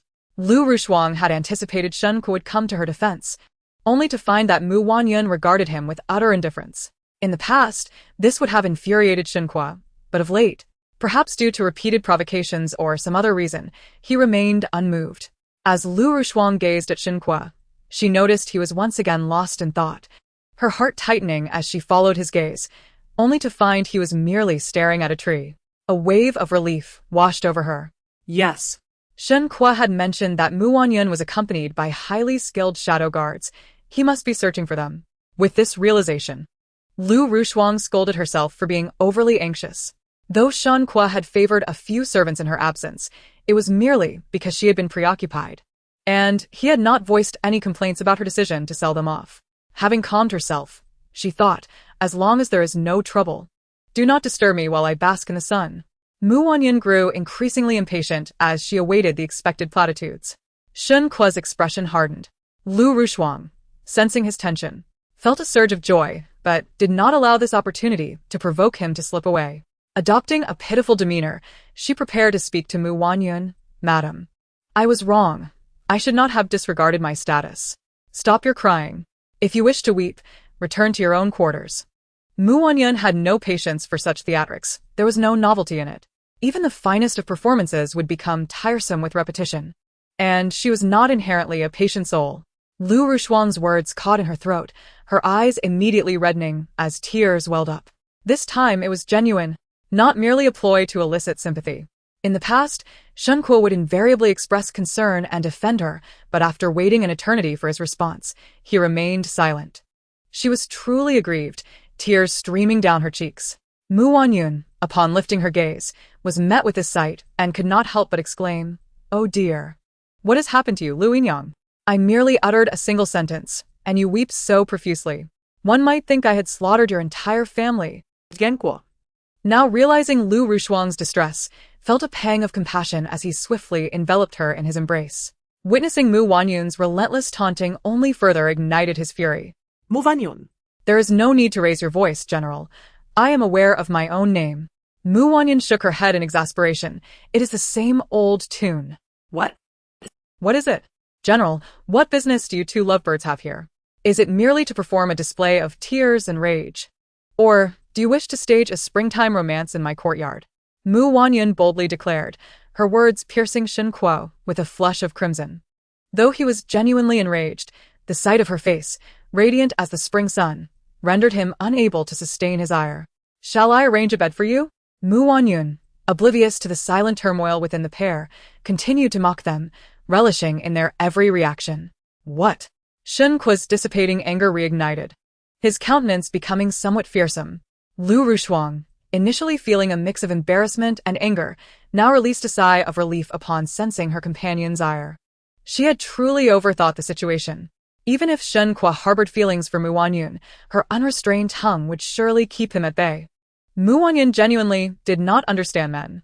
No wonder, despite her striking beauty, she could not capture a man's heart. Men, after all, favored gentleness and the feeling of being needed. A few tears would surely melt their hearts. Thinking of this, she turned her head to glance at Shen Kuo, whose face was flushed and even the tips of his ears were a deep crimson, and she realized that he was truly enraged. Yet it was still not enough. Remembering the humiliation she had suffered today, she felt that if she did not vent her anger, her health would surely suffer. With this thought, she suddenly cried out, "Madam, I truly know my wrongs. I should not have overstepped and attended the banquet. My status is so lowly. How could I be worthy? I have learned my lesson, and I am aware of my mistakes. I beseech you, madam, to forgive me, and do not direct your anger at the general." "The general knew of your poor health and permitted me to attend." Lu Rushuang lamented as she knelt down, preparing to bow her head to Wanyun. Wanyun, without uttering a word, took a piece of fruit, placed it in her mouth, and remained silent. Shen Kuo stared at her until she caught his gaze, shot him a glare, and then he hastily stepped forward to envelop Lu Rushuang in his embrace, softly comforting her. "Frost, it is not your fault." "Not her fault? Then is it mine?" Wanyun, after finishing her fruit, brushed her hands, steadied herself with the help of Hongyu, and spoke leisurely. Her voice icy and mocking, her gaze shifting between Shen Kuo and Lu Rushuang. I did not mean that." Shen Kuo inexplicably felt that his actions might indeed have been inappropriate. "General?" Lu Rushuang sensed his discomfort once more and secretly gritted her teeth, softly sobbing. "Frost?" Shen Kuo lowered his head to meet Lu Rushuang's tear-stained eyes, his heart melting like a puddle, and he took a deep breath, tightening his hold on her. "In any case, Rushuang attended the banquet on your behalf. For both public and private reasons, you should not allow others to humiliate her. Even more so, you should not mock her upon discovering that she has been wronged." Shen Kuo spoke coldly. "Firstly, I had no knowledge of the banquet at all. So whether she went on my behalf or was eager to take center stage while I was absent, that is still debatable. Furthermore, I've been away from the capital recently. How is it my fault if she has suffered? Am I some kind of scapegoat?" Her voice grew, increasingly chilling. Shen Kuo also felt it might indeed have nothing to do with him. It was merely that Rushuang had been wronged, and holding on to this resentment could adversely affect her health. As the principal wife, it was indeed her duty to attend the banquet. Rushuang was merely representing her, and the anger might also be borne on her behalf, which is why he sought her out. "I have not finished speaking. General, wait for me to conclude before you utter your muddled words." Wanyun took a deep breath, her eyes coldly glancing at the two before her. "I have no ties with her. If she has been wronged, I would rather celebrate with firecrackers. What right do I have?" "Enough, Wanyun. I have told you before, Rushuang has known me longer than you have. She was originally my wife. I know all that. The general's words have made my ears calloused. You have feelings for her, and she has feelings for you. I am merely a shameless third party, intruding between you. Therefore, if you cast me aside, you can grant her the status of a legitimate wife, and she need not endure the title of a concubine while attending the banquet, subjected to ridicule. So, General, what are you waiting for? Wanyun, uninterested, dug at her ear while interrupting. You! Shen Kuo was taken aback. His words rebuffed, and felt as if he might explode, yet he inexplicably could not summon anger at her demeanor. He extracted the contents from his ear and blew them towards the two before him, watching as they turned crimson with indignation. He chuckled lightly. See, the general understands. I, too, am helpless in this matter. So, how does this concern me? Why do you always come to me when you feel wronged? It was not I who issued the imperial decree for marriage. It was His Majesty who made her a concubine, and you, General, as well. When it comes to grievances, let the one responsible bear the blame. Must you always pick on the softest targets?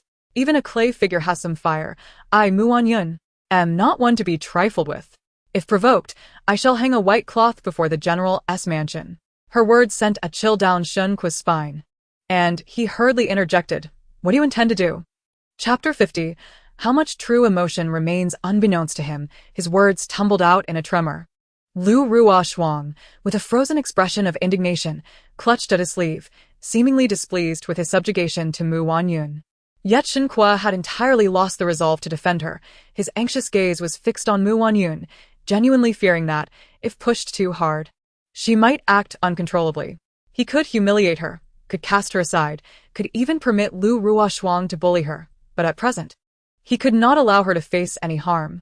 Otherwise, he would face the loss of military power and potentially pay an even greater price. Despite his disdain for the old rascal Mu Lin, he had to admit that he held a significant position among the literati, perhaps even more than one. If anything were to happen to Wanyun, he would undoubtedly be criticized by those in power and could find himself ensnared by the emperor who held all the strings. With this thought, Shen Kuo dared not delve further. In the past, he would not have worried so much, but now, he had witnessed this woman's unpredictable nature far too often. He truly could not afford to provoke her. Haha, what am I saying? I mean, I will hang white cloth, perhaps even hang your beloved concubine, Lu, up there. I cherish my life far too much. I still have a wealth of silver left to spend, and I am not ready to die. What if some shameless wretch steals my silver and uses it to support a courtesan? While Wanyun spoke, she glanced at Lu Ruoshuang, almost directly implying that she was that courtesan. Fuming, Lu Ruoshuang's face turned crimson, her silver teeth grinding, her whole body trembling like a leaf. Her eyes, filled with tears, frequently darted towards Shen Kuo. However, Shen Kuo had yet to fully recover from the threat posed by Wanyun.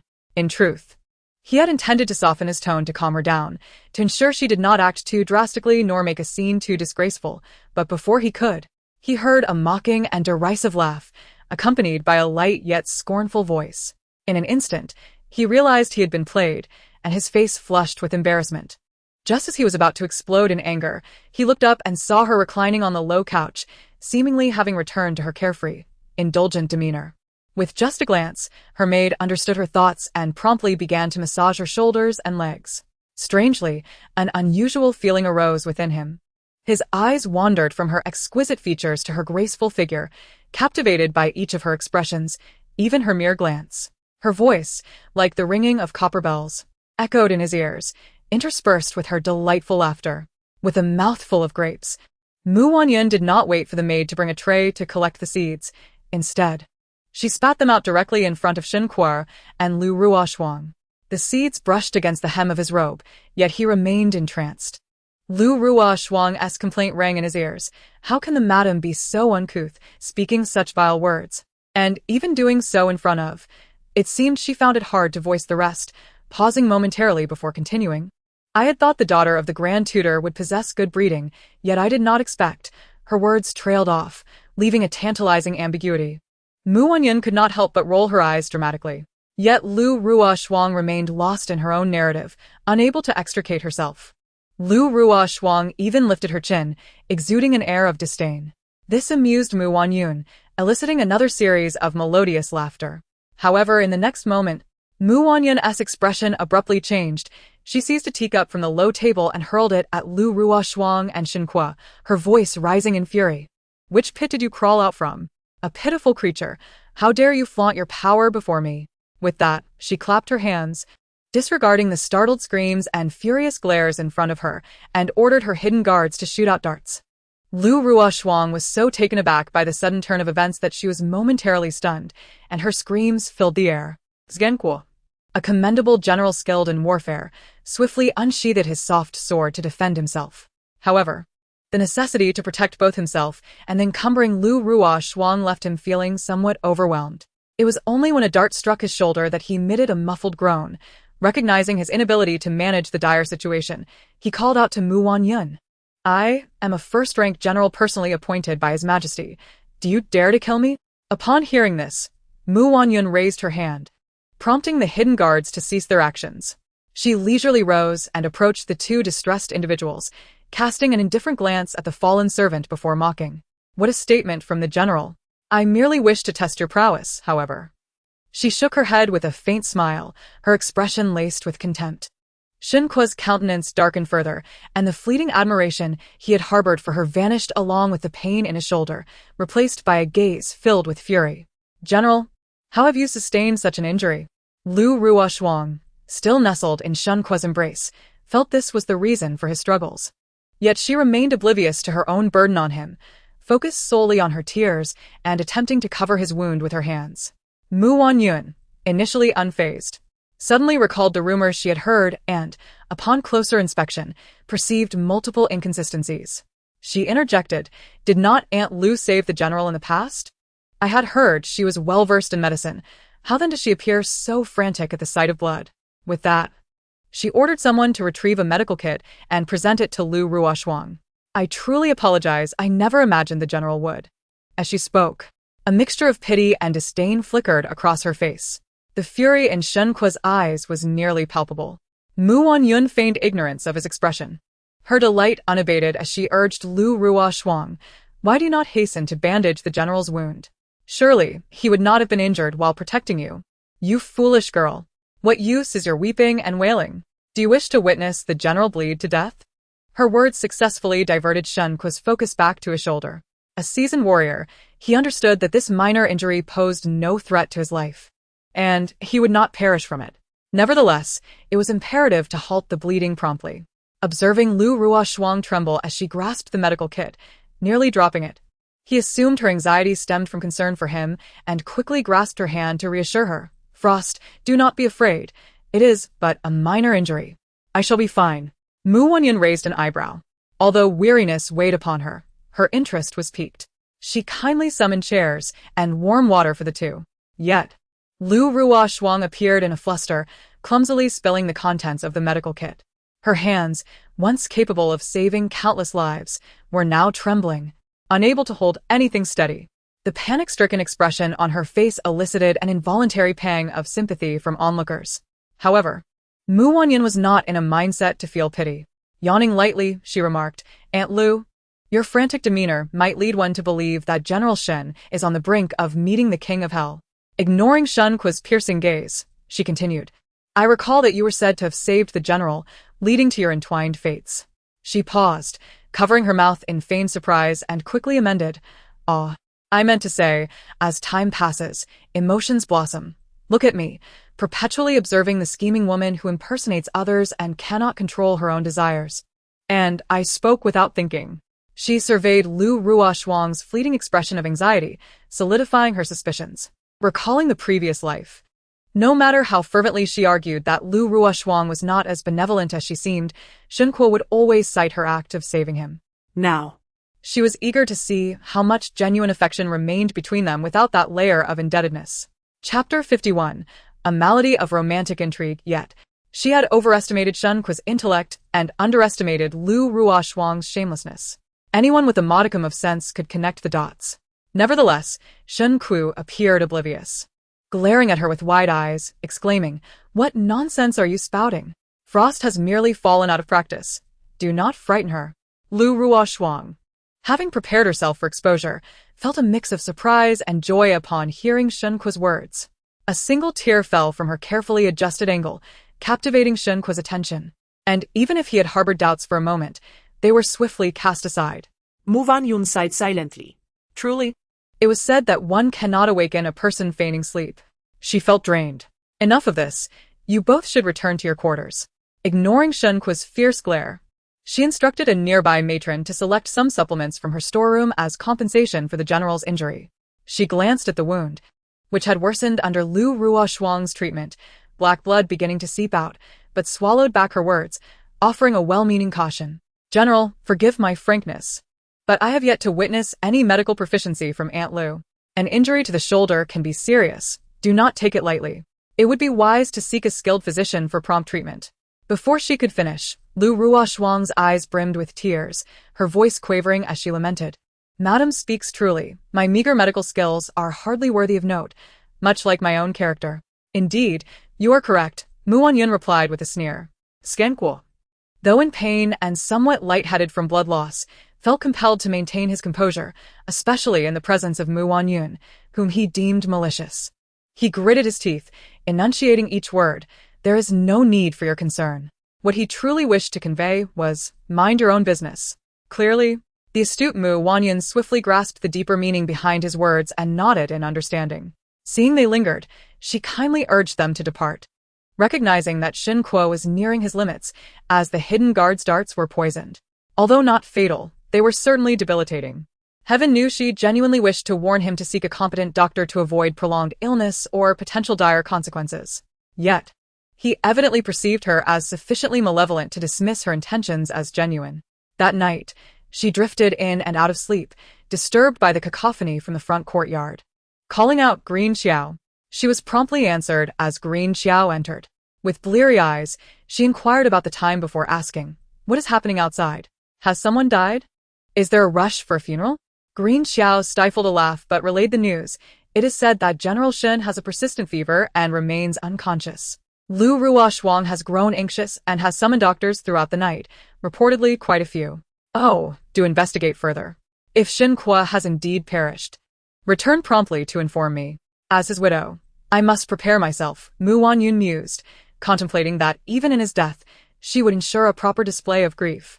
Green Xiao immediately dispatched someone to gather information. Wanyun had intended to wait for news, but fatigue overtook her, and she fell into a deep slumber. When she awoke, it was already noon the following day. Recently, her late-night readings had caused her to rise later than usual. Fortuitously, she was no longer obliged to serve her in-laws or a man, nor was she required to feign obedience before her hypocritical parents. She relished in her freedom, unburdened by anyone's scrutiny. Upon waking, she lingered for a moment, recalling the events of the previous night, and hurriedly inquired, "Has Shen Kuo awakened? Am I to become a widow?" Her tone, seemingly sorrowful, nevertheless carried a hint of eagerness and mischief. Alas, disappointment awaited her. Green Xiao shook her head, having heard that a royal physician had arrived at the palace and saved General Shen. Wanyun, feeling a sense of loss, nodded, but suddenly recalled something and exclaimed, "Royal physician? You just mentioned a royal physician is here to treat Shen Kuo." Green Xiao nodded, paused for a moment, and then, recalling something, cautiously asked, "Miss, the general won't say that you were the one who harmed him, will he?" This was precisely what Wanyun feared. She had dared to let the dark guards act against Shen Kuo, counting on his lack of intelligence, mistakenly believing that the dark guards were sent by the emperor for her. But what if? She dared not think further. Instantly wide awake, Wanyun hurriedly had someone bring her clothes, dressed haphazardly, and hastily gathered her hair before rushing out. In the front courtyard, she encountered Physician Qin, who had just finished treating Shen Kuo. Wanyun suppressed her inner turmoil and quickly approached him. Physician Qin. Physician Qin. Qin, whose full name was Qin Fong, recognized the esteemed daughter of the Grand Tutor, now the general's wife. Upon seeing her, he promptly stopped and bowed, saying, "I have seen Madame Mu. No need for such formality. I wish to inquire about my husband's condition." Wanyun attempted to squeeze out a few tears, but was unable to cry, managing only to suppress a smile, her voice trembling. "General Shen has a poisoned dart in his shoulder, and the delay in treatment has allowed the poison to infiltrate his lungs." "What?" "My husband, he." She nearly lost her composure, fearing Qin Fong would notice, and quickly lowered her head, pinching her thigh hard to regain her composure, raising her gaze again, her eyes red from the pain. Qin Fong was taken aback and hurried to clarify, "Madam, do not worry. Fortunately, we arrived in time. The general has taken medicine and is now out of danger, but... Just as Wanyun felt a sense of disappointment, hearing Qin Fong's tone shift brought a glimmer of hope, her eyes fixed intently on him. Qin Fong, for some reason, felt that Madame Mu did not seem genuinely concerned for her husband, but rather seemed to wish for something else. The rumors surrounding the general's mansion flashed through his mind. He dared not dwell on his suspicions, struggling to suppress his thoughts. Faced with someone whose genuine concern he could not discern, he found it difficult to articulate the sensitive matters at hand. Royal physician? Is it true that the general has little time left? Wanyun's voice quivered with excitement. Madam, you misunderstand. Although the poison spreads quickly, it is not insurmountable. However, while taking the general's pulse, I discovered he seems to have contracted something undesirable. Wanyun's brow twitched as she recalled the courtesans she had previously arranged to be brought in, though they had only been in the mansion for a short while. Her informants confirmed that Shen Kuo had indeed consorted with them. Could it be? So soon? Royal physician, what exactly is wrong with my husband? Can you please be straightforward? Wanyun's nails dug into her flesh, the pain lending her a semblance of a concerned wife. Qin Fong was momentarily stunned, feeling ashamed, realizing that she was genuinely worried for her husband, while he had mistakenly thought she wished for his demise. What a foolish assumption. I have the right to know about my husband. Wanyun's voice rose suddenly. Madam, the general has contracted a disease of the pleasures of the flesh. Alas, it would be best to find a skilled doctor specializing in such ailments to avoid further delay. Qin Fong struggled to speak the words, yet pressed on. Unable to contain herself, Wanyun lowered her head quickly, her shoulders trembling slightly. To Qin Fong, it was a sight that stirred his compassion. Madam, actually, this disease is not necessarily incurable. Physician Qin, my husband has always been cared for by concubine Lu. How is she? That concubine has also contracted it. The physician's words caused Wanyun to burst into laughter uncontrollably. Her voice rang out, startling Qin Fong, who had been about to offer her consolation. With no desire to continue feigning concern, Wanyun nodded at him and dashed toward the front courtyard. Husband, your wife has come to see you. I heard you refused to seek treatment, insisting on letting that half-hearted concubine Lu treat you, which delayed your condition, almost costing you your life. And you caught the disease from her. As her words fell, Wanyun rushed into the room like a gust of wind. Before her stood Shen Kuo, Lu Rushuang, and a host of servants, as well as the familiar eunuch Su, who served closely by the emperor's side. Their gazes were all fixed upon her. Perhaps it was an illusion, but Wanyun suddenly felt the atmosphere was somewhat eerie. After a moment's hesitation, she respectfully greeted eunuch Su, surprised to see him present as well. According to rank, she need not bow to him. Yet, being a favored servant of the emperor, he wielded significant influence. A mere word from him could determine life or death. Hence, Wanyun maintained a low posture. Clearly, her perceptiveness pleased the powerful eunuch. Especially after being overlooked by Shen Kuo and Lu Rushuang, her current demeanor only enhanced Su's satisfaction. Having served at the emperor's side, he was astute enough to catch the inconsistency in Wanyun's words. We have met, Madame Mu. His tone was courteous, yet his posture remained straight, his gaze sweeping over Wanyun. Satisfied to find her unperturbed, he then glanced at Shen Kuo and Lu Rushuang, one scowling as if ready to devour someone, the other seemingly sorrowful and weary. The contrast was stark. With a slight smirk, he continued, Madam, you mentioned that General Shen's illness was prolonged due to this concubine's treatment? As he spoke, the final inflection in his voice rose slightly, appearing amiable but sending an inexplicable chill down the spine. Of course, there were those who dared to be brave. Ainuksu, imereli spokeinaste. Shen Kuo, struggling to sit up, voiced his dissatisfaction, shooting a fierce glare at Wanyun as if to reproach her for her verbosity. Wanyun raised an eyebrow, defiantly lifting her chin. Yet when eunuch Su's gaze fell upon her, she transformed into a timid quail, appearing afraid to speak. Eunuch Su sneered coldly, casting a disdainful glance at Shen Kuo, then turned his attention to Wanyun, adding a touch of warmth to his demeanor, his voice unusually gentle. Madam, I am here at His Majesty's command to investigate the circumstances surrounding General Shen's injury. Please speak candidly. No one dares deceive His Majesty, unless they wish to lose their head. His voice was sharp and high-pitched, particularly when he spoke of losing one's head, yet none dared to take him lightly.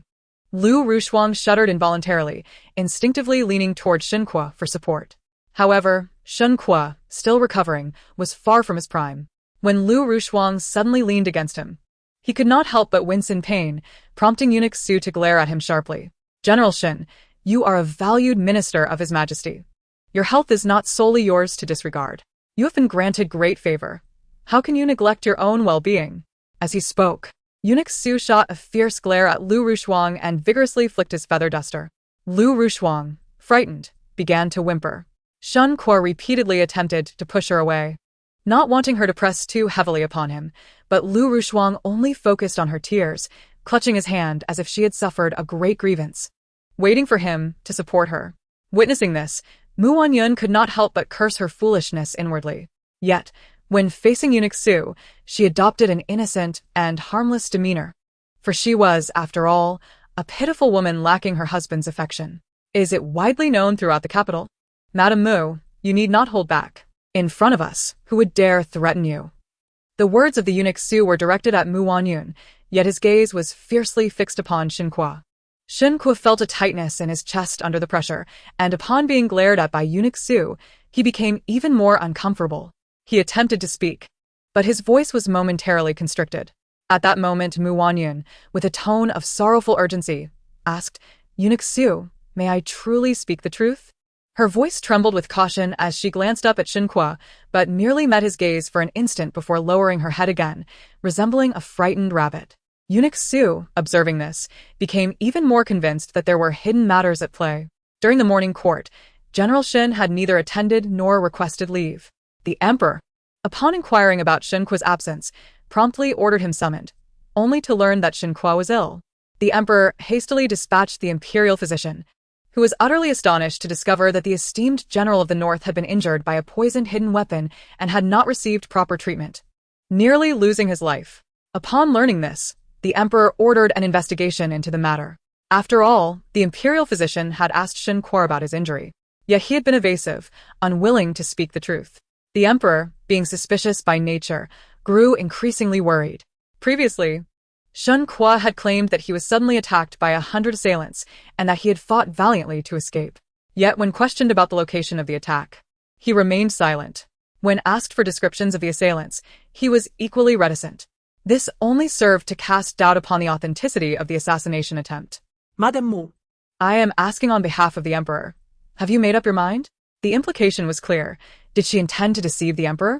Wanyun hesitated, seemingly startled, and then attempted to kneel, but Eunuch Su raised his feather duster to stop her. Though he acted on behalf of the emperor, the sovereign was not present, and he was known for his leniency. It was assumed he would not seek retribution. If she spoke the truth, she would be rewarded. If she lied, there would be consequences. The lady-in-waiting stated that she had quarreled with the general and inadvertently injured him.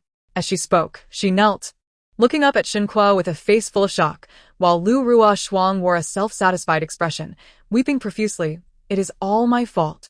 It truly has nothing to do with Aunt Lu. Aunt Lu is the general's cherished one, while I am not favored by him. If the emperor wishes to punish someone, let it be me. Her admission was intended to cast Lu Rushuang aside, but Shen Kuo had refused to allow it, insisting on caution until the truth was clarified. Yet such a rare opportunity could not be missed. Wanyun had usurped her place, wielding the emperor's decree of marriage to her advantage, becoming domineering and oppressive. She could no longer endure it. As Lu Rushuang rose from beside Shen Kuo, her demeanor was triumphant, as if she could already foresee the downfall of Wanyun. Indeed, it is I who obstructed my sister's path. As long as the general is pleased, I am willing. Wanyun bowed low, her forehead touching the ground. Lu Rushuang was taken aback, feeling something was amiss. Normally, Wanyun was arrogant and overbearing, yet today she seemed transformed. Could it be that she feared this effeminate eunuch? Lu Rushuang regarded her with disdain, thinking her simply a tyrant without roots, unworthy of such fear.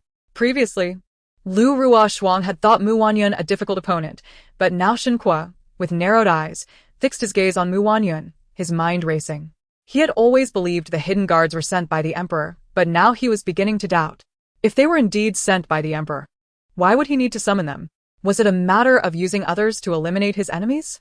He found himself in a state of confusion. General Shen, I will ask you once more, Do you truly intend to withhold the truth?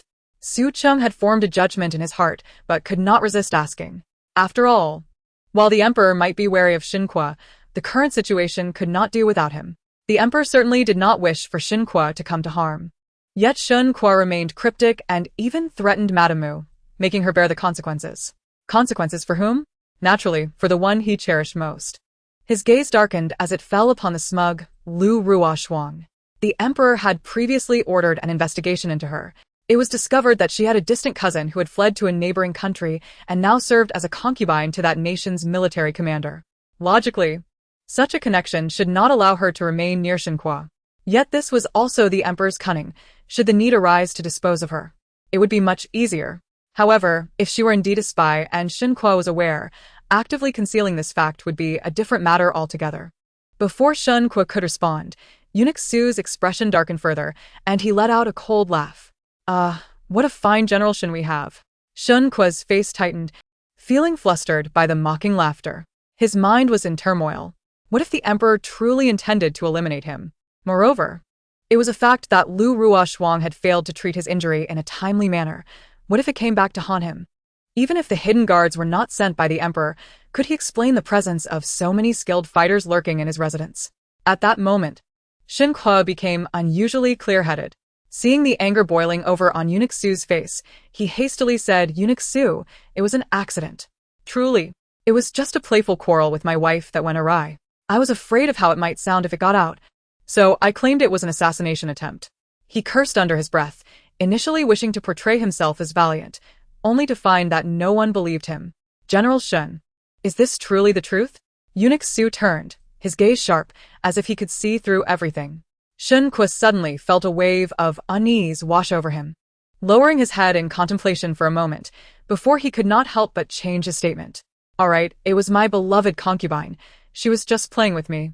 Finally speaking the truth, Eunuch Su replied, "General Shen, I've long heard that you favor your concubines over your wife, showing little respect for your legitimate spouse.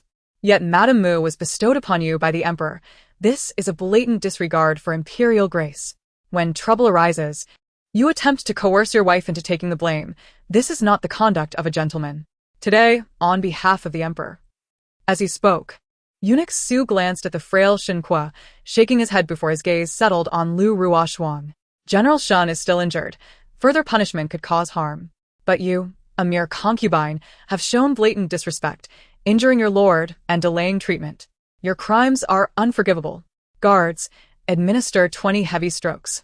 As the words fell, preparations were made for a long bench and the punishment board. Lu Ruoshuang was to be taken away. Chapter 53. To avoid getting one's hands dirty despite his weakened state, Shen Kuo attempted to rise from the bed, only to collapse beside it. It was a stroke of fate that Wanyun stood just ahead, not far away. Those unaware might think he intended to kneel before her. Under normal circumstances, she would have seized the opportunity to mock him thoroughly.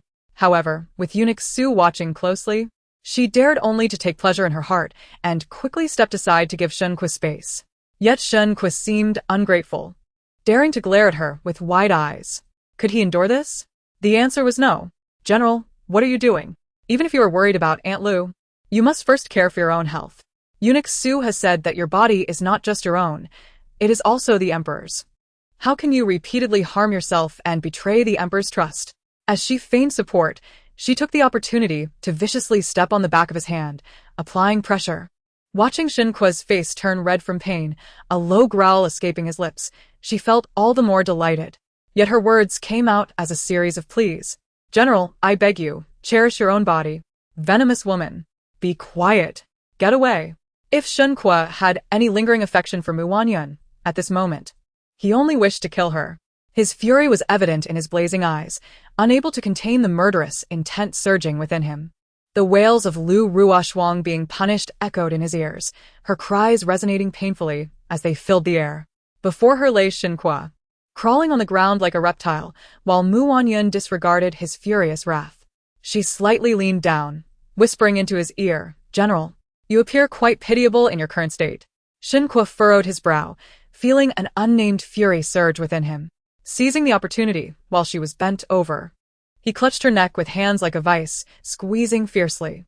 Although he was injured and poisoned, with little strength remaining, he exerted all his might, causing her to struggle for breath. Yet, oddly, he did not see fear in her eyes.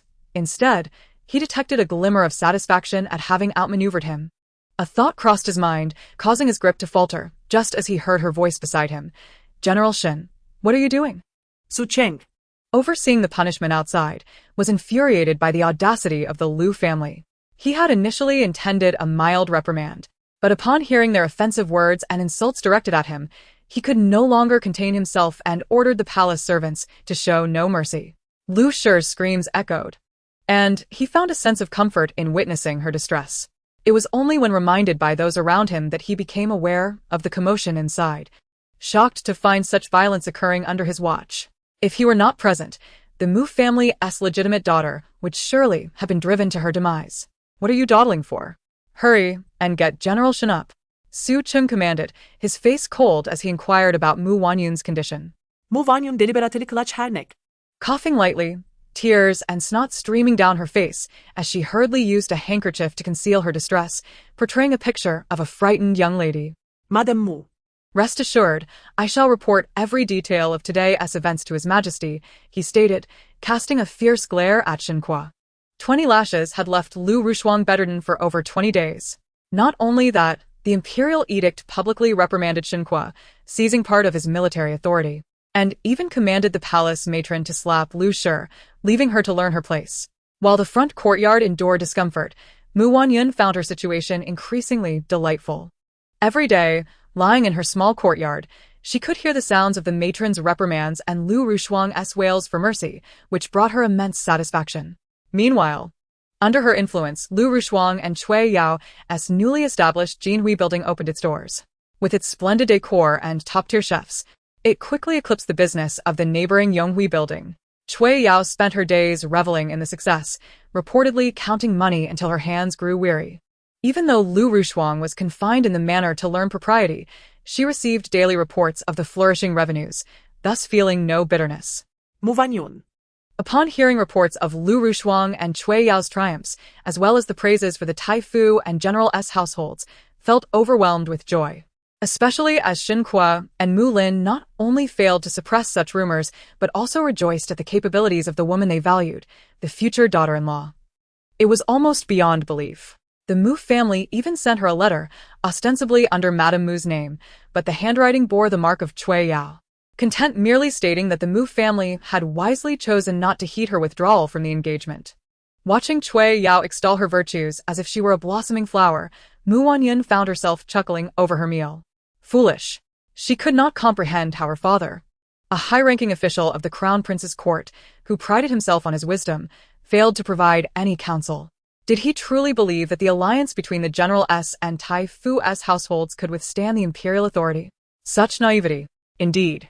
She initially thought they would incite the wrath of the second prince's faction, but now it seemed that the imperial figure above would not remain indifferent. After all, that person was inherently suspicious, otherwise, he would not have sought to merge the Tai Fu and General S households. He desired to witness discord, perhaps even a deadly rivalry, not a harmonious union. Thus, she realized that her earlier assumption, that Mu Lin sought marriage for her, his cherished daughter, was merely the culmination of a deeper scheme. Recently, she had learned that Lian Xiao had not married off to a distant land but had been poisoned, rendered mute, and sold away. Through various channels, her people eventually found her, but she was left with only half a life, perhaps due to the passage of time and a life of dissatisfaction. Lian Xiao reminisced about the carefree days when she served Mu Wanyun as a maid and felt a pang of regret. Upon discovering that it was the young lady who sought her out, she wept in remorse. In her earlier years of idleness, Mu Wanyun had taught her maidservants to write to pass the time. Lian Xiao had been the most diligent learner. However, she had kept this a secret from others, fearing that maids from other courtyards would try to infiltrate her own. Consequently, they were unaware that Lian Xiao was literate. This also protected Lian Xiao's hands, for had it been known, they might have been harmed. Lian Xiao, trembling, wrote down the entire story. Even though Mu Wanyun had long anticipated such revelations, she still felt a sharp sting upon reading Lian Xiao's account. It detailed how Mu Chun had seduced her, promising advancement as a concubine if she would help tarnish Mu Wanyun's reputation by making her infatuation with Shen Kuo publicly known, thus forcing her into marriage. Lian Xiao believed him and endeavored to extol Shen Kuo in front of Mu Wanyun, even urging her to publicly confess her feelings. Suppressing her rising fury after reading the letter, Mu Wanyun burned it in the candle's flame. All of it was a fabrication. She had thought herself foolishly in love with Shen Kuo, bringing her family to the brink of ruin. It turned out she had been manipulated all along. Her father, who prided himself on his integrity, appeared to have plotted deeply. Coming from humble origins, he had clawed his way to the position of Taifu. How could he not recognize the rigid expectations imposed by the emperor? Her brother, Mu Chen, was inept, lacking both literary and martial skills. Thus, they had schemed to have her climb the social ladder by marrying Shen Kuo. To ensure her compliance in courting Shen Kuo, they even warned her that a divorce would be seen as treason against the imperial favor, leading to dire consequences. Therefore, for the sake of her family, to make amends, and for her unattainable love, she had endured a nightmarish existence in the predatory confines of the inner court. This made it easier to understand Cui Yao's actions. Initially, Cui Yao had urged her to elope with the down-and-out scholar Chong Zhuqing, even attempting to persuade her to flee from her marriage. However, after Mu Wanyun married Shen Kuo, she ceased such suggestions. Especially after Cui Yao entered the Mu family, she devised plans to win Shen Kuo's favor while secretly befriending Lu Rushuang and plotting against Mu Wanyun. It appeared that the Mu family's influence was not absent here. By facilitating the connection between Mu Wanyun and Shen Kuo, and since Mu Wanyun was not favored, they shifted their affections to the more favored Lu Rushuang, thus maintaining their intertwined relationships. Although her life was miserable, they managed to deceive the higher-ups into believing there was discord, allowing them to benefit from both sides. In her previous life, her mother was reprimanded, and her father fell into a deep melancholy. Perhaps that was indeed true, as her brother and Cui Yao did not appreciate being overshadowed. Her hypocritical parents ended up as mere pawns. Regrettably, when Shen Kuo rebelled, both Mu Chen and Cui Yao chose to protect themselves.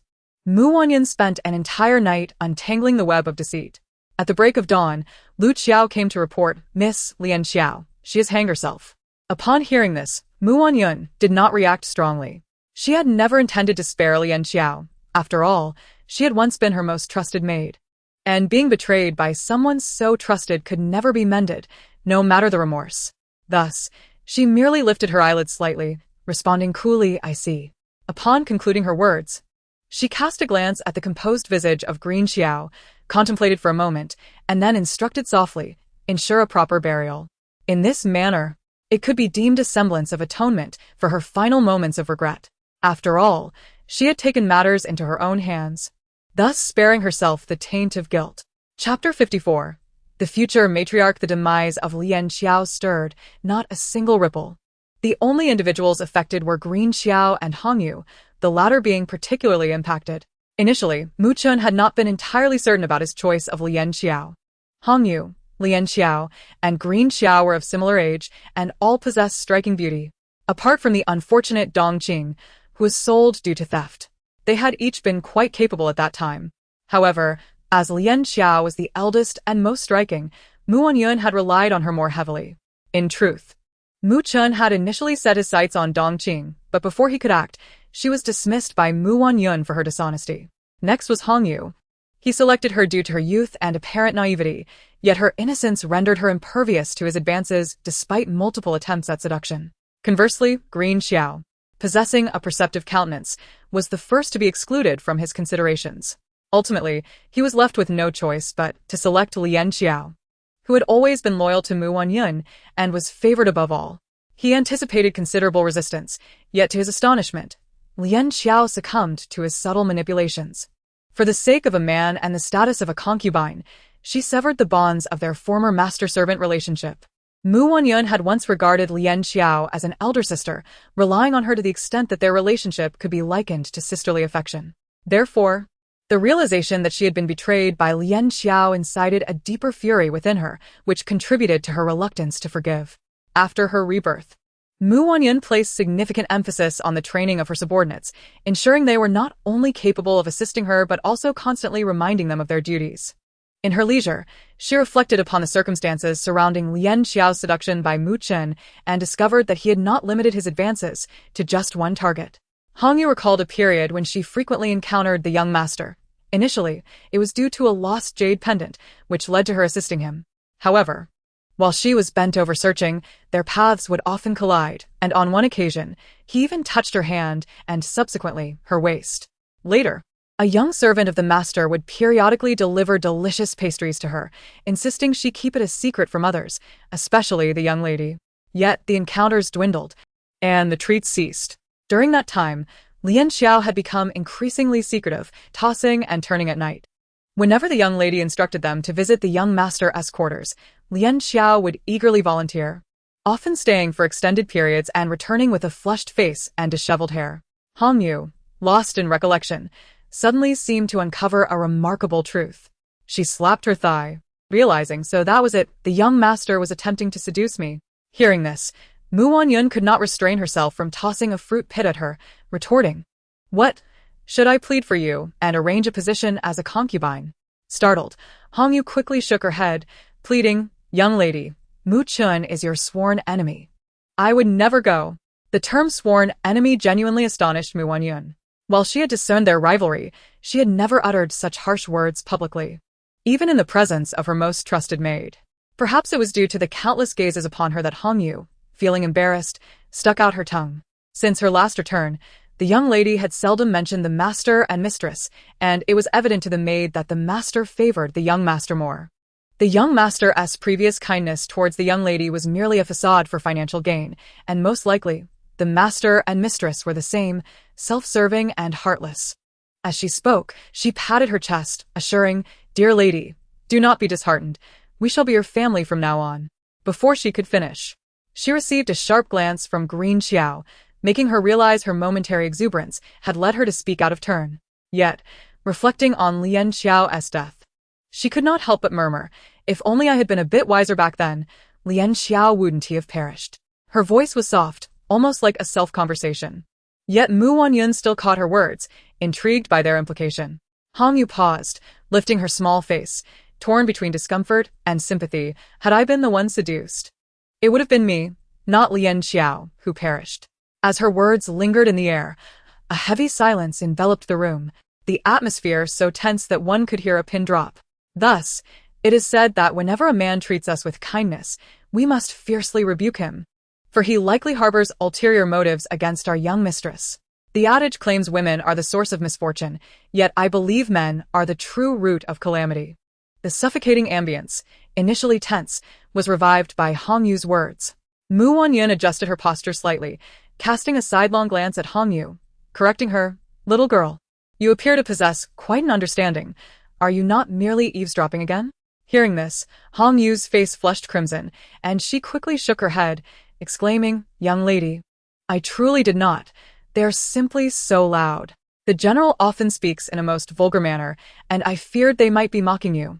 So I sought the older maids for clarification." Yet, she could not finish her sentence, her face reddening from neck to ears. Wanyun recognized her honesty. Shen Kuo had spent too long in the military camp, adopting some unsavory habits. He not only caused injuries, but also indulged in lewd chatter, believing it essential to his victories. How despicable! How could I have ever been attracted to such a fiend? At Jin Hui Lu, business was thriving. Yet Lu Ru Shuang remained confined at home, learning the etiquette expected of her. Born of humble origins, she lacked the foundation to aspire to be the matriarch. And even the most basic manners eluded her. The envoy sent was none other than the formidable Mama Yen from the palace, known for her strict training of young ladies destined for greatness. She was known to be merciless, especially towards those of lesser status like Lu Ru Shuang. Reports indicated that Lu Ru Shuang was rising before dawn each day, meticulously learning every nuance of walking, speaking, and even the slightest facial expression or gesture. Any sign of negligence would earn her the unforgiving ruler of punishment from Mama Yen. Initially, Lu Ru Shuang believed that Mama Yen would depart after a few days. Yet a fortnight slipped by without any sign of her leaving, and Lu Ru Shuang had made no progress whatsoever. She sought Shen Kuo to lament her plight. Yet he was powerless, for he dared not confront a palace matron. Moreover, Mama Yen's authority extended far and wide. If Shen Kuo lingered too long with Lu Rushuang, or if their activities were too boisterous, she would intervene. Now. It was not just Lu Rushuang who found it unbearable. Shen Kuo was equally exasperated. He had even ventured into the palace to plead with the emperor, but the sovereign remained unmoved despite his desperate supplications. Even more perplexing, he could not shake the feeling that the emperor regarded him with a peculiar gaze, one that seemed to bear a hint of amusement.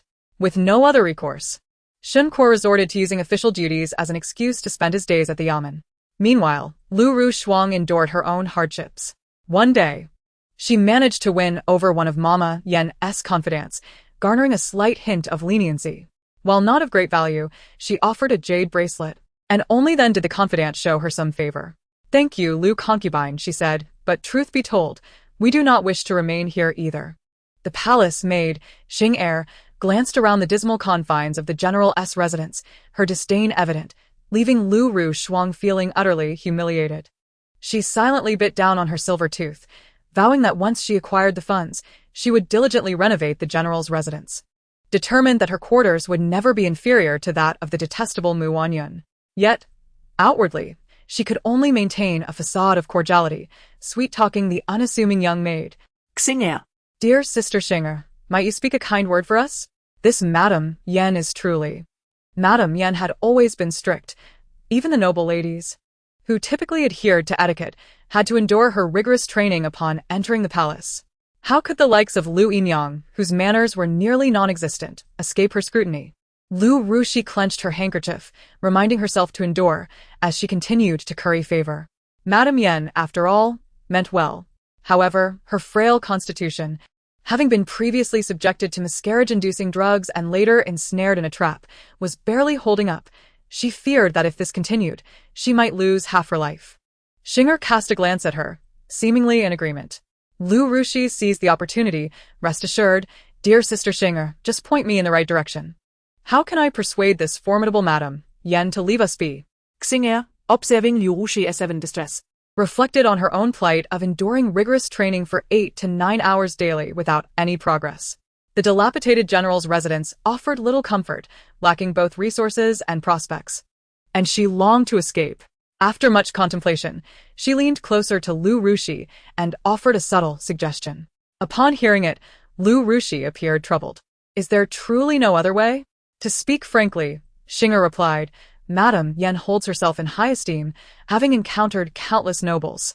Only the etiquette of the Grand Tutor's legitimate daughter, your current mistress, catches her eye. As a concubine, you need not adhere to such formalities. Rather, it's vital to recognize your own status." Lu Rushi's eyes flashed with a hidden intensity. Unbeknownst to Xing'er, she shot her a death glare, her mind swirling with curses. Yet, she grasped the crux of the matter, twisting her handkerchief in frustration.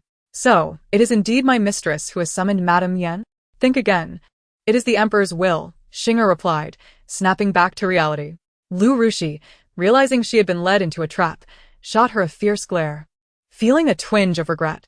However, glancing at the jade bracelet adorning her wrist, she hesitated to part with it. Finally, for the sake of the bracelet, Xing'er offered one last piece of advice. "As a concubine, you must abide by the rules. Do not assume that just because the master seems to cherish you, you can surpass the mistress. The chasm created by status is insurmountable, a fate determined from birth." With that, Xing'er took her leave. Lu Rushi watched her depart with a rigid formality, seething with anger. Once Xing'er was out of sight, she could no longer contain herself and spat. That little minion. Relying on her connections. What of being a concubine? I shall soon be the mistress of this residence. Chapter 55. Knowing how to incite anger. Yet, despite her reluctance, the moment she saw the stern-faced Madame Yan approaching with a ruler in hand, an instinctual shiver ran through her, her lips trembling. After enduring several days of excruciating training, she stared at her bruised and battered palms, having tried repeatedly to grasp her chopsticks with no success. In a fit of despair, she finally resolved to confront her circumstances.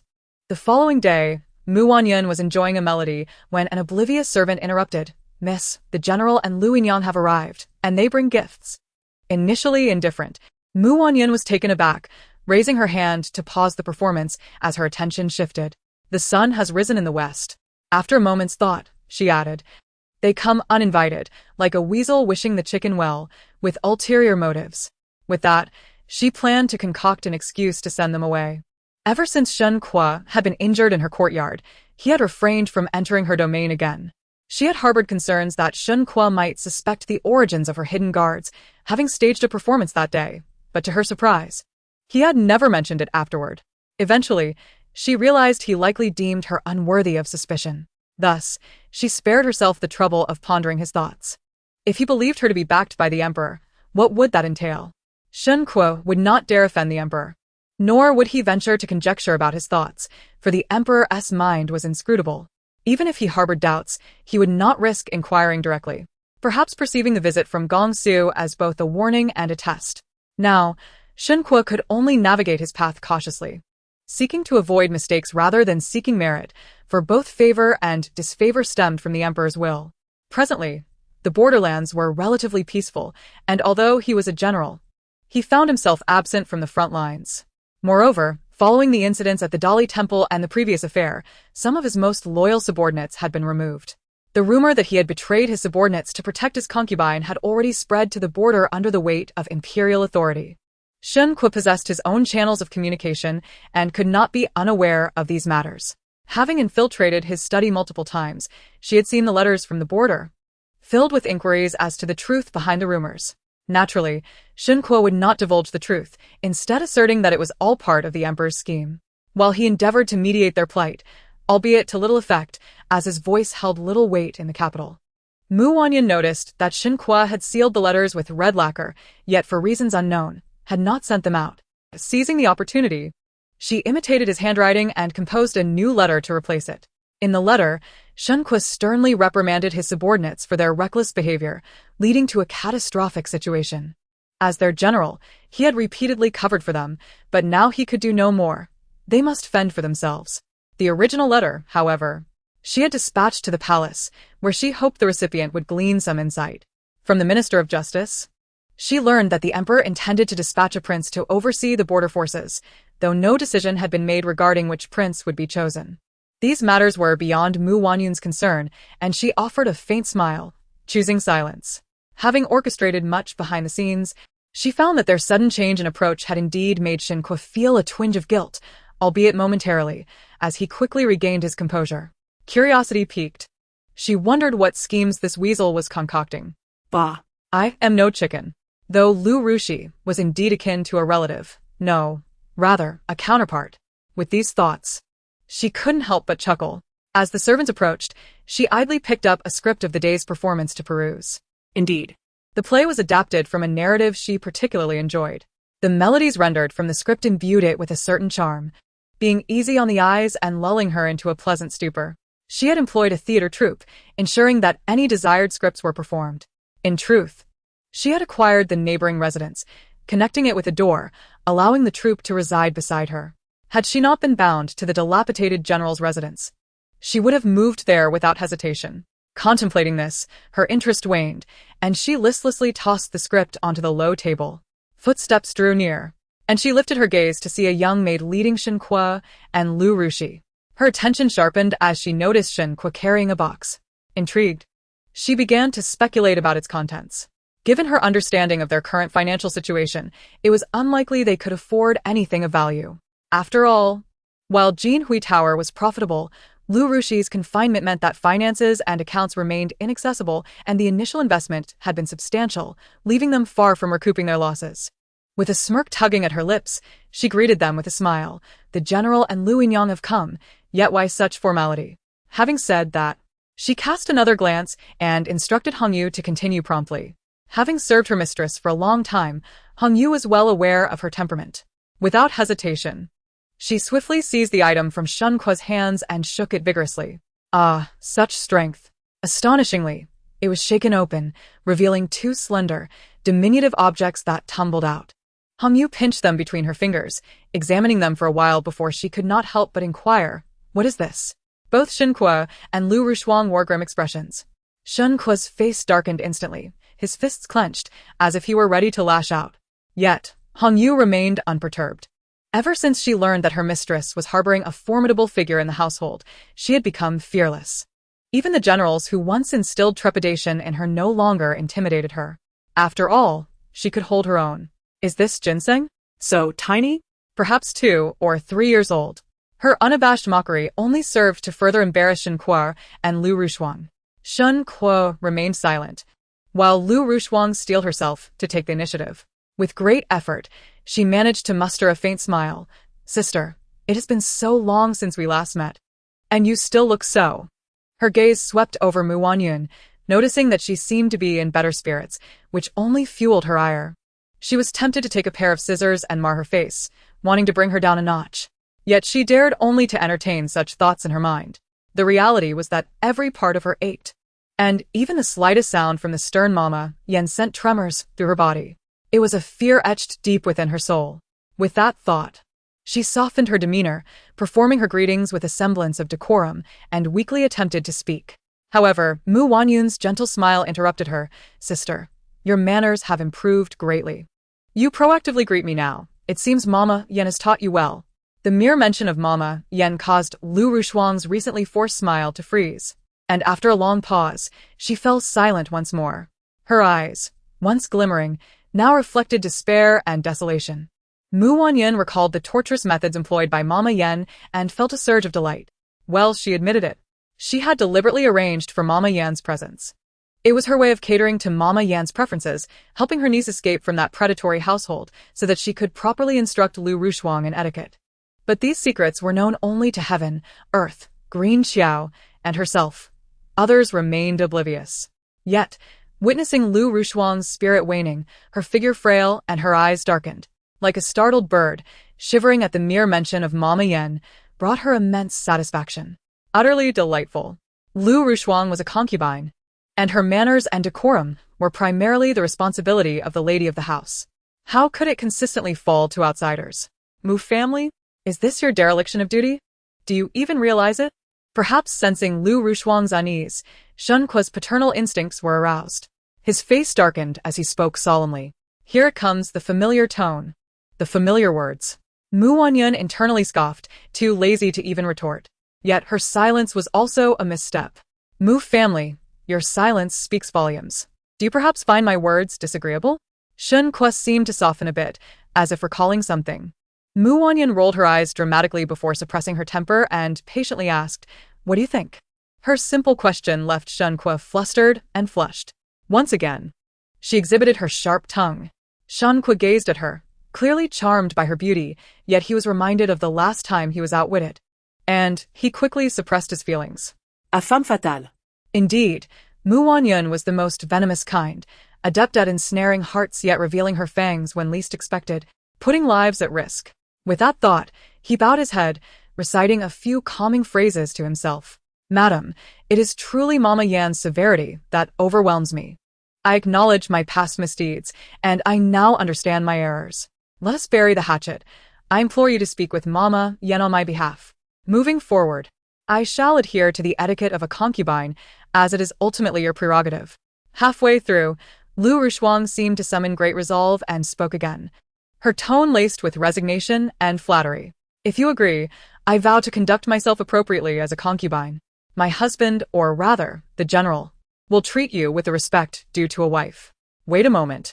Wanyun was taken aback, glancing at the determined Lu Rushuang and then at Shen Kuo, whose face had inexplicably reddened.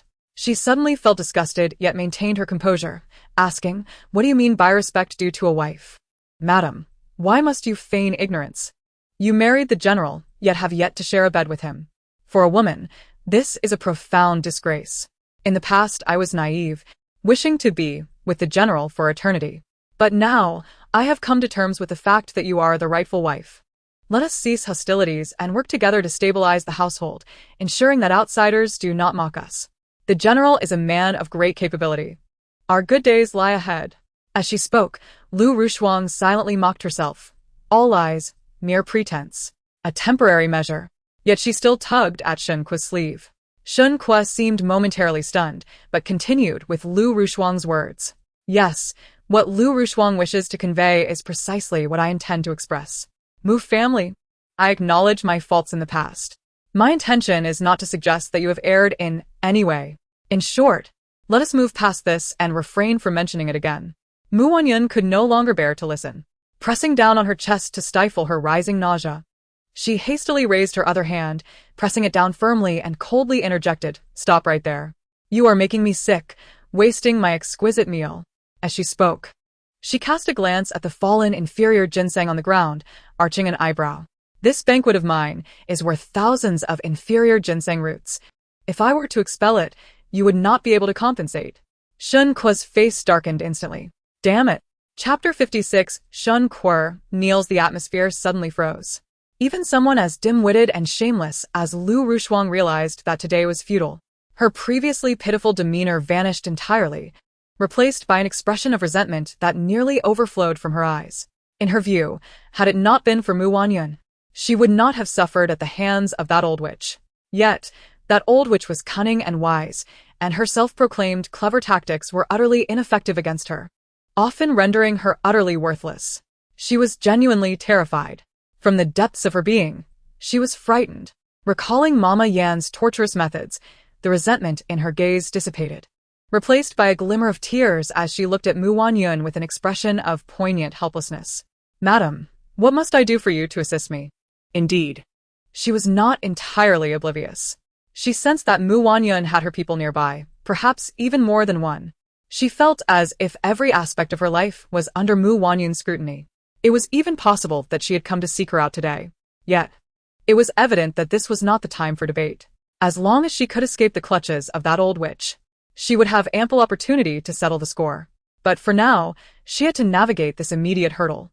Wanyun's reluctance to acquiesce merely indicated that she had not struck the right chord. As she gazed at Wanyun with tears in her eyes, she pondered what exactly Wanyun desired. In the past, she believed Wanyun sought to compete for the general's affection, which was why she kept him so close, denying her even the slightest chance of proximity.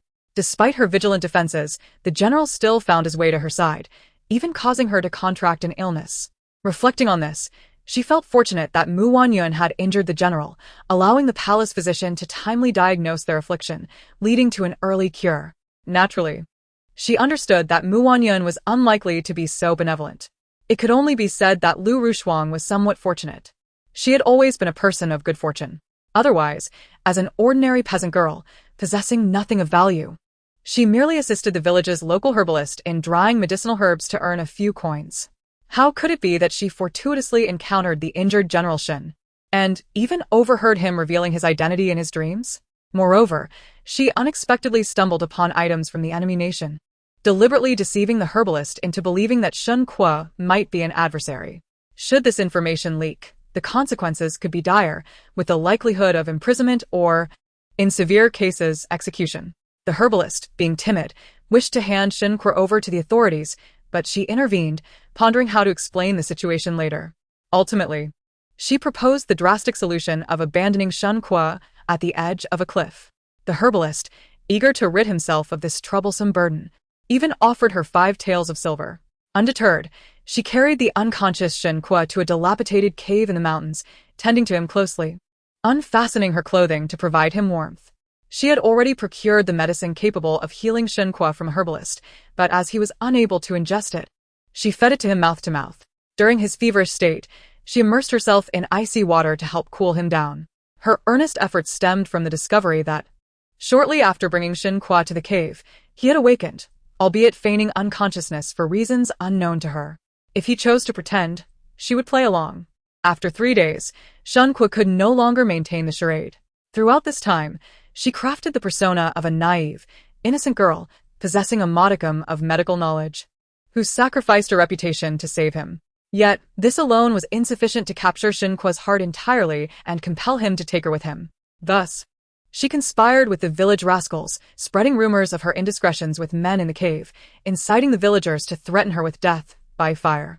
To her astonishment, Shen Kuo not only rescued her from the flames, but also ignited a conflagration in the village itself. Nevertheless, she harbored no regrets, for she was not a villager, and only with the herbalist's demise would Shen Kuo's life-saving gratitude belong entirely to her. Wanyun believed that exposing her lack of medical knowledge would undermine her standing in Shen Kuo's heart. Little did she realize that in Shen Kuo's eyes, she was merely a pitiful, helpless girl who survived by foraging for herbs with just a smattering of medical understanding, having fortuitously saved him from death. Lu Rushuang, lost in her reflections, contemplated the arduous journey she had undertaken, still puzzled by Mu Wanyun's apparent disinterest in the general.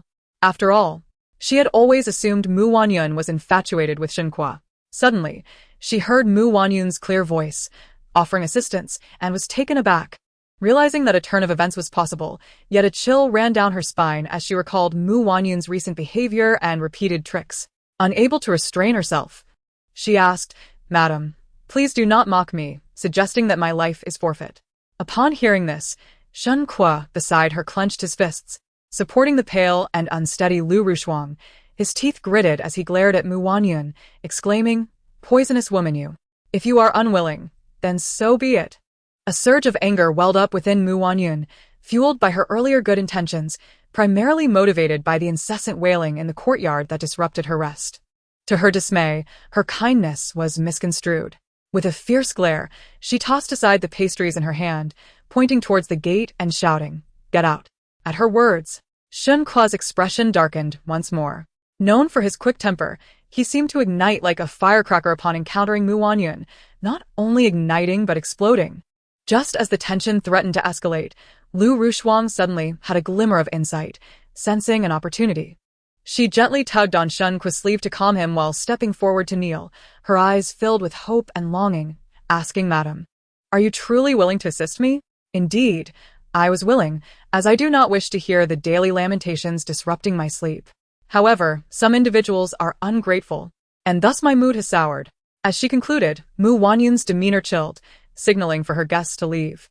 Lu Rushuang felt as though she had plummeted from paradise to hell, gritting her teeth and gripping Shen Kuo tightly, refusing to depart. Finally, she stumbled, bringing Shen Kuo down with her, prostrating herself on the ground, exclaiming, "Madam, I am ungrateful. I beg you to overlook my foolishness." Initially intending to kneel alone, fearing that the general's intervention might backfire, she inadvertently pulled him down with her. Unaware of the circumstances, onlookers beheld Shen Kuo and Lu Yinyang kneeling before Mu Wanyun. Her pupils dilated in delight. Although she understood that Shen Kuo's weakness stemmed from his injuries and the lingering effects of poison, compounded by the medicinal interactions necessary to treat Lu's ailment, rendering him temporarily powerless, she chose to interpret it as an act of submission. Moreover, she thought it would be even better if he could bow his head a few times. As these thoughts crossed her mind, Lu Rushuang gasped, "General, how can you kneel?" Realizing she had inadvertently caused the general to kneel, she was alarmed and rushed to assist him. Yet, just as she began to lift him, Mu Wanyun's pleasant tone interrupted. "It seems the general is compassionate towards Lu Yinyang, willing to lower himself for her." As she spoke, Mu Wanyun lifted her teacup, removing the lid, gently brushing away the foam, and taking a sip, visibly in better spirits. Lu Rushuang furrowed her brow, observing the only person capable of banishing the old witch from her life, and then glanced at the dark-faced, weakened Shen Kuo beside her. She recognized that the general had yet to regain his strength. Otherwise, he would not have been so easily pulled down. Mu Wanyun remained silent. Lu Rushuang quickly grasped her intent. But how could a man of his stature kneel? Yet, had he not already done so? Regardless of acknowledgement, it certainly appeared as though he had. Moreover, she could hardly endure the old witch's presence any longer.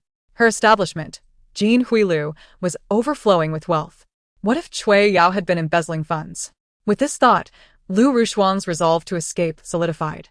Gritting her teeth, she looked up at Mu Wanyun, who appeared relaxed and unconcerned, and tentatively asked, "Madam, are you truly able to help me rid myself of old Madam Yen? That old witch is impervious to reason. Neither bribery nor intimidation can sway her. What means can I employ against her? I cannot simply eliminate her, for that would jeopardize the general's future, and I might even lose my life." Mu Wanyun leisurely sipped her tea, before calmly setting it down, the corners of her mouth curling into a knowing smile as she remarked, "That depends on whether Lu Yinyang is clever enough." As she spoke, she lightly tapped her fingers on the table 3 times. Lu Rushuang nodded, steeling her resolve. She turned to the now studying Shen Kuo, softly saying, "General, you promised to assist me. Please do not hold it against me." Silently adding, "If anyone is to blame, it is Mu Wanyun." She forced my hand. Then, with determination, she lifted her leg and delivered a swift kick to Shen Kuo's knee. Still recovering from the near-kneeling episode, Shen Kuo let out a muffled groan as he stumbled forward. Lu Rushuang, maintaining her gaze on Wanyun, exclaimed, "General, what is wrong?" She quickly seized Shen Kuo's sleeve, using all her strength to support him. "General, you must stand. If one did not know better, they might think you were begging for mercy." Though she spoke these words, her grip on him tightened, forcefully pushing his back to create an appearance of bowing. What a spectacle! Utterly delightful. Wanyun could not help but clap her hands in excitement. She never anticipated Lu Rushuang would go to such lengths for her. In truth, regardless of Lu Rushuang's actions, she had already resolved to assist her. Yet this unexpected turn of events brought her immense joy. The delight was simply splendid. After 3 knocks, Lu Rushuang hurriedly embraced Shen Kuo, feigning that she had only just managed to support him, while grumbling about the lack of assistance from the dog-like servants.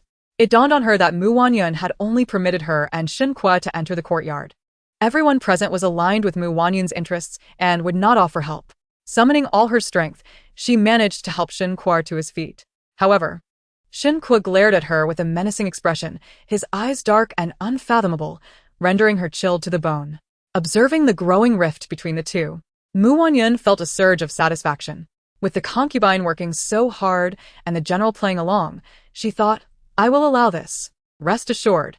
I shall speak with Granny Yen at once."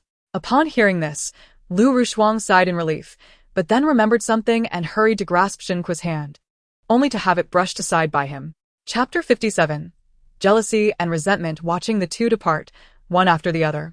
Wanyun laughed heartily for a spell before finally managing to contain herself. Beside her, Hong Yu and the other maidservants were equally amused, their eyes squinting with delight, while only Kieo appeared to be in a state of confusion. After a moment's contemplation, Wanyun discerned Kieo's worries and smirked, asking, "Are you puzzled?" Kieo looked up, meeting her mistress's radiant gaze, and nodded in a daze. "Mistress, if you find it too noisy, we could simply move next door. But why are you helping her?" This reminder sparked recollections among the other maidservants, led by Hong Yu, who stamped her foot, exclaiming, "Mistress, yes, why help that concubine Lu? She deserves to be chastised by Granny Yen." Realizing her words could be misconstrued, she quickly amended, "What I meant was, she deserves to be educated by Granny Yen." "Do you truly believe Granny Yen will remain in the estate indefinitely?" Wanyun, seeing through their naivety, felt rather pleased and continued, "Granny Yan's presence was merely a lesson for me, designed for both my benefit and that of the outside world. After all, our dynasty does not condone favoring concubines over wives. As I was personally betrothed to Shen Kuo by the emperor, his mistreatment of me is tantamount to slapping the emperor's face." As she spoke, she surveyed the attentive faces of her companions, her desire to elaborate further growing. "Lu is but a concubine, essentially a mere plaything for a man. Whether she learns or not is of little consequence. Furthermore, my silence implies that Granny Yen has no grounds to report back." Pausing, she noted the girl's bewildered expressions and smirked again. "Granny Yen, being of advanced age, is surely exhausted by such foolishness. Why should we add to her burden?" With Wanyun's clarification, Kieo finally grasped the truth. As long as her mistress did not suffer, all was well. In truth, Wanyun had not mentioned that, based on her understanding of Cui Yao, she expected her to exploit Lu Rushuang's absence to embezzle funds. The informants she had placed within Jin Hui Tower had already reported as much. Once Lu Rushuang returned, her people would seize the opportunity to unveil the truth. They were not true sisters, nor were they partners in profit. It was merely a matter of who would ultimately prevail. As she pondered this, Wanyun felt a twinge of impatience. Soon, Kieo summoned Granny Yen to Farong Courtyard. Wanyun engaged in a private discussion with her for an hour. Indeed, they merely exchanged pleasantries over tea. Meanwhile, Lu Rushuang awaited anxiously. At last, after an hour had elapsed, Wanyun personally escorted Granny Yen out, hand in hand. Lu Rushuang was momentarily stunned by the sight. Was that the old hag, Granny Yen, smiling? No, could it be that she was actually smiling? She regarded Wanyun with a benevolent gaze. Lu Rushuang's mind oscillated between the current scene and memories of Granny Yen wielding a ruler to punish her. In an instant, a flurry of thoughts raced through her mind, the most potent being her resentment. Was it merely because Wanyun held the title of the legitimate wife that the old hag dared to treat her this way? Why should she be subjected to such indignities? The position of the legitimate wife had originally been hers, snatched away by Wanyun. In a moment, Wanyun and Granny Yan reached the courtyard entrance, their gazes locking onto Lu Rushuang, jerked back to reality by her maidservant's reminders. Lu Rushuang hastily suppressed her simmering fury and stiffly greeted Wanyun and Granny Yan with the proper courtesies. Suddenly, Granny Yan's stern voice rang out. "You've erred yet again. After all this time, how can you still forget the most basic greetings? I am but a servant.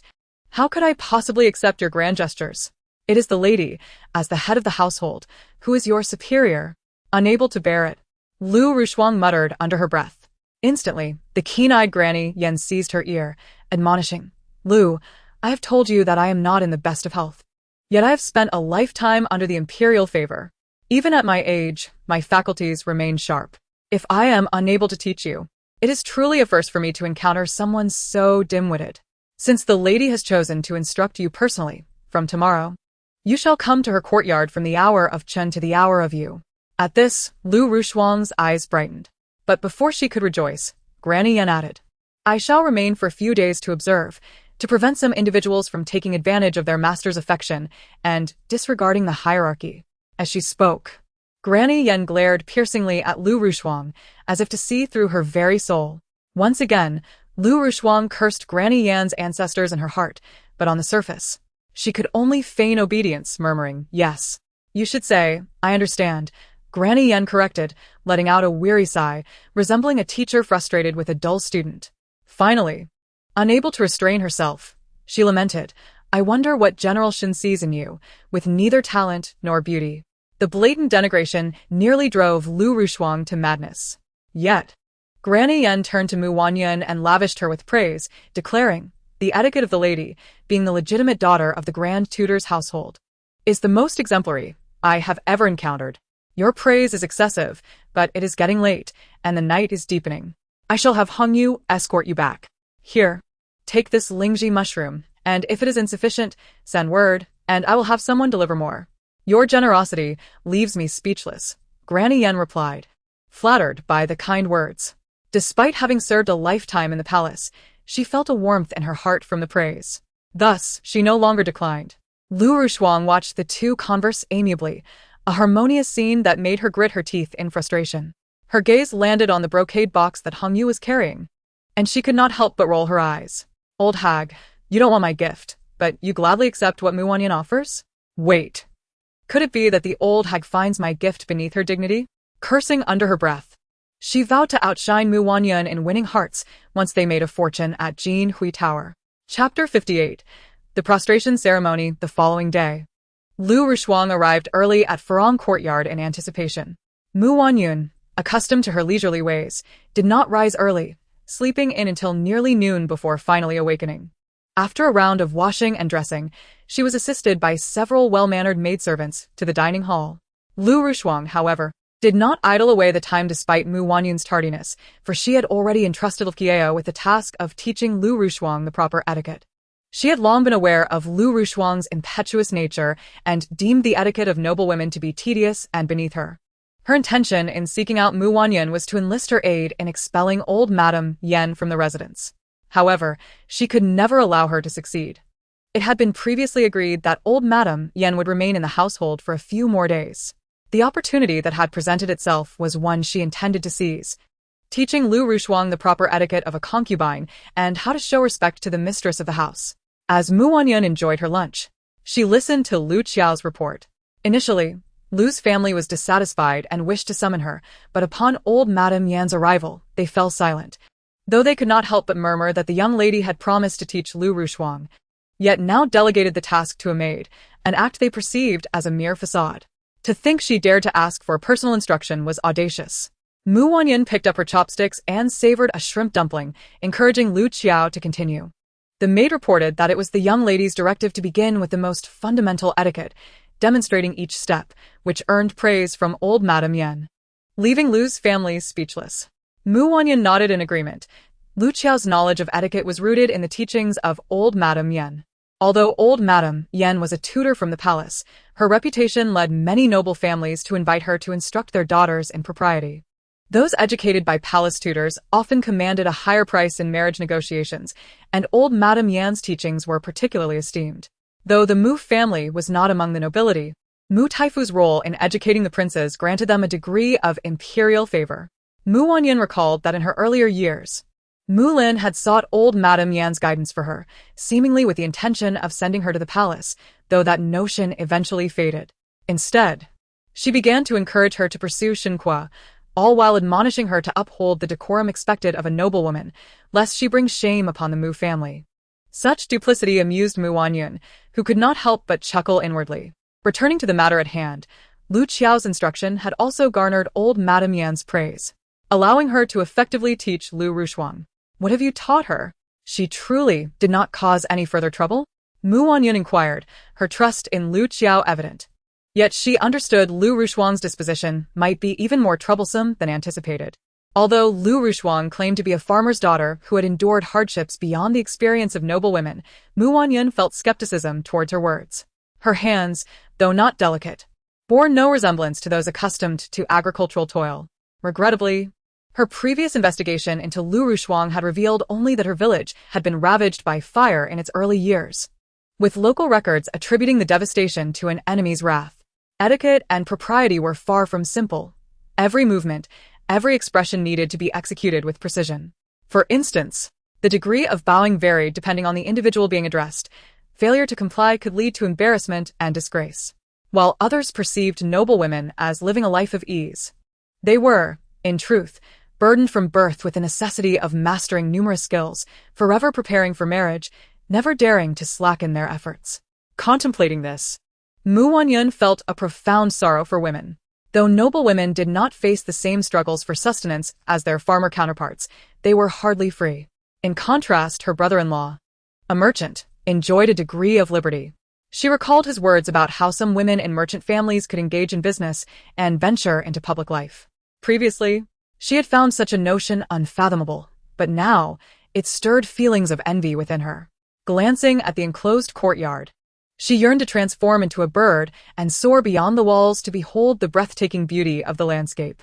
In any case, she did not believe Lu Rushuang would obediently comply. Lu Qiao smiled slightly and continued, I had her start with the kneeling ceremony, but she could barely endure half an hour before crying out in distress and even cursing at me. Yet, upon my reminder that old Madame Yan was nearby, she quickly silenced herself. I also told her that if she wished to expedite old Madame Yan's departure from her plight, she must endure these trials, or else we would have to let old Madame Yan continue teaching. Mu Wanyun had long recognized Lu Qiao's cleverness and resourcefulness, and she commended her efforts. Lu Qiao humbly replied, it is due to the young lady's excellent instruction. Their light-hearted exchange elicited laughter from both master and servant. Meanwhile, Hongyu watched with envy, feeling that her mistress favored Lu Qiao excessively, as if only she could manage such tasks. To be fair, it is true that only Lu Qiao is capable of handling this, Mu Wanyun remarked, playfully pinching Hongyu's pouting cheek. What can I say? Your face lacks the intimidating presence of Lu Qiao. Hongyu feigned indignation, adopting a serious expression, and even pressed her lips together in a pout. Iniest. Lu Qiao playfully poked her side, eliciting a giggle from Hongyu. After their meal, Mu Wanyun instructed for the soft couch to be moved to the courtyard. In the morning, Lu Qiao had taught Lu Rushuang the kneeling ceremony. After 3 hours, Lu Rushuang's knees were raw, and she initially intended to ask for leave. However, Mu Wanyun merely cautioned, are you truly willing to abandon your efforts? Our mistress will have to inform old Madame Yan otherwise. After lunch, Lu Rushuang was assisted back by the maids. Reclining against the soft couch, Mu Wanyun savored the fresh fruit recently delivered from the estate while delicately gesturing for Hongyu to prepare tea. Suddenly, she recalled that Lu Rushuang had yet to properly serve her tea and signaled to Lu Qiao to instruct her in the proper tea-serving etiquette. However, before that, she wished to assess Lu Rushuang's progress with the kneeling ceremony. Indeed, the time spent kneeling had proven beneficial. Lu Rushuang's performance had markedly improved. Even old Madame Yan could not help but commend her, stating, perhaps I am simply growing old and my eyesight failing. After teaching Lu for so long, it seems the mistress has accomplished in a single morning what I could not. Mu Wanyun smiled subtly, engaging in a mutual display of modesty with old Madame Yan. As was customary in matters of etiquette, Noble women typically exhibited humility, fostering harmony through reciprocity. She was acutely aware that old Madame Yan harbored disdain for the general's household and thus wished to expedite her departure. Lu Rushuang, having not previously encountered such teachings, found learning overwhelming, compounded by her inherent fear of old Madame Yan, which hindered her comprehension. Now, having spent the morning learning to kneel, coupled with the understanding that mastering this would allow her to placate old Madame Yan, she approached the task with a lack of earnestness. Old Madame Yan, having heard Mu Wanyun's remarks, felt satisfaction. Initially, she had considered delaying the instruction for a few days, but now she believed it wise to depart sooner and broached the subject with Mu Wanyun. Before Mu Wanyun could respond, Lu Rushuang, who was diligently practicing her etiquette, nearly exclaimed in disbelief, her eyes wide with astonishment, and had it not been for prior admonitions to maintain focus, she would have interjected. Yet, upon hearing Mu Wanyun say, "Madam, I had been unwell and you were preoccupied, so I did not have the opportunity to properly host you. Now that I am well and you have leisure, I must ensure you are graciously entertained." Lu Rushuang could no longer contain herself. "Madam, old Madame Yan has many responsibilities," she began, but before she could finish, old Madame Yan's expression hardened. "I initially thought you had made progress after a morning of instruction, but it appears I was mistaken. How dare you interrupt when the mistress is speaking? Someone discipline her." Without waiting for Lu Rushuang's reaction, the individuals accompanying old Madame Yan swiftly struck her beautiful face, the sharp sound of the slap resonating alongside her anguished cries of protest. "Ah! Strike me! What have I done wrong?"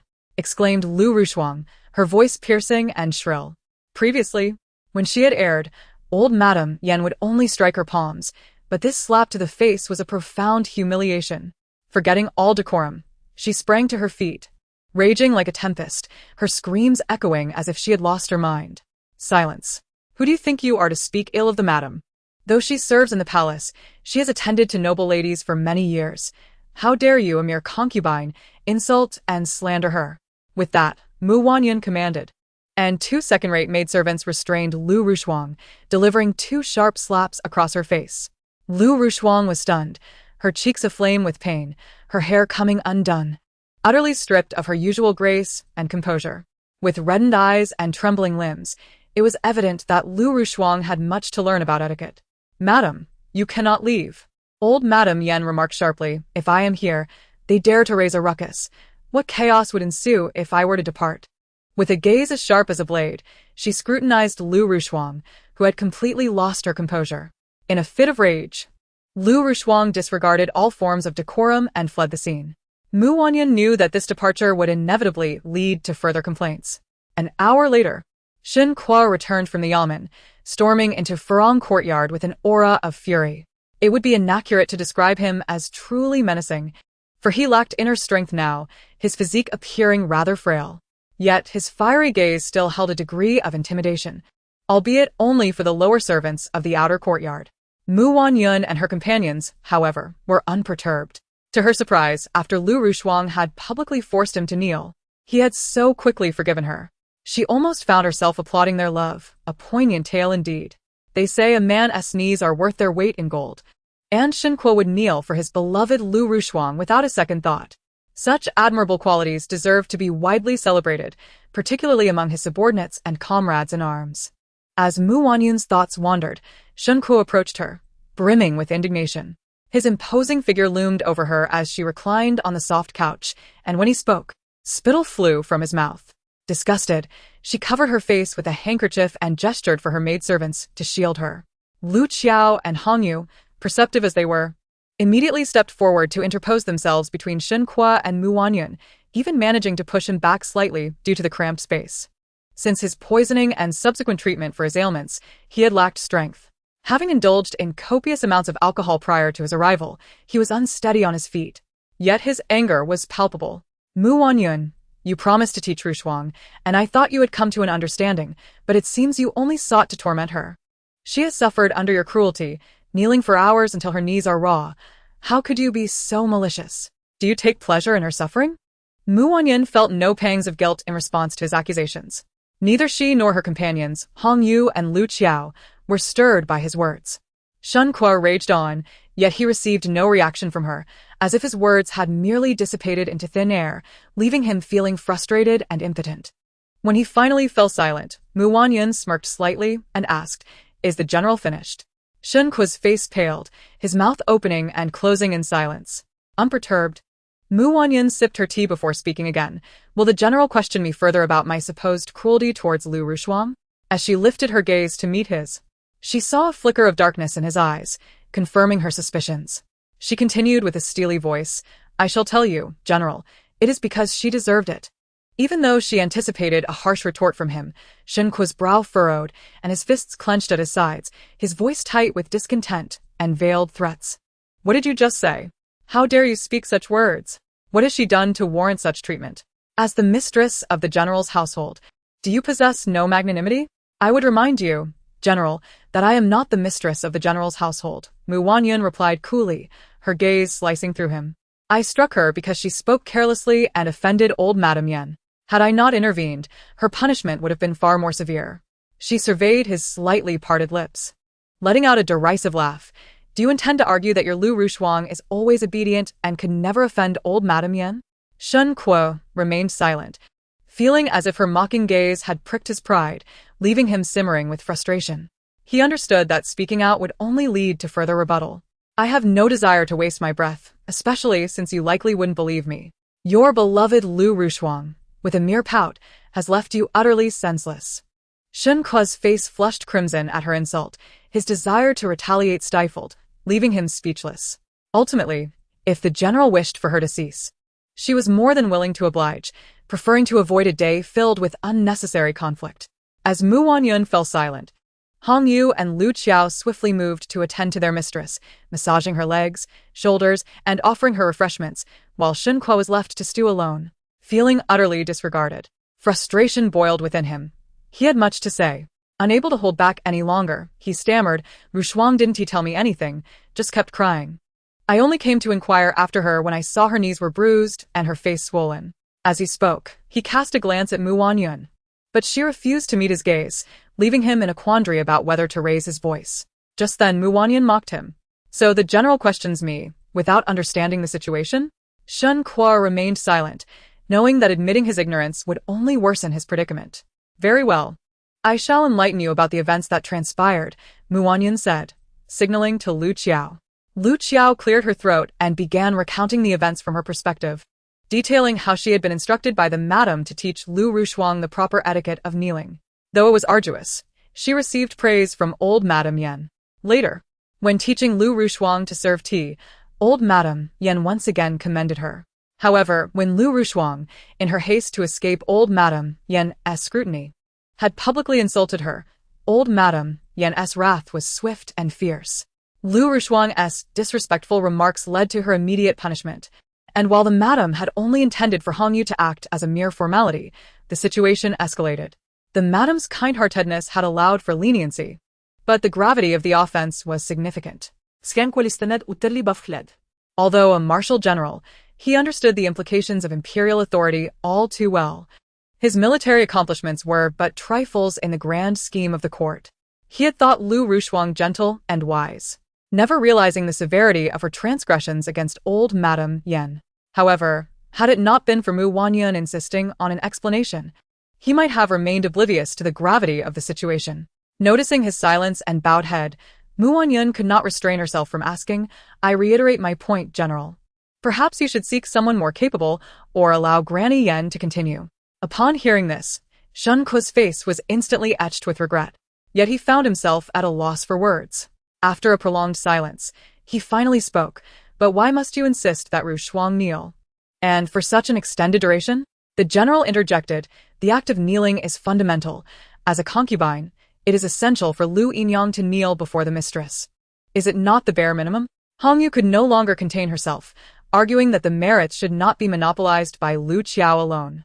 Lu Qiao shot her a glance, her lips curling into a faint smile as she added nonchalantly, "As the general's favored concubine, Lu Yinyang not only seeks to make a name for herself by running a tavern but also wishes to shine at banquets.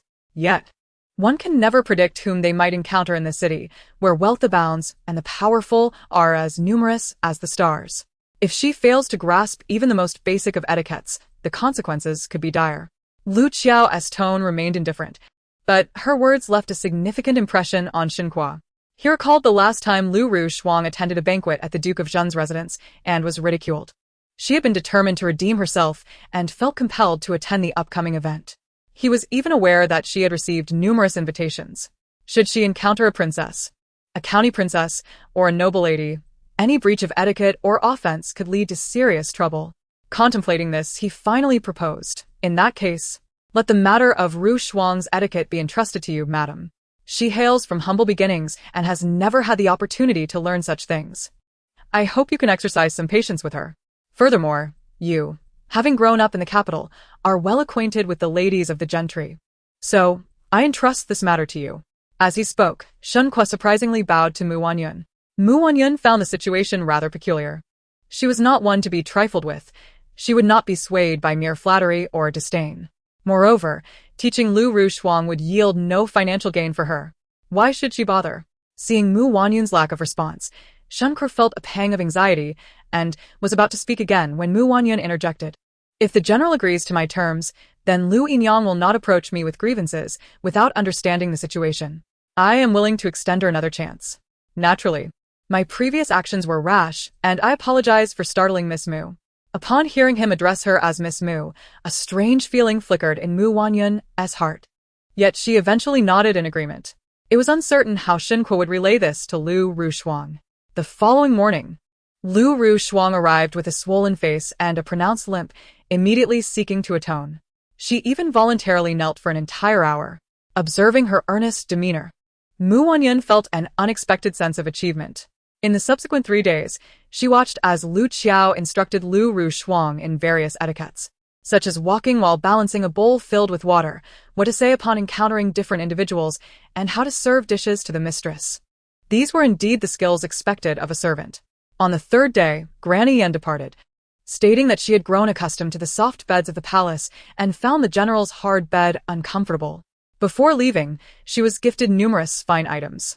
Once Granny Yan was gone, Lu Shuang sighed in relief, no longer bothering to maintain appearances, and declared, "I shan't trouble the madam any further. I shall return now." Wanyun, indifferent, anticipated the unfolding drama. Over these few days, she had certainly made Lu Shuang's life quite challenging, allowing her to exhale a sigh of relief. Nevertheless, Lu Shuang sought out a tutor to teach her certain subjects, perhaps believing that Wanyun would not genuinely impart any knowledge. Yet, the tutor she engaged was known to be sycophantic, eager to curry favor for monetary rewards, capable of uttering any flattery. Soon, Lu Shuang became somewhat conceited, convinced that she had been deceived by Wanyun and Granny Yan, believing her understanding of etiquette was already commendable. In her mind, they had deliberately sought to undermine her, rendering her worthless. To prove her point, she attended a banquet hosted by the wife of the Minister of Rights, where she felt entirely at ease. She promptly agreed to reserve several tables at a discounted rate at Jinhui Tower. The minister's wife even praised her for possessing the grace of a mistress, and in a flash, Lu Shuang was basking in the limelight. Wanyun, receiving reports about these developments, calculated that the moment was drawing near. As expected, after Lu Shuang basked in glory at the banquet and shifted her focus back to Jinhui Tower, it did not take long for her to realize that the establishment was no longer under her control. She even found that when she requested to examine the accounts, the accountant tactfully stated, "Miss Lu, I must first consult with Master Cui." Upon hearing this, Lu Shuang's eyebrows furrowed, her pupils contracted, and her voice rose several octaves. "What do you mean? We are both co-owners, each holding an equal share. Are you telling me that I must seek permission from her to view the accounts? Did Cui Yao instruct you to say this?" The accountant, looking helpless, replied, "Miss Lu, I am merely following orders. Please do not make things difficult for me." Lu Shuang was both furious and perplexed, but the accountant remained steadfast. This only fueled her suspicion that something was amiss. If there was nothing to hide, why refuse her access? She suspected that Cui Yao might be embezzling funds. Immediately, she confronted Cui Yao, demanding to see the account books.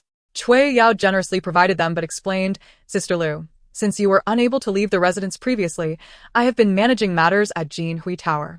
I feared that the staff might be careless, which is why I restricted access to the account books." It would be problematic if someone were to misuse your name for their own gain, especially since the records contain sensitive financial information. I have heard that some knowledgeable individuals can discern a great deal from them. As Cui Yao spoke, she scrutinized Lu Rushuang. She had always wanted 2 sets of account books, primarily because since the opening of Jin Hui Tower, it had been immensely profitable. It would not be an exaggeration to say it was raking in a fortune daily. Watching the silver flow in abundantly was a joy. But the thought of giving Lu Rushuang half made her uneasy. Although they had both invested 50,000 taels. She had handled everything from leasing to renovations and recruitment personally. On the opening day, she had even invited numerous friends to lend support. During this period, she had promoted Jin Hui Tower vigorously among the noble families, ensuring its reputation soared. Now, the capital was teeming with dignitaries booking tables at their establishment, many drawn by her influence. Yet, what had Lu Rushuang contributed? For half of the past few months, she had been unable to leave the residence. Even when she did, she was of little assistance, and her status as a concubine, coupled with her lack of grace, had tarnished Jin Hui Tower's reputation. Many were openly questioning whether it was indeed run by a concubine. Cui Yao could only chuckle and downplay Lu Rushuang's association with the establishment. Feeling immense regret for partnering with her and believing Lu Rushuang had diminished her own standing. Initially, she thought Lu Rushuang's confinement was inconsequential. She could seize the opportunity to earn more silver, and later, she could provide Lu Rushuang with 50,000 taels to sever all ties with Jin Hui Tower. Thus, why should they split profits evenly? Offering her a third was already a generous concession. Yet, she had not anticipated that Lu Rushuang, not entirely foolish, would want to inspect the account books. Given the busy days ahead, with only one accountant on hand, there had been no time to make up for the recent discrepancies. Consequently, she dared not keep the account books in Lu Rushuang's possession for too long. In a light-hearted manner, she sought to reclaim them, saying, "Sister, now that you have finally escaped your troubles, we must celebrate. Allow me to treat you today, and let us enjoy ourselves." Her demeanor was sincere. But Lu Rushuang was not truly naive. Understanding that Cui Yao was surely concealing something from her, she inquired without expectation of a response, feigning compliance. Thus, it was more respectful to acquiesce. Lu Rushuang pretended to be pleased and agreed, but suggested that she needed to visit the restroom first. Once out of Cui Yao's sight, she hastily pulled her trusted maid, Guar, aside and instructed her to procure some sleep-inducing medicine from the apothecary. Guar's expression shifted, and she shook her head. "Mistress, what are you planning? You foolish girl, do not forget that your life was saved by me. Your existence belongs to me. You must do as I command," Lu Rushuang retorted, her displeasure evident as she handed Guar the purse and pushed her towards the door, reminding her to be cautious and not to reveal her identity. Moreover, she warned against embezzling any silver, lest Lu Rushuang's wrath befall her. Guo nodded, her face reflecting her reluctance. However, once she exited the Jin Hui building, she quickly hired a carriage back to the adjacent general's residence, using a concealed entrance to return to the Farong Garden, where she relayed the entire situation to Wanyun. "Miss, what shall we do?" Guo inquired.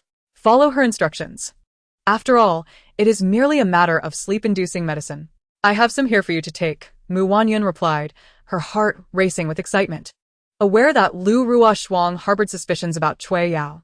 Yet, she could not fathom the implications of Lu Rushuang administering such medicine to Cui Yao. It could hardly bode well, yet a flicker of anticipation lingered within her, an overwhelming desire to uncover the truth. Meanwhile, Cui Yao hurriedly instructed the steward to prepare the account books Lu Rushuang was to review. Soon, the 2 women found themselves drinking at the banquet table. Lu Rushuang watched with delight as Cui Yao consumed glass after glass of the drug-laced wine, feeling a sense of satisfaction. She had never trusted Cui Yao. From their first encounter, she sensed the depth of Cui Yao's cunning. Yet Lu Rushuang needed to profit, and Cui Yao possessed connections. Having grown up in the opulent and influential capital, she required assistance to establish her own enterprise. However, Lu Rushuang was not naive. She would not let her guard down entirely. Cui Yao's blatant attempt to snatch the account books from her was clearly motivated by fear that Lu Rushuang might discern something amiss. No, Cui Yao likely underestimated her, presuming her to be illiterate and incapable of comprehending the accounts. Perhaps, aside from wanting to conspire against Wanyun, Cui Yao had partnered with her due to her lower status. Yet, Cui Yao's lineage was hardly noble. She was merely an unappreciated daughter of the Cui family, whose circumstances were once inferior to those of favored maids before knowing Mu Wanyun.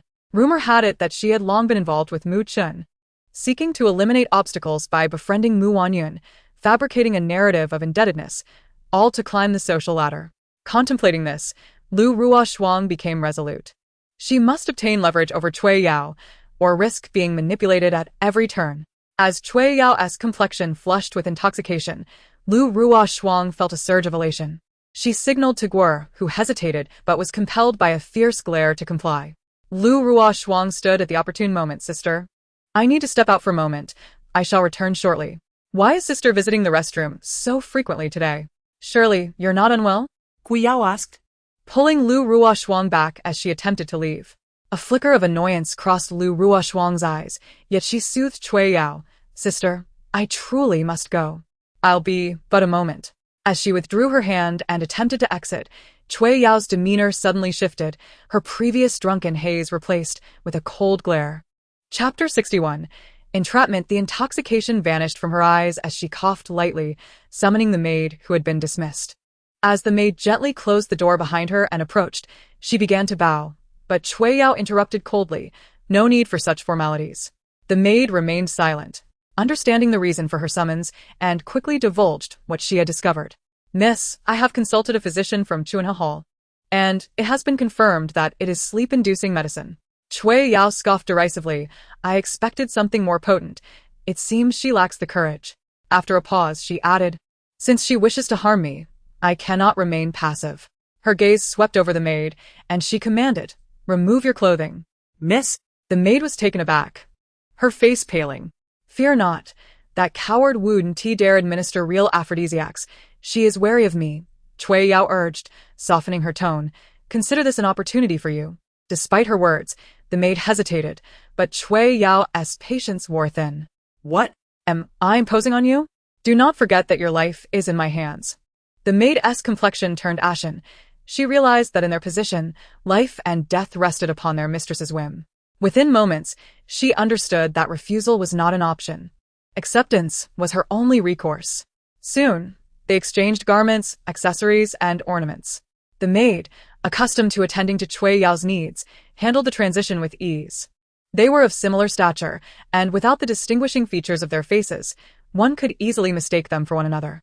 After Cui Yao departed, the maid donned her mistress's attire and slumped onto the banquet table. When Lu Ruoshuang returned, she peered through the door crack and beheld Cui Yao inebriated.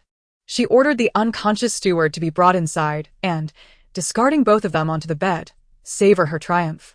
The choice of the steward was deliberate. She knew he was likely in league with Cui Yao. As anticipated, she uncovered 2 account books from the steward's belongings. Even she, not particularly astute, recognized the discrepancies. One book was for her perusal, while the other contained the authentic records of the establishment. The swiftness with which she unearthed this information was undoubtedly aided by Mu Wanyun's assistance, though Lu Ruoshuang remained oblivious to this fact. As she furiously pondered how to find someone knowledgeable in accounting to clarify the discrepancies and discern how much silver Cui Yao had embezzled, an inquisitive young clerk inadvertently stumbled into her private quarters. Forgive me, Miss Lu. I did not realize you were here. Lu Ruoshuang, already agitated by her predicament, shot a glare at the intruding clerk. Get out at once. However, the clerk did not take offense. Glancing casually at Lu Ruoshuang's account books, he exclaimed, Isn't this the steward Lao Chui's ledger? He never allows us near it. We suspected he was cooking the books. The clerk's words trailed off as he realized he had spoken out of turn, hastily covering his mouth and apologizing while backing away. Yet, his eyes lingered on Lu Ruoshuang and the ledger, revealing a trace of uncertainty on his face. Lu Ruoshuang, vexed, noticed the clerk seemed on the verge of saying something. What is it you wish to convey? I have nothing to say, the clerk stammered, clearly torn between truth and deceit. His hesitation only fueled Lu Ruoshuang's suspicion. Her countenance darkened, half threatening, half enticing. If you remain silent and I uncover the truth, understand the consequences. Hearing this, the clerk's legs quaked, and he fell to his knees, repeatedly bowing his head in supplication. Please, I'll speak. Lu Ruoshuang's impatience flared. She was eager to witness the unfolding drama next door. Speak. But do not disclose this to anyone, especially not to the steward or Cui Dongjia. His words sent a jolt through Lu Ruoshuang, compelling her to scrutinize the clerk closely. He appeared to be around 17 or 18, with a handsome visage and a charming demeanor that stirred something within her, a peculiar sensation, as if they had known each other long before. As Lu Ruoshuang was lost in thought, the young attendant Yan Yu inadvertently revealed what he had overheard regarding Cui Yao instructing the accountant Lao Cui to falsify accounts in order to deceive Lu Ruoshuang. He added, "We believe that Master Cui's actions are truly inappropriate. Although you have been away for over a month, you have always kept a close eye on things. Moreover, you may not be aware, but whenever someone inquires if you are the owner of this restaurant, Master Cui speaks of you in a very disparaging manner, even stating that you are not the owner at all." Lu Ruoshuang could no longer bear to listen. Her entire body trembled, her back teeth grinding audibly. "So, this is how it is, Cui Yao. I have shown you mercy, never intending to truly harm you. Yet you secretly pocket my money, and even seek to drive me away. Do you think Lu Ruoshuang is easily bullied?" Noticing Lu Ruoshuang's pallor, the young attendant was about to leave when she called out to him. Perhaps due to Yan Yu's recent display of loyalty, Lu Ruoshuang, for once, regarded him with a hint of warmth. After a moment of contemplation, she gently inquired, "How old are you? Are you married yet?" At her words, Yan Yu's face flushed with embarrassment. He lowered his gaze, his peach blossom eyes momentarily glancing at Lu Ruoshuang before quickly looking down, as if he had committed a wrongdoing and feared being caught. Lu Ruoshuang, being experienced, understood well. Recently, due to Shen Kuo's frail condition, she had not been intimate with a man for quite some time, leaving her feelings strangely restless. Encountering such a youthful and handsome lad expressing interest in her brought her a profound sense of satisfaction. Yet, it remained merely a fleeting satisfaction. Unable to resist, she stole a few more glances at Yan Yu, increasingly convinced that having him as an attendant was a waste of his talents. With a subtle beckoning gesture, she urged him to come closer. Yan Yu's eyes could no longer detach from Lu Ruoshuang, and seeing that she did not seem repulsed but rather inviting him near, he felt a rush of excitement. Hastily bending down to get closer, his gaze slightly intoxicated. However, just as his face neared hers, Lu Ruoshuang pressed her finger against his chin, pushing him away, and in a voice only they could hear, enunciated slowly, "Today, I am in a good mood and will help you find a good wife, but you must not forget who helped you." After saying this, she pushed open the door to the adjacent room, leaving Yan Yu entranced by her words. He was taken aback to see two figures entwined upon the bed. "Isn't that Master Cui? And old Cui?" "They are." Lower your voice. Go, help them untangle their clothes and cover them with a blanket." Lu Ruoshuang's eyes flashed with a hint of malice. She had not intended to be so ruthless, but Cui Yao had gone too far. She aimed to turn Cui Yao into a complete laughingstock. Just as she ordered someone to inform the eldest son of the Mu family, Mu Chen, and the wife of the accountant, Mrs. Wu, Yan Yu exclaimed, "Wait, this isn't." He gazed in astonishment at the woman who had just awakened on the bed. Simultaneously, Cui Yao arrived with Mu Chen and Mrs. Wu, standing outside the door. Chapter 62.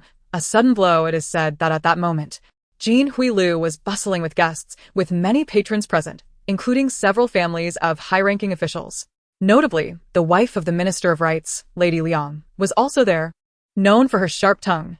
Soon, the tale of how the two owners of Jin Huilu had quarreled over financial distributions, leading to a furious altercation where they exposed each other's shortcomings, spread like wildfire. All thanks to Lady Liang's chatter. I must tell you, I was on the same floor, conversing with a few of my friends when I suddenly heard a piercing scream, followed by a woman's shriek and the sounds of slapping. My friends and I hurried over. Can you believe it? Lady Liang's eyes sparkled with excitement as she paused for dramatic effect, allowing the anticipation to build before continuing her story.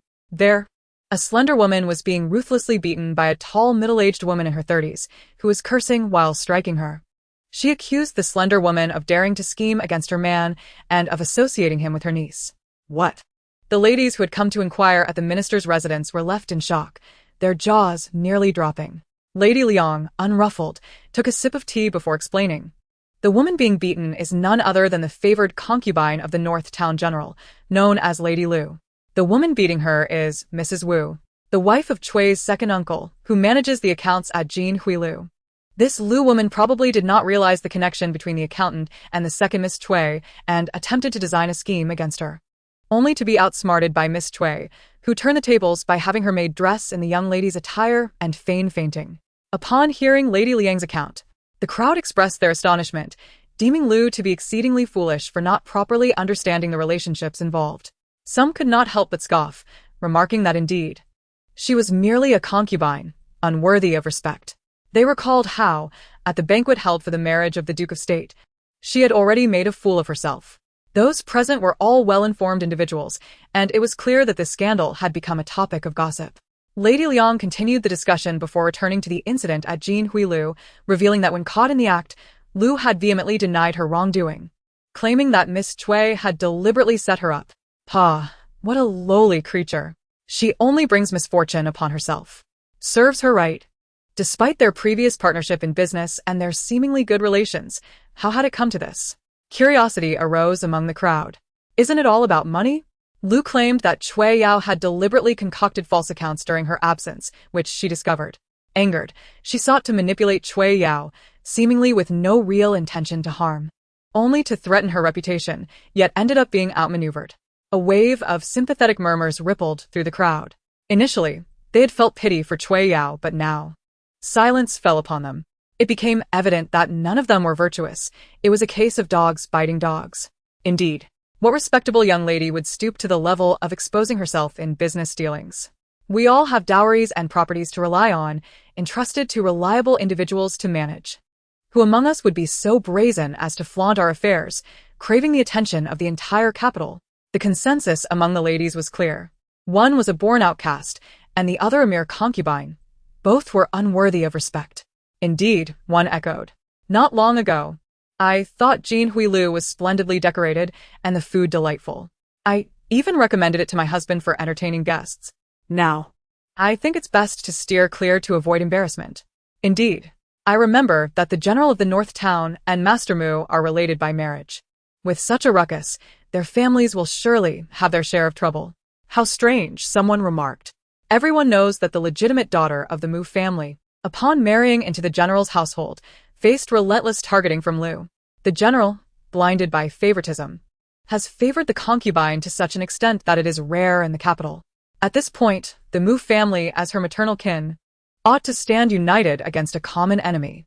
Yet, Miss Cui, the future sister-in-law, chooses to associate with the concubine instead of her future sister-in-law. No one from the Mu family has come forth to speak a word of justice. How disheartening.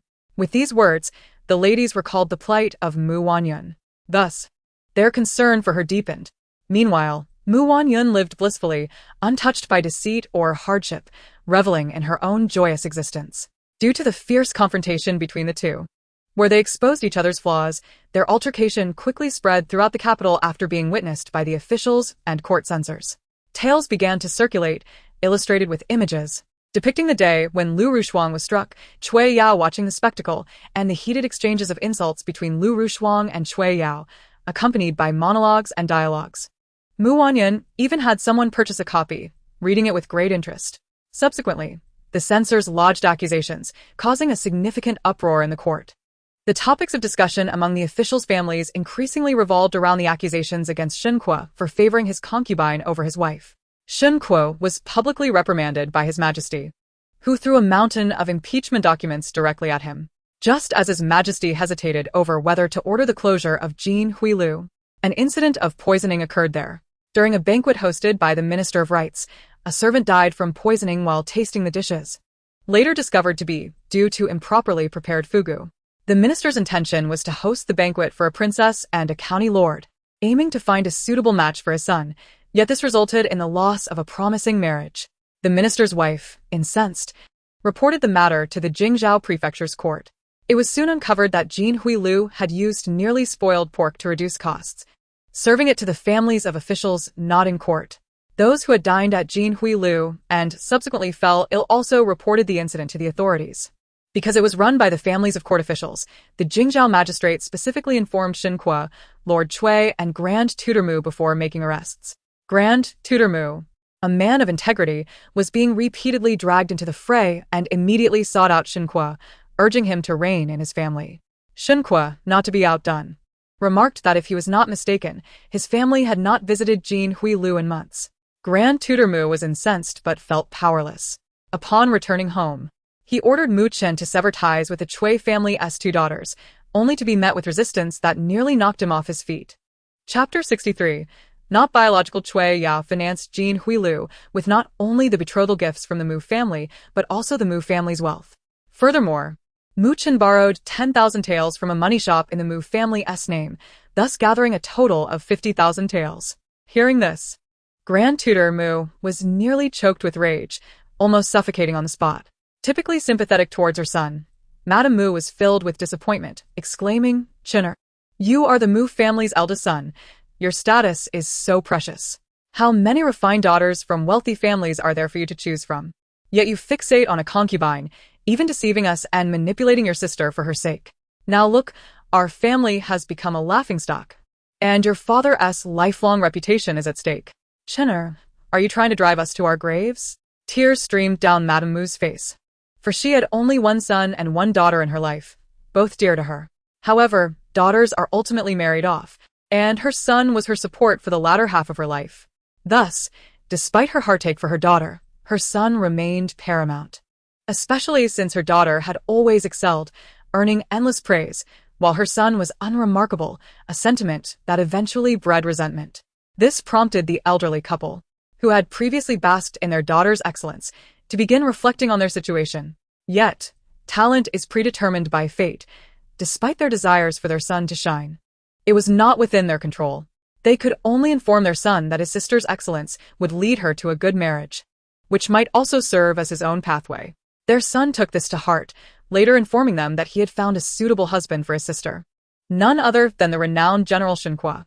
Initially, they opposed this idea, believing their family, being of scholarly lineage, should seek a match from among civil officials. However, Mu Chen insisted, claiming Shen Kuo was extraordinary, having achieved remarkable feats at a young age, with prospects of nobility on the horizon.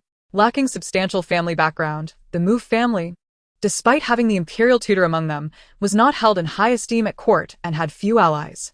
If he were to retire, the Mu family would truly decline. While they held a prominent position as civil officials, this was mainly due to the imperial tutor's reputation, lacking any real foundation. It was not easy for their daughter to marry well, especially since Mu Lin had always portrayed himself as indifferent to power and competition. Eventually, Mu Chen suggested that Mu Wanyun should fall in love with Shen Kuo on her own.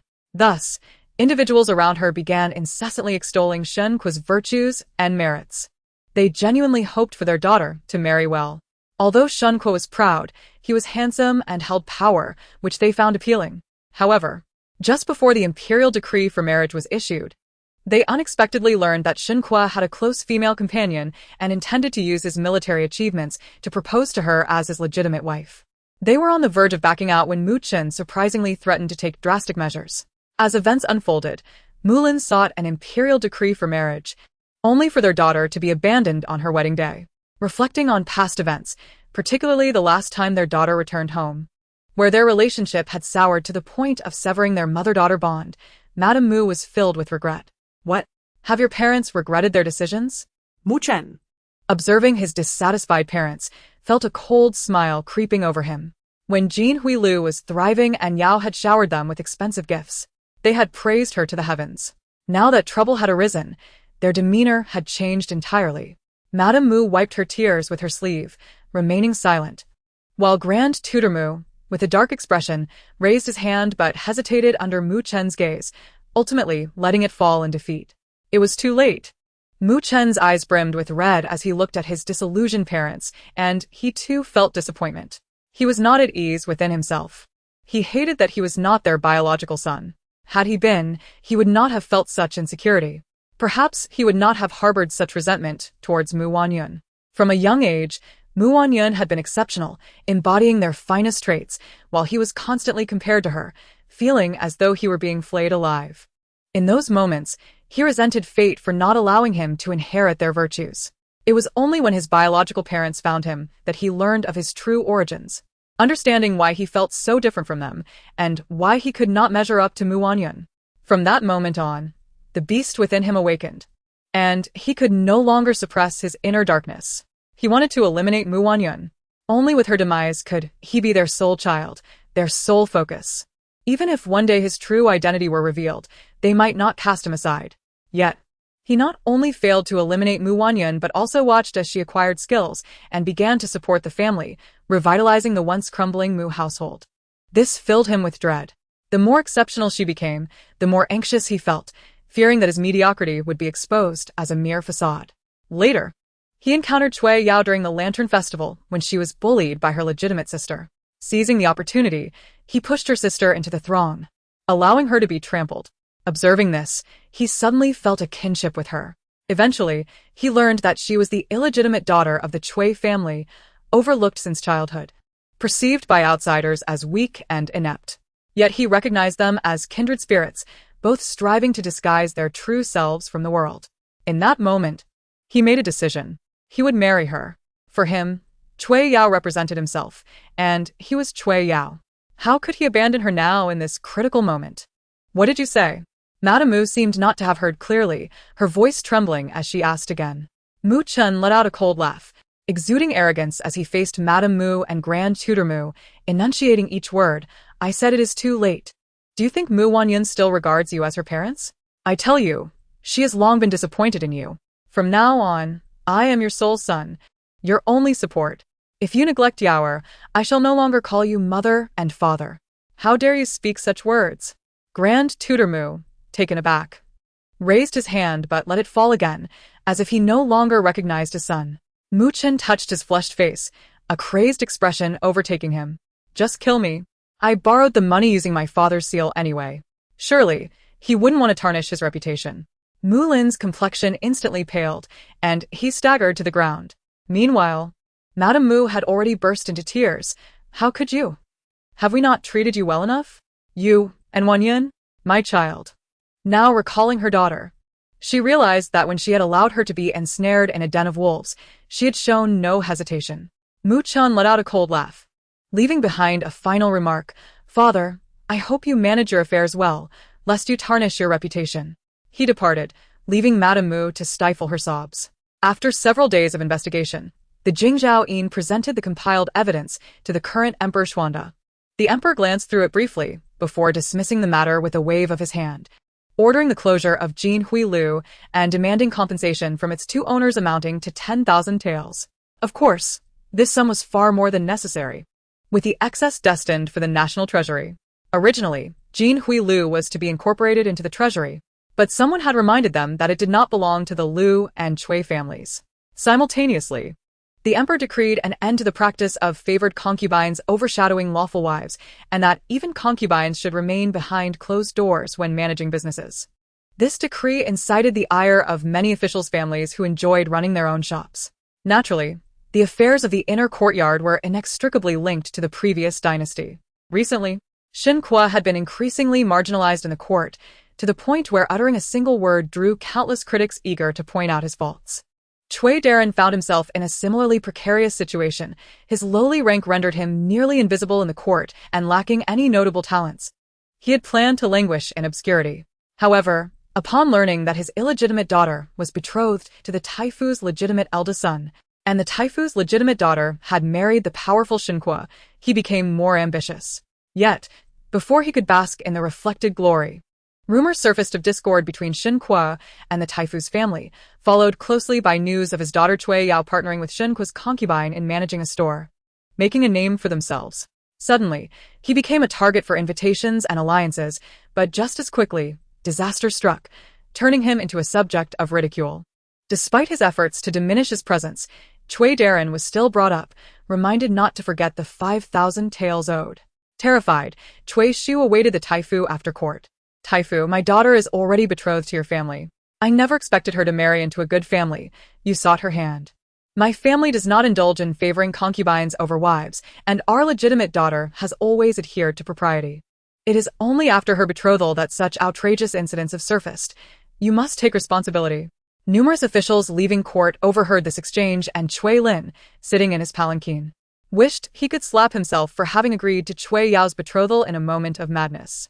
Seeing the Taifu silent, Cui Shu attempted to lift the palanquin's curtain but was coldly interrupted by the Taifu's command to leave.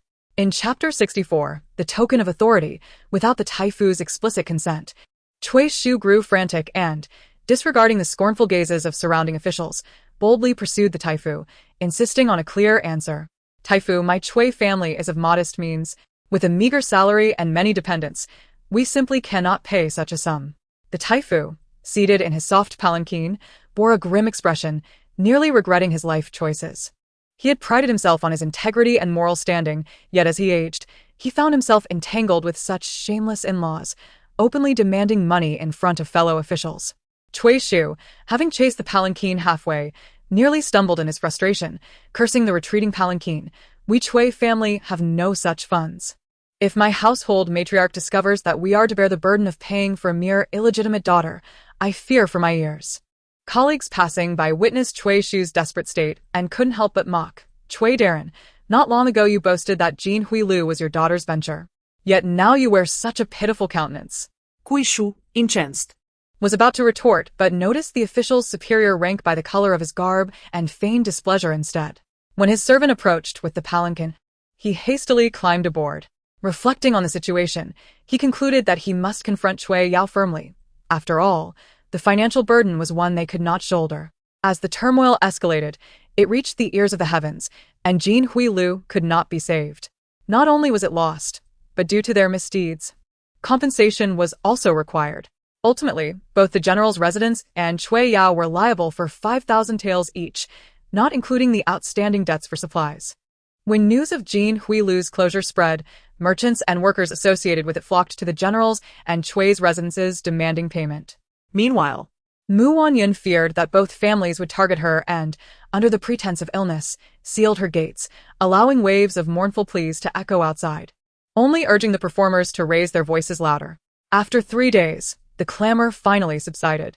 Wanyun learned that the Cui family, like her, claimed illness and had sent Cui Yao to the Mu household overnight.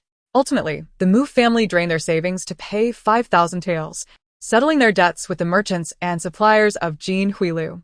From what she gathered, Jin Huilu had indeed earned some silver during its brief operation.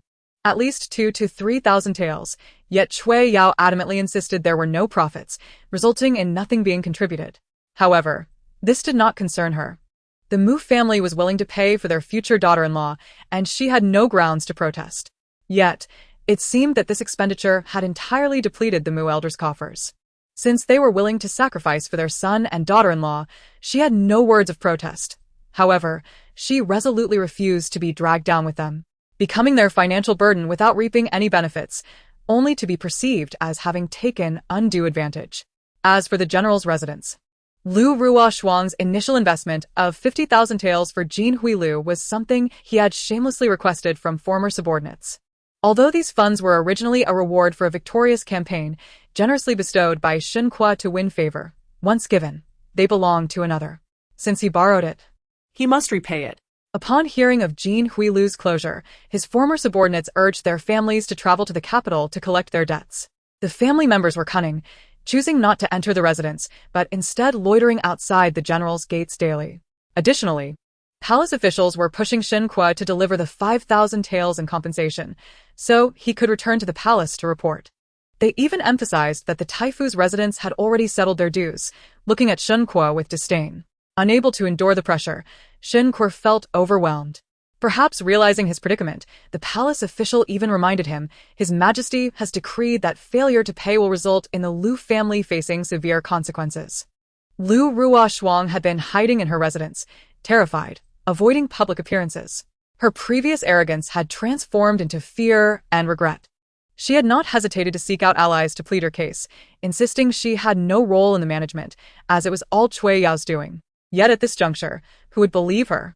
Even if they did, who would intervene? The truth was, people relished witnessing others' misfortunes. Her past brazen actions had offended many, and now they eagerly awaited her downfall.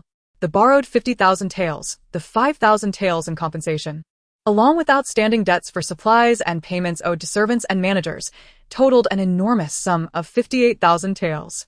Such a staggering amount weighed heavily on Shen Kuo, leaving him nearly in despair. In recent days, he had shamelessly approached numerous individuals for loans, but none were willing to oblige. Even the moneylenders refused to lend him anything without collateral. He gazed at Lu Ruoshuang, who was weeping like a rain-soaked flower, feeling an inexplicable sense of helplessness. Unbeknownst to him, he found himself drawn to the Furong courtyard, strangely convinced that the woman within should assist him. A few days ago, he experienced a dream in which he had indeed married Wanyun. In this dream, she was exceedingly kind to him, going out of her way to please him. She not only managed his household affairs but also facilitated his dealings in the court, paving a path for him. Yet, he had never harbored affection for her. Later, after a night of drinking, he found himself in a precarious situation, and in a moment of desperation, he hastily returned home. However, Ru Shuang was unwell, and, by some twist of fate, he ended up at Wanyun's side. Seeing her sleep so peacefully, he momentarily recalled her as his wife. Afterward, he was filled with remorse. He had promised Ru Shuang that he would never lay a hand on Wanyun, yet he had broken his vow. Watching Ru Shuang weep inconsolably, ignoring him completely, he was plagued by regret and resentment. Eventually, news arrived that a maidservant close to Wanyun had been found acting suspiciously, and she revealed that Wanyun had drugged him. He had known, even before returning home, that he had already been ensnared, yet he blamed everything on Wanyun. In time, Wanyun became pregnant, and Ru Shuang, in a fit of anger, contemplated leaving him. He vowed never to look upon Wanyun and her child again. The dream lingered for several days, fragmented and persistent. Ultimately, the child born to Wanyun fell ill, suffering from a high fever. He assumed it was merely a ploy for Wanyun to seek his attention, for he despised those who resorted to cunning. Consequently, he refused to summon a doctor. As he encountered difficulties in his official duties, his mind was preoccupied, yet she persistently intruded upon him, prompting him to seal off their courtyard. Eventually, the child died, and Wanyun, barely clinging to life, sought vengeance against Ru Shuang and their child, leading to an accidental death at his hands. The dream ceased abruptly at that point, never to return. He had never shared this dream with anyone, convincing himself that it was merely a figment of his imagination. Yet, at times, he could not help but ponder whether Wanyun's odd behavior was a consequence of that dream. Such thoughts seemed utterly absurd. In truth, had she remained obedient and refrained from troubling Ru Shuang, he would have allowed her to live a peaceful life within the general's residence. Contemplating this, Shen Kuo instructed the guards outside to inform Wanyun that he had something of great importance to convey. However, the response came swiftly. The general may take his leave. Our young lady has stated she will not see you. She has no extra funds, and even if she did, she would not squander them on unrelated individuals. Shen Kuo felt his temper flare, his forehead throbbing with anger. He yearned to enter forcefully, but understood that the current Furong courtyard was not one he could access at will. Although Wanyun was unwilling to meet him, she did not hesitate to offer him a guiding hand. Unsurprisingly, Shen Kuo, with an empty mind, brazenly approached the palace to request an advance on his salary from the emperor. However, a ruler as astute as the emperor would never allow him to receive anything without a price. Rumor has it that Shen Kuo later advanced 20 years' worth of salary, totaling 40,000 taels, and ultimately had to part with half of his tiger talisman to alleviate his pressing needs. Shen Kuo pondered in the imperial study for half an hour before finally consenting. Wanyun understood that he believed, even without the talisman, as long as he had his loyal subordinates, he would still maintain control over the military. Yet, in his haste to cover for his incapable concubine, Shen Kuo had completely forgotten how long it had been since he had received any correspondence from those subordinates. Meanwhile, Wanyun, upon receiving a confidential letter from the Minister of Justice, learned that most of Shen Kuo's subordinates had been dealt with under military law, leaving only a few who had committed minor offenses and could not stir up any significant trouble. She picked up a pair of scissors and snipped the wick of the candle, watching as the previously dim flame blazed brightly once more, finally allowing herself to exhale a sigh of relief. That night, Shen Kuo was suddenly jolted awake from a nightmare, his nightclothes drenched in cold sweat. At his side, Ru Shuang hastily lit an oil lamp, inquiring, "General, are you unwell?" Regaining his composure, Shen Kuo turned to Ru Shuang, recalling the dream in which Wanyun met a tragic end, cursing him and Ru Shuang to an ill fate. She had vowed that in a future life, she would make sure they suffered. For reasons unknown, he felt an unsettling anxiety within him. He donned his clothes, took the oil lamp, and made his way to the study. Upon opening the secret chamber and confirming that his collection was intact, he felt a sense of relief. Yet, a fleeting thought crossed his mind. It seemed an eternity since he had last received any letters from his subordinates. He had instructed them to report every fortnight, And it had always been thus. Why had it suddenly ceased? With this thought, he hastily penned a letter, determined to dispatch it at dawn. Wanyun. Having heard that Shen Kuo had been plagued by nightmares in which he called her name, felt as if she had swallowed a fly, unable to digest it and unable to spit it out, trapped in her throat, a sensation far worse than death. Especially when she recalled their intimate moments in a past life, she felt sullied. Yet, without that encounter, how could she have had Huir?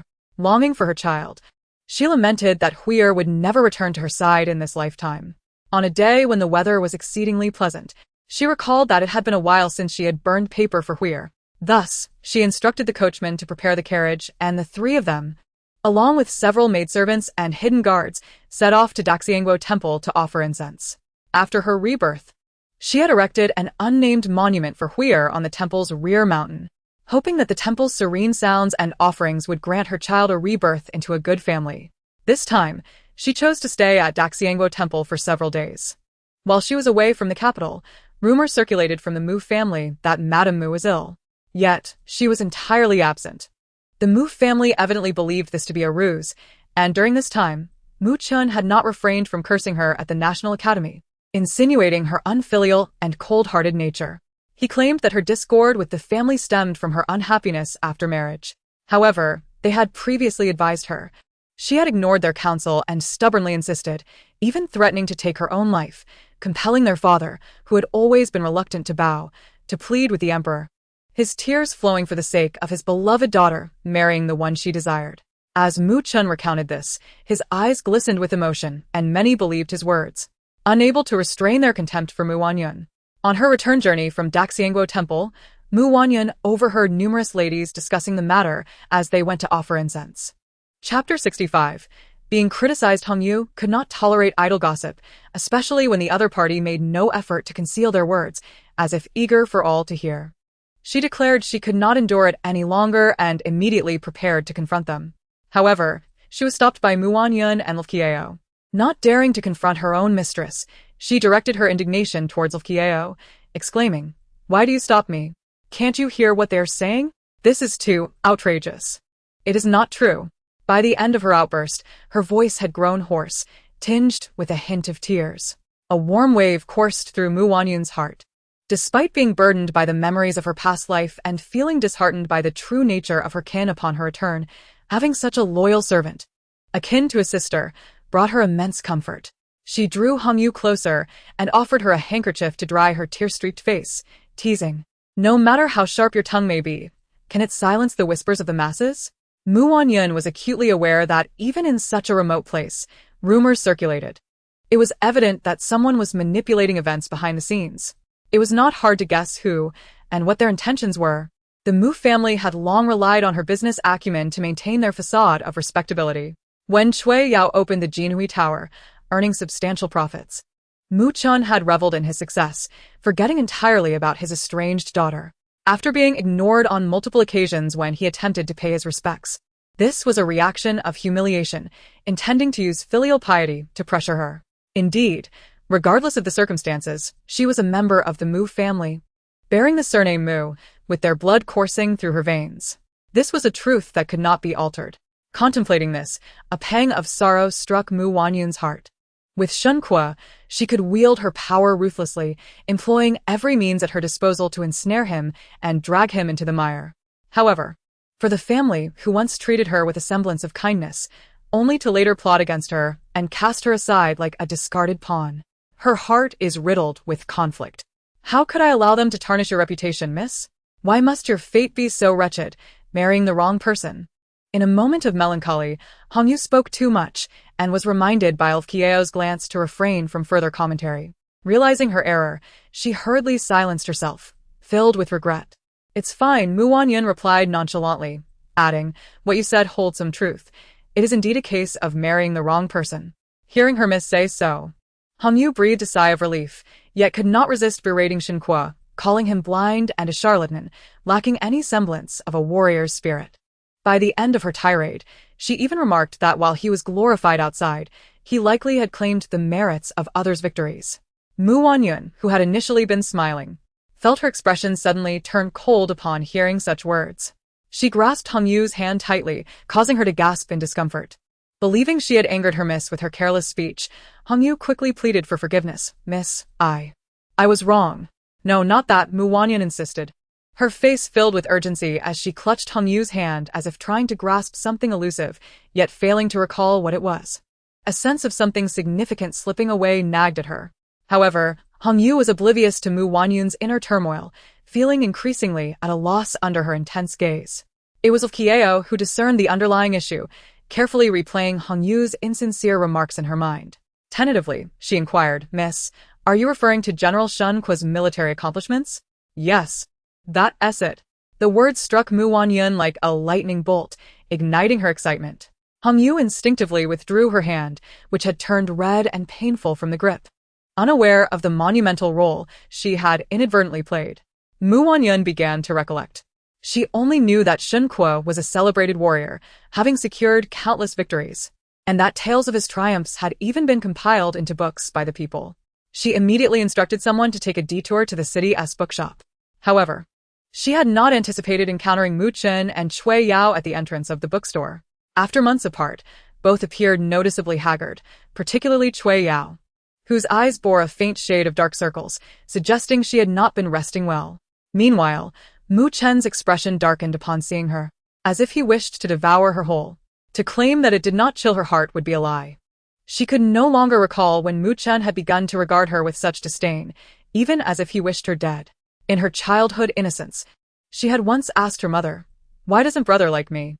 Her mother had explained that since he was the only child, all the treats were his, and with her arrival, the sweets had to be shared. In her naivete, she believed that if she ceased to compete with him, he would come to like her. She refrained from claiming what he had taken notice of, hoping it would make him feel fondly towards her. Once, she sweetly held his hand, saying, "Brother, I will give you everything, just don't dislike me." Yet, Mu Chen had shoved her to the ground. That day, her knee was scraped, and though her nursemaid had intended to inform her mother, she stopped her, feeling both pain and indignation, repeatedly asking those nearby if her actions would forever keep her brother from liking her. The nursemaid had reassured her that as he grew older, he would understand, and she believed it, waiting for him to mature. Eventually, he seemed to treat her with more kindness, even bringing her enjoyable things like other brothers. But he never indulged in affectionately ruffling her hair. Once, she implored him to treat her like other brothers did, to touch her soft hair. She would never forget the flash of disdain in his eyes. Yes, he despised her.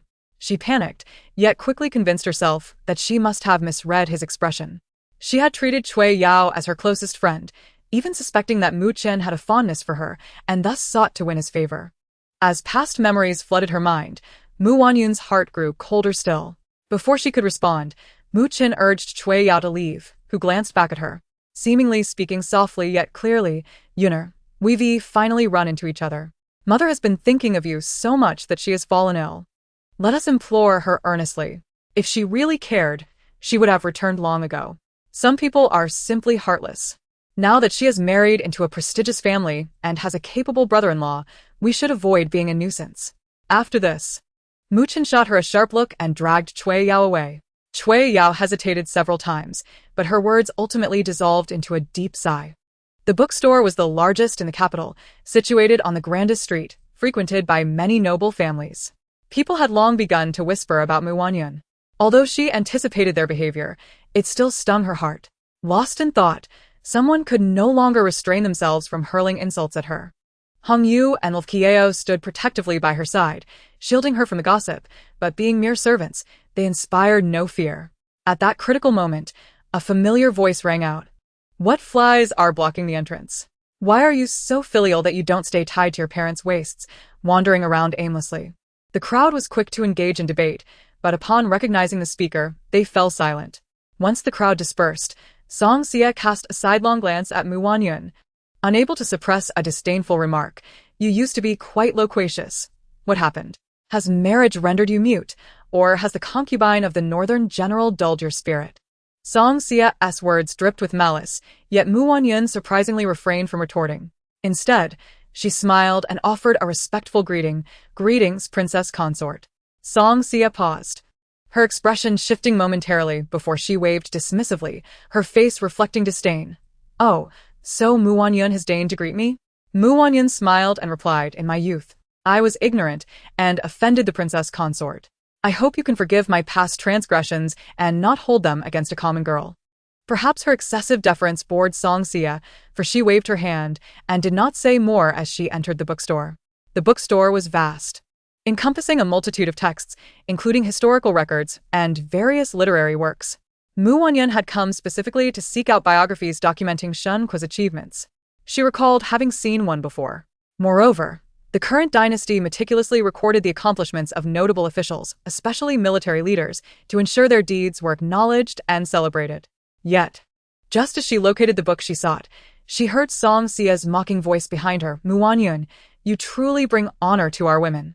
That wretch Shen Kuo has discarded you like refuse, turning you into a joke throughout the capital, and you still cling to him? Tell me, are you not shameless? Song Xia had always been at odds with Mu Wanyun, frequently clashing in their youth. In the past, Mu Wanyun would have avoided her. If it were her previous life, she would have likely engaged in a dispute. However, she was no longer the same Mu Wanyun of her past, and in her previous life, she had witnessed Song Xia weep upon hearing of her demise, even seeking to understand how she had met her end.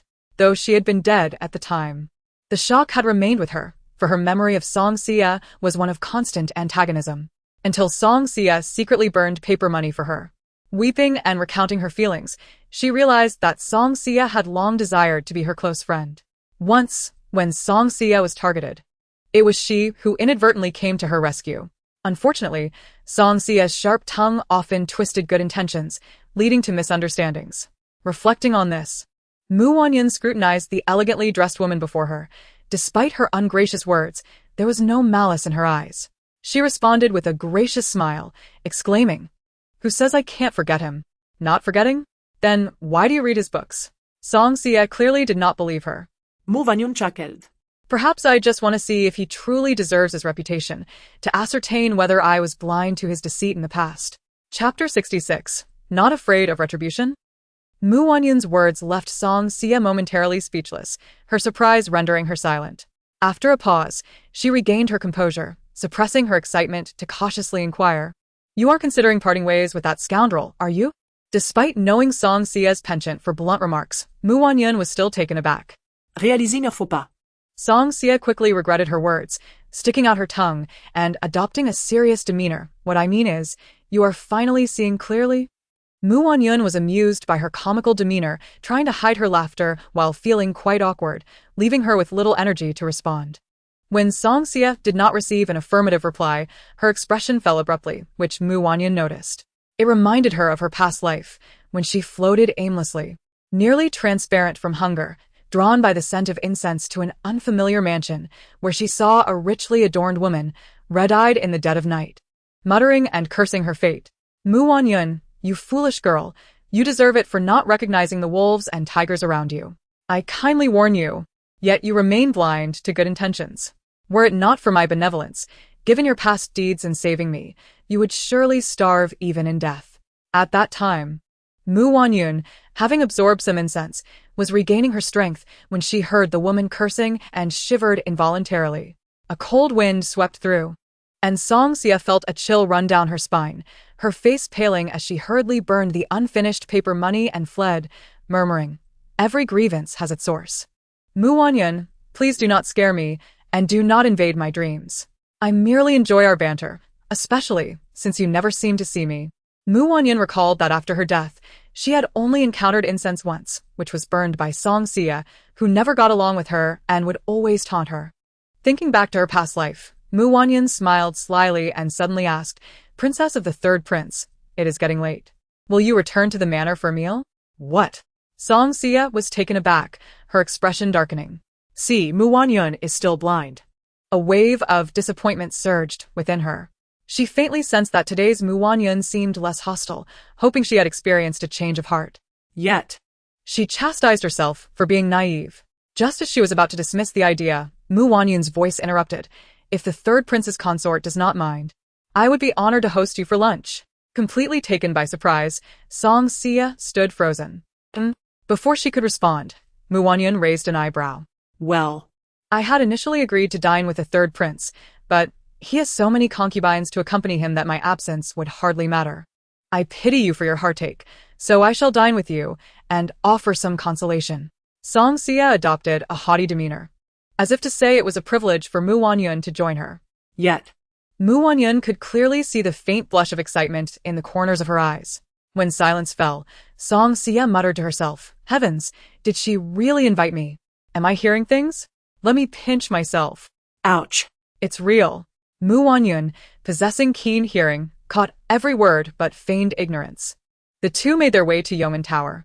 Upon arrival, Song Xia promptly summoned the manager, reserving the grandest private room and ordering an extravagant array of dishes. Once she finished, she remembered to ask Mu Wanyun, what would you like to eat? Mu Wanyun smiled and shook her head, whatever the third prince's consort orders. I shall enjoy. Song Xia nodded, secretly pleased. Of course you'll enjoy. I remember your preferences. When Mu Wanyun glanced up, she caught Song Xia's gaze, causing the latter to blush and shyly look away. Mu Wanyun felt a twinge of curiosity. Although Song Xia had mentioned in her previous life that she was grateful for being saved and wished to be friends, Mu Wanyun had no recollection of such an event. What had she done to earn such treatment from Song Xia? As the dishes were served, the maids attempted to arrange them, but Song Xia interjected, What a hassle. It's just a meal, let it be. Yeoman Tower belongs to my family. She held back a maid who was about to taste the food for poison.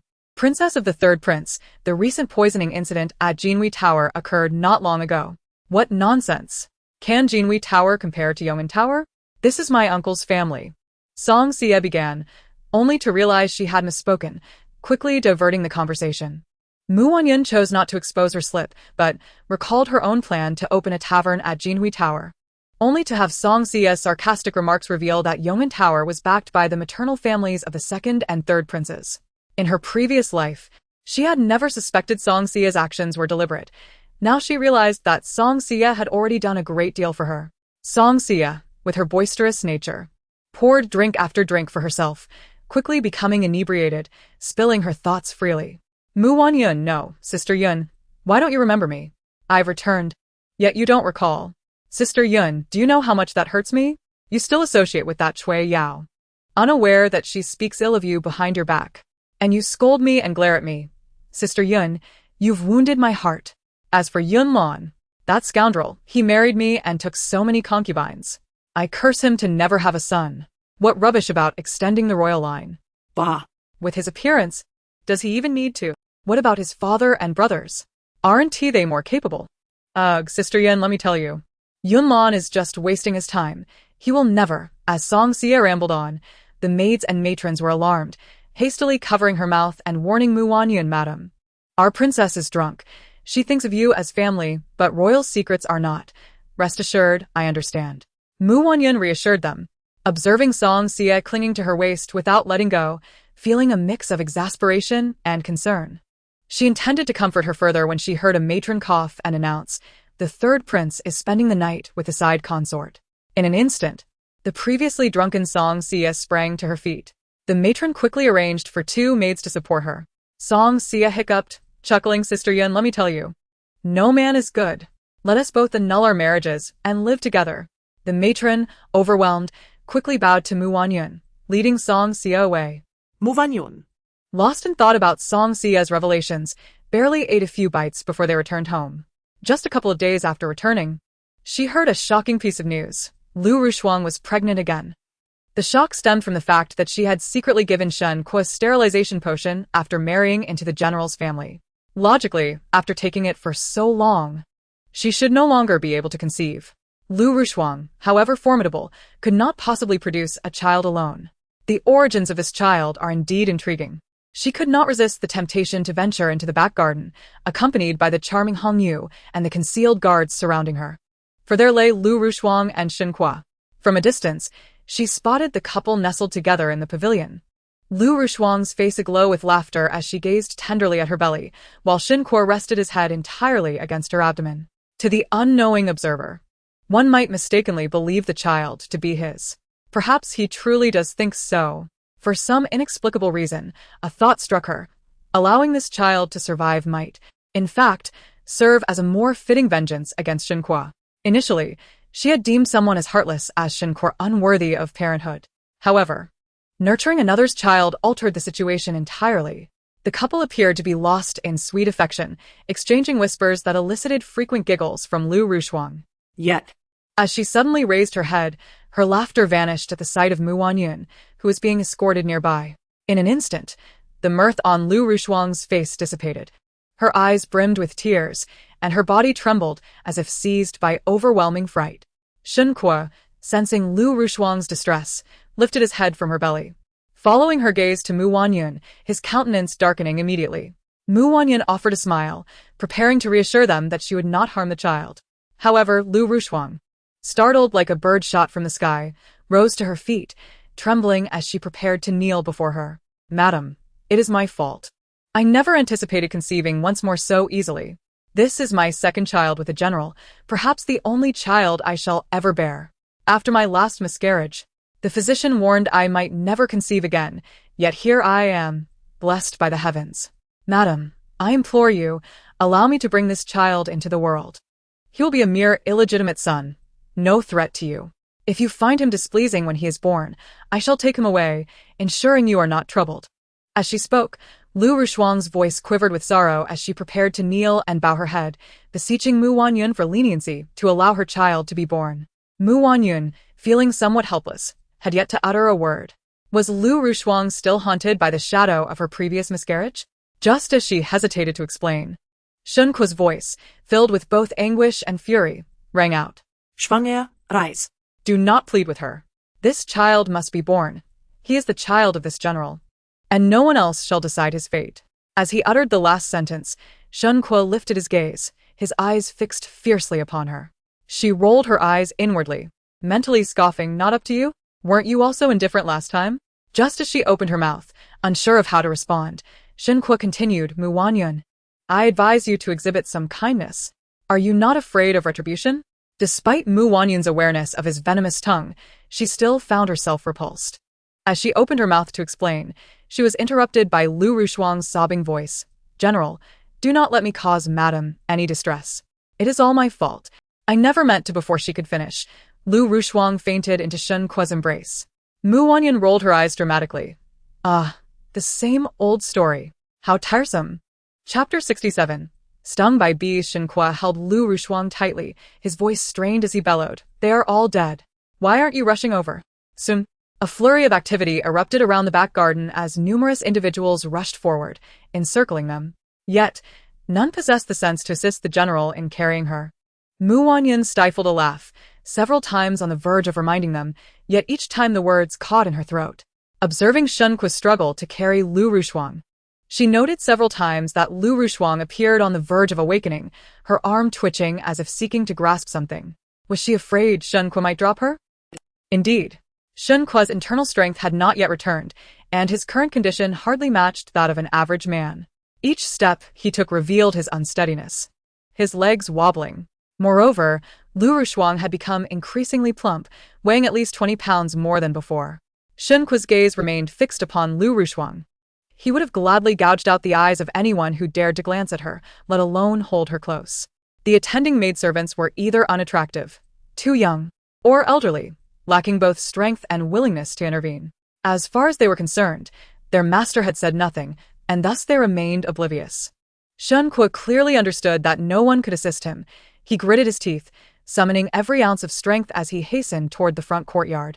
Mentally calculating the distance from the back garden, it was infuriatingly far. He could not bring himself to blame Lu Rushuang, who was enduring hardship for the sake of their child, nor did he wish to fault the oblivious servants. Ultimately, he directed all his ire toward Wanyun, whose very presence had forced Lu Rushuang to traverse half of the general's residence to reach this back garden. If it were not for her, Lu Rushuang would have been comfortably residing in the Fuyuan garden, which boasted a spacious garden and a resting pavilion.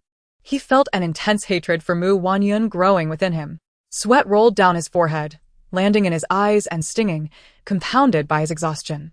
He felt as though he might collapse at any moment, his legs and arms weakening.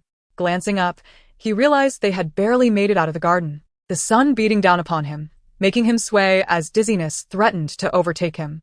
Suddenly, a light-hearted taunt pierced the air. "Sister Lu, have you thought this through? If you continue to feign unconsciousness, the general may collapse from exhaustion, causing you to fall and harm the child in your belly, which would be a grave loss. At these words, Lu Rushuang, curled in Shen Kuo's arms, furrowed her brow. She had intended to awaken naturally after a while, as she sensed Shen Kuo genuinely might drop her. However, Mu Wanyun's comment complicated matters. Though she harbored a deep resentment for Mu Wanyun, she could only force herself to continue the charade, mentally cursing Mu Wanyun's ancestors while silently praying for divine intervention to keep Shen Kuo steady. She certainly did not wish to be dropped. Nevertheless, she sensed Shen Kuo's grip on her wavering, causing her heart to race as she longed to grasp something for support, yet could only restrain herself. She could not help but inwardly scold Shen Kuo for his incompetence. How could he not even hold on to his own woman? Meanwhile, upon hearing Mu Wanyun's voice, Shen Kuo felt a surge of inexplicable rage. He glared at Mu Wanyun, barking, "You vile woman! Lu Rushuang has fainted due to your torment, and yet you mock her with your cruel words. How can you be so malicious?" "Yes, I am malicious, which is why Lu Rushuang cannot be feigning." Mu Wanyun approached, reaching out to pinch Lu Rushuang's soft flesh, causing her to nearly betray her act, though she managed to suppress it. Shen Kuo's temples throbbed, and he almost raised his hand to strike Mu Wanyun, yet just as he drew back, he nearly lost his grip on Lu Rushuang, hastily tightening his hold once more. Mu Wanyun observed the entire scene, a radiant smile illuminating her face. It seems she truly has fainted, and quite thoroughly too. It will likely be some time before she awakens. As she spoke, her gaze shifted from Lu Rushuang's face to Shen Kuo, who was clearly nearing his limit. Why does the general look so pale? Is it not a matter of health? I've heard whispers that the general's condition has been quite frail of late. Could it be true? Mu Wanyun knew Shen Kuo was a proud and arrogant military general, and although the matter of his lost internal strength was not a secret, he would not allow anyone to mention it, especially not her. He had even personally assured the court that despite his weakened state, he could still fight for the emperor if needed. Thus, how could he admit to being weak? To maintain the facade of a robust general, he even feigned a casual demeanor. The trembling legs, akin to a sieve, and the uncontrollable quaking of his arms revealed everything. Yet he, with his thick skin, believed that as long as he did not admit it, others' words would be futile. Trembling? That was due to anger. Yes, he was incensed by Mu Wanyun. To mask his agitation, his face suddenly contorted with fury. "Do not defame this general, Mu Wanyun. You are not only malicious but also a gossiping woman, full of lies.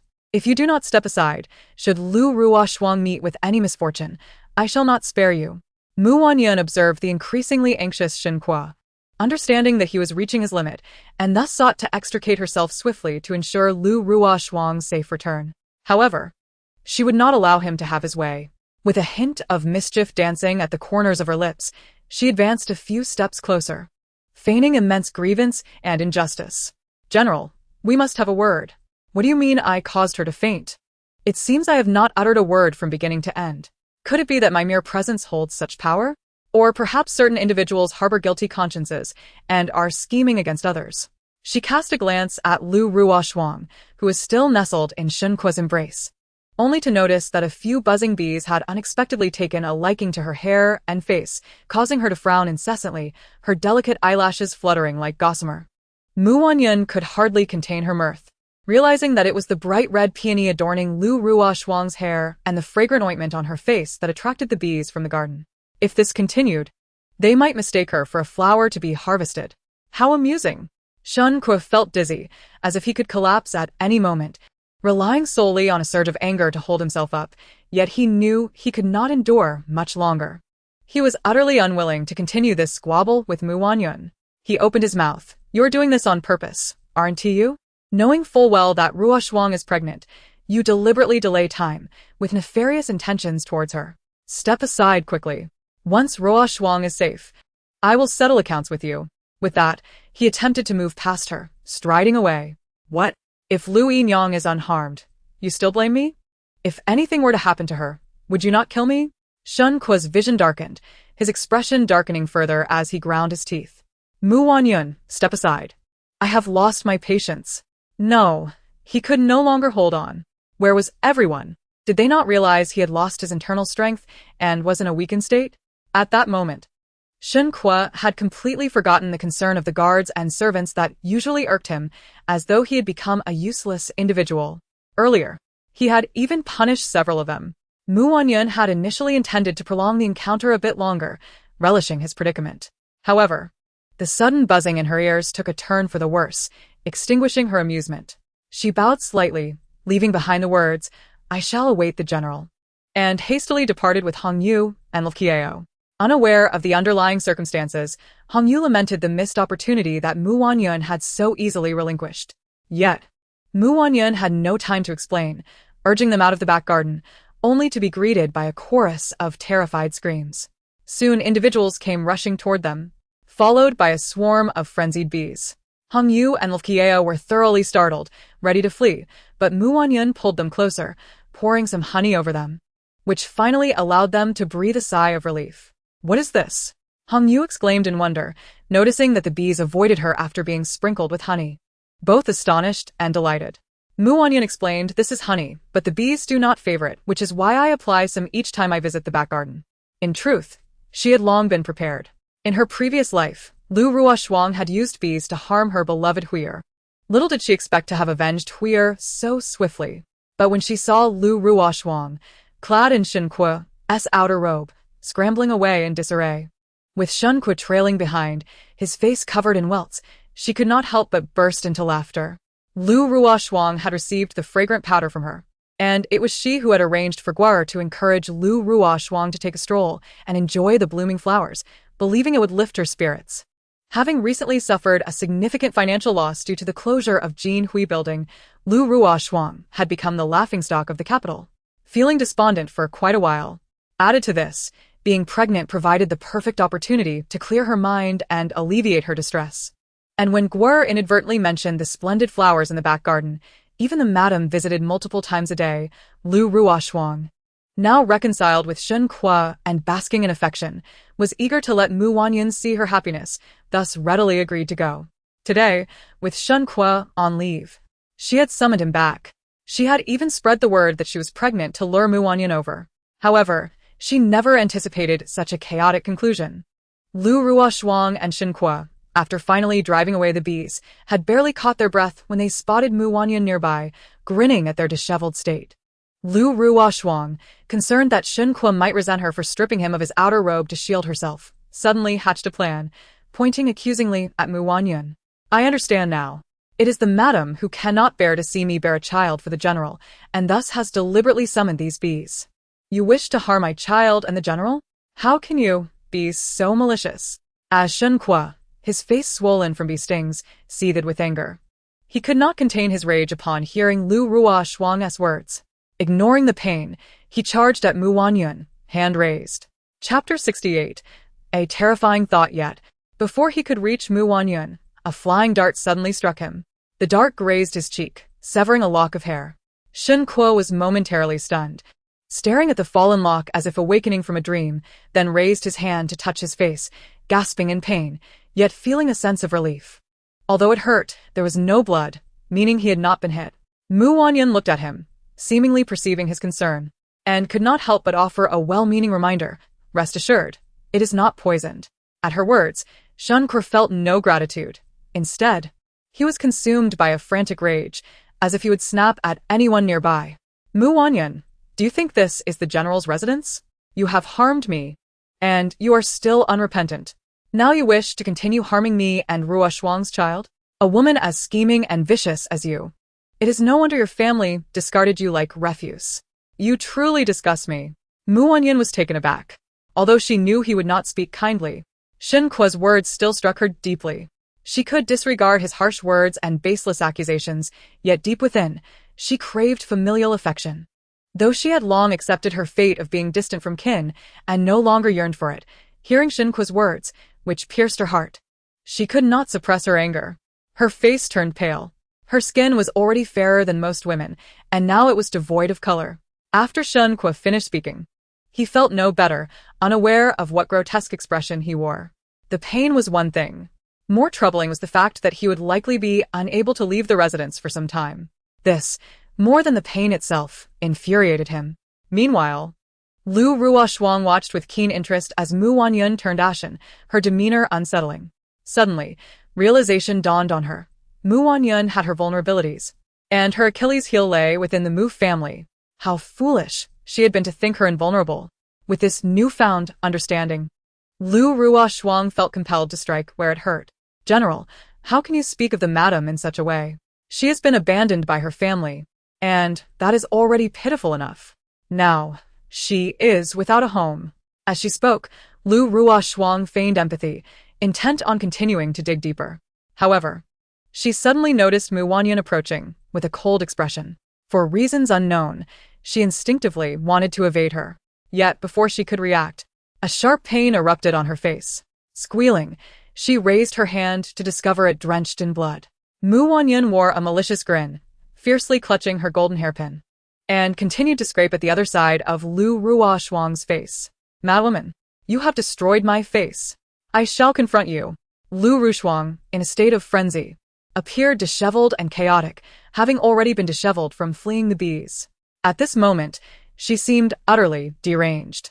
Shen Kuo was drawn to the commotion, casting his gaze upon the frenzied Mu Wanyun and the terrified Lu Ruoshuang, whose face was marred with blood, her beauty now a mere shadow of its former self. Overwhelmed, he instinctively shielded Lu Ruoshuang behind him and glared at Mu Wanyun with ire. What have you done? What have you done? Mu Wanyun first let out a sinister laugh, then raised her chin, coldly surveying the two before her. If you insist on labeling me as malicious and harmful, then I shall not bear such slander, without justification. What slander? It is evident that you envy my pregnancy and wish to harm me. Lu Ruoshuang, hiding behind Shen Kuo, dared to provoke further.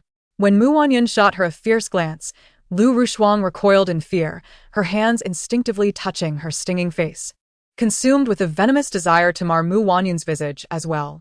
No, she yearned for poison to render her unrecognizable. Silence. Mu Wanyun's commanding voice interrupted her thoughts. Never before had she felt such rage, her glass-like eyes now filled with an inferno of fury, tinged with a hint of crimson. Even Shen Kuo, who was already aggravated, found himself momentarily taken aback. His tone softened involuntarily. You harm others first, and yet act so brazenly. Mu Wanyun. Do you truly believe you can act with impunity within my general's household? The words dripped with menace as he spoke. Lu Ruoshuang felt emboldened by his words. Peering out from behind Shen Kuo, eager to witness Mu Wanyun's misfortune. However, when their eyes met, she instinctively flinched at the predatory glare. Harm others? Shen Kuo. Do you possess any intellect? What do you know? To accuse me of causing harm? Was it I who applied the fragrant powder upon her face? Did I adorn her with the flowers that attract bees? Mu Wanyun's teeth clenched as she spoke with conviction. Lu Ruoshuang and Shen Kuo's expressions shifted dramatically, both realizing the implications. A maidservant attending to Lu Ruoshuang suddenly exclaimed, "No wonder the bees do not sting us. Only Auntie." She applied the powder and nestled in the general's embrace. Thus he too became a target. Auntie used half a box today, and even wore a substantial amount on her person. The flowers that attracted the bees were given to her by the general himself. Be silent. Speak one more word, and I shall sever your tongue. Lu Ruoshuang was left furious by the revelation. Mu Wanyun sneered, her gaze sharp as a blade, mocking the two distraught figures before her. What audacity you have to accuse me of causing harm, to label me as cruel. Are not some individuals merely reaping what they sow? She mercilessly exposed the truth, then turned her scornful gaze towards Lu Ruoshuang. Had you not pretended to faint and clung to certain individuals, perhaps they would not have suffered so. In her chilling tone, she continued to address Shen Kuo. And had certain individuals not sought to prove their mettle, not been so blind, and left the garden sooner, they would not have provoked the swarm, leaving innocents caught in the turmoil. Upon hearing this, many who had been stung began to reconsider their association with Lu Ruoshuang. Yet they were too wary of speaking out, having learned from past experiences. Wait. Why did you leave? Why did you not follow? I see it now, you knew all along, didn't you? You deliberately prevented the general from carrying me away, waiting for the bees to come. Lu Ruoshuang suddenly seemed to grasp the truth. So you admit you were conscious, fully aware that the general was weakened, and yet you feigned unconsciousness. Lu Ruoshuang, you truly care only for the general. As she stated this, her eyes fell upon the robes Lu Ruoshuang had discarded on the ground. Shen Kuo, realizing the implications, narrowed his eyes, his expression darkening. Lu Rushuang felt a surge of panic, her complexion paling as she lost the will to continue her slander, now solely focused on appeasing him. General, it was not like that. I did not know the powder would attract bees. I was only thinking of the child. Her voice quivered with emotion, tears welling in her eyes. Shen Kuo, his expression somber, glanced at the icy visage of Wanyun, then at the petite and tearful Lu Rushuang. Taking a deep breath, he enveloped Lu Rushuang in his embrace. As Wanyun departed, she caught sight of Lu Rushuang nestled in Shen Kuo's arms, flashing her a provocative smile, as if she had won a grand battle. How laughable, to think that anyone would favor that blind and hypocritical man. Yet, Hongyu could not suppress her indignation. Miss, does General Shen not have a problem with his judgment? Why does he always blame everything on you, without discerning the truth? After speaking, she glanced at her mistress and added with a smile, "It is fortunate you do not harbor feelings for him. Otherwise, it would be truly distressing." Wanyun remained silent, casting a sidelong glance at Hongyu.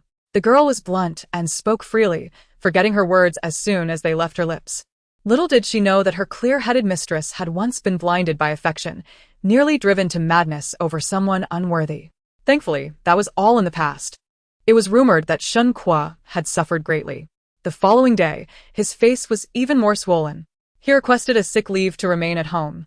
However, due to recent events, the palace dispatched imperial physicians to attend to him, and he could no longer conceal his condition.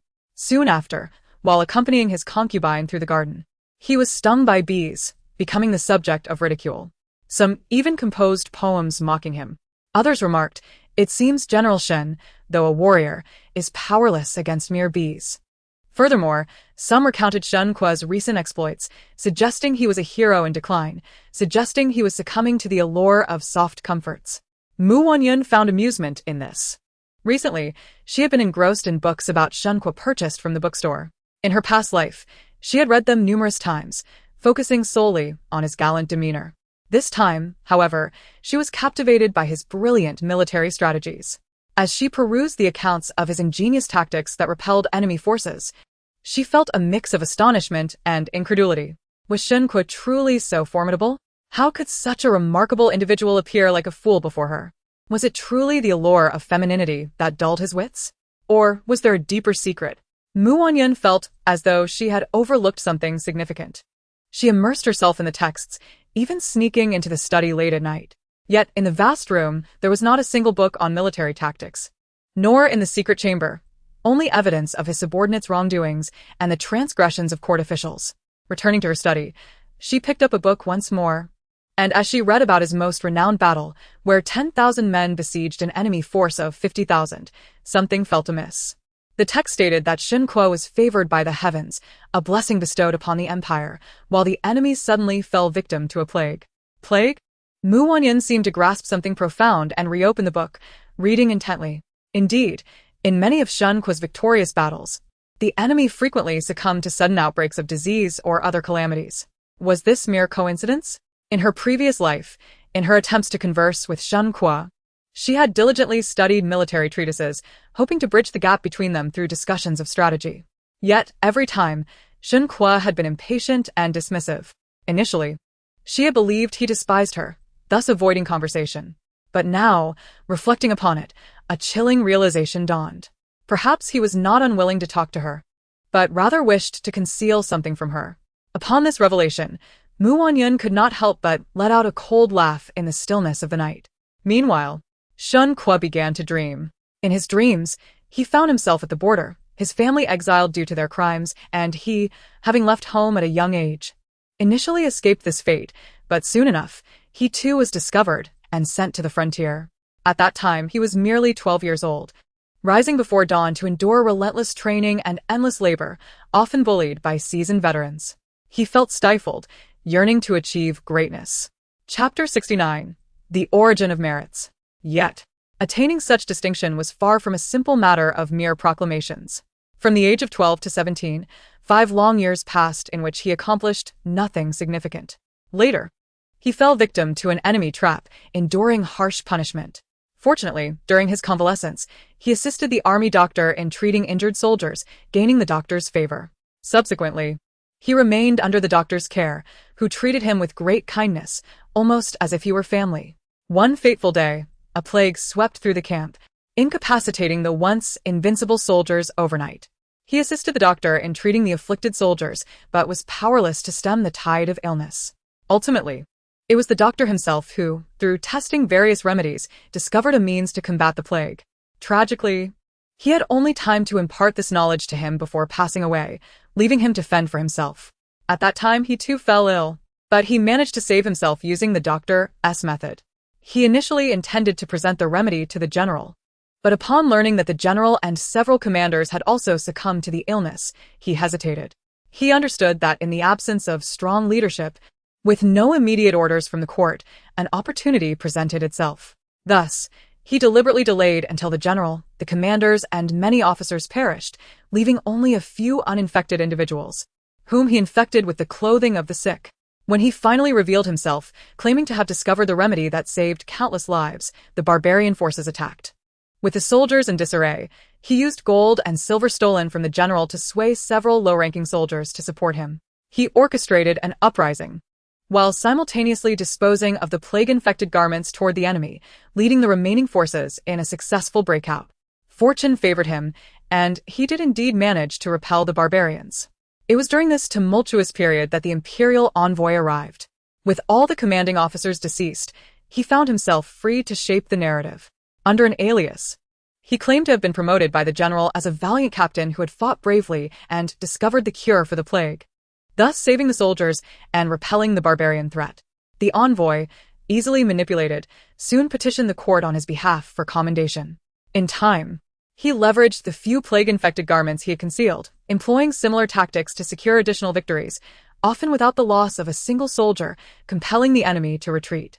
This deception remained hidden from others, as those few soldiers who aided him were later executed to ensure silence. He always led the charge, burning cities in his wake, ensuring that no one could discern his true methods of victory. Eventually, he devised a more secure method utilizing poison, thus averting further infections among his own troops. Naturally, some questioned his military acumen, but he silenced dissent by poisoning them and feigning infection himself, leading to their incineration. The plague was a fearsome foe, and discussing it instilled terror. Though accusations of his incompetence in military strategy arose, he had perused various military texts and consulted numerous advisors. However, he seemed devoid of any true talent, suffering minor defeats in a few skirmishes, prompting him to seek out a more capable strategist. Yet, fearing that this individual might possess too much knowledge, he silenced him early on by crippling him and detaining his beloved, ensuring that he could not speak or escape. Before each battle, he had a mute servant by his side, practicing on a sand table, devising strategies to counter the enemy. The following day, he would feign practice before his subordinates, who, accustomed to his dominance, harbored no doubts about his capabilities. Eventually, his true identity was exposed. Fortunately, he had previously cultivated a heroic reputation among the populace, understanding full well that those in power often despised public sentiment. Thus, he ascended to the status of an invincible war god. Alas, his men, intoxicated, sullied a maiden, which led to the demise of a strategist who, upon learning of the incident, starved himself to death. Since then, he had not encountered another with such military acumen. Nonetheless, he had fought in innumerable battles, gaining insight into countering enemy tactics, which allowed him to maintain his prior renown. At this juncture, Shen Kuo awoke with a start from his dream, opening his eyes to the dim candlelight where Lu Rushuang gazed at him with an unusual expression. "Why do you look at me so?" Shen Kuo, applying medicine to his shoulder, winced as the movement exacerbated his pain. "General, did you have a nightmare?" Lu Rushuang struggled to maintain her composure, suppressing her suspicions while desperately seeking confirmation. After all, the matters he spoke of in his slumber were no trifles. She harbored affection for Shen Kuo. He was striking, authoritative, and a general of great renown. Who could resist such allure? Yet, tonight, she felt as though she had uncovered a monumental truth capable of overturning her entire perception of him. Shen Kuo had already forgotten the details of his dream, his mood still clouded. Noticing her peculiar gaze, he embraced her, acknowledging his own unease, but dismissing it as inconsequential. Lu Rushuang forced a smile, saying little, gripped by fear. She had long exploited the debt of gratitude he owed her for saving his life, ensuring his unwavering loyalty. Yet she recognized Shen Kuo's ruthless nature. Years prior, he had annihilated an entire village over mere gossip. Initially, she had felt fear, then rationalized his actions as protective, even taking pride in her connection to him. Now, she wondered if the Shen Kuo she knew was merely a facade. A wave of unease washed over her, and she struggled to suppress her thoughts. Ultimately, he was a general, and she was cherished in his embrace. Contemplating this, she drifted back to sleep within his arms. Meanwhile, Wanyun pondered for days. Given her connections, even if she suspected foul play, she had no means of investigation. She was unperturbed by the thought of seeking external assistance, and the first person who came to mind was Lu Feng. After a prolonged separation, she dispatched a secret letter to him, requesting a meeting at the Rui Tea House. As the Minister of Justice, Lu Feng maintained a reputation for integrity, seldom associating with women privately. Yet, he repeatedly compromised his principles to meet with this daughter of the Mu family, now the wife of the northern general. There was no other reason. He knew she would likely reveal evidence against Shen Kuo's subordinates, information he had long been pursuing. Although he was unclear as to why she would betray her husband, it may have been due to Shen Kuo's indifference toward her. After all, women could be truly ruthless when scorned. Thus, he constantly reminded himself not to offend women, especially those in close quarters. After exchanging pleasantries, he cut straight to the point, extending his hand. "Miss Mu, what surprise do you have for me this time?" Previously, he had cooperated with her, leading Shen Kuo to unwittingly provide evidence of his subordinates' heinous acts, which resulted in their dismissal and subsequent transport back to the capital. They were later implicated in further offenses, culminating in their execution, a delight to the public. Not long ago, her warning had enabled him to assist the emperor in confiscating Shen Kuo's tiger talisman, ensuring he remained compliant in the capital. The emperor was greatly pleased and rewarded him with a death exemption token. It was known that cases handled by the Ministry of Justice often made enemies, and possessing such a token provided an additional layer of protection. As Lu Feng gazed upon the remarkably beautiful woman before him, he felt a deep-seated admiration and even took it upon himself to brew tea for her, speaking with utmost respect. Wanyun was aware that he had ulterior motives, yet this time, she chose not to comply with his expectations. Lu Feng was momentarily taken aback, but instead of feeling anger, he smiled gently. Observing the pensive expression on her face, Miss Mu seemed to have more significant matters hidden within her heart. Having progressed from a junior position to the esteemed role of Minister of Justice, Lu Feng's ascent was not only due to his family as support but also his undeniable capabilities. Keen observation was his fundamental skill. Thus, he was almost certain that the issues weighing on Wanyun were of greater importance than before. He sensed a stirring within him, a fervor igniting. Wanyun had already formulated her approach. With others, she might have needed to provide subtle hints to guide the conversation, but with Lu Feng, she felt no such necessity. Besides, she possessed no tangible evidence. Everything was merely conjecture, despite her intuition being correct. Nonetheless, further investigation was required, which was evidently no easy task. At least, not one she could undertake at present. After gathering her thoughts, she met his eager gaze and slowly spoke. "In the past, I did not understand Shen Kuo, and I truly admired him then, for who does not love a valiant young general renowned for his military prowess?" At this point, she noticed a fleeting hint of disdain in Lu Feng's eyes, which made her smile inwardly as she continued. "However, the more I interacted with him, the more I realized he was nothing like I had imagined. Though intelligent, he is capricious and reckless, his martial skills acceptable. Yet I fail to see any qualities of a true commander. I cannot fathom how he defeats the enemy. It all seems underhanded and shameful." Upon hearing this, Lu Feng comprehended Wanyun's purpose for their meeting. While others might remain unaware, he knew that Shen Kuo's current standing was largely attributed to the plague. Although few in the court were privy to this information, it was subtly hinted at in popular lore, depicting him as a favored war god graced by heaven. Thus, he had always regarded Shen Kuo with scorn. However, since the emperor had not pursued the matter further, he chose to turn a blind eye. Especially since the plague did not afflict their own citizens and, in a way, reduce losses. "Are you aware?" Wanyun expressed her surprise, realizing that her hard-won discovery was not a secret after all. "I have investigated him for years, so it is no surprise to me. Yet he likely believes he operates in secrecy, unknown to anyone." It was precisely because Lu Feng was aware that Shen Kuo would eventually face retribution that he had refrained from acting against him. provided he did not step over the line. Otherwise, he would not hesitate to bring him to justice. Upon hearing this, Wanyun understood that the higher authorities were also aware, and their reticence stemmed from a lack of harm to the dynasty's interests. Feeling a mix of resignation and sudden inspiration, she pondered, what if he has employed similar tactics against our own people? Looking back at Lu Feng, she continued, I have perused the folk accounts of him. Although penned by commoners, many reflect real events. Years ago, during his rise in a notable battle, it was said that the plague had rendered the military leaders. Realizing the gravity of her statement, Lu Feng straightened in his seat, his gaze sharpening with seriousness. Chapter 70. A Crime Worthy of Death. Seeing that he did not directly refute her, Wanyun felt a sense of reassurance. Knowing she had found the right person, Shen Kuo's fame had soared, having achieved numerous victories over the years, earning him the title of a war god.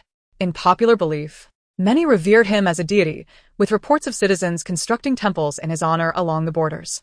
His overwhelming reputation meant that even after it became known that he was a descendant of the Shen family, there was little opposition in the court. And even the emperor entrusted him with significant responsibilities, at least on the surface.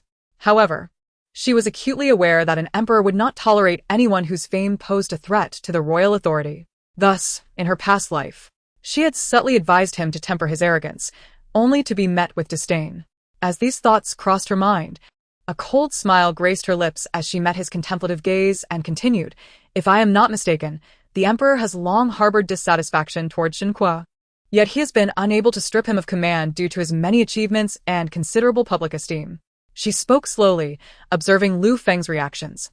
Aware that while he appeared reckless and untrusted by the emperor, he was, in fact, someone of great importance to the emperor. With a figure like Lu Feng, who was unafraid of power, the emperor could rest easy. Otherwise, in a city full of influential relatives, if any made a mistake and sought refuge from the emperor, it would be a source of great annoyance.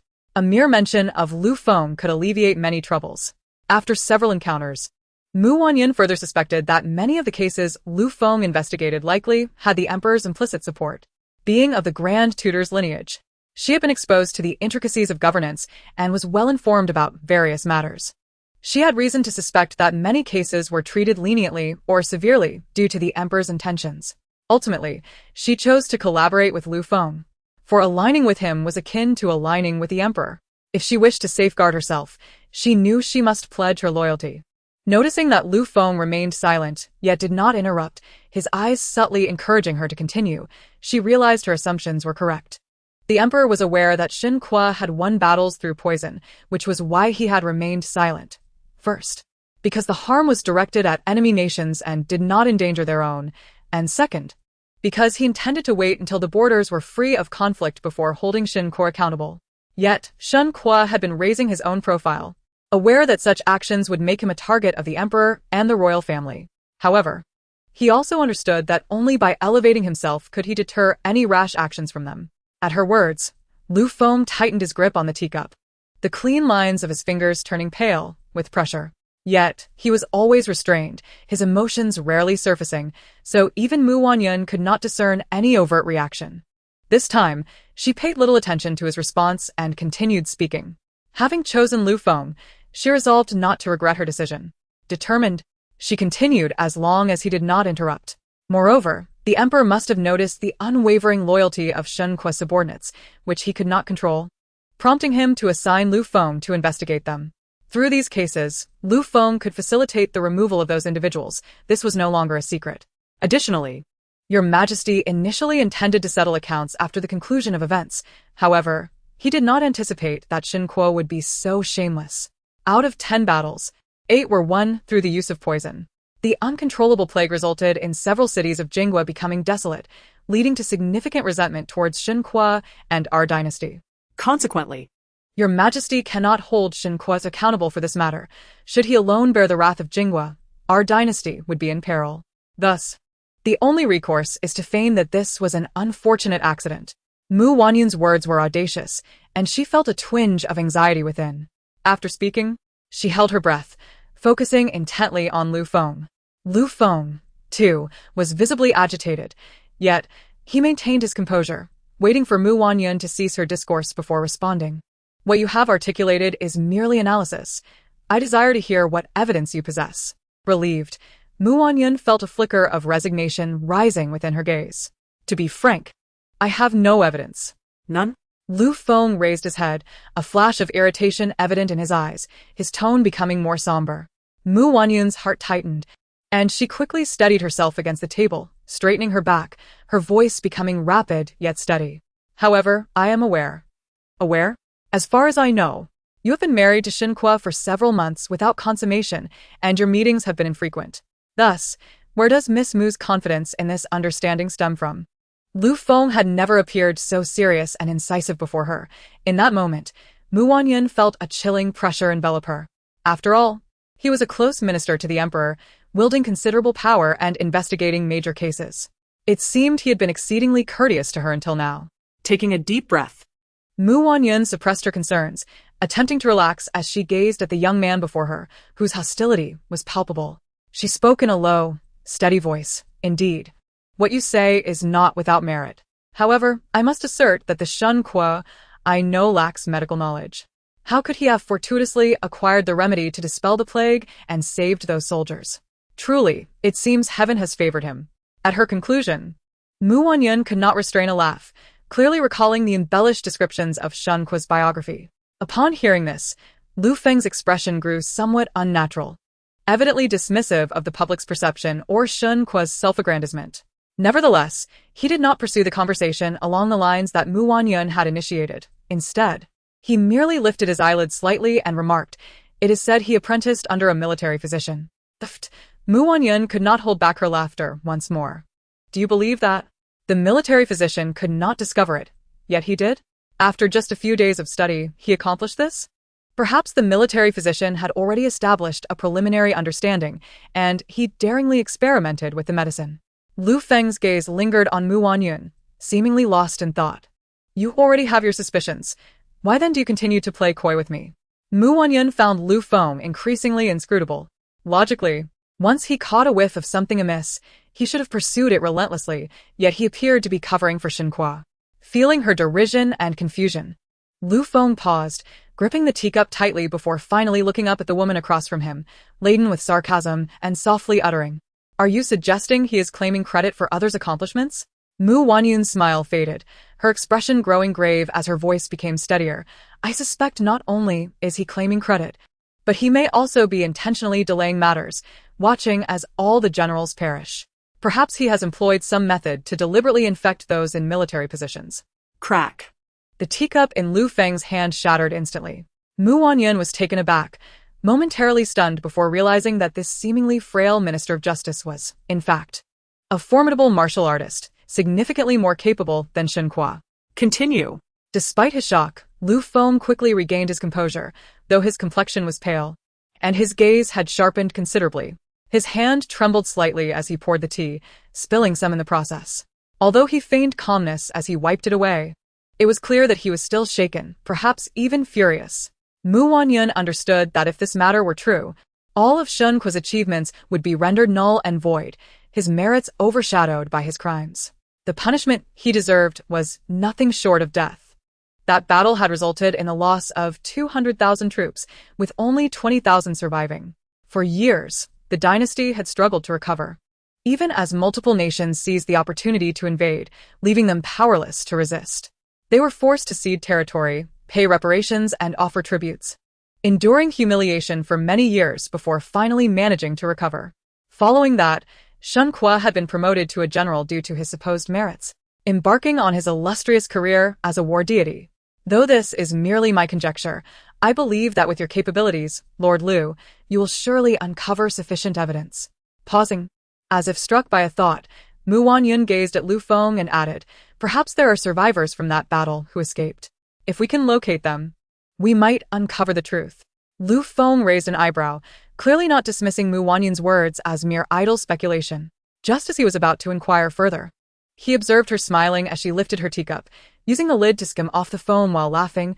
"I am only hypothesizing. After all, with such a vast number of individuals, 200,000, it's not implausible that one or two managed to flee, is it?" Wanyun was aware of Lu Feng's suspicions regarding her.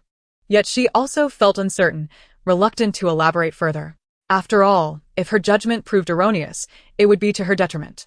Originally, she had not intended to bring this up, but she feared that Lu Feng might refrain from investigating due to a lack of leads. That was not the outcome she desired. However, she had only learned by chance in her previous life that Shen Kuo had been searching for someone, a young apprentice of the military physician, who at that time would have been around 12 or 13 years old and should now be approximately 22 or 23. Suddenly, she thought that perhaps these two matters were connected. As for whether or not they truly were, Lu Feng, as the Minister of Justice, should not be inept. If he wished to search, even if it were like finding a needle in a haystack, he would manage to do so. By not divulging too many details, she not only protected herself, but also tested his abilities. Lu Feng keenly sensed that Wanyun was concealing something, and the hint of sarcasm and sorrow in her tone as she mentioned the 200,000 people reminded him of that calamity. At that time, he had just joined the Ministry of Justice, still a mere junior officer, and due to family circumstances, he was merely coasting through life.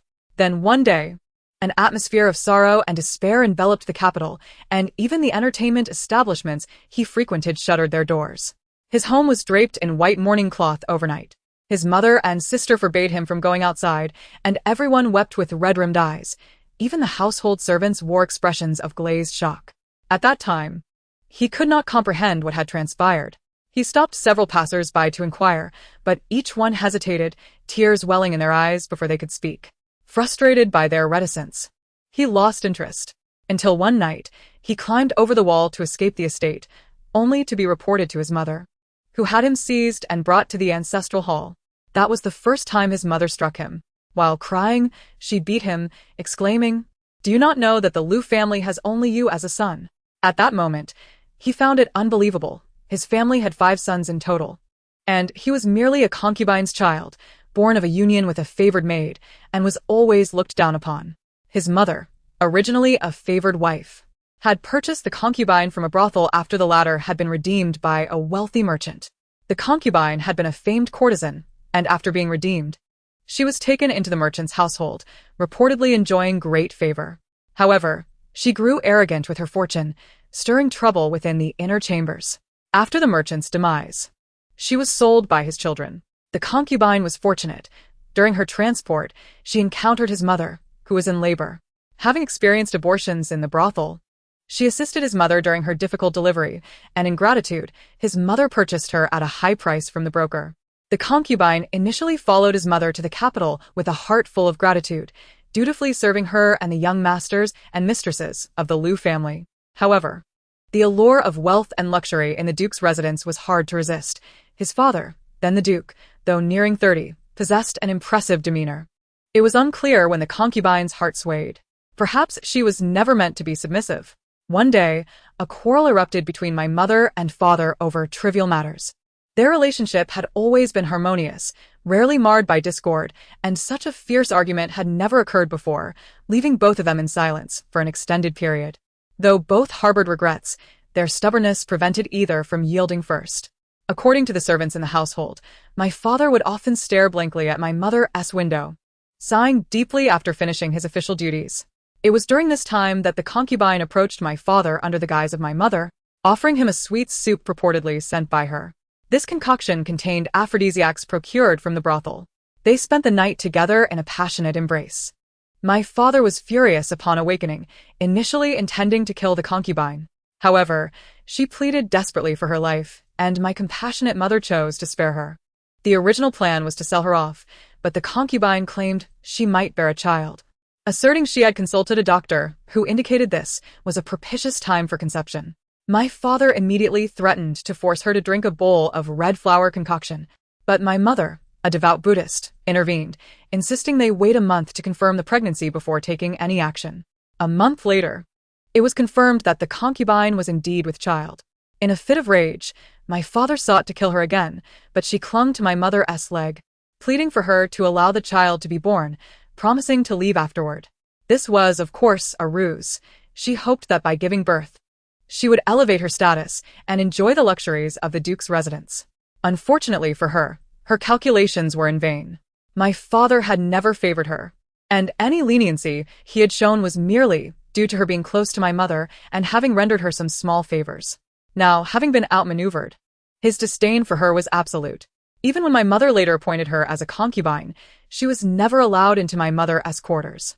Lu Feng still recalls his childhood, where his biological mother would often beat him, resenting him for not measuring up to his older siblings, which caused his father to overlook them. She would even force him to bathe in cold water during winter, hoping to elicit sympathy from his father, all while plotting to ensnare the main wife and humiliate them. In his youth, he was misled into believing that it was his mother who treated them harshly and prevented his father from visiting, leading to his own punishment at the hands of the concubine. In retaliation, he secretly committed many misdeeds against his mother and siblings, such as placing marbles on the path to the garden to trip her or spitting in the meals prepared for her. He even tore up assignments given to his brothers, ensuring they faced punishment. The most severe incident occurred when he frightened his pregnant sister-in-law with a dog, nearly causing her to miscarry. He had always thought himself clever, believing his actions went unnoticed. But that time, upon receiving the news and rushing back to the courtyard, he was caught. His father was enraged and nearly killed him, but it was his mother who intervened, though he still received 10 strikes. His mother left medicine for him, but the concubine, feigning concern, discarded it and told him to remember that it was his mother who harmed him. The pain was excruciating, and without treatment, he suffered terribly, leading to a high fever. In his delirium, he recalled his mother calling a doctor and feeding him herbal medicine. He vaguely remembered her chastising the concubine, condemning her for her selfishness and for corrupting the child she had fought so hard to conceive. The concubine always portrayed herself as weak in front of others, but once alone, she would berate and mock my mother. In that tumultuous time, he was somewhat conflicted, yet the concubine was still his biological mother. Children naturally gravitate toward their birth mothers. As New Year's Eve approached, the family congregated. My father, disgusted by the concubine, forbade her from entering the main courtyard, but made no mention of him. Enraged, she unleashed her fury on the servants, punishing them by forcing them to kneel in the courtyard. She even barred him from dining in the main house, claiming that even if he did, no one would acknowledge him. Ultimately, after consuming too much wine, she insisted he kneel outside his parents' quarters, and when he refused, she threatened to harm herself. He vividly remembers that day, the heavy snow falling and nearly burying his small frame. By the time his parents discovered him, he was unconscious. The household summoned a doctor urgently, and his mother personally had hot water prepared, cradling him in her arms, weeping and begging him to be all right.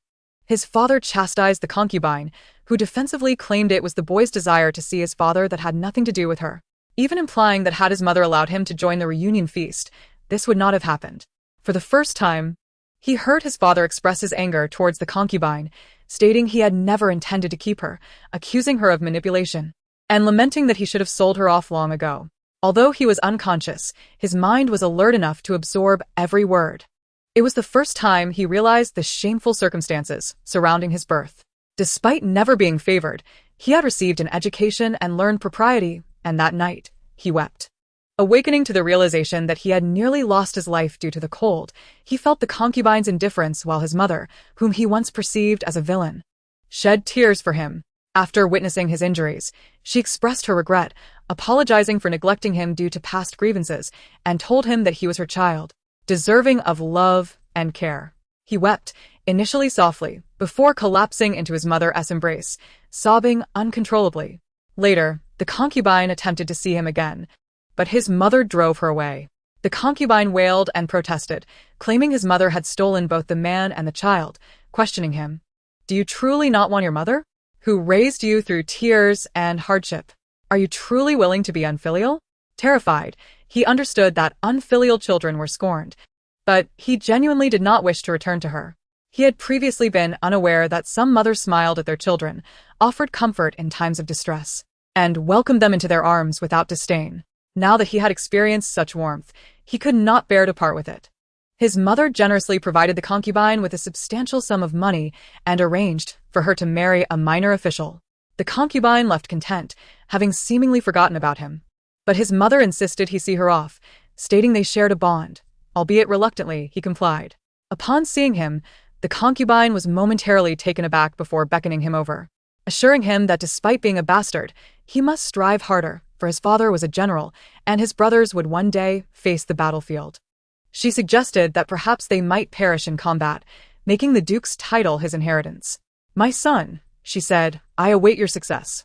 He could never forget her insatiable greed. For a long while after, he felt shame for having such a mother and for the wrongs he had committed against his mother and siblings under her influence. Perhaps out of spite, he spent a considerable time mingling with the idle wealthy in the capital. Although his mother often expressed her dissatisfaction and urged him to improve, she never overly chastised him. However, fate had a cruel twist in store. In the year of his 17th birthday, a calamity struck the Duke's household. His father, 5 brothers, and several uncles perished not on the battlefield but due to a plague. None of the sisters-in-law or their children survived either. Of the 200,000 who went, only 20,000 returned. That night, his mother's hair turned white overnight. He transformed from a spoiled youth into a man in a single night. He had intended to enlist and continue the Duke's legacy, but his mother, distraught and pleading, refused to allow it. Unable to abandon her to face the Duke's residence alone, he endeavored to excel, progressing from an official in the Dali Temple to its chief, ultimately becoming a trusted aide to the emperor, not for power, but in pursuit of justice. Yet, a mystery lingered in his heart. How could a plague, fierce as it was, claim the lives of 180,000 souls in a mere fortnight? Why had his father, brothers, sisters-in-law, nephews, and nieces, scores of kin, perished without a single survivor? For years, he had pursued the truth. However, Shen Kuo shone too brightly, a paragon of valor with countless achievements. Not only did the emperor hold him in high regard, but the common folk revered him as a god of war. His fame grew to such heights that even the emperor began to feel a twinge of trepidation, and Shen Kuo played a role in that ascent. He could not act against a general favored by the emperor, yet he understood the emperor's sentiments. At last, a hint emerged. Shen Kuo was now vulnerable. He recognized that an opportunity had arisen. However, a decade had passed, and the events of that time had faded into obscurity. Despite his relentless search over the years, he had uncovered not a single lead. The only revelation was that Shen Kuo was indeed no military genius. He was merely a cunning man who had ascended through the nefarious means of spreading plague and claiming glory. Yet, he was a remarkably astute individual. Throughout these years, whether by the court's design or his own machinations, he had become a deity in the eyes of the realm and its people. Should his true nature be unveiled, the populace would be disillusioned, and the enemy nation would lose its fear. Such an outcome was not what the emperor desired. Moreover, Shen Kuo possessed an uncanny ability to win hearts. His subordinates remained unwaveringly loyal. It was only through his collaboration with Wanyun that Shen Kuo had begun to unravel. Willing to sacrifice his subordinates to shield a concubine, Wanyun held her teacup, staring vacantly for a long while, until the tea grew cold. Then, she snapped back to reality, unable to suppress a bitter smile. Indeed, God of War was a resounding title, unassailable whether true or false. Should that idol crumble, it would not only render him a jest, but those who had elevated him as well, even the nation that had revered him. While conflicts over interests between two nations were inevitable, discovering that the legendary battles had relied on such vile tactics as poisoning would surely incite outrage among the enemy, perhaps even leading to a united front against him. She refrained from voicing her thoughts further, yet her audacity had grown bold. Even Lu Feng's face shifted, his voice low as he cautioned her, "Miss Mu, tread carefully." Wanyun, however, let out a cold laugh and met his gaze, recognizing the sorrow etched in his features. The pain he bore was no less than her own. Suddenly, she recalled the rumors surrounding Lu Feng, remembered the cruelty with which he had lashed Shen Kuo's corpse under the sun in her past life. Ultimately, she inhaled deeply, suppressing her wrath. Once her emotions settled, she finally uttered, "I apologize for my outburst." Lu Feng remained silent, his gaze sweeping over her now calm visage, the tension in his chest dissipating quietly. Before today, he had not lost control in a long while. Yes, he had indeed lost control, nearly succumbing to the tempest of emotions she had stirred within him, releasing the beast that had lain dormant in his heart. His admonition to be cautious was as much a rebuke to her as it was a moment of self-reflection. However, he found Wanyun's animosity toward Shen Kuo perplexing. He had personal grievances against Shen Kuo, a matter of numerous lives lost. Yet what was her reason for such hatred? Years in the bureaucracy had taught him that some questions, even if asked, would not yield truthful answers. He trusted his own methodical unraveling of the truth instead. Nevertheless, he still wished to hear her perspective. Thus, he gestured that it was permissible and ventured, Miss Mu. Forgive my bluntness, but though you are disregarded by him. He had adjusted his phrasing several times, ultimately settling on disregarded. After all, it was widely known that Shen Kuo had no affection for her. Their engagement had been sought by her father for his daughter. Hence, in that light, Shen Kuo could hardly be deemed ungrateful or callous. Wanyun, upon his opening words, anticipated his inquiry. Taking a deep breath, her expression turned grave. Do you desire the truth, or shall I? Of course, the truth, Lu Feng interjected, furrowing his brow before she could complete her thought. Wanyun's expression faltered, her mind racing back to the scene of her previous life, when Hui met a tragic end. In an instant, a wave of emotions crashed over her, as if a monstrous beast had breached the dam. Wrath enveloped her entire being. Lu Feng noticed her distress, recognizing the familiarity of such feelings. He had experienced them himself and seen them in his mother and others within the household. He had investigated countless cases in the Dali Temple, where many victims recalled the torment inflicted upon them with similar intensity. Though he did not know precisely what heinous act Shen Kuo had committed to incite such fury in Wanyun, he had witnessed enough of the dark underbelly of domestic life over the years. He had no desire to pry into others' privacy or uncover their suffering.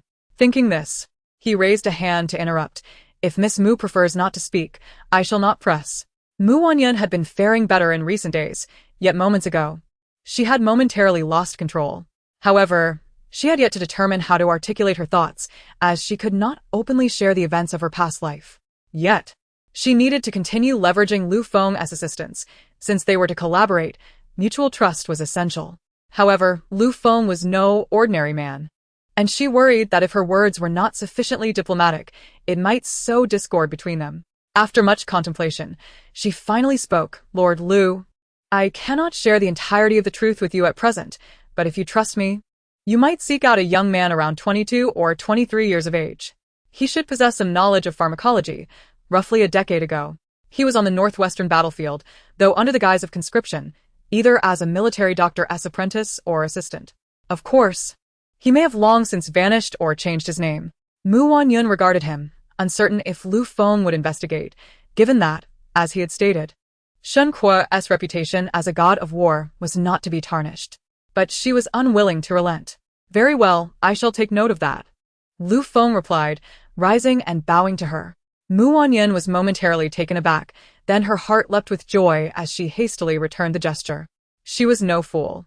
She quickly grasped that Lu Feng, having long resided in the corridors of power, understood the impossibility of condemning Shen Kuo on legitimate grounds, revealing his true nature. Yet, as a member of the Lu family, he would pursue the matter for the sake of justice and fairness. His vow was a personal commitment. Having come to this realization, she felt a mix of lingering turmoil and newfound clarity. To witness that man descend into perdition required no grand schemes or justifications. As she contemplated, a serene smile graced her lips as she looked at Lu Feng. I have heard that even generals cannot indiscriminately slaughter soldiers. With that, she raised her gaze to the sky outside, suddenly sensing that the gloom weighing upon her heart had begun to dissipate. Following her line of sight, Lu Feng approached the window and glanced outside, only to swiftly retract his gaze upon spotting an unwelcome figure. By the time he intended to warn Wanyun, it was already too late. Shen Kuo had originally come to host a banquet for officials from the Ministry of War and the Ministry of Revenue. His return to the capital was meant for a report on his duties. However, due to being granted a marriage and the ensuing chaos, he found himself stripped of some military authority, with the tiger talisman submitted to the emperor. Yet, he had not abandoned his intentions of returning to the camp. Recently, however, he felt an unsettling anxiety. He had sent 3 secret letters to his trusted subordinates, urging them to incite conflict between the two nations. He believed that once war broke out, even if the emperor were reluctant to relinquish power, he would have no choice but to return the tiger talisman to him, allowing him to return to the borders. However, his messages had vanished into silence, leaving him to wonder if his men had been secretly executed. Nonetheless, he had nurtured these loyal subordinates for years who held significant positions within the military. Today, despite the swelling pain on his face, he insisted on bringing the Minister of War with him to the banquet, hoping to discreetly inquire about military appointments, as the ministry would surely maintain records. Additionally, he had invited the Minister of Revenue, both for company and to negotiate favorable provisions for the border. having commanded troops for over a decade. He had a firm grasp on the psychology of his subordinates and soldiers. To earn their loyalty, he believed in a balance of benevolence and authority, gathering evidence of their wrongdoings as a show of power while providing them with good living conditions as a gesture of kindness. With winter approaching and the border facing brutal cold, he knew that bringing sufficient supplies back would ensure their unwavering loyalty. However, his elaborate schemes met with two individuals who were impervious to reason. While they showered him with flattery, when pressed for substance, they merely laughed it off, igniting a simmering fury within him. Ultimately, he found it increasingly difficult to maintain even a semblance of decorum and civility. Just as he descended the stairs, he caught sight of a familiar figure across the tea-house. Though it was merely a fleeting glance, and the person swiftly ducked away. He was certain he could not be mistaken. It was none other than his betrothed, Wanyun, accompanied by a young man. The youth's ornate attire suggested he hailed from a prominent family in the capital. Under the bright sun, they displayed a blatant disregard for decorum. An illicit affair. How disgraceful. Shen Kuo's pent-up rage found an outlet as he shouted at the tea-house, "What a pair of adulterers! You go too far." Without a moment's hesitation, he attempted to leap into the air with his lightness skill, only to be abruptly reminded of his depleted internal energy. Reluctantly, he quickened his pace toward the tea-house. At that moment, Wanyun also noticed Shen Kuo's furious expression and understood how he perceived her and Lu Feng. She felt a renewed disdain for his assumptions, thinking him a fool to believe everyone shared his sordid mindset. Reflecting on Lu Rushuang's illegitimate child, she found it absurd that Shen Kuo, instead of uncovering the truth about who had sown discord in his beloved's womb, would rather accuse her of infidelity. Yet, despite the absurdity, the current situation was far from favorable. Shen Kuo, though seemingly foolish, possessed an uncanny instinct regarding certain matters. His animosity toward Lu Feng was hardly a secret, and he regarded Lu Feng as his foremost political rival. Had it not been for the emperor's protection of Lu Feng, she would have suspected Shen Kuo might attempt to poison him. Consequently, being discovered alongside Lu Feng was far from advantageous. However, Shen Kuo had already stationed men around the tea-house, displaying an aggressive demeanor that left no room for retreat. As panic set in for her, Lu Feng had already devised a strategy. With a few light taps, several individuals clad in black descended from the beams and the exterior, startling her.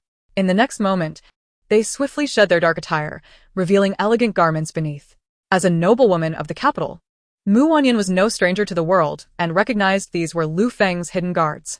Yet, it was her first encounter with female covert operatives, and their remarkable beauty, coupled with their elegant attire beneath the black, was indeed perplexing. Upon seeing Lu Feng, the guards bowed respectfully. Lu Feng gestured for silence, and they began to arrange their hair. Soon, a group of graceful, charming young women stood before her, completely transforming from their earlier menacing appearance. Wanyun was momentarily taken aback. Lu Feng, catching her curious glance, understood her confusion, but had no time to elaborate. He silently mouthed, "Trust me." Meanwhile, heavy footsteps accompanied by furious shouts and labored breaths drew near. Those in the path were sternly ordered aside by Shen Kuo. "Get out of the way." With a forceful kick, he burst through the door of the compartment, revealing a face both bruised and reddened, flanked by the Minister of War and the Minister of Revenue, along with a host of onlookers eager for a spectacle. "Adulteress! Wanyun, you shameless woman! You dare to defy the virtues of a wife!" he bellowed. "Come out and accept your fate." Shen Kuo's voice echoed, loud enough for all to hear, as though he feared the world would not know of his humiliation. Those who accompanied him struggled to conceal their excitement, peering through the door, anticipating a scandalous scene. Yet inside, Wanyun stood holding a wine jug, circling the table to pour drinks for the guests. Upon hearing the commotion, she merely turned her head, meeting Shen Kuo's furious countenance with a casual lift of her eyelids, a mix of exasperation and impatience. Finally, she slammed the jug onto the table and demanded, "What did the general just say? Who is the adulteress?" Shen Kuo found himself momentarily stunned. Earlier, he had only caught a glimpse of Wanyun and a young man in fine attire and had rushed in without thinking. His pent-up frustration had long been simmering, and while he appeared outraged, he secretly reveled in the opportunity to catch Wanyun in wrongdoing. With the emperor seeming to target him lately, he thought that if Wanyun had indeed betrayed him, she deserved severe punishment. After all, the emperor had granted her to him out of a sense of obligation. Yet, Why did reality not align with his expectations? As he faced Mu Wanyun's fierce inquiry, he momentarily lost his composure, but quickly spotted a familiar figure, astonished. Lu Feng, how could you be here? Just now. He racked his brain. Recalling the pale blue silhouette he had seen earlier, it was indeed Lu Feng. How could Mu Wanyun be with him? It was common knowledge that Lu Feng and he were at odds. He realized that his current predicament was partly due to Mu Wanyun and partly because of Lu Feng. Shen Kuo's mind churned with tumultuous thoughts, and suddenly, his eyes widened in disbelief. You wretched woman! Are you conspiring with him against me? Mu Wanyun scoffed, the general. Without seeking the truth, barges in to accuse me of infidelity, and now you slander me alongside Lord Lu. Is it so unbearable for you to see me well? Do you wish to cast dirt upon my name to clear space for your beloved Lu concubine? Upon hearing her words, those who had eagerly followed Shen Kuo to catch her in the act suddenly felt a wave of embarrassment wash over them. After all, it was widely known that Shen Kuo favored his concubine over his wife. To rush in without understanding the situation was indeed inappropriate. If they were mistaken, it would only serve to push her further into despair. Initially prepared to leave, curiosity now compelled the two officials to stay, their faces flushed with shame, wishing they could vanish into the ground.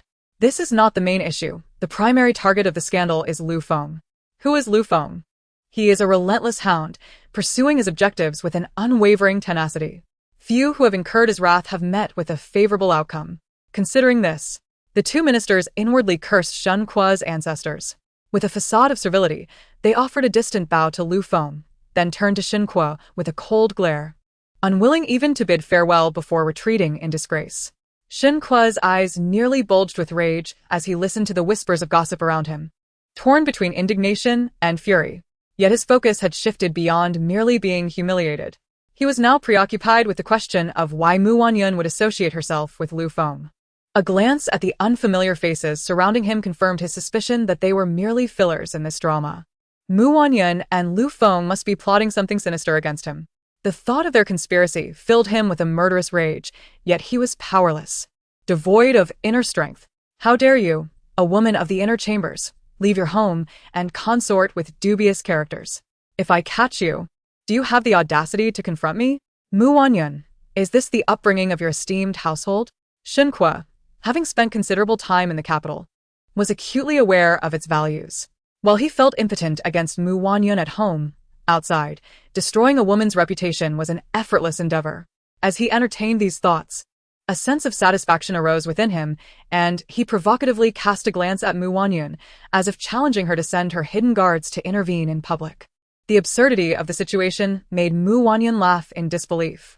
The more she interacted with Shen Kuo, the more disillusioned she became. How could such a fool rise to the status of a war god? How had she once held him in such esteem? It was laughable. Who are you calling dubious? Lu Feng rose gracefully, his voice steady yet emanating an undeniable aura of authority. He was, after all, a notorious enforcer, a figure feared throughout the capital. Is this a confession?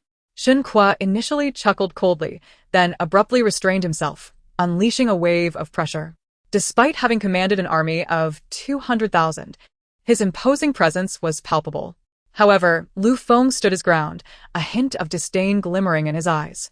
Am I to understand that General Shen enjoys wearing labels? If that is your desire, I would not object. Before Lu Feng could finish, Shen Kuo launched a punch, but his lack of inner strength rendered it weak. Lu Feng, appearing delicate, effortlessly dodged the attack. Enraged, Shen Kuo seized a teapot from the table and hurled it at Lu Feng, only for it to be kicked back at him, dousing him in tea. The leaves cascaded down his head, leaving him utterly disheveled. What? Shen Kuo fumed, his face swelling with anger, once handsome now marred and awkward. Where was his martial dignity? The more he thought about it, the angrier he became, shouting at Lu Feng, "You go too far." At that moment, Lu Feng's voice floated lightly through the air. Has General Shen regained his senses? What did you say? Shen Kuo, already seething, erupted further, his teeth grinding in rage as he noticed mocking glances directed at him. What are you looking at? Get lost. A few timid souls fled in fear, while bolder figures, either high-ranking or from prestigious backgrounds, refused to leave. General Shen, this is not a scandal. We will assist you. Indeed, General Shen, do not fear. We are here to help. Silence. Shen Kuo, realizing his earlier recklessness, remembered that Wanyun was his wife. If she were indeed unfaithful, his own reputation would suffer. After all, others were unaware of the strained relationship between him and Wanyun. To them, they were merely a couple. Besides, he suspected that she had already acquired the neighboring estate and perhaps had never truly resided in the general's mansion. He could not dwell on this further. The weight of his thoughts was becoming unbearable. To make matters worse, he was subjected to pitying glances that only fueled his frustration. Yet, he knew this was a consequence of his own rashness. Regret surged within him. He needed to clarify that this was all a misunderstanding. Thus, he tempered his anger and turned to Wanyun. Madam Mu, what brings you here? The general has already declared that I am frivolous, that I have deceived you. Shen Kuo, who had longed for her admission, was now seething with rage, his gaze threatening her to choose her words carefully. What? You dare to slander your own wife? Wanyun slammed her hand on the table, her demeanor suddenly fierce. Even Shen Kuo was momentarily taken aback, pondering the meaning of the term wife. Seeing her face flush with indignation stirred something unexpected within him. His voice softened slightly. When did you consider yourself my wife? The emperor bestowed this marriage upon us. The general may be dissatisfied, but I am still your wife. Regardless of your feelings, I must fulfill my duties as a spouse. I have heard of your disagreements with Lord Liu, and I invited him for tea in hopes of reconciling our differences. Fearing it would be improper for a man and woman to meet alone, I brought along several sisters for company. Who could have imagined I would be subjected to such foul insinuations? It seems that some individuals project their own sordid nature onto others. As she spoke of filth, her tone sharpened, and the audience quickly discerned who she was addressing. After all, Shen Kuo had little reputation left to protect. Wanyun's voice trembled with emotion, causing a hush among the onlookers. Shen Kuo, however, refused to believe her words. You claim to help me, Wanyun. Do you take me for a fool? What does the general mean by that? Do you believe that as the lady of the general's mansion, I am not concerned for your well-being but wish for your downfall? Or do you think that only concubines like Liu Yi can entertain guests openly, while I am relegated to the shadows, wallowing in self-pity? Her words were poignant, and the crowd recalled the scandal involving the general's concubine, who had attempted to establish a tavern, only to find herself in a heap of trouble. The implications of Wanyun's words became clear. It was not that she was unwell and needed assistance from the concubine, but rather that she had been confined to make way for the concubine. In essence, Shen Kuo had enabled this situation. Such blatant favoritism was rare. Lu Feng could not hide his admiration for Wanyun, astonished that she could turn the situation around and force Shen Kuo into this corner. He was more than willing to add fuel to the fire. With a stern expression, he rose. Madam Mu, I once thought your reasoning sound. As officials serving the same sovereign, we ought to set aside our grievances and work together for the benefit of our emperor. However, it seems General Shen is not interested in cooperation. With that, he cast a sharp glance at Shen Kuo. General Shen, I am quite busy with affairs of state and cannot afford to be embroiled in this.